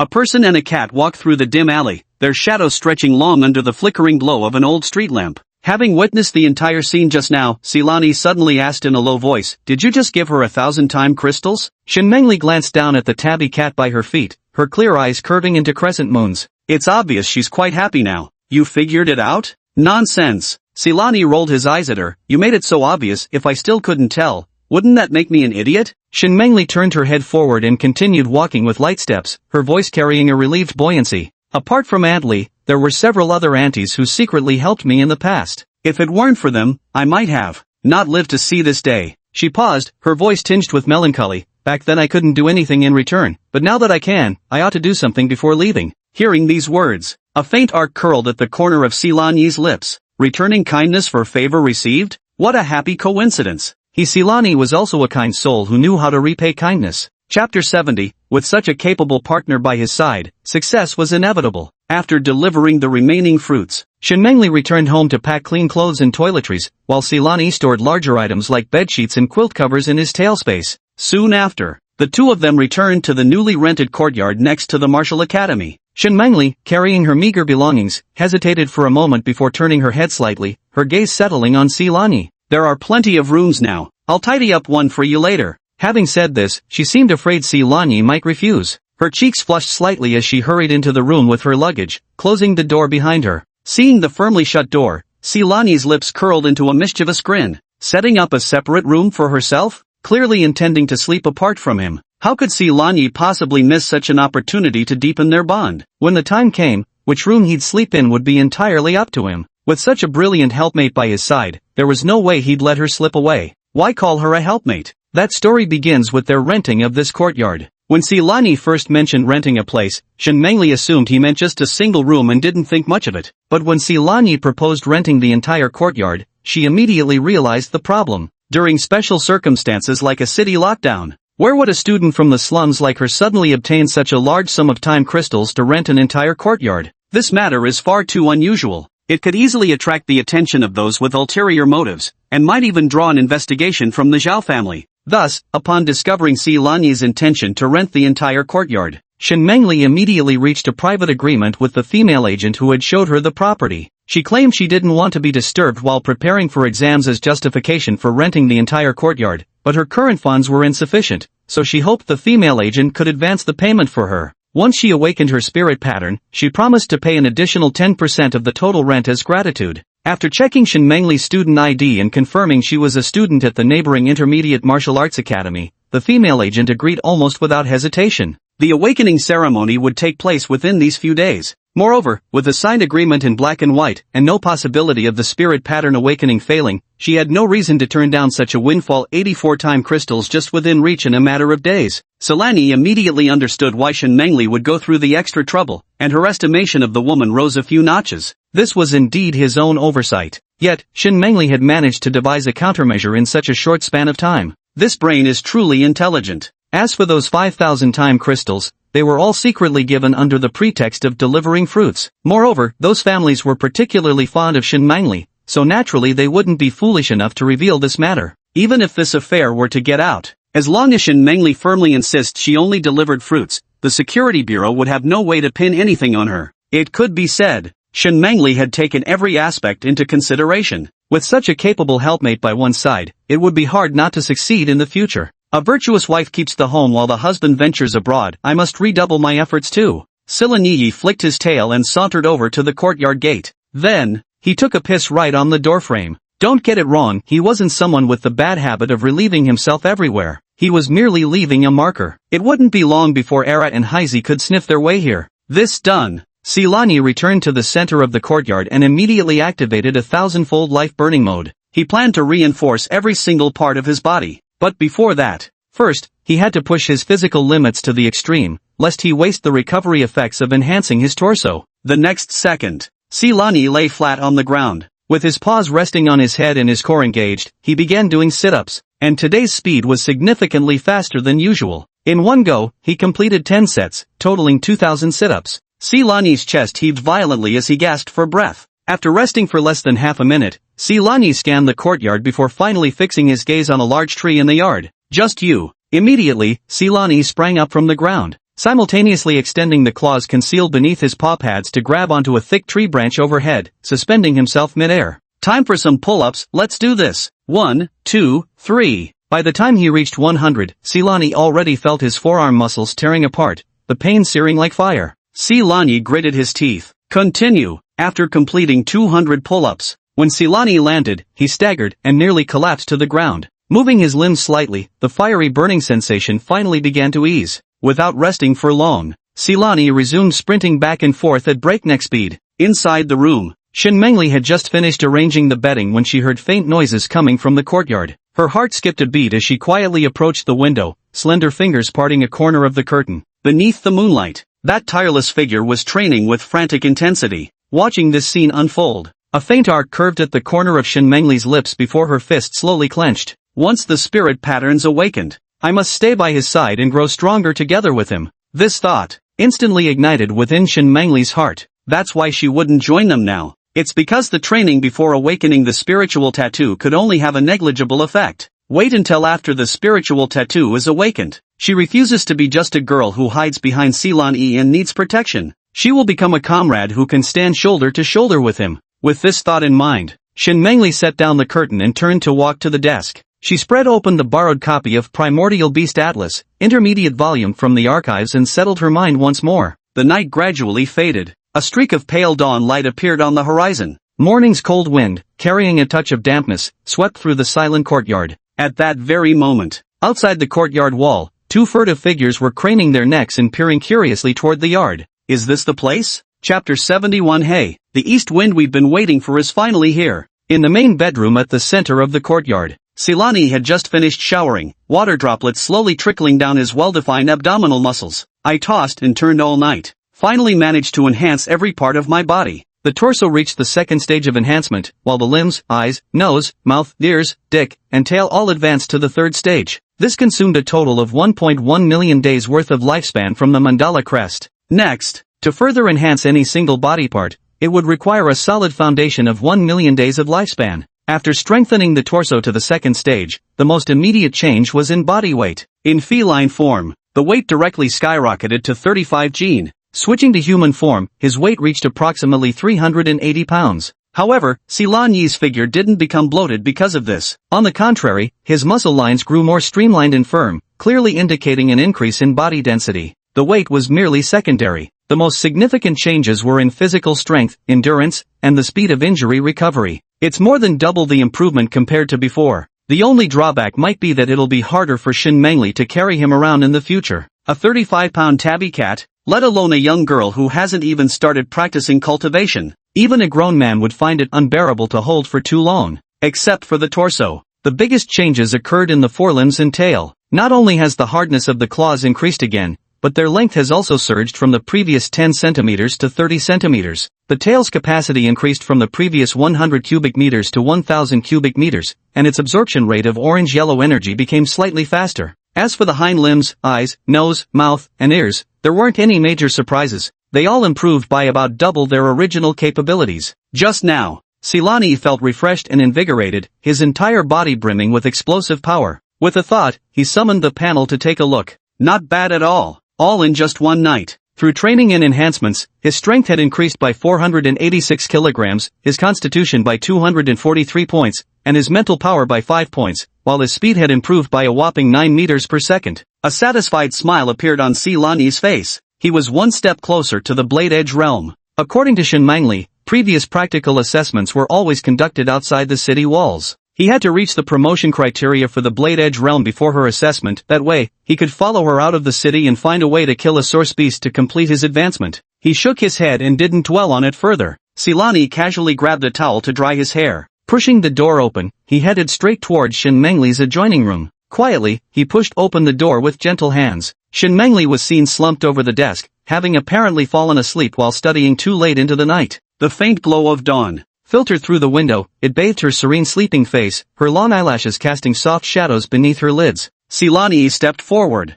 Gazing at her profile, a doting smile unconsciously spread across his face. He reached out his hand, gently brushing aside the stray strands of hair from her cheek with his fingertips. Then, Silani bent down. One arm slipped beneath her knees while the other encircled her back as he lifted her into a bridal carry. The body in his arms was light, carrying a faint fragrance. The moment he lifted Shin Mengli into his arms, Silani could clearly feel the soft, delicate body in his embrace tense momentarily. He lowered his gaze to look. Shin Mengli's long eyelashes fluttered ever so slightly. Poof, playing asleep, are we? Silani curled his lips into a mischievous smile. Then, cradling Shin Mengli in his arms, he walked slowly to the bedside and gently laid her down. Silani didn't rise but instead leaned down, gradually drawing closer to those blushing lips that were already within reach. He wanted to see how long Shin Mengli could keep pretending. Yet, just as their lips were about to meet, Silani's movements suddenly froze. He furrowed his brows slightly, his gaze sweeping imperceptibly toward the window. Those two flies outside really knew how to pick their timing.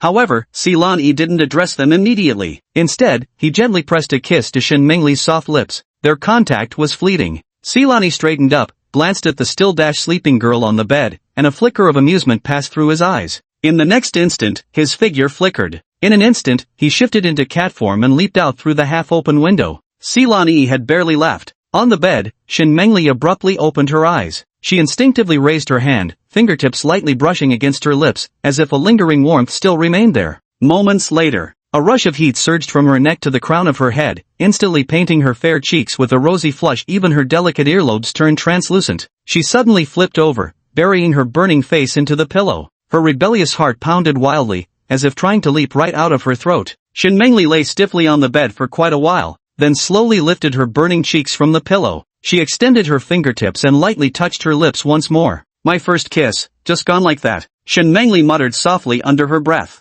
Little did she know, her real first kiss had already been taken on a certain night just days before. Meanwhile, Silani stood quietly in the courtyard, watching with amusement as two clumsy figures struggled to climb over the courtyard wall. A playful glint flickered in Silani's eyes. These two figures were none other than that damned old hag and that fatso. Silani had Shin Mengli rent a place outside precisely to lure these two reckless fools here. Though even he hadn't anticipated. These two are really in such a hurry, barely dawn and they're already knocking at my door. However, perfect timing. He had just finished strengthening his body, full of restless energy and brimming with vitality. Sis, are you sure this is the place? The fat bastard lowered his voice, glancing around nervously. Could that little bitch really afford to rent such a big yard? If we've got the wrong place, we're in deep trouble. No mistake here. The old hag's triangular eyes gleamed shrewdly. Lumatzi was the one who told me about her renting the place. I got this address by checking the property agency with her household registration documents. Without another word, the two crept stealthily toward the dimly lit room.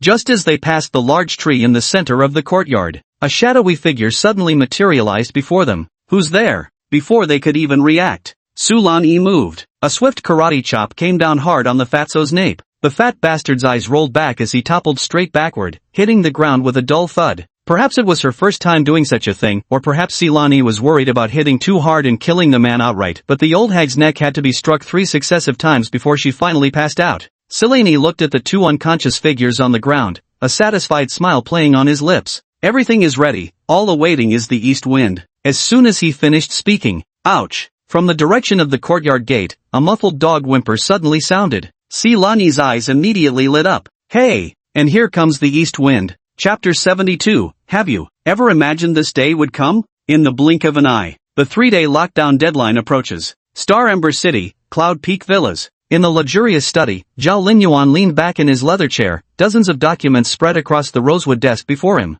These are all the individuals who have been identified as potential suspects in the attack on Zhao Men after 3 days of meticulous investigation. His gaze swept over each and every resume. Finally, it settled on a single thin sheet of paper. Shin Mengli. From her birth in the slums to the early death of her parents and the various abuses suffered at the hands of her own grandmother, to her deliberately concealed outstanding achievements at the martial arts academy, her conflicts with Zhao Men, and even the reasons behind her recent sudden move to rent a courtyard near the academy, all were recorded in meticulous detail. The reason this dossier appeared here was quite simple. That day, when Zhao Men went to Logan's tavern to post a mission, The two bodyguards weren't far from her and naturally overheard Zhao Min's conversation with her attendant. Zhao Linyuan tapped the desk lightly with his fingers. As he studied Shen Mengli's profile, there wasn't a trace of hatred in his eyes, instead, they held a hint of admiration. Born at the bottom of society. Yet they could endure and bide their time in such harsh conditions, with temperament and methods far surpassing their peers. Such talent, with a little polish, would make an exceptional secretary.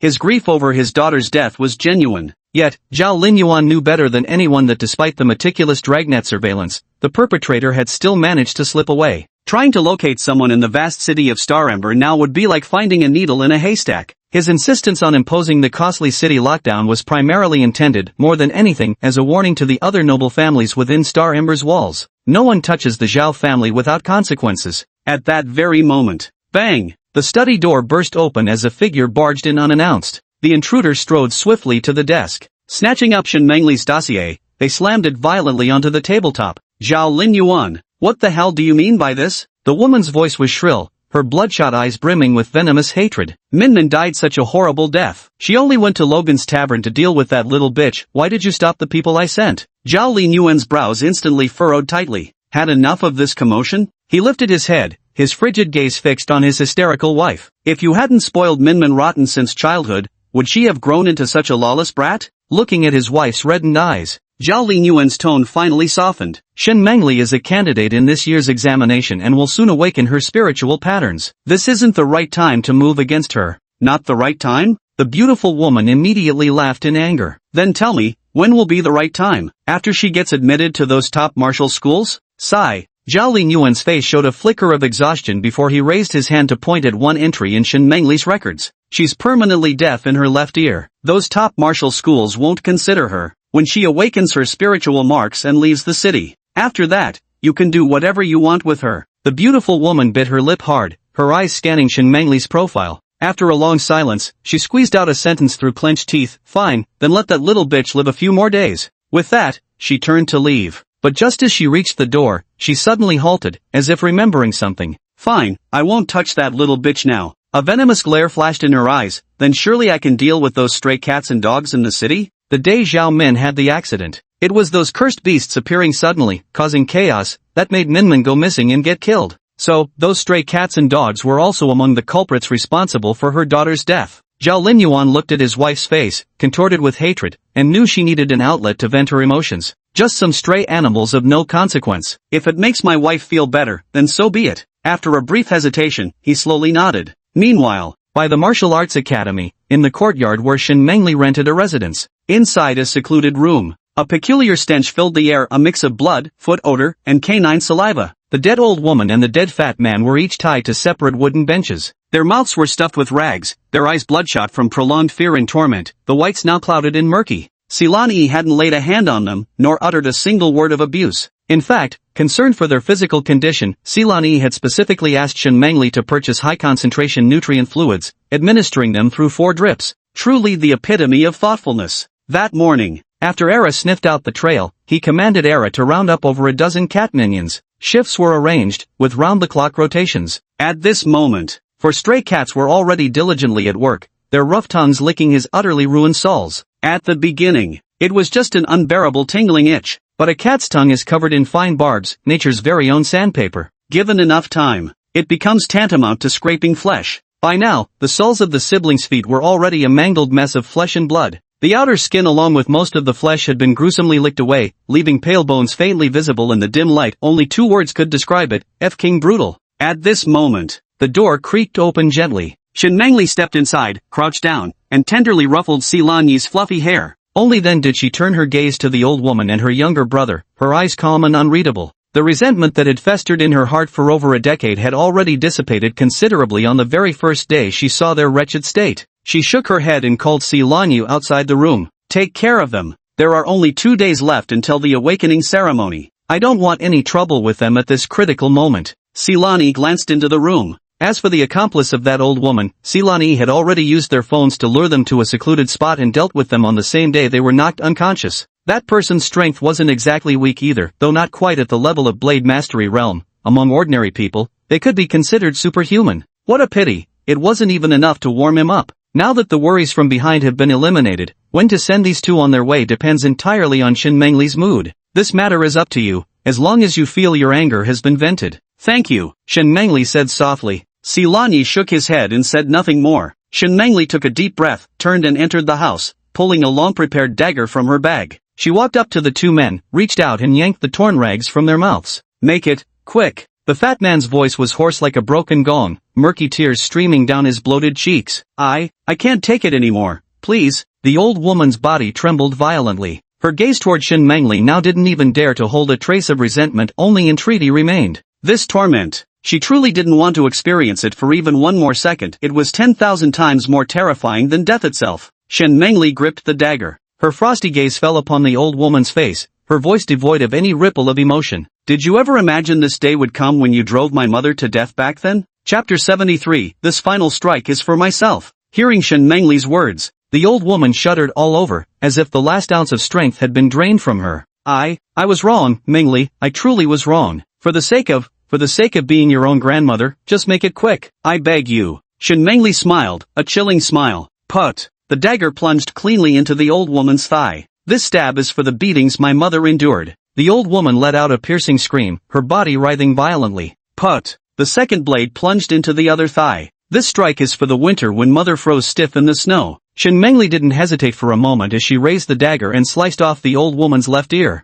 This strike is for my deafened left ear. This blade is for every stolen time crystal you took from me. Blood sprayed in an arc. It stained the front of her robes crimson. The fat coward beside them had already wet himself in terror, reeking urine pooling beneath his trembling body that shook like wheat in a storm. No one could tell how much time had passed. The old woman's struggles gradually weakened, leaving only ragged gasps. Shin Mengli raised the dagger, its tip aimed at the old woman's heart. This final strike. Staring at that face streaked with tears and blood, she enunciated with deliberation, is for myself. The blade fell. The world fell silent. Shin Mengli slowly stood up and turned to the now incontinent fat man, repeating her previous actions with an expressionless face. As the final blow descended, after dealing with this so-called relative, the dagger in her hand clattered to the ground with a metallic clang. No one noticed when Silani had already shifted into human form, standing behind her. At this moment, she might need a solid shoulder to lean on. Just as expected, once the tense nerves finally relaxed, the grievances and pain accumulated over more than a decade surged forth like a bursting flood.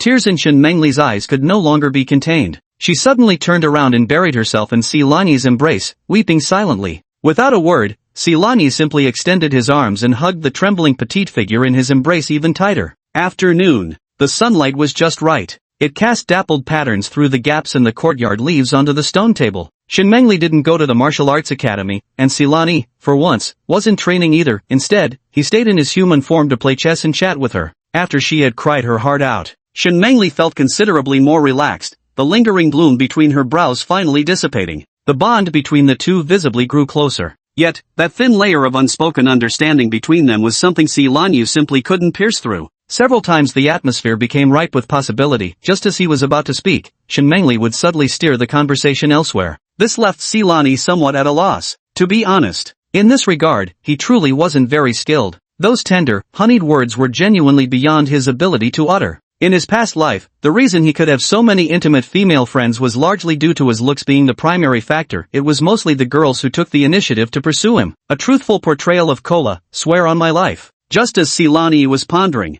whether to simply go for it and start with a forceful kiss. Meow. Woof. Woof woof. Era and Heizi suddenly rushed in from outside the courtyard, anxiously circling around Silani's legs. Boss, something terrible has happened. Silani's brow furrowed, his earlier daydreams instantly vanishing. Be specific. What happened? The Zhao Corporation has gone mad. They're hunting down all our men across the city. Just now, 7 or 8 more of our brothers were taken. The Era spoke rapidly in his report. I've counted, just this afternoon, 57 of our dog brothers and 23 cat brothers have been captured. Previously, when we caused chaos outside Logan's tavern, we already lost a batch of our brothers. Counting those captured now, that means he's left with only 276 dogs and 125 cats under his command. Silani's brows furrowed into a deep crease. And Big Black? Is it alright? Big Black is fine. He took the remaining brothers and hid in the large garbage dump on the west side of the city. They shouldn't be found there anytime soon. Hearing that Big Black was safe, Silani's tightly furrowed brows finally relaxed slightly. Big Black and Era, those few, every one of them he'd raised by hand. Losing any one of them would leave his heart aching for a long time. And this can't go on like this. If the Zhao Corporation exterminates all the stray cats and dogs in Emberfall City, how are we supposed to build the underground world in the future? Beside them, Shen Mengli couldn't understand what Era was saying, but the situation clearly indicated something was wrong. What happened? Silani didn't hide anything and briefly explained to her about the Zhao Corporation's widespread capture of stray cats and dogs in the city. After hearing this, a trace of guilt flashed through Shen Mengli's eyes. She was well aware that the Zhao Corporation's actions were almost certainly out of anger towards the stray cats and dogs that caused chaos on the day Xiaomen had her accident. After all, this matter started because of her. Hiding won't solve anything. Shen Mengli quickly regained her composure and began analyzing. The Zhao Corporation's influence in Ember Star City runs deep. If they're determined to find us, even a garbage dump won't hide us for long. But going head-to-head with them is even less realistic. The gap in strength is too great. Shen Mengli furrowed her delicate willow leaf brows and murmured, unless we can find a way to rally the entire city's populace to boycott them, then we might stand a slim chance. Hearing this, Silani's eyes lit up, and he immediately asked, are there many pet owners in Xingjin City? Quite a few, came the reply. Although Shen Mengli didn't quite understand, she still answered earnestly, apart from ordinary households that adopt stray cats and dogs, there are also many beast masters who, unable to contract with source beasts, choose to form partnerships with pet cats and dogs instead. Contracting pet cats and dogs. Expecting them to have any significant combat power is simply out of the question. To put it plainly, it's all about being there for companionship. In other words, there are plenty of cat and dog lovers in this world too. Silaniu's eyes flickered as a plan rapidly took shape in his mind. I have an idea, let's see if it's feasible. First we'll do this, then. After hearing Silaniu's plan, a strange glint flashed through Shen Mengli's beautiful eyes that she couldn't quite conceal. This approach could only be described as audacious, even bordering on reckless. Yet upon closer consideration, it held remarkable feasibility. She found herself studying the man before her with renewed intensity. These past few days of interaction had only deepened her sense that Silani was shrouded in enigmas. That was clearly no ordinary spiritual pattern, the perseverance during training, and now the cunning strategies and schemes displayed. Was there anything this man couldn't do? She understood Silani's feelings for her all too well, whether it was his earlier risky move against Zhao Min or later letting her personally execute her enemy. Every detail made her heart restless for a long time. However, every time the atmosphere was just right, and Silani wanted to tear down that paper-thin barrier between them, she would instinctively choose to avoid it. It wasn't that she didn't like him, nor was she feigning coyness. She just wanted to wait a little longer, until the awakening ceremony a few days later was over, until she too had earned the right to stand proudly by his side. By then, she wanted to personally prepare a surprise for him. Chapter 74, Love Playing with Public Opinion? Then I'll play along with you thoroughly. Shen Mengli withdrew her wandering thoughts and temporarily buried these notions deep in her heart. I think it's worth a try. Shen Mengli paused for a moment, but right now you don't have any identification documents, and the Zhao Corporation is rounding up stray cats and dogs throughout the city. It's inconvenient for you to handle many matters personally. So, leave the necessary preparations to me. Okay, Silani responded promptly, then be careful. Shen Mengli softly uttered an MHM and, without saying anything more, swiftly turned and strode out of the courtyard. Watching her retreating figure, the warmth on Silan Yi's face gradually faded, revealing a malicious smile. Zhao Linyuan, don't you enjoy playing with public opinion? Then I'll keep you company properly. Soon, night fell. The lockdown restrictions are about to end. In the bustling downtown commercial district of Ember City, crowds surged through the streets. From a corner planted with decorative greenery, Silani peeked out, his pale red eyes fixed intently on the mall entrance. Behind him, Haizi, Era, and a robust yellow-furred dog, whose fierce appearance was second only to Big Black, lay patiently concealed in the verdant shrubbery, waiting in ambush. At this moment, a cool voice came through the miniature earpiece in Silani's ear. Target spotted. Silani's expression turned stern as she immediately pulled her head back and whispered to the two huskies behind her, "Get ready, the target's coming." Soon after, two girls, one tall and one petite, walked out of the mall chatting and laughing.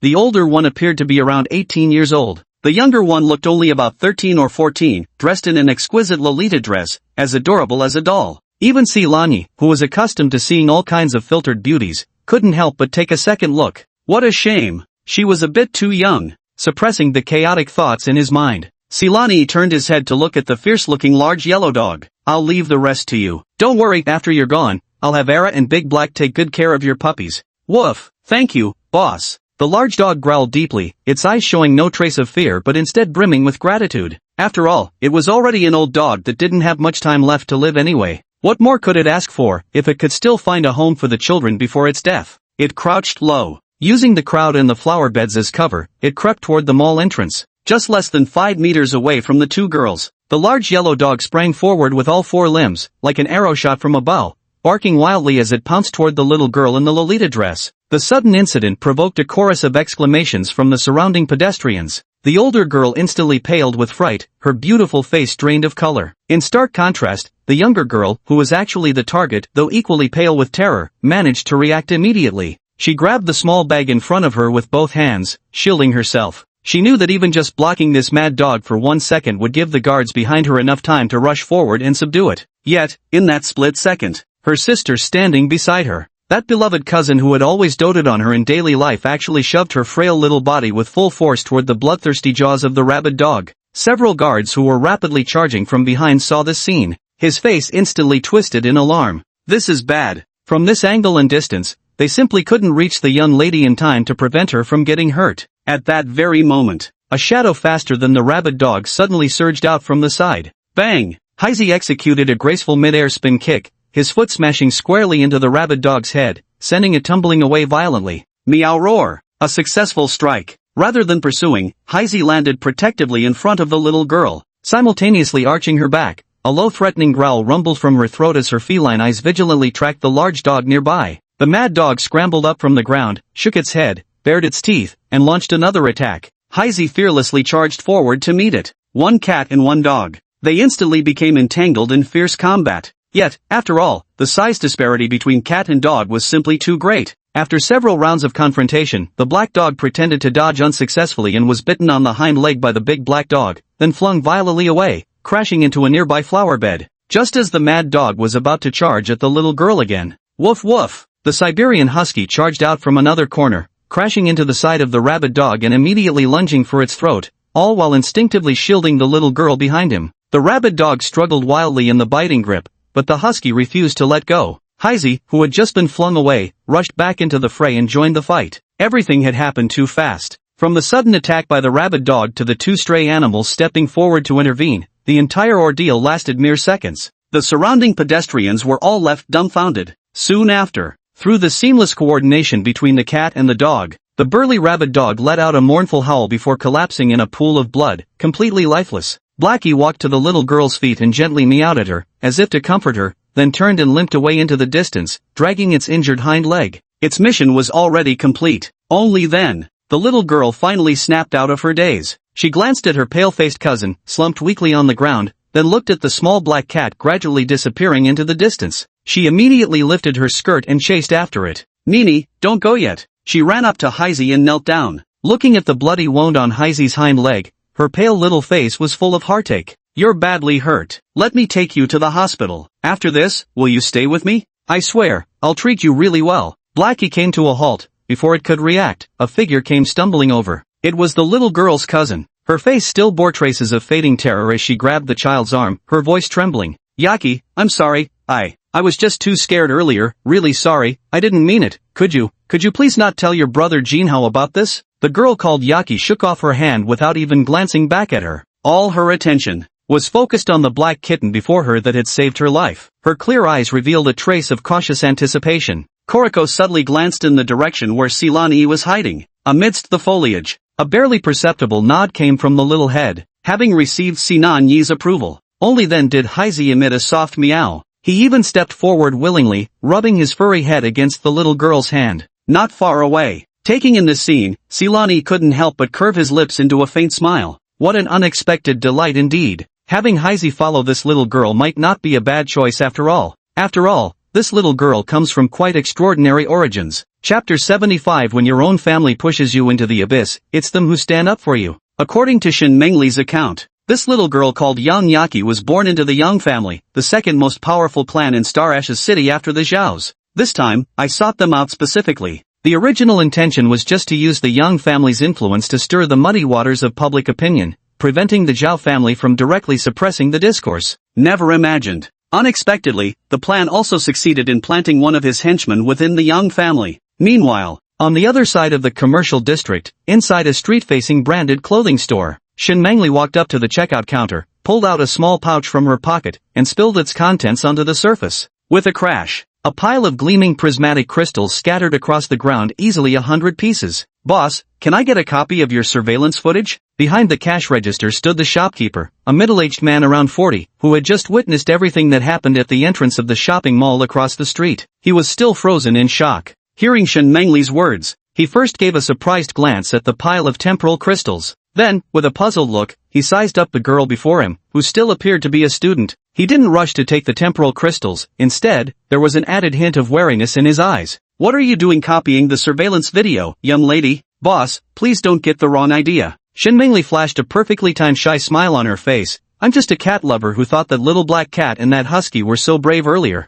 I want to post what happened online to encourage more people to care about stray cats and dogs, that's all." A moment later, Shin Mengli walked out of the shop. A faint smile played on her lips as she softly spoke into an unobtrusive miniature microphone attached to her collar. All set. The reason Shin Mengli hadn't chosen to record with her own phone was because that would leave too many traces and appear too deliberate. Only this fixed surveillance angle copied from the shop footage could appear sufficiently authentic and persuasive. After all, what had just happened occurred too quickly. An ordinary person wouldn't have had time to react, let alone take out their phone to capture the entire incident. Elsewhere, amidst the greenery, hearing Shin Mengli's voice through his earpiece, Silani narrowed his faintly crimson eyes slightly. Now, the show is over. It's time for the next move. Just as Silani was about to signal Era to retreat, a sharp whistling sound approached from afar. Moments later, a wildly designed black hover sports car, with a sharp arc cutting through the air, it executed a perfect tailspin halt, hovering steadily above the shopping mall building. The next second, with a thud, the car door swung upward. A tall, well-built young man in a custom combat suit leapt directly from a height of several dozen meters. "Brother Jinhao." Cousin Yang Yaki lowered her head and called out softly. Yet the man didn't even glance at her as he rushed to Yang Yaki's side, his voice brimming with urgency. "Yaki, are you okay?" Yang Yaki's face lit up with a sweet smile at the sight of him. "Brother, how did you get here so fast?" "I'm fine, it was this little cat and that dog over there that saved me. Can I take them home?" Yang Jinhao didn't rush to answer. His sharp gaze first swept over the husky standing aside, who was sticking out its tongue with a silly grin. His brows furrowed almost imperceptibly. Then, his eyes settled on Heizi in front of his younger sister. "Let me check its injuries first." As he spoke, he reached out and lifted Heizi up by the scruff. Seeing his sister's slight frown, he quickly extended his other hand to support Heizi's body. Using the pretext of checking for injuries, he confirmed it was a little female cat. Only then did the tense lines on Yang Jinhao's face relax into a gentle smile. "All right, you can keep this cat." He ruffled his little sister's hair, then shifted his gaze to the Siberian husky not far away. "Huskies are usually quite wild by nature, not really suitable for you. Let your big brother take care of this one. Truth be told, I've actually been wanting a pet to keep me company lately." "Not far away." Silani's mouth twitched involuntarily. "Alright, now we've also figured out where Husky can go." He wasn't worried about Husky and Heizi's safety at all. Once he reached the Blade Realm in his cultivation, he'd be able to use the life contract imprint to communicate telepathically with them across any distance. He gave Husky a meaningful glance, signaling the dog to act according to circumstances, not bothering whether it understood or not. Silani's figure flashed and disappeared into the greenery. Half an hour later, a post titled "When Your Family Pushes You into the Abyss, It's Them Who Step Forward" rapidly went viral like a virus on the official forum of Emberstar City. The content of the post was simple. It's just a segment of video copied from a shop's surveillance footage. The footage isn't top-notch in clarity, yet it perfectly recorded everything that happened earlier at the mall entrance.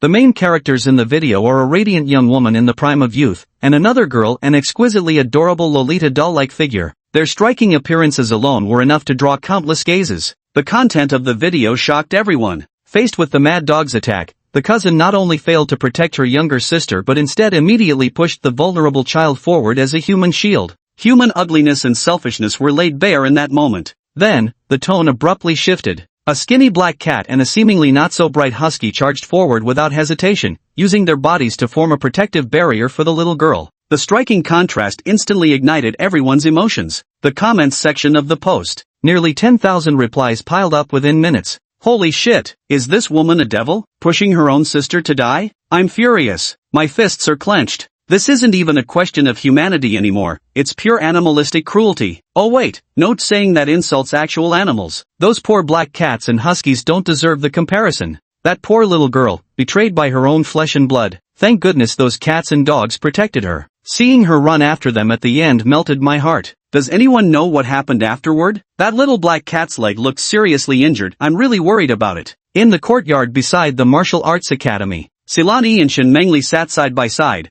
watching the rapidly increasing data on the holographic screen. The buzz is building, but it's still not enough. Shen Mengli furrowed her delicate brows. Zhao Corporation's PR team is formidable. Once they catch on, they'll quickly suppress this wave of attention. We'll need to hire online trolls. You guys even have. Silani instinctively replied, then realized the problem with his words and quickly backpedaled with a laugh. No, I mean, it's just posting something online. No need to call in the military, right? Shen Mengli couldn't help but chuckle at his bizarre thought process. The paid posters I'm referring to aren't the kind you're thinking of. They're professionals who specialize in creating online hype and steering public opinion. Silani's face feigned sudden realization as he slapped his thigh and declared with exaggerated extravagance, then what are we waiting for? Buy it. Straight up purchase 500,000 chrono crystals. Seeing Silani about to summon crystals from his wheel markings, Shen Mengli hastily reached out to stop him. Won't work. Your chrono crystals won't count. Seeing the puzzled expression on Silani's face, she patiently explained, I haven't awakened my spirit pattern yet, so I can't bind my forum account to it. No matter how many time crystals I have, I can't use them.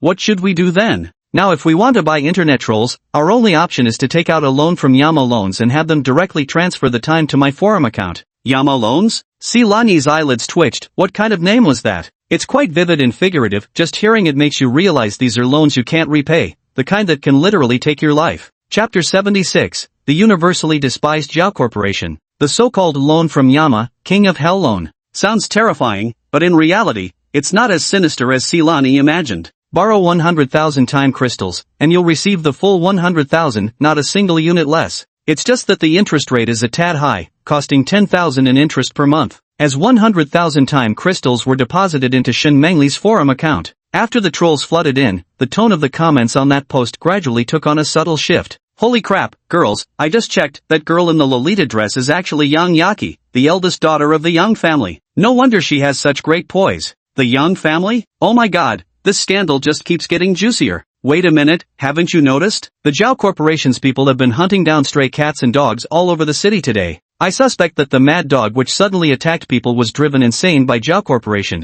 Hey, upstairs, is that for real? Got any proof? Of course, I just recorded it. #video. Under the deliberate guidance of a large number of professional trolls, some citizens who were already dissatisfied with Zhao Corporation's lockdown measures seemed to have found a vent for their frustrations, and they came forward one after another. The spearhead of public opinion instantly turned toward Zhao Corporation. Cloud Peak Villa. Zhao Linyuan listened to his subordinate's report without the slightest change in expression. Master, there are some defamatory messages about us appearing on the forums. Is such a trivial matter even worth my time telling you what to do? Zhao Linyuan's gaze remained tranquil, his voice betraying neither anger nor joy. Hire a batch of trolls to suppress the buzz. If that fails, create another sensational topic to divert public attention. In his view, this is nothing but bored netizens seeking attention. It'll blow over soon enough. Meanwhile, the Yang family villa. Yang Jinhao had just returned from the city's finest pet store with his younger sister. Blackie's hind leg wound had been medicated and wrapped with adorable pink bandages, tied neatly with a beautiful bow.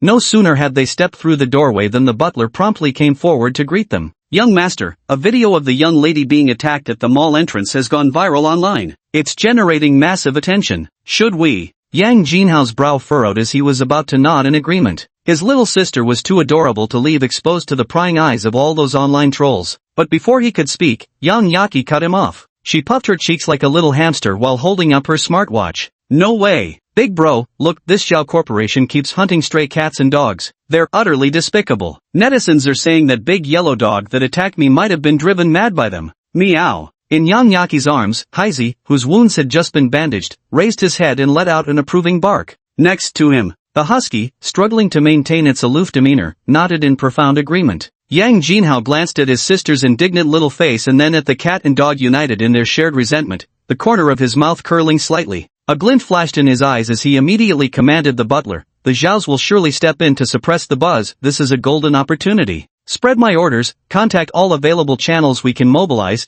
and make this fire burn even brighter. The situation quickly escalated beyond everyone's expectations. With the Yang family's push, public opinion spiraled completely out of control. More and more people took to the streets spontaneously, preventing Zhao Corporation's personnel from continuing to hunt stray cats and dogs, even leading to several small-scale clashes. For a moment, the people of Zhao Corporation have become like rats scurrying across the street, with everyone shouting to beat them down. Master, something terrible has happened. At the Zhao family villa, a servant rushed into the living room. Master, outside, there's a huge crowd gathering, blocking our corporate building. Some of our stores have also been smashed. A bunch of lowly peasants. How dare they? How dare they? So what if I killed a few stray cats and dogs? It's not like your parents died. Before Zhao Linyuan could react, the beautiful woman suddenly slammed the table, launching into a furious tirade first. At this moment, she could no longer maintain her ordinarily dignified and graceful demeanor. Her well-maintained face became twisted with rage. Zhao Linyuan's face darkened completely as he watched his wife's shrewish behavior. A nameless fury burned wildly in his heart. After the lockdown was lifted,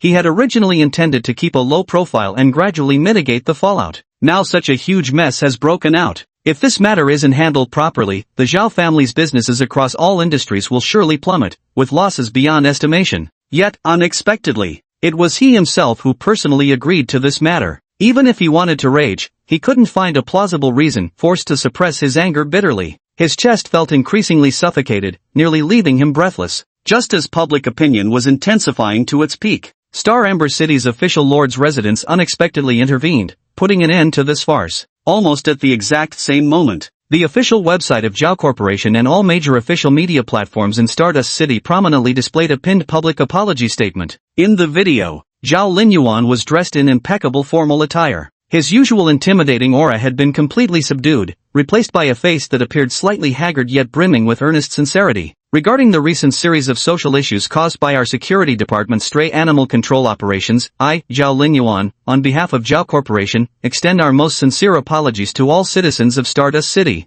I hereby pledge that Zhao Corporation will immediately cease all animal culling operations targeting stray animals. At the same time, we will fund the construction of Xingjin City's first and largest stray animal rescue shelter. This apology video lasted a full 5 minutes. Zhao Linyuan spoke with heartfelt sincerity and humble demeanor. Not a single flaw could be found in his performance. Meanwhile, in the courtyard beside the Martial Arts Academy, after watching this apology video, Silani turned his head and met Shen Mengli's gaze. Neither of them spoke, yet, simultaneously, the corners of their lips curled into knowing smiles. This battle, it can be called a resounding victory, Silani mentally calculated in his heart. His total losses amounted to just 100,000 time crystals spent on buying internet trolls, plus around 200 underlings. Yet the gains far outweighed the costs. Not only did he eliminate the threat posed by Zhao Min, but he also learned how to use the contractual girlfriend through her. Thanks to the reviewing editor for correcting the typo. Now, all body parts except the torso have been strengthened to the 3rd stage, and even the 4-dimensional attributes are almost reaching the standard for advancing to the Blade Edge realm. Only in terms of speed is there still a slight gap.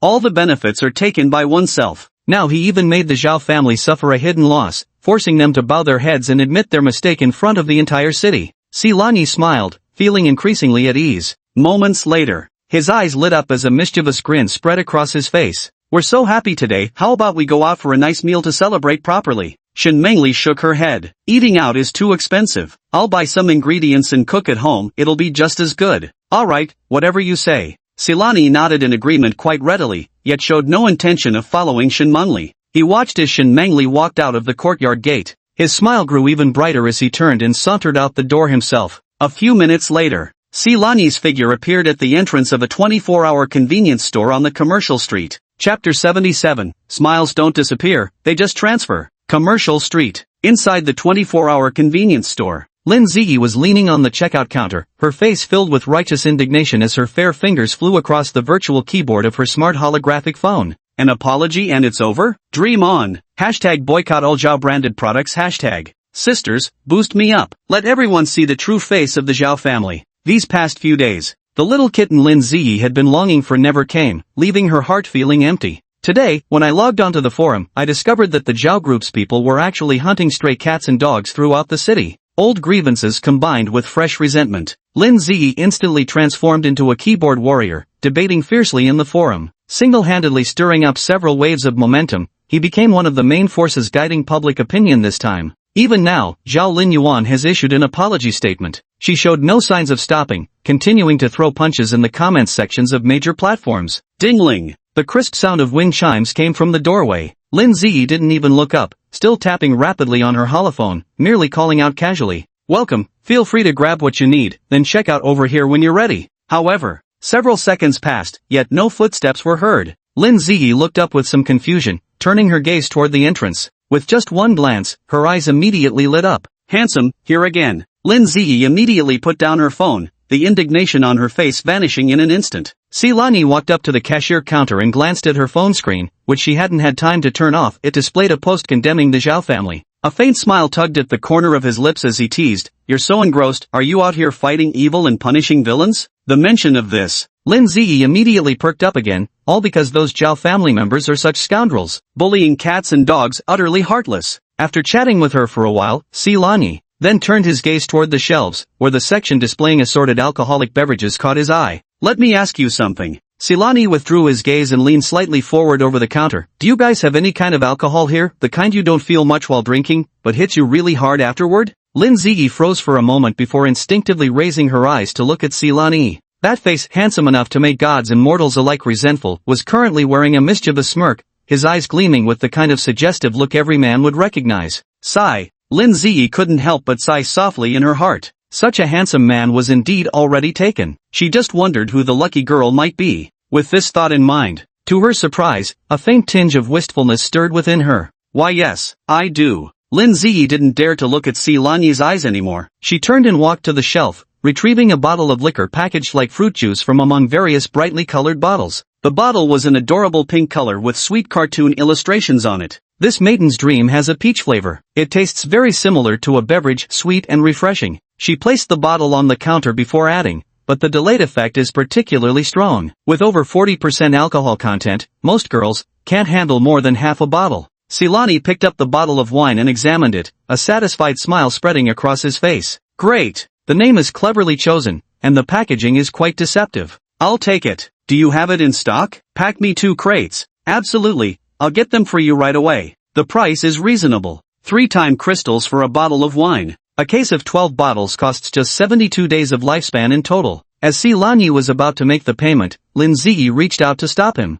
"Last time you gave me 30,000 days of life, so all I'm doing is treating you to a few bottles of wine. You wouldn't refuse me, would you?" "Deal." Silani responded with a smile, gathering 2 crates of wine in his arms. As he turned to leave, "Wait a minute." Lin Ziyi mustered her courage, waving her phone with hopeful eyes. "Could you leave me your contact info?" Silani paused mid-step, then turned back to give her a warm smile. "We'll meet again if fate allows." With these words, Silani hugged the sake crate and disappeared through the convenience store's entrance. It wasn't that he didn't want to stay, he'd already asked Shen Mengli about this before. Buying a neural computer phone wasn't difficult, but activating it required a spirit pattern link chip similar to Earth's SIM cards, which could only be obtained with proper identification. He's still an undocumented person at the moment, so naturally he can't handle it. But Silani isn't in a hurry to obtain identification documents. Given his current circumstances, even if he were to exhaust his resources, he wouldn't find a way. It would be better to wait until Heizi and Era first get familiar with the Yang family.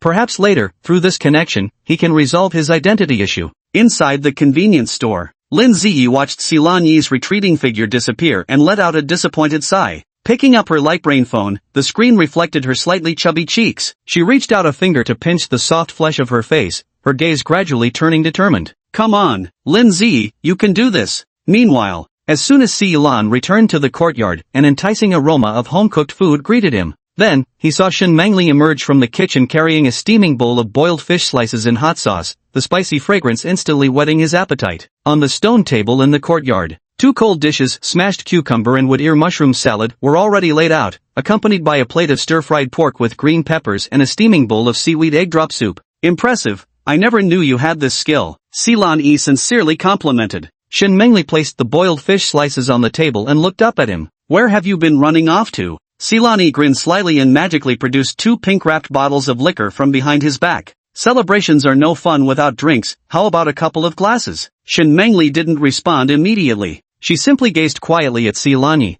her clear eyes seeming to pierce through every little scheme hidden in his heart. Only when Silani began to feel genuinely unnerved under her gaze did the corners of her lips suddenly curve, revealing a faint smile. "All right, let's have a couple of small drinks then." The two sat facing each other across a stone table laden with reasonably sumptuous dishes. Soft moonlight spilled into the courtyard, creating an indescribably warm atmosphere. Silani poured the wine with enthusiastic hospitality. The pink fruit wine shimmered in their cups, emanating a sweet, honeyed peach fragrance. Shen Mengli raised her wine cup, her clear eyes shining particularly bright under the moonlight. She looked at Si Lanyi with a serious expression. Si Lanyi, thank you for everything you've done for me. With that, she tipped her head back and down the fruit wine in one swift motion, her decisive movement carrying a certain heroic spirit reminiscent of warriors from the martial world. Si Lanyi was momentarily stunned. There's no need to be so formal. If it weren't for you back then, wouldn't I already be long dead? Even as he spoke these words, his hands didn't stop moving, filling Shin Mangli's cup once more. The moonlight was just right, the evening breeze pleasantly mild. A few drinks down. Shin Mangli's fair cheeks were quietly tinged with a lovely blush, like a ripe honey peach that made one crave a bite.